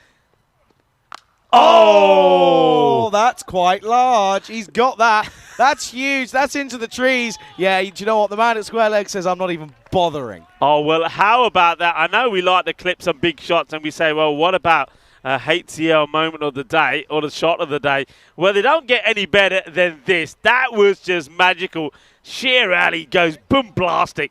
What a hit that is. Well, Cecil is saying, yeah, that's 6, but you know what? If I could, I'd give it 12. That was massive. Huge way to end the over. And it's a 6 off it, but it's a good over. It goes for a 22. Muselsan's not had a good day for his first day with the Hungarian shirt on his back. It is 56 for 2 at the end of 3. Rico, last game of the day. Where's your favourite holiday that you've ever been on? Barbados. Oh. Cricket tour and stroke holiday. Oh. Yeah, fantastic. How long ago? I was 21 at the time. So you can imagine just the other day. A long time ago. Oh, what a holiday. It was the first time outside of Europe that I travelled, and it was brilliant. It was one of those, you know, when, I don't know if other people have been there, but when, and talking of days when you couldn't just travel around free, you know, if you travel to Barbados, it was a big effort to get there, it cost a lot of money, etc., etc. People didn't travel so much then, but it was one of those when I came back, it took me a good, I reckon, easy 6 weeks to get over the fact that I came back. I wanted to stay there forever. It was wonderful. It really was. And of course, out there, Barbados, playing cricket, watching cricket in the sunshine, you know, rum punches, the old Jolly Roger cruise, the whole works. I loved it. Yeah, fair enough. One place you want to go on holiday? That's my next question. Okay. Oh, shot clipped, and this is going to be a Maximo then. Says Carreras here. Ahmed is getting into the swing of things here. He is a late arrival to the party. Yeah, and nicely played. Where I'd like to go on holiday? Japan. Oh, yeah, good shout. Yeah, I want to go to Japan. Yeah, I like to go to Japan. Fair so anybody want to go to Japan with me? Come on. Who wants to take me to Japan? I'll go to Japan. Yeah, you? Come on, same question What to do you want? What one first? Okay, first of all, best holiday. Oh, there's a couple. There's a couple to think of here. Now, this thing is narrowing it down is not easy. This is punched well. Oh, no. Oh, Marky boy. Marka Hooja. Oh, dear, oh, dear. Now, he's only to the left of me, so I'm not going to be too harsh on him here. But that isn't great. No, I mean, he set good standards in the field, but I don't know. He's one of those where he's thinking, he's bounced once, he's bouncing twice, then I'll take it. And then that extra bounce just takes him away from it. Yeah, he'll be disappointed. He set high standards today, so he's going to be disappointed that he misses out on that one. Karina following him all the way as well. What's the response? It's been a couple of boundaries, and that's going to be a dot. Okay, favourite one? California road trip. Ah, okay. I was a bit younger. We flew into Vegas. Picked up ourselves. I know that's not California. Before someone in the chat goes, Charlie, that's not Vegas. It's in California. Flew into Vegas, picked up an RV, and then went to, oh, hang on, how's this ended up going there? That'll just be one. Flew into Vegas, picked up an RV, sort of motorhome, and ended up going all the way down to Palm Springs or Desert Springs, and then went all the way up the coast, up through LA, through Monterey, up to San Fran all the way through the Yosemite National Park. Big Sur and all that as well, and then back to Vegas. Well, I mean, 3 weeks. RV road trip, yes, please. Was it a proper big No, RV? no, it wasn't a big like coach chassis. No, it wasn't like that. No. It was like a, I don't know, what's the one? You know the one that my parents have on, that you've seen? You've seen it on Facebook, you must have. You got my dad on Facebook, you know? Have I seen it? What was it, like a 5 berth? Yeah, kind of Okay. like something like that. Shots over the top, and Ali is motoring along here. It's the 11th delivery that he faces. He moves into the 40s this time, just waits on it nicely, and this over has not been a good one, as it will go for 15. 4 overs down, already in the 70s here, Sweden, 71 for 2. Yeah, they're going so well. In the last 2 overs, we saw 22 of Hassan's, which was, well, a high scoring one. This one goes for 15, so you can see 37 runs just the 2 overs. So they are motoring along, and you've got to make that change here pretty quickly. You've got to go for Prashar here, and that's exactly what they're doing. So Prashar coming on to have a bowl. I'm going to show you a photo of it, that one. Not exactly that one, a little bit bigger than that, Okay. but that kind of design. Nice, though. Nice. Yeah, good fun. Yeah, good crack. nice. I mean, I've done the RV. I know we're going to go on to where you want to go in a moment, but I was just going to say I've done the RV when we were in the UK, and we took it from from North London all the way up to North Wales to Yorkshire and back. It was brilliant. It was fantastic. Okay. It was fantastic. We did about 3,000 miles in it. Yeah, we had and the a great rest. holiday because you see so much more, and I love the idea. You see your place, you pitch up and think, you know what, let's Go have a in cup of tea. Let's have a cup of tea. It's great, isn't it? It was good. All right, so where would you like to go? Japan is on my list. Okay. Japan is on my list. And what I want to go to, though, Australia. Yeah. I want to do Aussie. I really do. I want to do Aussie and New Zealand. I really do. I also, you know, I've never been to Asia, actually. So India's up there, have to say. Oh, yeah. Do want to make my way over there at some point. But yeah, at the moment, though, yeah, no, that's. I think Australia's top of the Yeah, list. I think also because we know, let's face it, we know a lot of people from Australia as well. You know, like Vinny, of course, who we work very closely with. So they always tell us about lovely stories about Australia. Corey, I've been talking to Corey about Australia as well. So yeah, and with that cricket, with our ties to cricket as well, that would be a fabulous place to go as well. So yeah, it's right up there. And also the Far East. Never been to the Far East. So going to something like Thailand, that'll be up there for me as well. Have you done like Dubai or Egypt or anything like that? Only Dubai, but briefly. So Egypt I've done the Nile cruise, which was fantastic. Oh, wow. That was great. Yeah, I did Cairo. That was good fun. That was a good holiday. That was where I learnt to swim. Wow. Shot! That's so good from Ahmed, who gets in on the party then here. Is that Ahmed? No, it's No. not. That's Sher Ali. What a shot that is. Yeah, Ali brings the power to the party. This is such a look at that Oh. shot. Oh, that is oozing class in it. Beautiful shot. And Sher Ali, well, he's got himself out cheaply a couple of times, isn't he? He got out for 0. He got out for 6 after one scoring shot. But now, look at him. He's staying focused. He's talking to himself. Mentally, he's now prepared. He's in a good place. And he's played some delightful shots. 46 of 12. And Abhitash Prashar just setting his field here. But, I mean, he's coming on to bowl. Similar sort of time when he did in that last match where they were victorious. But he's up against a batter who is really in his zone at the moment. Big time then. And this one is hit well down the ground, and it will be 4, and that will be the half century there. Shubi almost gets taken out, but it's a half century of just 13 deliveries for Sher Ali. He's taken all day, but finally he gets going, striking at 385. Oh, what a hit. I mean, he's got so much power, and Shub, well, it was like the raging bull coming towards him. And I tell you what, if Mark Ahuja made any contact with Shub, that was it. Shub was done and dusted. Shub was gone. Okay, then. Bashar's been taken to the cleaners already. What's the reply? Needs to try and break this partnership here. Oh, they won't. It's a wide.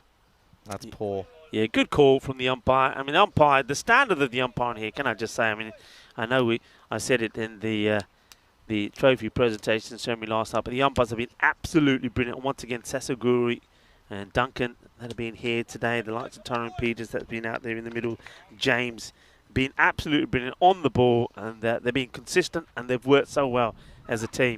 And this one gets played out, and good stop. One thing I will say, and I know we've said this so many times, Charlie, but spare a thought for the umpires. We're sweating buckets.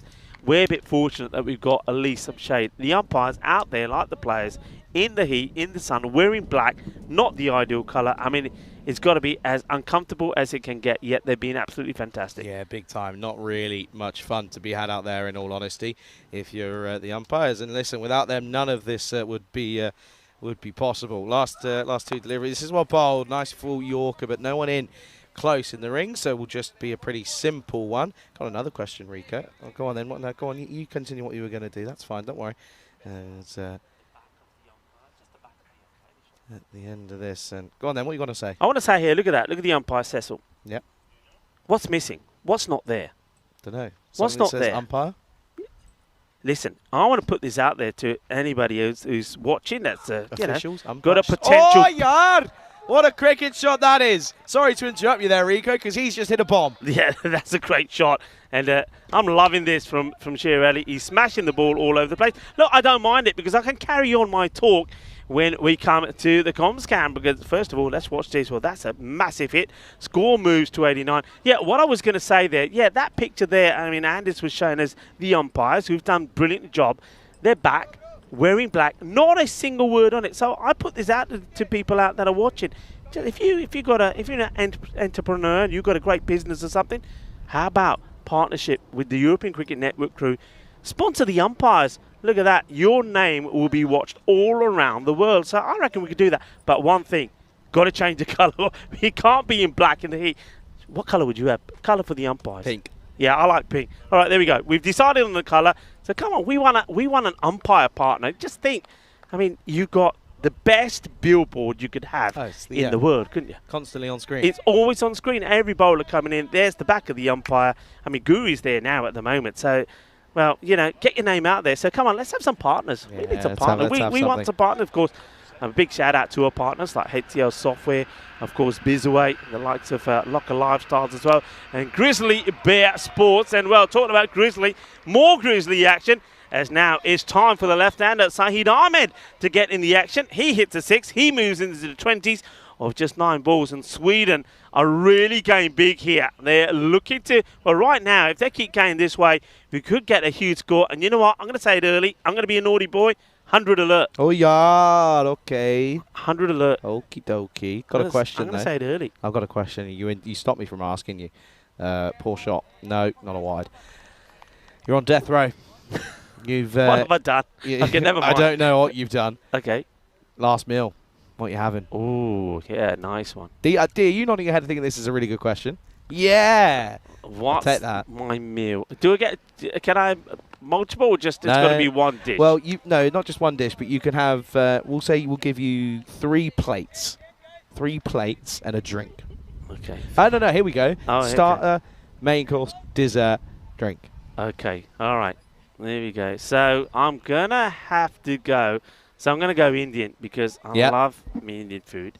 So starter will be a nice, juicy prawn puri to start off Interesting, and I'll tell you for why later. Main course would have to be. I would go with something like. Hang on, chance. No, would have been a great catch. Really would have been, and at the moment, that's one of the half chances that you got to try and take here. They're motoring along here. Yeah, I mean it was almost there. One man who has taken them all the way through, Darab already, just doesn't carry. Okay, main, I'm going to go for something like Madras lamb. Okay, because I want it to be a bit spicy, but not too spicy. And we'll have. Oh my goodness me, that is humongous. That is huge. That is the biggest 6 that we have seen. That is enormous. That is big, and that is going to be a 6 at any ground in the planet. This ball is still traveling. That is in our orbit, and it's circling our planet for years to come. What a huge hit. That is humongous. Wow, what a hit there from Saeed. Well, he stops me talking about food, and just for a moment anyway. Yeah, so, yeah, a lamb, and, of course, I'm Rico, so I've got to have my aloo parantas. And for dessert, rasmalai, because that one was hit sweeter than a bowl of rasmalai. There you go. That's me done and dusted. Drink. I've got to be a naughty boy. I'm going to have a proper, with all the berries and everything, proper gin and tonic. Okay. Done. Dusted. And then, next day. Next day, done. But who cares? I'm a happy chappy because I've had a really good meal. Fair enough. Last ball. Oh, down the ground. And you know what? I don't even think he's timed this, but I think he's just so powerful that he's going to hit this over the rope. And look at this here. Yeah, it comes just off the edge slightly, but he gets all of it. Look at Sher Ali. He's a happy chappy, rightfully so. End of the 6th. 110 on the board for 2. The hitting we're seeing here at the moment is quite extraordinary. It really is. And Saeed Ahmed's got in the act as well. And in fact, he's for a moment outscoring Sher Ali. Come on then. So do you want me to say yours? Mine even? Yeah, go on. to start, right? This is why I said, okay, gambas al ajillo. Ah, yeah. Prawns in garlic with a side of bread. Yeah, for the oil. Yeah, obviously. Yeah. Obviously. Now, this is where it gets a little bit complicated, though. Main course. Now, main's a little bit of a tricky one. I'm a foodie, right? So I've got to think of what do I want for me main. Now, if I'm going off, simple needs, I go large Domino's pizza, right? Because I want to, stuff me face before I end up, clocking off the next day. With no pineapple, obviously. No pineapple on it, obviously. Obviously. But then at the same time, yeah. I'd murder a carbonara. Mm. I would a good proper Italian murder a carbonara though. Not I just said Italian murder. I didn't mean that. Oh, shot for it. But you could do the thing there, can't you? What's it with the pizza with the... Yeah. That's Vinny's thing, isn't it? Yeah, you could do that. I'll do that then. Domino's pizza with spaghetti carbonara on top of it. You're allowed. Your last meal. And then dessert, sticky toffee pudding. Yeah. Sticky toffee pudding. I'll give you that. And then my drink. Oh, now this is tough. Oh, outside edge, and this time it runs away again. It's another boundary at the moment. This is becoming almost out of hand here for Hungary because realistically the Swedes are running away here at the moment. Drink. This is tough. This is really tough. This is the thing. Do you turn around and go nice, or do you just go? It's what you want, though, isn't it? No. You go with what you want. What do you? I mean, yeah. Go on. What would you want? Come on. Pint. Show me your naughty side. Pint? Pint of Strongbow. Pint of cider. Any cider. No, not any cider. All right, that's 4. Told you. Hassan doesn't get a foot down here. And I'll tell you what, this is, I reckon this is already game, set, and match here. I think they're batting Hungary out of the game here. I mean, it looks that the way these two are smashing the ball at the moment. And Hungary will fight. We know that. We saw that in the last match. But there's only, when you got the likes of, just have a look what's happened in the last few overs. Rasik. He went magical. This one's up in the air, and there's nobody back there at all. How far does it go? 4 runs, and Sher Ali is on his way. Now, this man has already scored a fantastic 100. I get the feeling, there was something about his 100. Was it the fastest 100 that we saw on the network from Sher Ali? And I think it was. I think he either the first or the second fastest that we saw. So we know he's a guy that can score quickly, and he's showing that here now. Just have a look at that score so far, 74-20. And, well, this is right to the sound of horns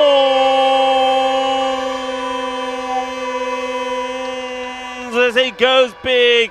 And Sher Ali now is in the 80s. Wow, he is just motoring along. And are we going to see an international 100 here from Sher Ali?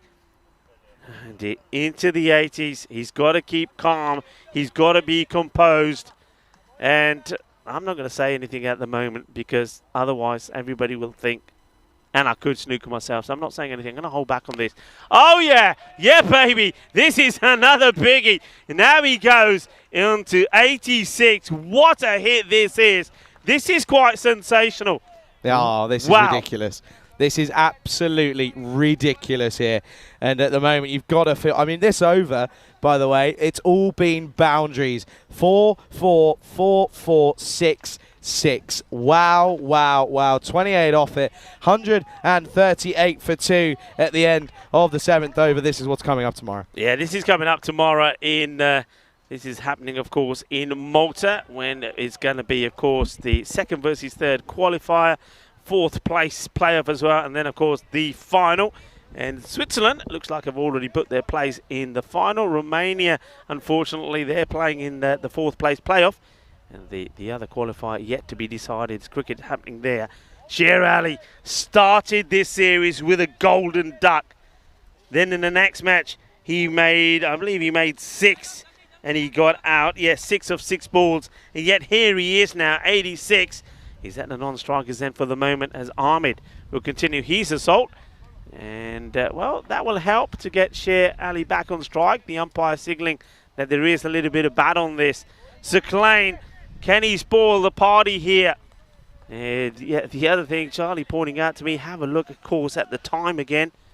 Wow. Not again. Not again. Wow. How many is it twice today? Yeah, for them, twice. Portugal have done it as well. Okay, here he is, Sher Ali, back and strike. This partnership already worth 105 in 31 deliveries. We saw a 100 partnership in the series here in 30 balls, but that is just amazing. That is filthy. That is absolutely filthy. Come on then, Sher. And this time, even the miscues here are pushing the fielders. This might go all the way. It does. He's got nothing of that. It's an inside edge. He's got nothing. He's clothed it, but he's still got the power to take it to the boundary. Yeah, so 4 more, and now he moves into 90s, and he will know in his mind he is 2 hits away for doing something amazing here. 2 hits away. Sher Ali. He tries to focus, tries to keep it out of his mind. It's Saclane seeing if he can get the breakthrough. He's taken 2 for 20. 90 on the board for him now. Oh, no wow. way. No way, Jose. Sher Ali, this is incredible. No, hang on a minute. What's he celebrating? No. Get back there. He ain't done it yet. No. Unless we're wrong. That's 96. What's going on here? What's he doing? Calm down. Oh, you haven't done that now. You haven't done it. I tell you what. If he gets out before he gets to the 100, no. you're all getting a whipping. He apologises. He's apologised. He said they told me to get on him again. Look, he's celebrating here, but he's not. It's not done. It's false celebrations. Oh, dearie me. We've seen this before in a half century and it never happened. Are we going to see it in 100? Sher Ali, come on, focus. Put it to the back of your mind. 4 needed then. Oh, this is off the pad.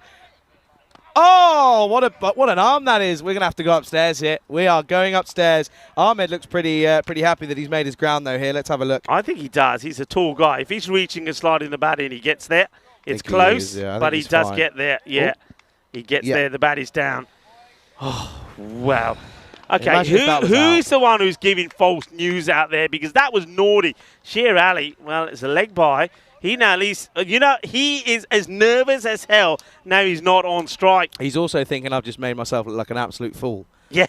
150 up, though, by the way, here in the 8th over. And they've only got 3.5 minutes to get through these next few deliveries. Okay, then it's Ahmed on strike. He's on 34 of 14. Well, hang on a second. Make that 38 because, he's hit that through Darshan Sunasnaya because he's pumped that onto the offside. It's so powerful. Sweden, oh my lord, I did not expect this. One thing I said when I was talking about Sweden is all the time, the 2 occasions I've been to Sweden, I've seen great bowling. I've seen great bowling, great fielding, but the batting always, apart from 1 or 2, hasn't been their strength. That's changed this year. The scores we saw in Sweden, and now they're showing it here. But just look at some of those projected scores here. Don't take a single. Wide. Awful. Rubbish. That's not a good delivery from Saclane. Doesn't get it not right. Good. It's rubbish. Simple. Can't bowl this. You can't, man. Cannot be doing this here. Can't be thinking you're going to get away with it. Well, the heat certainly is on here for Hungary and Sweden turning on the side. I mean, of course, Hungary, they'll be saying, well, they've done it to us. We can do the same. And they can. They've got the batting to do it. But it's very unlikely. Oh, he's going to get away with this one. I want to see the height on it because if one before was called one for the over, then that one's probably very much the same. Let's have a look. The height. And yeah, that could quite easily be 2. He rises up, though. Anyway, good thing is, though, it's a dot, which will mean that Sher Ali will be on strike. 96 off of 25 here. And, well, we've already celebrated already. Oh, no, if he gets out the scenes. The absolute scenes would be rather incredible. It's going to be Abhitesh Prashar to bowl this 9th over. By the way, they've got 1:50. They're not doing this. This is another penalty. This is another penalty. I just want you to focus on this. Look at number 13, Sher Ali, 108 of 27. So he's already got one century. So can he get another? Right, if he does it this delivery, he's done it. He won't. Oh, it's going to just be 1. Oh, no. If he gets on the next, that is incredible. If he does, well, hang on a second. But that was 107. So realistically, do the maths. He's probably done it before.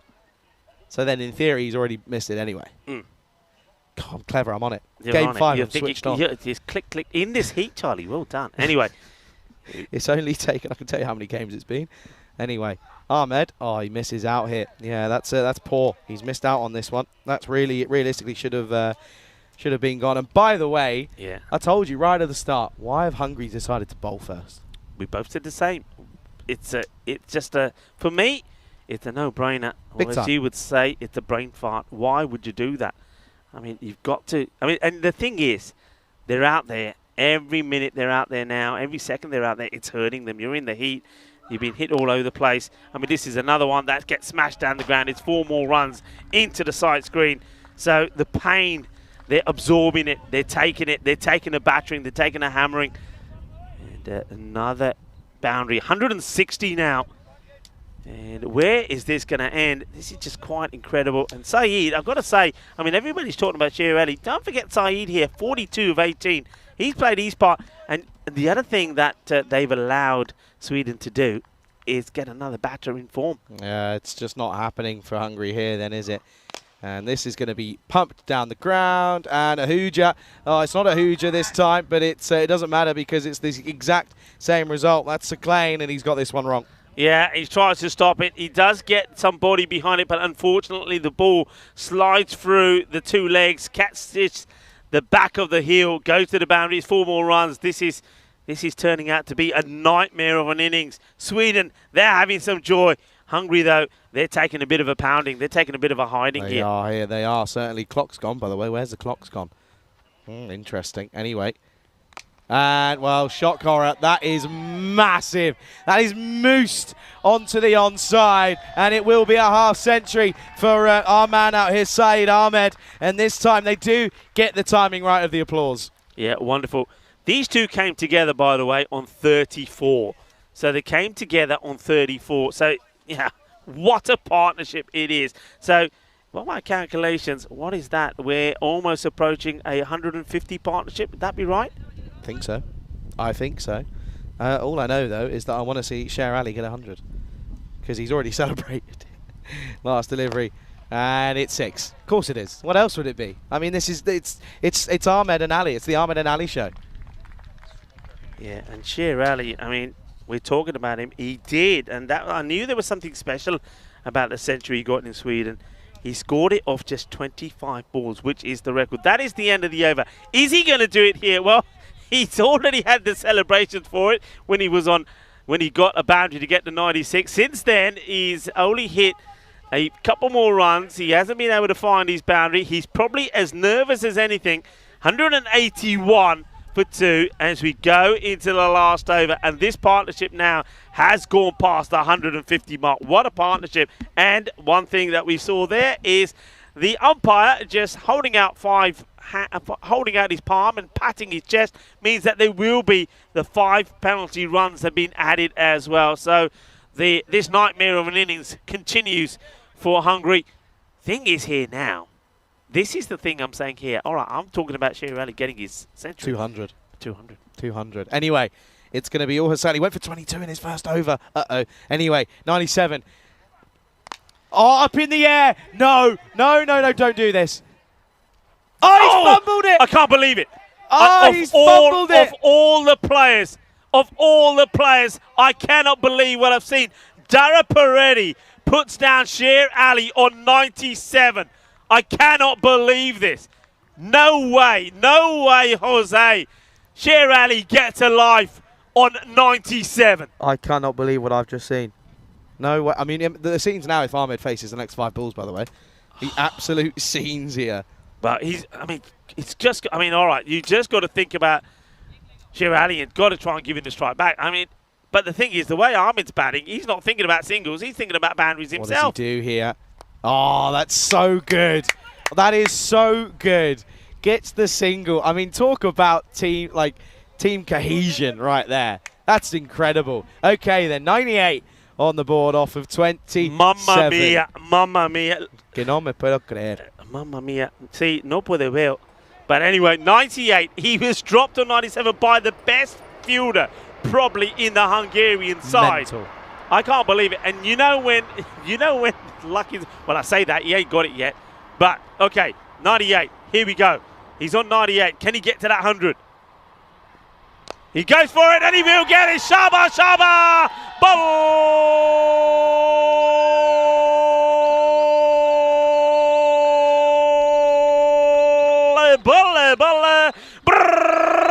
take a bow, Sher Ali. Well, he kisses the floor and he gets a standing ovation. Sher Ali, he scored the fastest century that we've seen on the European Cricket Network in Sweden, and now he's done it again. He gets another one. He got a life, didn't he? Big time. I called it when he got onto 50, and now that he's got that century, I can share something with you, Charlie. When I saw him this morning and we shook hands, I said, Sher Ali, I missed your century in Sweden. Get me another one today, will you? And that is no word of a lie. And Sher Ali has done just that, and he ain't finished yet as he pumps another one out of the ground. 110. Now he moves on to Charlie. Sher Ali, what a player, what a performance. Yeah, he's all right. That's absolutely outstanding. It's been incredible to watch here. Look at this, by the way. 195 for 2 on the board with 2 deliveries left here. I mean, what we're witnessing here is absolutely outstanding, Rico. And, well, Sher Ali, 110 off 29. Is it going to be more?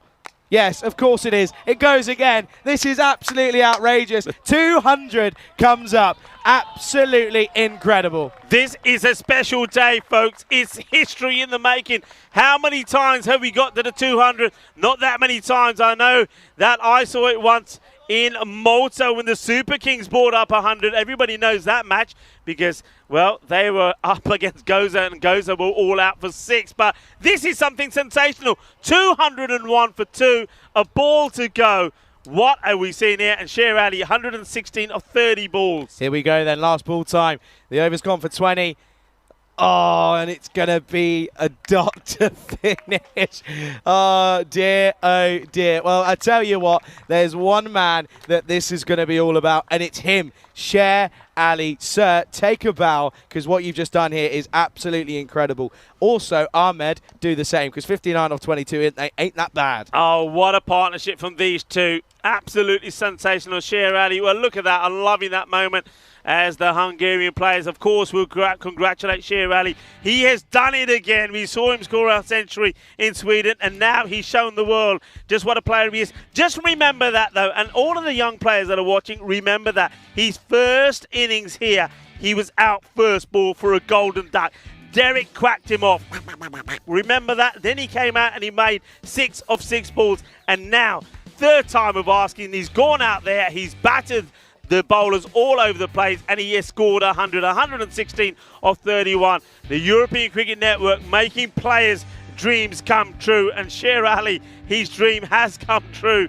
He celebrated that 196, by the way, and we thought that was a bad omen. And then when Dara Paredes got the chance to remove him on 97, we thought, well, there you go. That's why you don't celebrate early. But the catch went down. Then after that, the rest was history. Oh, it was insane. And this one was over the offside. And this was, of course, as he almost got there. And, well, what you see here is, well, this was a fumble as it was put down. That was the catch. Dropped on 97 by one, again, Rico said it once, probably one of the best fielders here in Budapest. And this was it. Full, slow, pumped down the ground. And it was celebrations all around the ground. It's been an absolute pleasure to have been here in person to witness what we've seen, which is realistically the only way you can put it and describe it is pure greatness. An international century. We've seen 2 centuries here in Hungary. We know that there was one from Daniel Akbar in that European Cricket Series, the player from the Budapest Blinders, and now we've seen one from the Swedish incredible player, Sher Ali. He's already on that Hall of Fame with that record century of 25 balls, and now he's done it again. What a knock, what a player, what a moment. And folks, what a moment for you. Everybody is just, well, they can't believe it. We also get to the 200. Nick Devonshire is gifting another European Cricket membership because he does it every time there's a 100. Absolutely unbelievable. And Santosh is the lucky man who gets the membership. Absolutely unbelievable. What a day, what a moment. And Charlie, what a delight and what a privilege to be here and see innings like that. Dave Bees turned around and said, will Hungary turn up or just forfeit? Well, do you know what I want to see from them? I want to see them swing.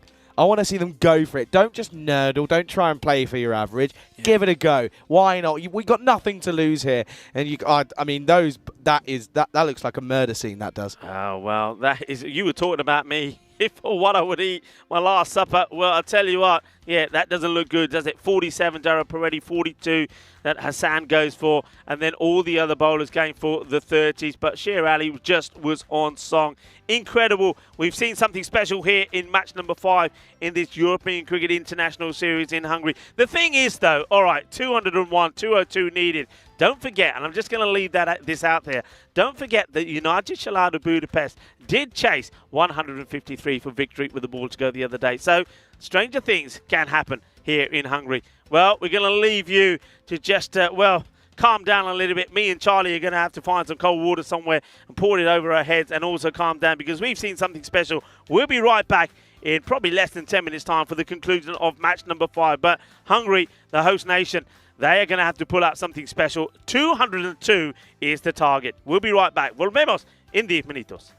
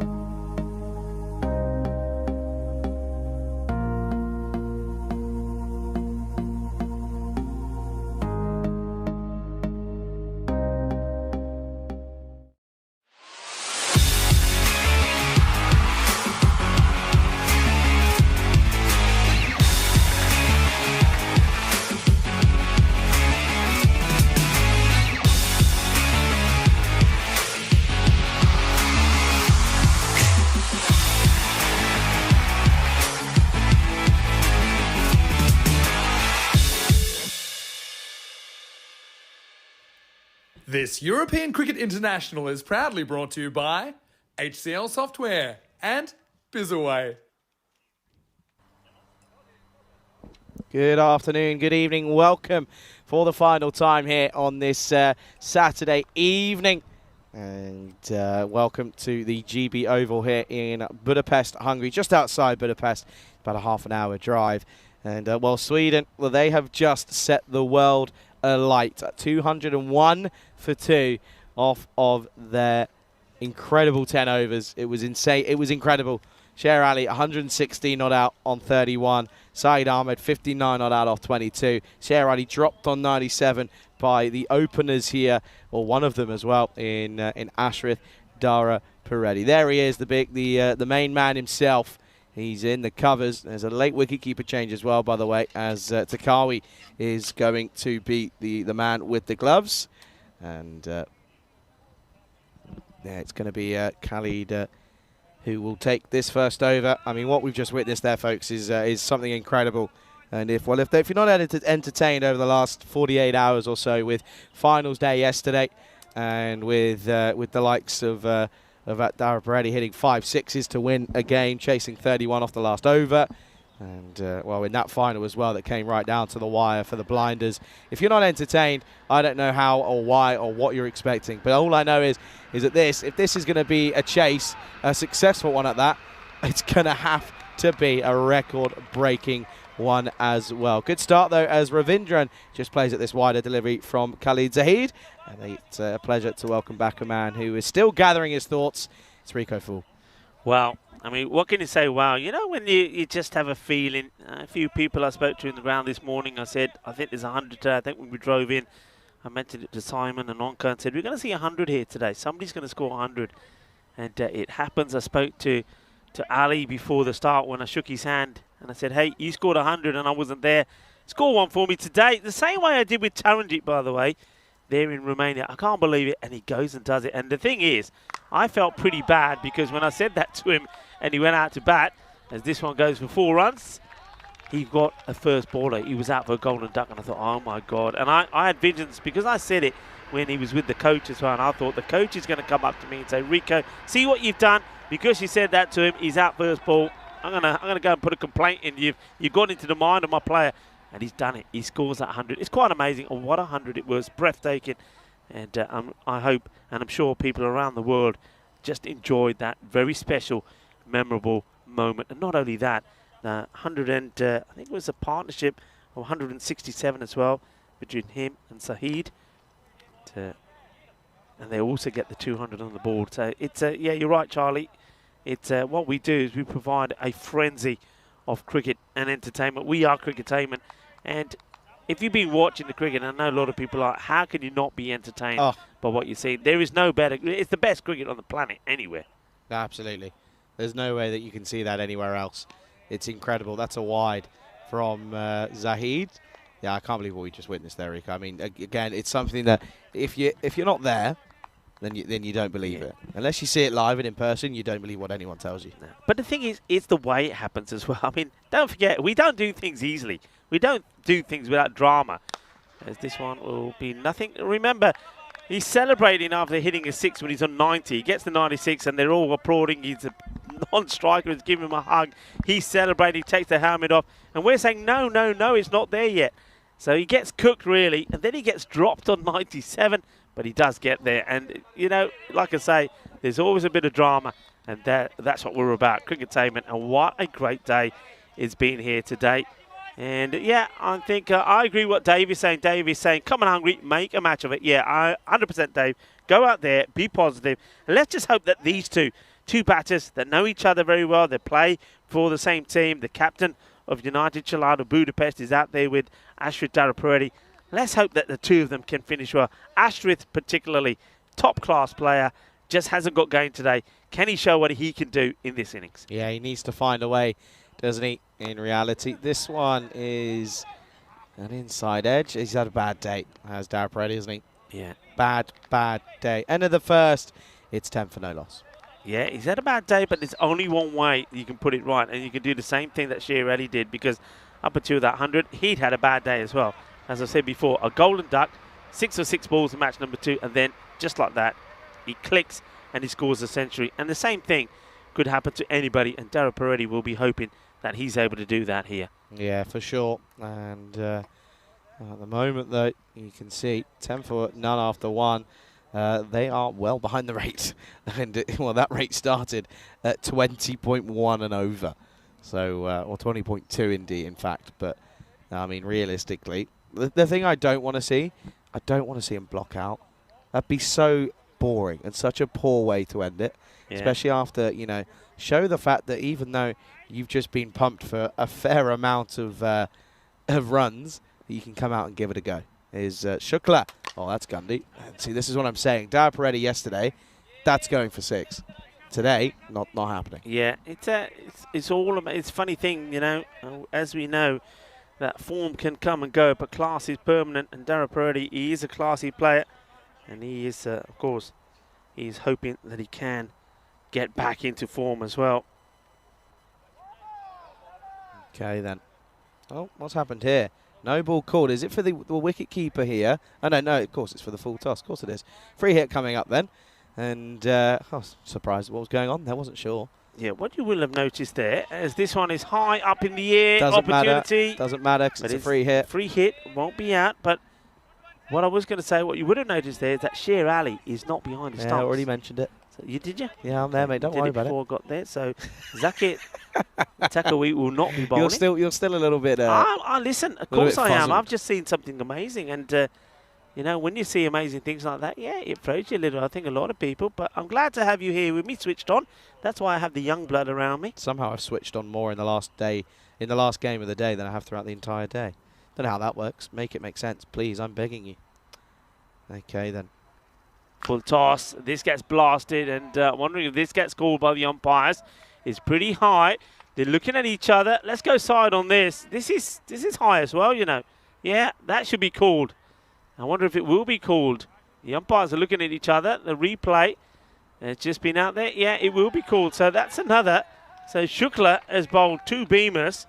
If he bowls another, he's off and he won't be bowling anymore. And remember, they've already got a man that would normally bowl, Takawi, behind the stump, so he's not going to be bowling. So this will be interesting. Well, maybe Sher Ali, he thought he's going to have a bit of a rest because he's not behind the stumps. Probably, understandably, probably a bit exhausted and dehydrated. They might even ask him to have a bowl. Yeah, absolutely. So this one is going to be another boundary. And, well, this one we're going to have to take another look at here because it's right into that late evening sun. And we're not too sure where he's finished. 4, I think. Yeah, 4. 1 bounce 4. Good shot again this time. And, well, that's it. That's a really, really good bit of hitting. And Daryl Peretti, he is coming out and having a go. Understandably so, because Shukla, he's bowling pies. Yeah, well, Daryl Peretti, free hit. He'll take that. Maybe that will get him going. Carved away for none. Yeah, dot. Yeah, and I'm just looking here, and I won't mention everything just yet. But what I will say is that we can have a look and we will get confirmation as to where that stands in the grand totals of the history of the European Cricket Network. However, Daryl Peretti, it's a disappointing day and it will end here. And well, it almost puts him out of his misery. He goes for 10 and that's an early wicket here. It will be 23 for 1. Simple catch for Samuela. And he takes the catch, and Daryl Peretti, yeah, I think he'll go back home thinking, I just got to have to pretend that this day never happened, and he's hoping he can go back, have a good cold shower, get some good food inside him, have a good rest, and come back tomorrow. And maybe tomorrow he'll show us all the real quality and class of the player that he is. But today it just not happened. And of course we all have those days, and today unfortunately is one that Daryl Peretti will want to forget. And I don't want to rub it in anymore, but don't forget Daryl Peretti also had the opportunity to remove Sher Ali on 97. He dropped him and it was an absolute sitter. So that's just been the sort of day he's had. He needs to forget about it, put it out of his system, come back stronger and better tomorrow. Yeah, big time, that is for sure. Got to try and work out, though, as well, this is going to be Stan Ahuja who comes in here. Stan does normally like to take a bit of time to get going. I hope he doesn't hit. Give it a go, Stan, because at the moment that run rate's already at 21.5 and over. Well, they started at 20, so already going up a couple of runs here. Shakula, don't bowl another beamer, because otherwise you'll have to be brought off. That's going to be into the onside for 1, and Stan Ahuja is off the mark. Yeah, nicely played, but interesting though, isn't it? I mean, I just want to. I know you got your batting order and you go with it. Let's just have a quick look at who they got the inside. They bring Yadwinder Singh into the side, right? The man who played for Duna Baghdani. He's been opening the batting for Duna Baghdani, and the way he plays is just all on attack. He scored a couple of half centuries in the European Cricket Series here. Why not give him a go? You've seen Stan. You know, Stan, we know he's been in okay form. We've seen the likes of Mark Ahuja. We've seen Safi. We've seen Rasik. You've got Yadwinder there. Give him a go. What do you got to lose? There's 200 on the board. Just say to Yadwinder, look, the way that you've been playing, aggressive stuff, go after everything. Just go out there and go out and have a ball. So they've got options, but at the moment they're going with the safe one. Have a look at this. We don't see 200 come up too many times, Charlie, but there it is, 201. Yeah, this is what I was mentioning, and you can see that it's the 5th ever highest score set by any team on the European Cricket Network. Of course, you can see there Barcelona, Shaheen, VOC Rotterdam, Catalonia, Master. I'll put Sweden in the ranks there as well. Incredible scenes. All that is very gunny into Carly. Can't even cut this one off, and to be honest with you, you can't blame him. He wasn't thinking about being the keeper today, and well, now this one has got completely wrong. And yeah, there's not much he can do about that one. That'll be a minimum. That'll be 5 wides. Yeah, interesting when we saw that higher scores. I'm just wondering because I noted that Master, and they got the 200 as well. Was that the match that Sher Ali got his 100 in? Did he play for Master? I mean, I wasn't there. Well, somebody will check this, but if it is, that's an amazing trend, isn't it? And at the moment, Stan Ahuja is facing up to Baluch, and that's a nice, well, I was going to say it's nice, took his shot. It looked nice, but he wasn't able to execute it. He misses out on it, and there it is again. I think you're right there, Rico, if I'm not wrong. Yeah, so we saw that 200 come up also, and yeah, that was quite amazing. So yeah, once again, it was happened for Master, so it was Sher Ali that scored that fastest century we've seen in 25 balls for Master when they put 200 up. And here he is, here again today in this match. He scores 100 and he helps Sweden get to the 200. It's quite amazing. Yeah, it's rather sensational, isn't it? And you can't blame a lot of... listen, Sweden will love, and all the fans are going to be, oh no, what is that? Oh, he's got that one wrong. He's had two howlers here. Look, we'll check this out again. Gets it completely wrong. He's trying to do something here that just isn't needed here. Watch this. Oh no, there's nothing positive to say about that. It's awful. It's a bad delivery, isn't it? And when you're bowling here, you're not bowling with a team that are taking you apart, or a team that is looking to get a good win for it. That's better. That's where he needs to be. No. No, this is not bump. out. Surely this is bump. Of course it's bump ball. They're going to check it. Sher Ali thinks he's got him here. I'm very sure. Yeah, bump. Yeah, bump ball. No way. No. Stop it. Yeah, bump ball. He hits it into the deck. And, well, Sher wants it. Of course, he wants some more limelight, wants some more glory. But I'm pretty sure. Watch this here. This ball, he's playing it into the deck. Look. Oh, hang on. Hang on. I'm going to look at it again. Hang on. No way. Does it go? Oh, is the ball coming up onto the bat? I think he gets it. And I think it's given. Yeah, yeah. We were wrong. Entirely wrong, and I'll be the first to admit it. Sher Ali, well, he knew something that we clearly didn't. He was out there, and look, he says, yeah, no, I know it's gone. I know it is. And, well, fair play. He's having a great day. Stan Ahuja will go. It's 30 for 2. Yeah, let's watch this again. I mean, when you look at it first time, you think, yeah, surely he's played it into the deck. Even there, I'm questioning myself again, but I think what it is, the bat has gone onto the deck, but the ball has come up and hit the bat on the way up. So it's not a bump ball. And Sher Ali, well, he was 100% right. He was calling for the review straight away. Of course, we do it automatically. So, unfortunately, Stan Ahuja will go for 1 on ball number 4. So, he's not wasted too many deliveries. Sher Ali takes the catch, the Centurion. And Baluch, after bowling, well, you've got to say, some Gandhi balls, he gets his wicket. Yeah, surprised him with the straighter one, clearly, at the moment. But another train whizzes past and another wicket will go. Zahir Safi will slowly make his way out to the middle here. It's 30 for 2 here. And halfway through the third over. At the moment, though, it's Sweden on top.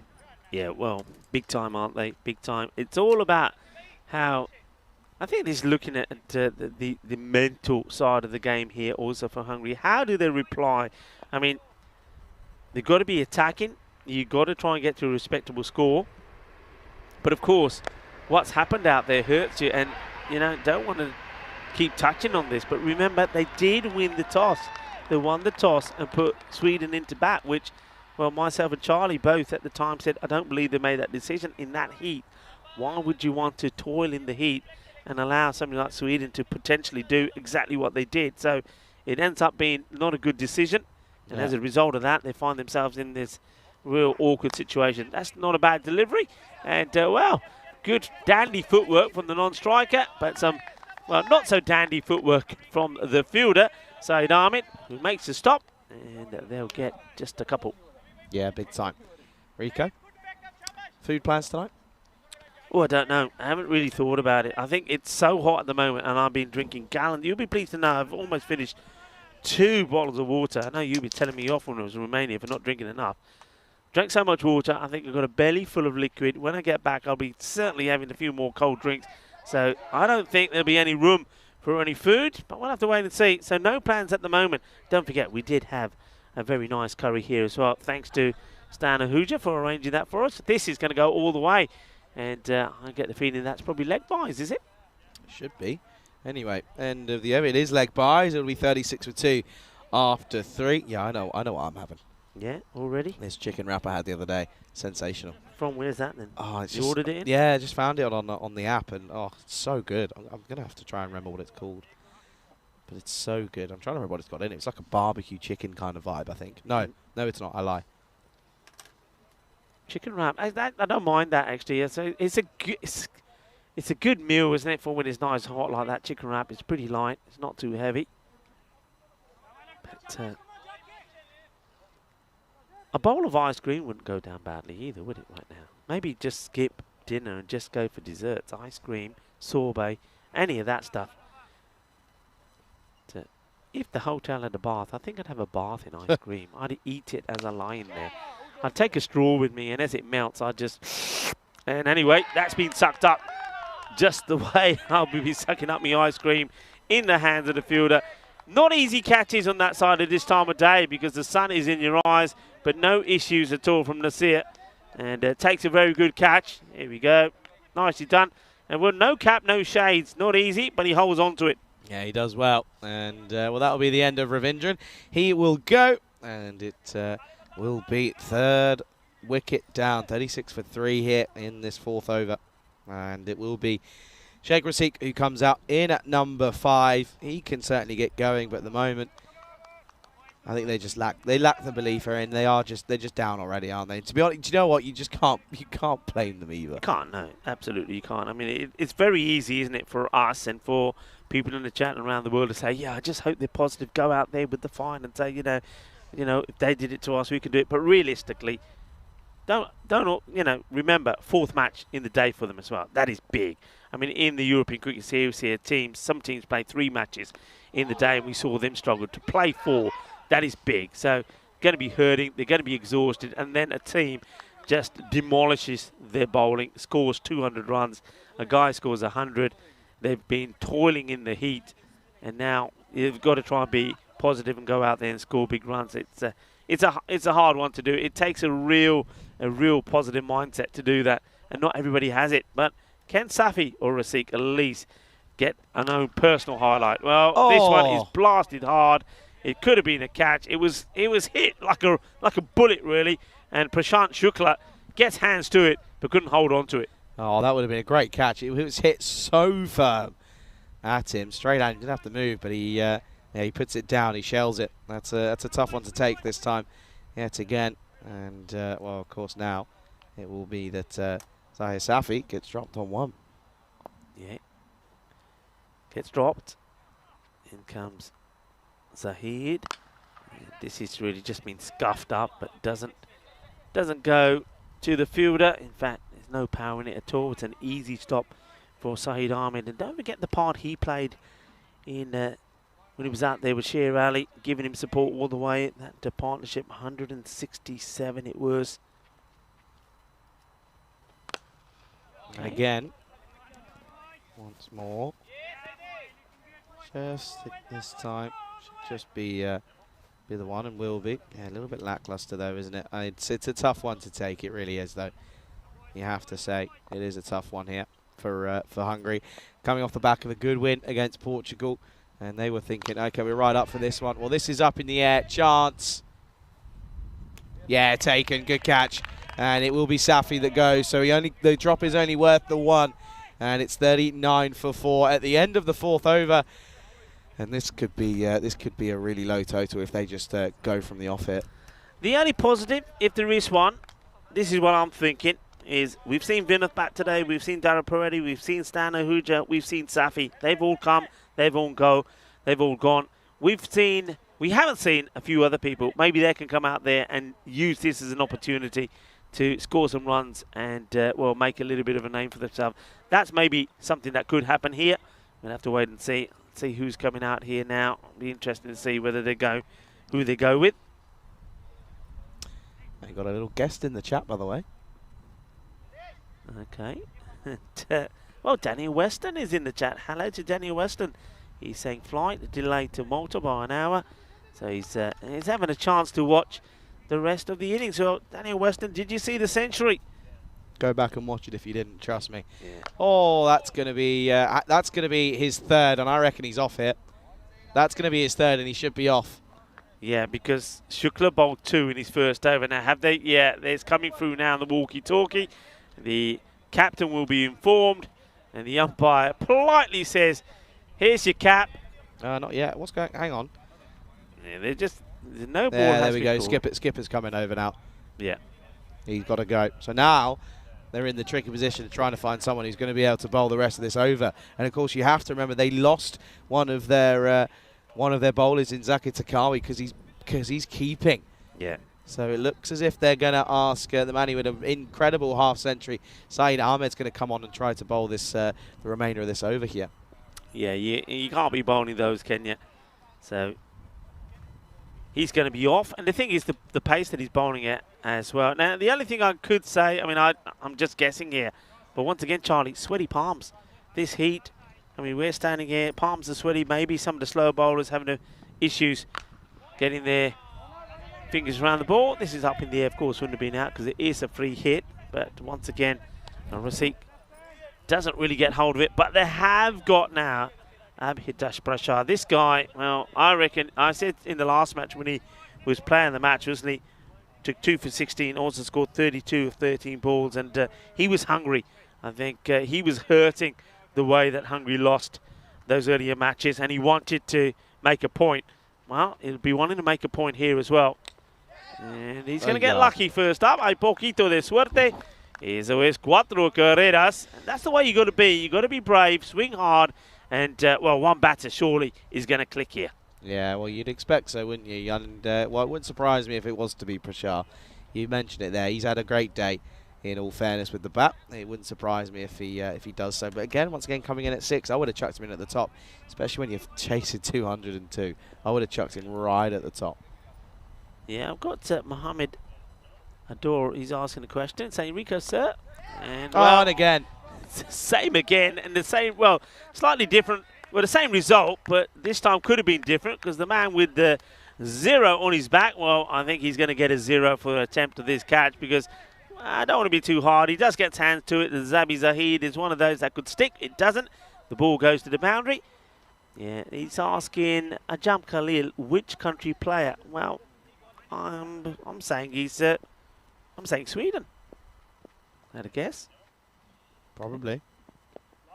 Good comeback ball from Ahmed. And good areas to bowl to Prashad. Yeah, I mean, that name does ring a bell. Dave is giving us some more updates. But, of course, match still happening there in Malta in the Vleda Cup. France made 187 for 5. Luxembourg, 25 for 1. Can they pull off a bit of a surprise there? So people will keep their eyes on that one as well. That was quite a big hit, by the way, that you just that Prashar decided to hit. That was huge. But the worst thing is there was no celebrations, because in reality it doesn't mean a lot. I mean, you can see there that the Hungary team that are all huddled up in the shade. But yeah, come on. I want to say this to Hungary. Come and support you guys. And if a guy hits a 6, hits a 4, come and get out of there. Support him, clap him. I mean, be positive. Show your positive signs. Show the team spirit. Motivate the batters out there, because if you start doing that, you know, they'll start performing. And we just have a quick look at tomorrow. Will be finals day, of course, in the Valletta Cup in Malta. Those T20 internationals. And you can see that the first match will be the second versus third qualifier. Fourth place playoff. Well, Romania, who finished 5th, will have already booked their place in there. That's disappointing, I think, for Romania. They've played some good cricket lately, but haven't been able to turn it on there. And the final was Switzerland. They finished top of the standings there. They have already booked their place in the automatic qualification. Yeah, not good from them, is it? It's a little bit disappointing for Romania. Seem to be able to boss the T10, but the T20 stuff, again, just struggling a little bit at the moment. But yeah, congrats to Switzerland. That's really, really good from them. Of course, you know, there's a couple of ECN workers in there at the moment. And yeah, Daniel's just on to Mamadou saying, do you mean Azam? Of course, Azam Khalil is someone we've seen play a lot of cricket. I mean, he's played a lot of cricket for Sweden and for Army as well. This one's away, and well, it's going to be 2. Good running. Yeah, Azam Khalil, if that's who you mean, of course. Adore, yeah, I mean, Azam Khalil plays, of course, for Al-Bazami. A very nice guy as well, great cricketer, and doing great things, and has done great things for cricket in Sweden, and certainly does a lot of work in getting the youngsters, the juniors, and the women playing as well. So, yeah, if you're talking about Azam Khalil, he definitely is from Sweden. So, but not playing here. He's not in the squad. But, of course, we did see him, of course, in the European Cricket Series out there. And he, of course, would have been disappointed that Al-Bazami weren't able to win the series out there. 64 for 4 at the moment then. And this is going to be 70 for 4. Good shot, this one. And it's a nice shot from Prashar. Once again, in the runs already here. Yeah, nicely done. And like I said, one man who seems to be switched on, seems to be focused, and seems to be playing some nice shots and playing some good cricket at the moment is Prashar. He himself, I think, if he's honest with himself, he'll be perhaps a little disappointed with his performances with the ball. But he's not for one of not trying. It's a good delivery. Gets worked away, and he's going to get another boundary. The bowler's a bit unlucky here because it's right up there in the block, but he gets it away, 4 runs. Prashar's got to open. I'm sorry. It's got to happen. In T10, it's got to happen. T20, different, 100%. He's your finisher. But he's got to open. It's T10. You've only got 60 deliveries. He's faced 7. He's already on 24. Yeah, I hear you, and I don't think it's a bad shout, but at the same time, look at the other names on there. We could be saying they should be opening as well. It's about who you go for. This one will be the wicket, and every time I try and say something good about a batter, every time.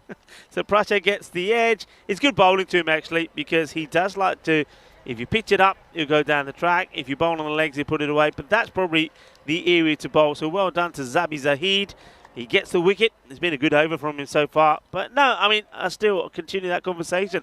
If you see what he's done here today, if you see how he scored each runs and he scored quickly, he is one man that has performed today. He scored 32 of 13 in the last match. We also saw him score 37 of 12 balls in the first match, match number 2 against Sweden. So he can turn it on.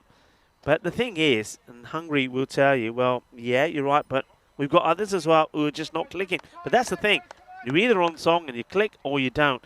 And a lot of players at the moment in that Hungarian setup here just not clicking. And you know, they don't get any bigger than Ashwin Darapareddy, who just hasn't been able to turn on the style today. Okay, yeah. Darshan. This one gets past him. It will be the end of the over. A very good one from Zabi Zahid. And the score at the end of the 6 over, 74 for 5. Yeah, 74 for 5 with 4 overs going here. And well, Rico, if they're still actually mathematically in with a chance.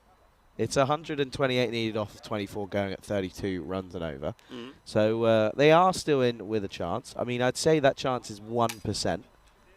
if we were to have a win viz, which I think we should, by the way, that's something I'd love to see.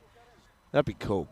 That'd be cool. Little something that pops up that's just running throughout the little percentage. Well, I think that's pretty cool. Anyway, that's just me. Here is Ahmed's going to have another go then. He's going to start, though, with a wide. Yeah, well, he was asked to finish off an over, and he did pretty well. He's a tall man, isn't he?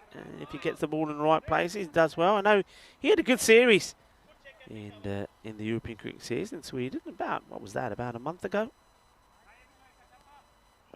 And he comes again, trying to get the ball to go right across the right-hander. And, yeah, good areas.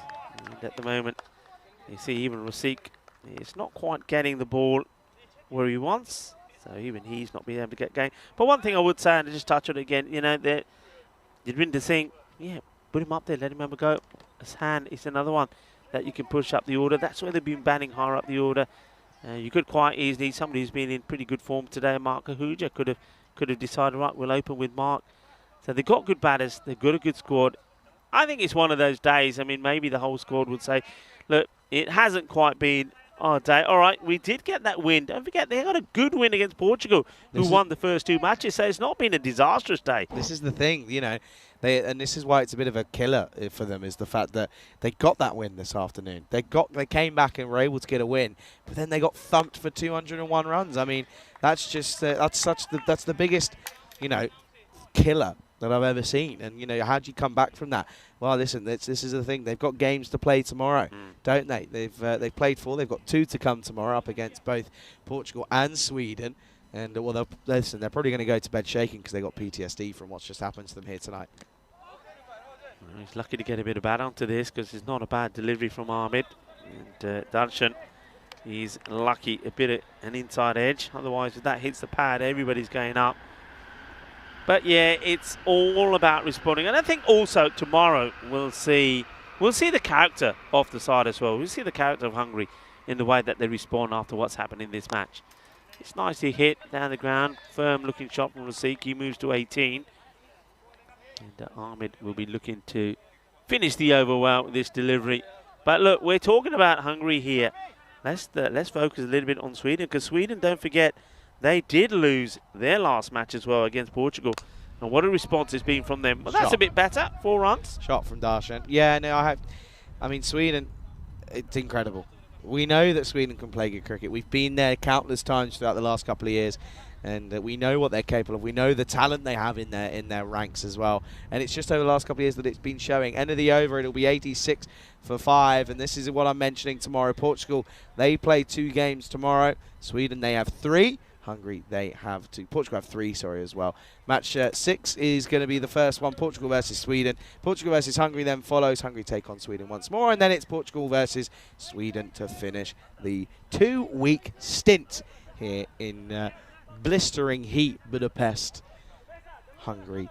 And yeah, of course, that starts at 7:15 GMT, 9:15 Central European Time, and 12:45 out in India. Here is Zabi Zahid. He's going to have a bowl. And, well, this one, he picked up a wicket in his first, went for 13. Well, that's going to be a 4 to start. Yeah, nicely played away. It's a really nice shot as he gets this in the slot. And nicely played. Yep, and so then 90 for 5, and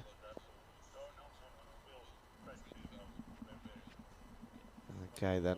Well, this one is down the leg side. Good stop from Takari. That'll be a wide.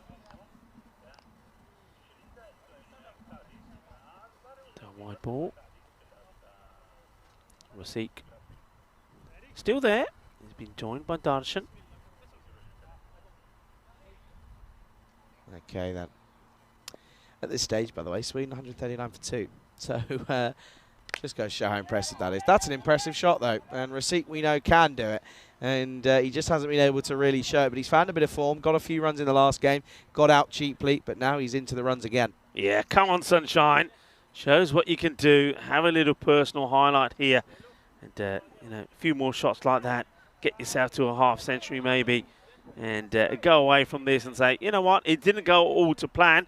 But we did get one win, and it was, we were the team that were able to be Portugal that had won 2 games on the spin. And also, well, I did get myself a little international half century. So, Receipt, come on, turn it on. I'm for you here, buddy. In comes the bowler, Zabi Zahid. Doesn't quite get there, does he? I mean, look where he finishes here. That foot needs to come across a little bit more. It's a right shot to play because there's nobody there on the boundary. If he gets it over the fielder, he's going to get that boundary. Yeah, for sure. And by the way, one thing I want to talk about is that interview that you did, Rico, with Dara Pirelli has been posted on our socials. It was just literally moments after they got that bronze final success. And yeah, it's certainly worth a watch. And yeah, if you're not already, go ahead, check us out on our socials, and yeah, make sure you stay tuned for more content. But this is what we want to mention as well. By the way, check we're on our way there. Daniel Weston, of course, that is, was there, and well, he was signing paperwork after paperwork. Yeah, he was, and of course now he's stuck at the airport. He's on his way to Malta to probably do more of the same. Daniel Weston, of course, it's visiting all of the federations, and once again, a big shout to all the federations that are involved with the European Cricket Network, and combined together, the European Cricket Network and those federations making cricket bigger and better across Europe. And of course now starting to talk about not just the men's cricket, the women's cricket as well, and junior cricket probably to come soon as well. I mean, and you can see already the number of T20I, not women events, that are coming on the network. Just goes to show that cricket coming quick and fast, not only men's but women's cricket as well, and probably pretty soon we'll have some junior, maybe under 19s cricket as well. So it's a partnership that is growing bigger and stronger all the time. More cricket, and of course that's exactly what our viewers want. So Daniel Weston doing a great job, and a lot of people, I mean, we often talk about the people here on site, but of course we quite often don't talk and emphasise about the hard work done by the people back in the office. Daniel Weston, Roger Finer, and of course a lot of people in the office that are doing great work as well. James Kante as well. We quite often see him coming to the event. So well done to the crew based away from the site as well, doing all the great work behind the scenes. Sher Ali, and well, this one is going to be taken, and he's off, he's away, and he is just a man on a mission, and he's proving, he's saying, hey fellas, MVP, I'm here. Sher Ali, I'm going to say, oh yaar idhar aa, jaake na lottery ticket leke aa, go buy a lottery ticket, because he's doing everything today. He scores a century, takes a catch to get to which nobody else thought was out, and now, well, I tell you what, he's not keeping wicket because he's too tired, and yet here he is having a bowl, and he takes a wicket the very first ball. Yeah, ridiculous. Mark Ahuja comes out. It's 98 for 6 here with 11 balls to go. And, I mean, Sher Ali, incredible. What a boy. Now, one thing I said to you, I was very surprised that he wasn't, though, that he was keeping wicket, because I know him as a very good bowler. I've seen him bowl really well, and he has also, I mean, we mentioned a few players. We said Kuldeep Gulaya has really toned down extremely, and we talked about Najam Shahzad, the captain of Portugal. Sher Ali as well. I mean, he's shed a lot of weight. He's looking really fit. So I would imagine he'd be bowling pretty well. Now he's bowling a bit of leg spin. It's not what he normally bowls, by the way. Normally he's charging in and getting the big in-swingers in. Well, he's bowling a bit of leggy, and he's doing pretty well. And the umpire just says, hey, Sher, just do me a favour. Just run that way. Don't run in front of me. Okay, umpire, I'll do just that. And this one gets played away. It's the chase is on for the fielder. Under, Iba. He won't get there. It's a 4 runs. So Sher Ali concedes his first boundary, and that boundary also brings up the 100 for Hungary. So they get to the 100, 102 for 6. But of course, they're a long way behind. Just the 100 runs still needed off the next 9 balls then, hey? Just pretty simple. But yeah, Ali, I mean, what a day he's had. And I mean, what a comeback you mentioned as well, as this is down the ground. Another one? No. And Chowdhury's probably going to think, he laughs as well, because he knows, he's thinking, oh, Sher's going to have a go at me. Sher's going to say something, but never within a chance there. But yeah, I mean, Sher Ali, what a day. Coming back from a duck in that first game to then do this is outstanding. It really is. And you just got to give credit where credit's due here. There's Takawi. That's a good stop, the quicker one from Ali. Yeah, and he's probably saying, oh, wait, don't forget, you should be here, so be nice to me. Yeah, nice stop from the makeshift keeper in this one. I want to say as well, though, as this is the last ball of the over. Up in the air, another one. Yeah, takes it. Of course he does. Sher Ali, honestly, he's away. And, well, he's putting in a shout. Huge, big shout for the MVP award because already has he got more runs than I think anyone at the moment. But at the same time, he's now picking up wickets. He's taking catches. He's doing stumping. He's involved in everything. Yeah, I mean, yeah, it's another wicket for him. He's taken 2. Can't do anything wrong. The only thing he could do is injure himself doing a celebration, Sher Ali. Steady on now.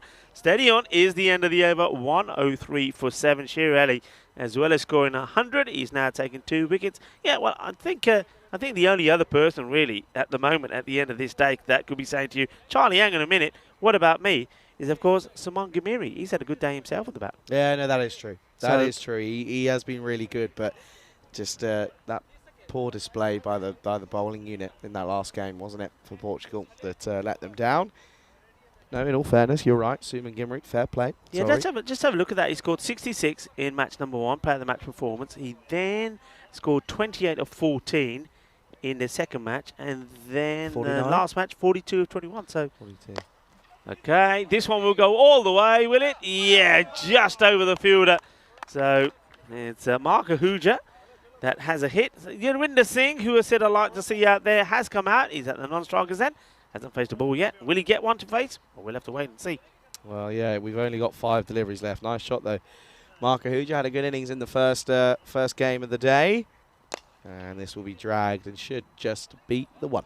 Yeah, so Yurwinder will get a chance. This is what I was saying before. Whatever happens now, it's not important, really, because there's only, 3 balls to go in the innings. But he could have made a few changes and maybe just got Yurwinder higher up the order, but he will get an opportunity now. Of course, he's from Duna Baghdadi, so the Duna Baghdadi players will be supporting him.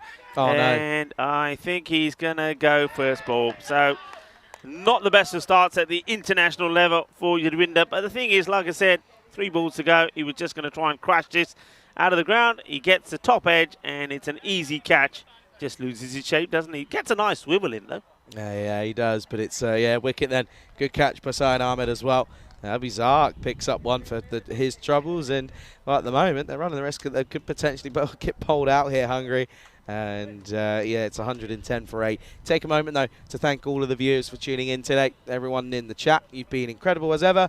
And, I just want to say, I said it yesterday, and, before we had that presentation, everything you do is appreciated from the bottom of our hearts here. Everyone here at the European Cricket Network, thank you. Yeah, ditto that.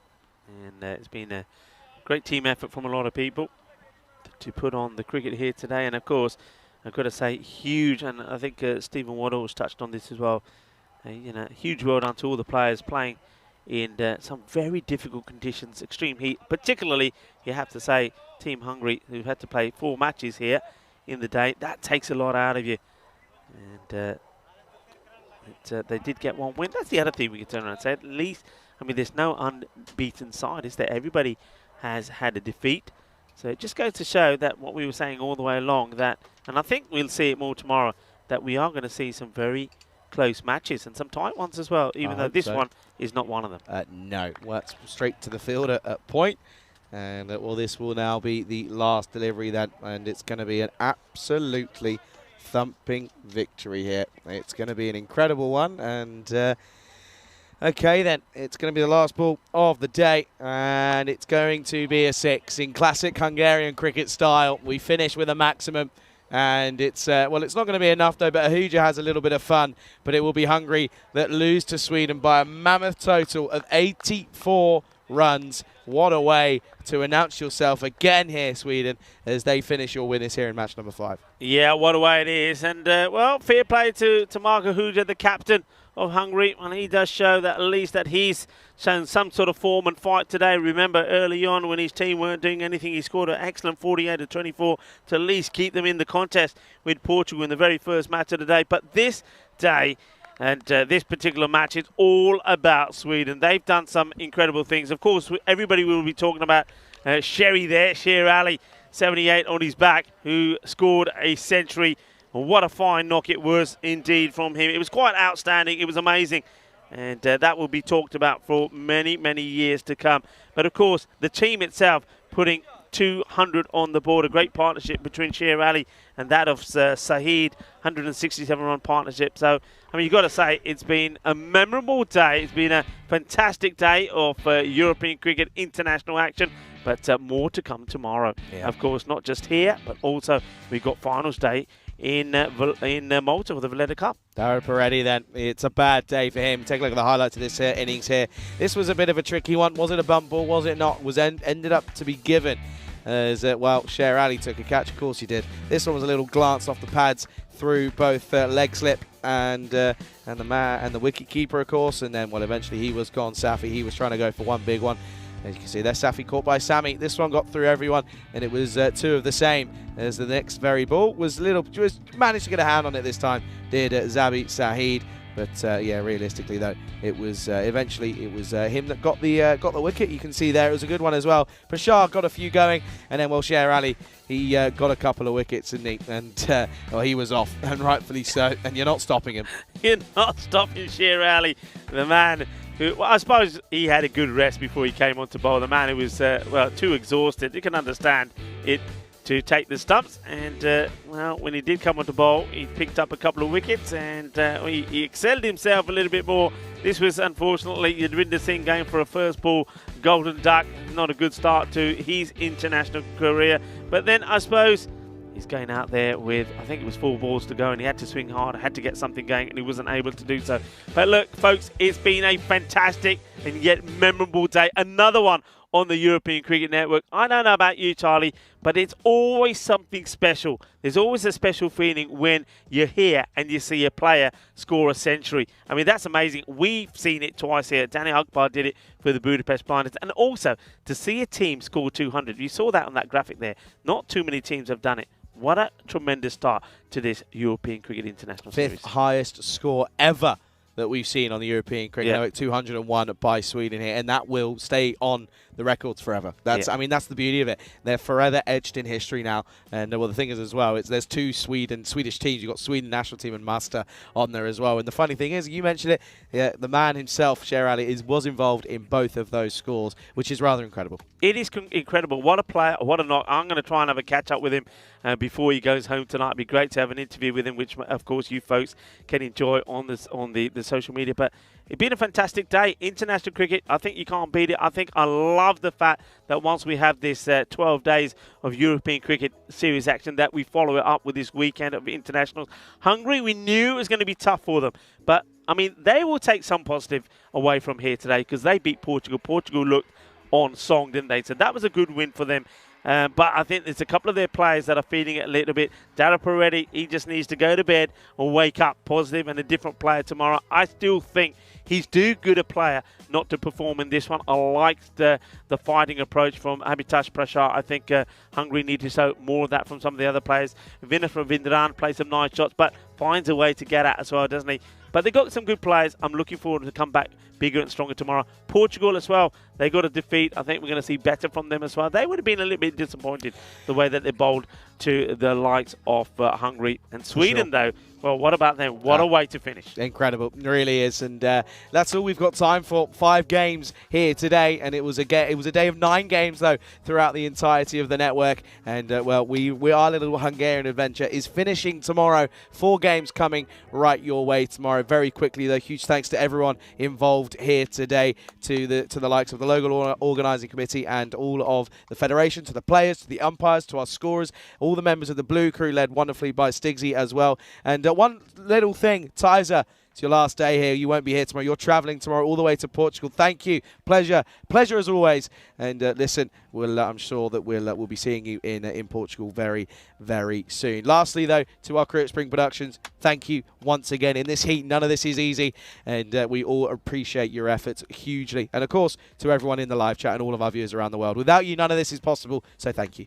Yeah, thank you very much indeed. And, well, nothing more really to add to that, apart from, remember, we've got another cracking day coming up tomorrow. Not just here in Hungary, but, of course, it is going to be finals day in Malta as well. So do tune in. But for now, until tomorrow, esta mañana, mi familia. Take care, look after yourself, be happy. Have a good evening, everyone.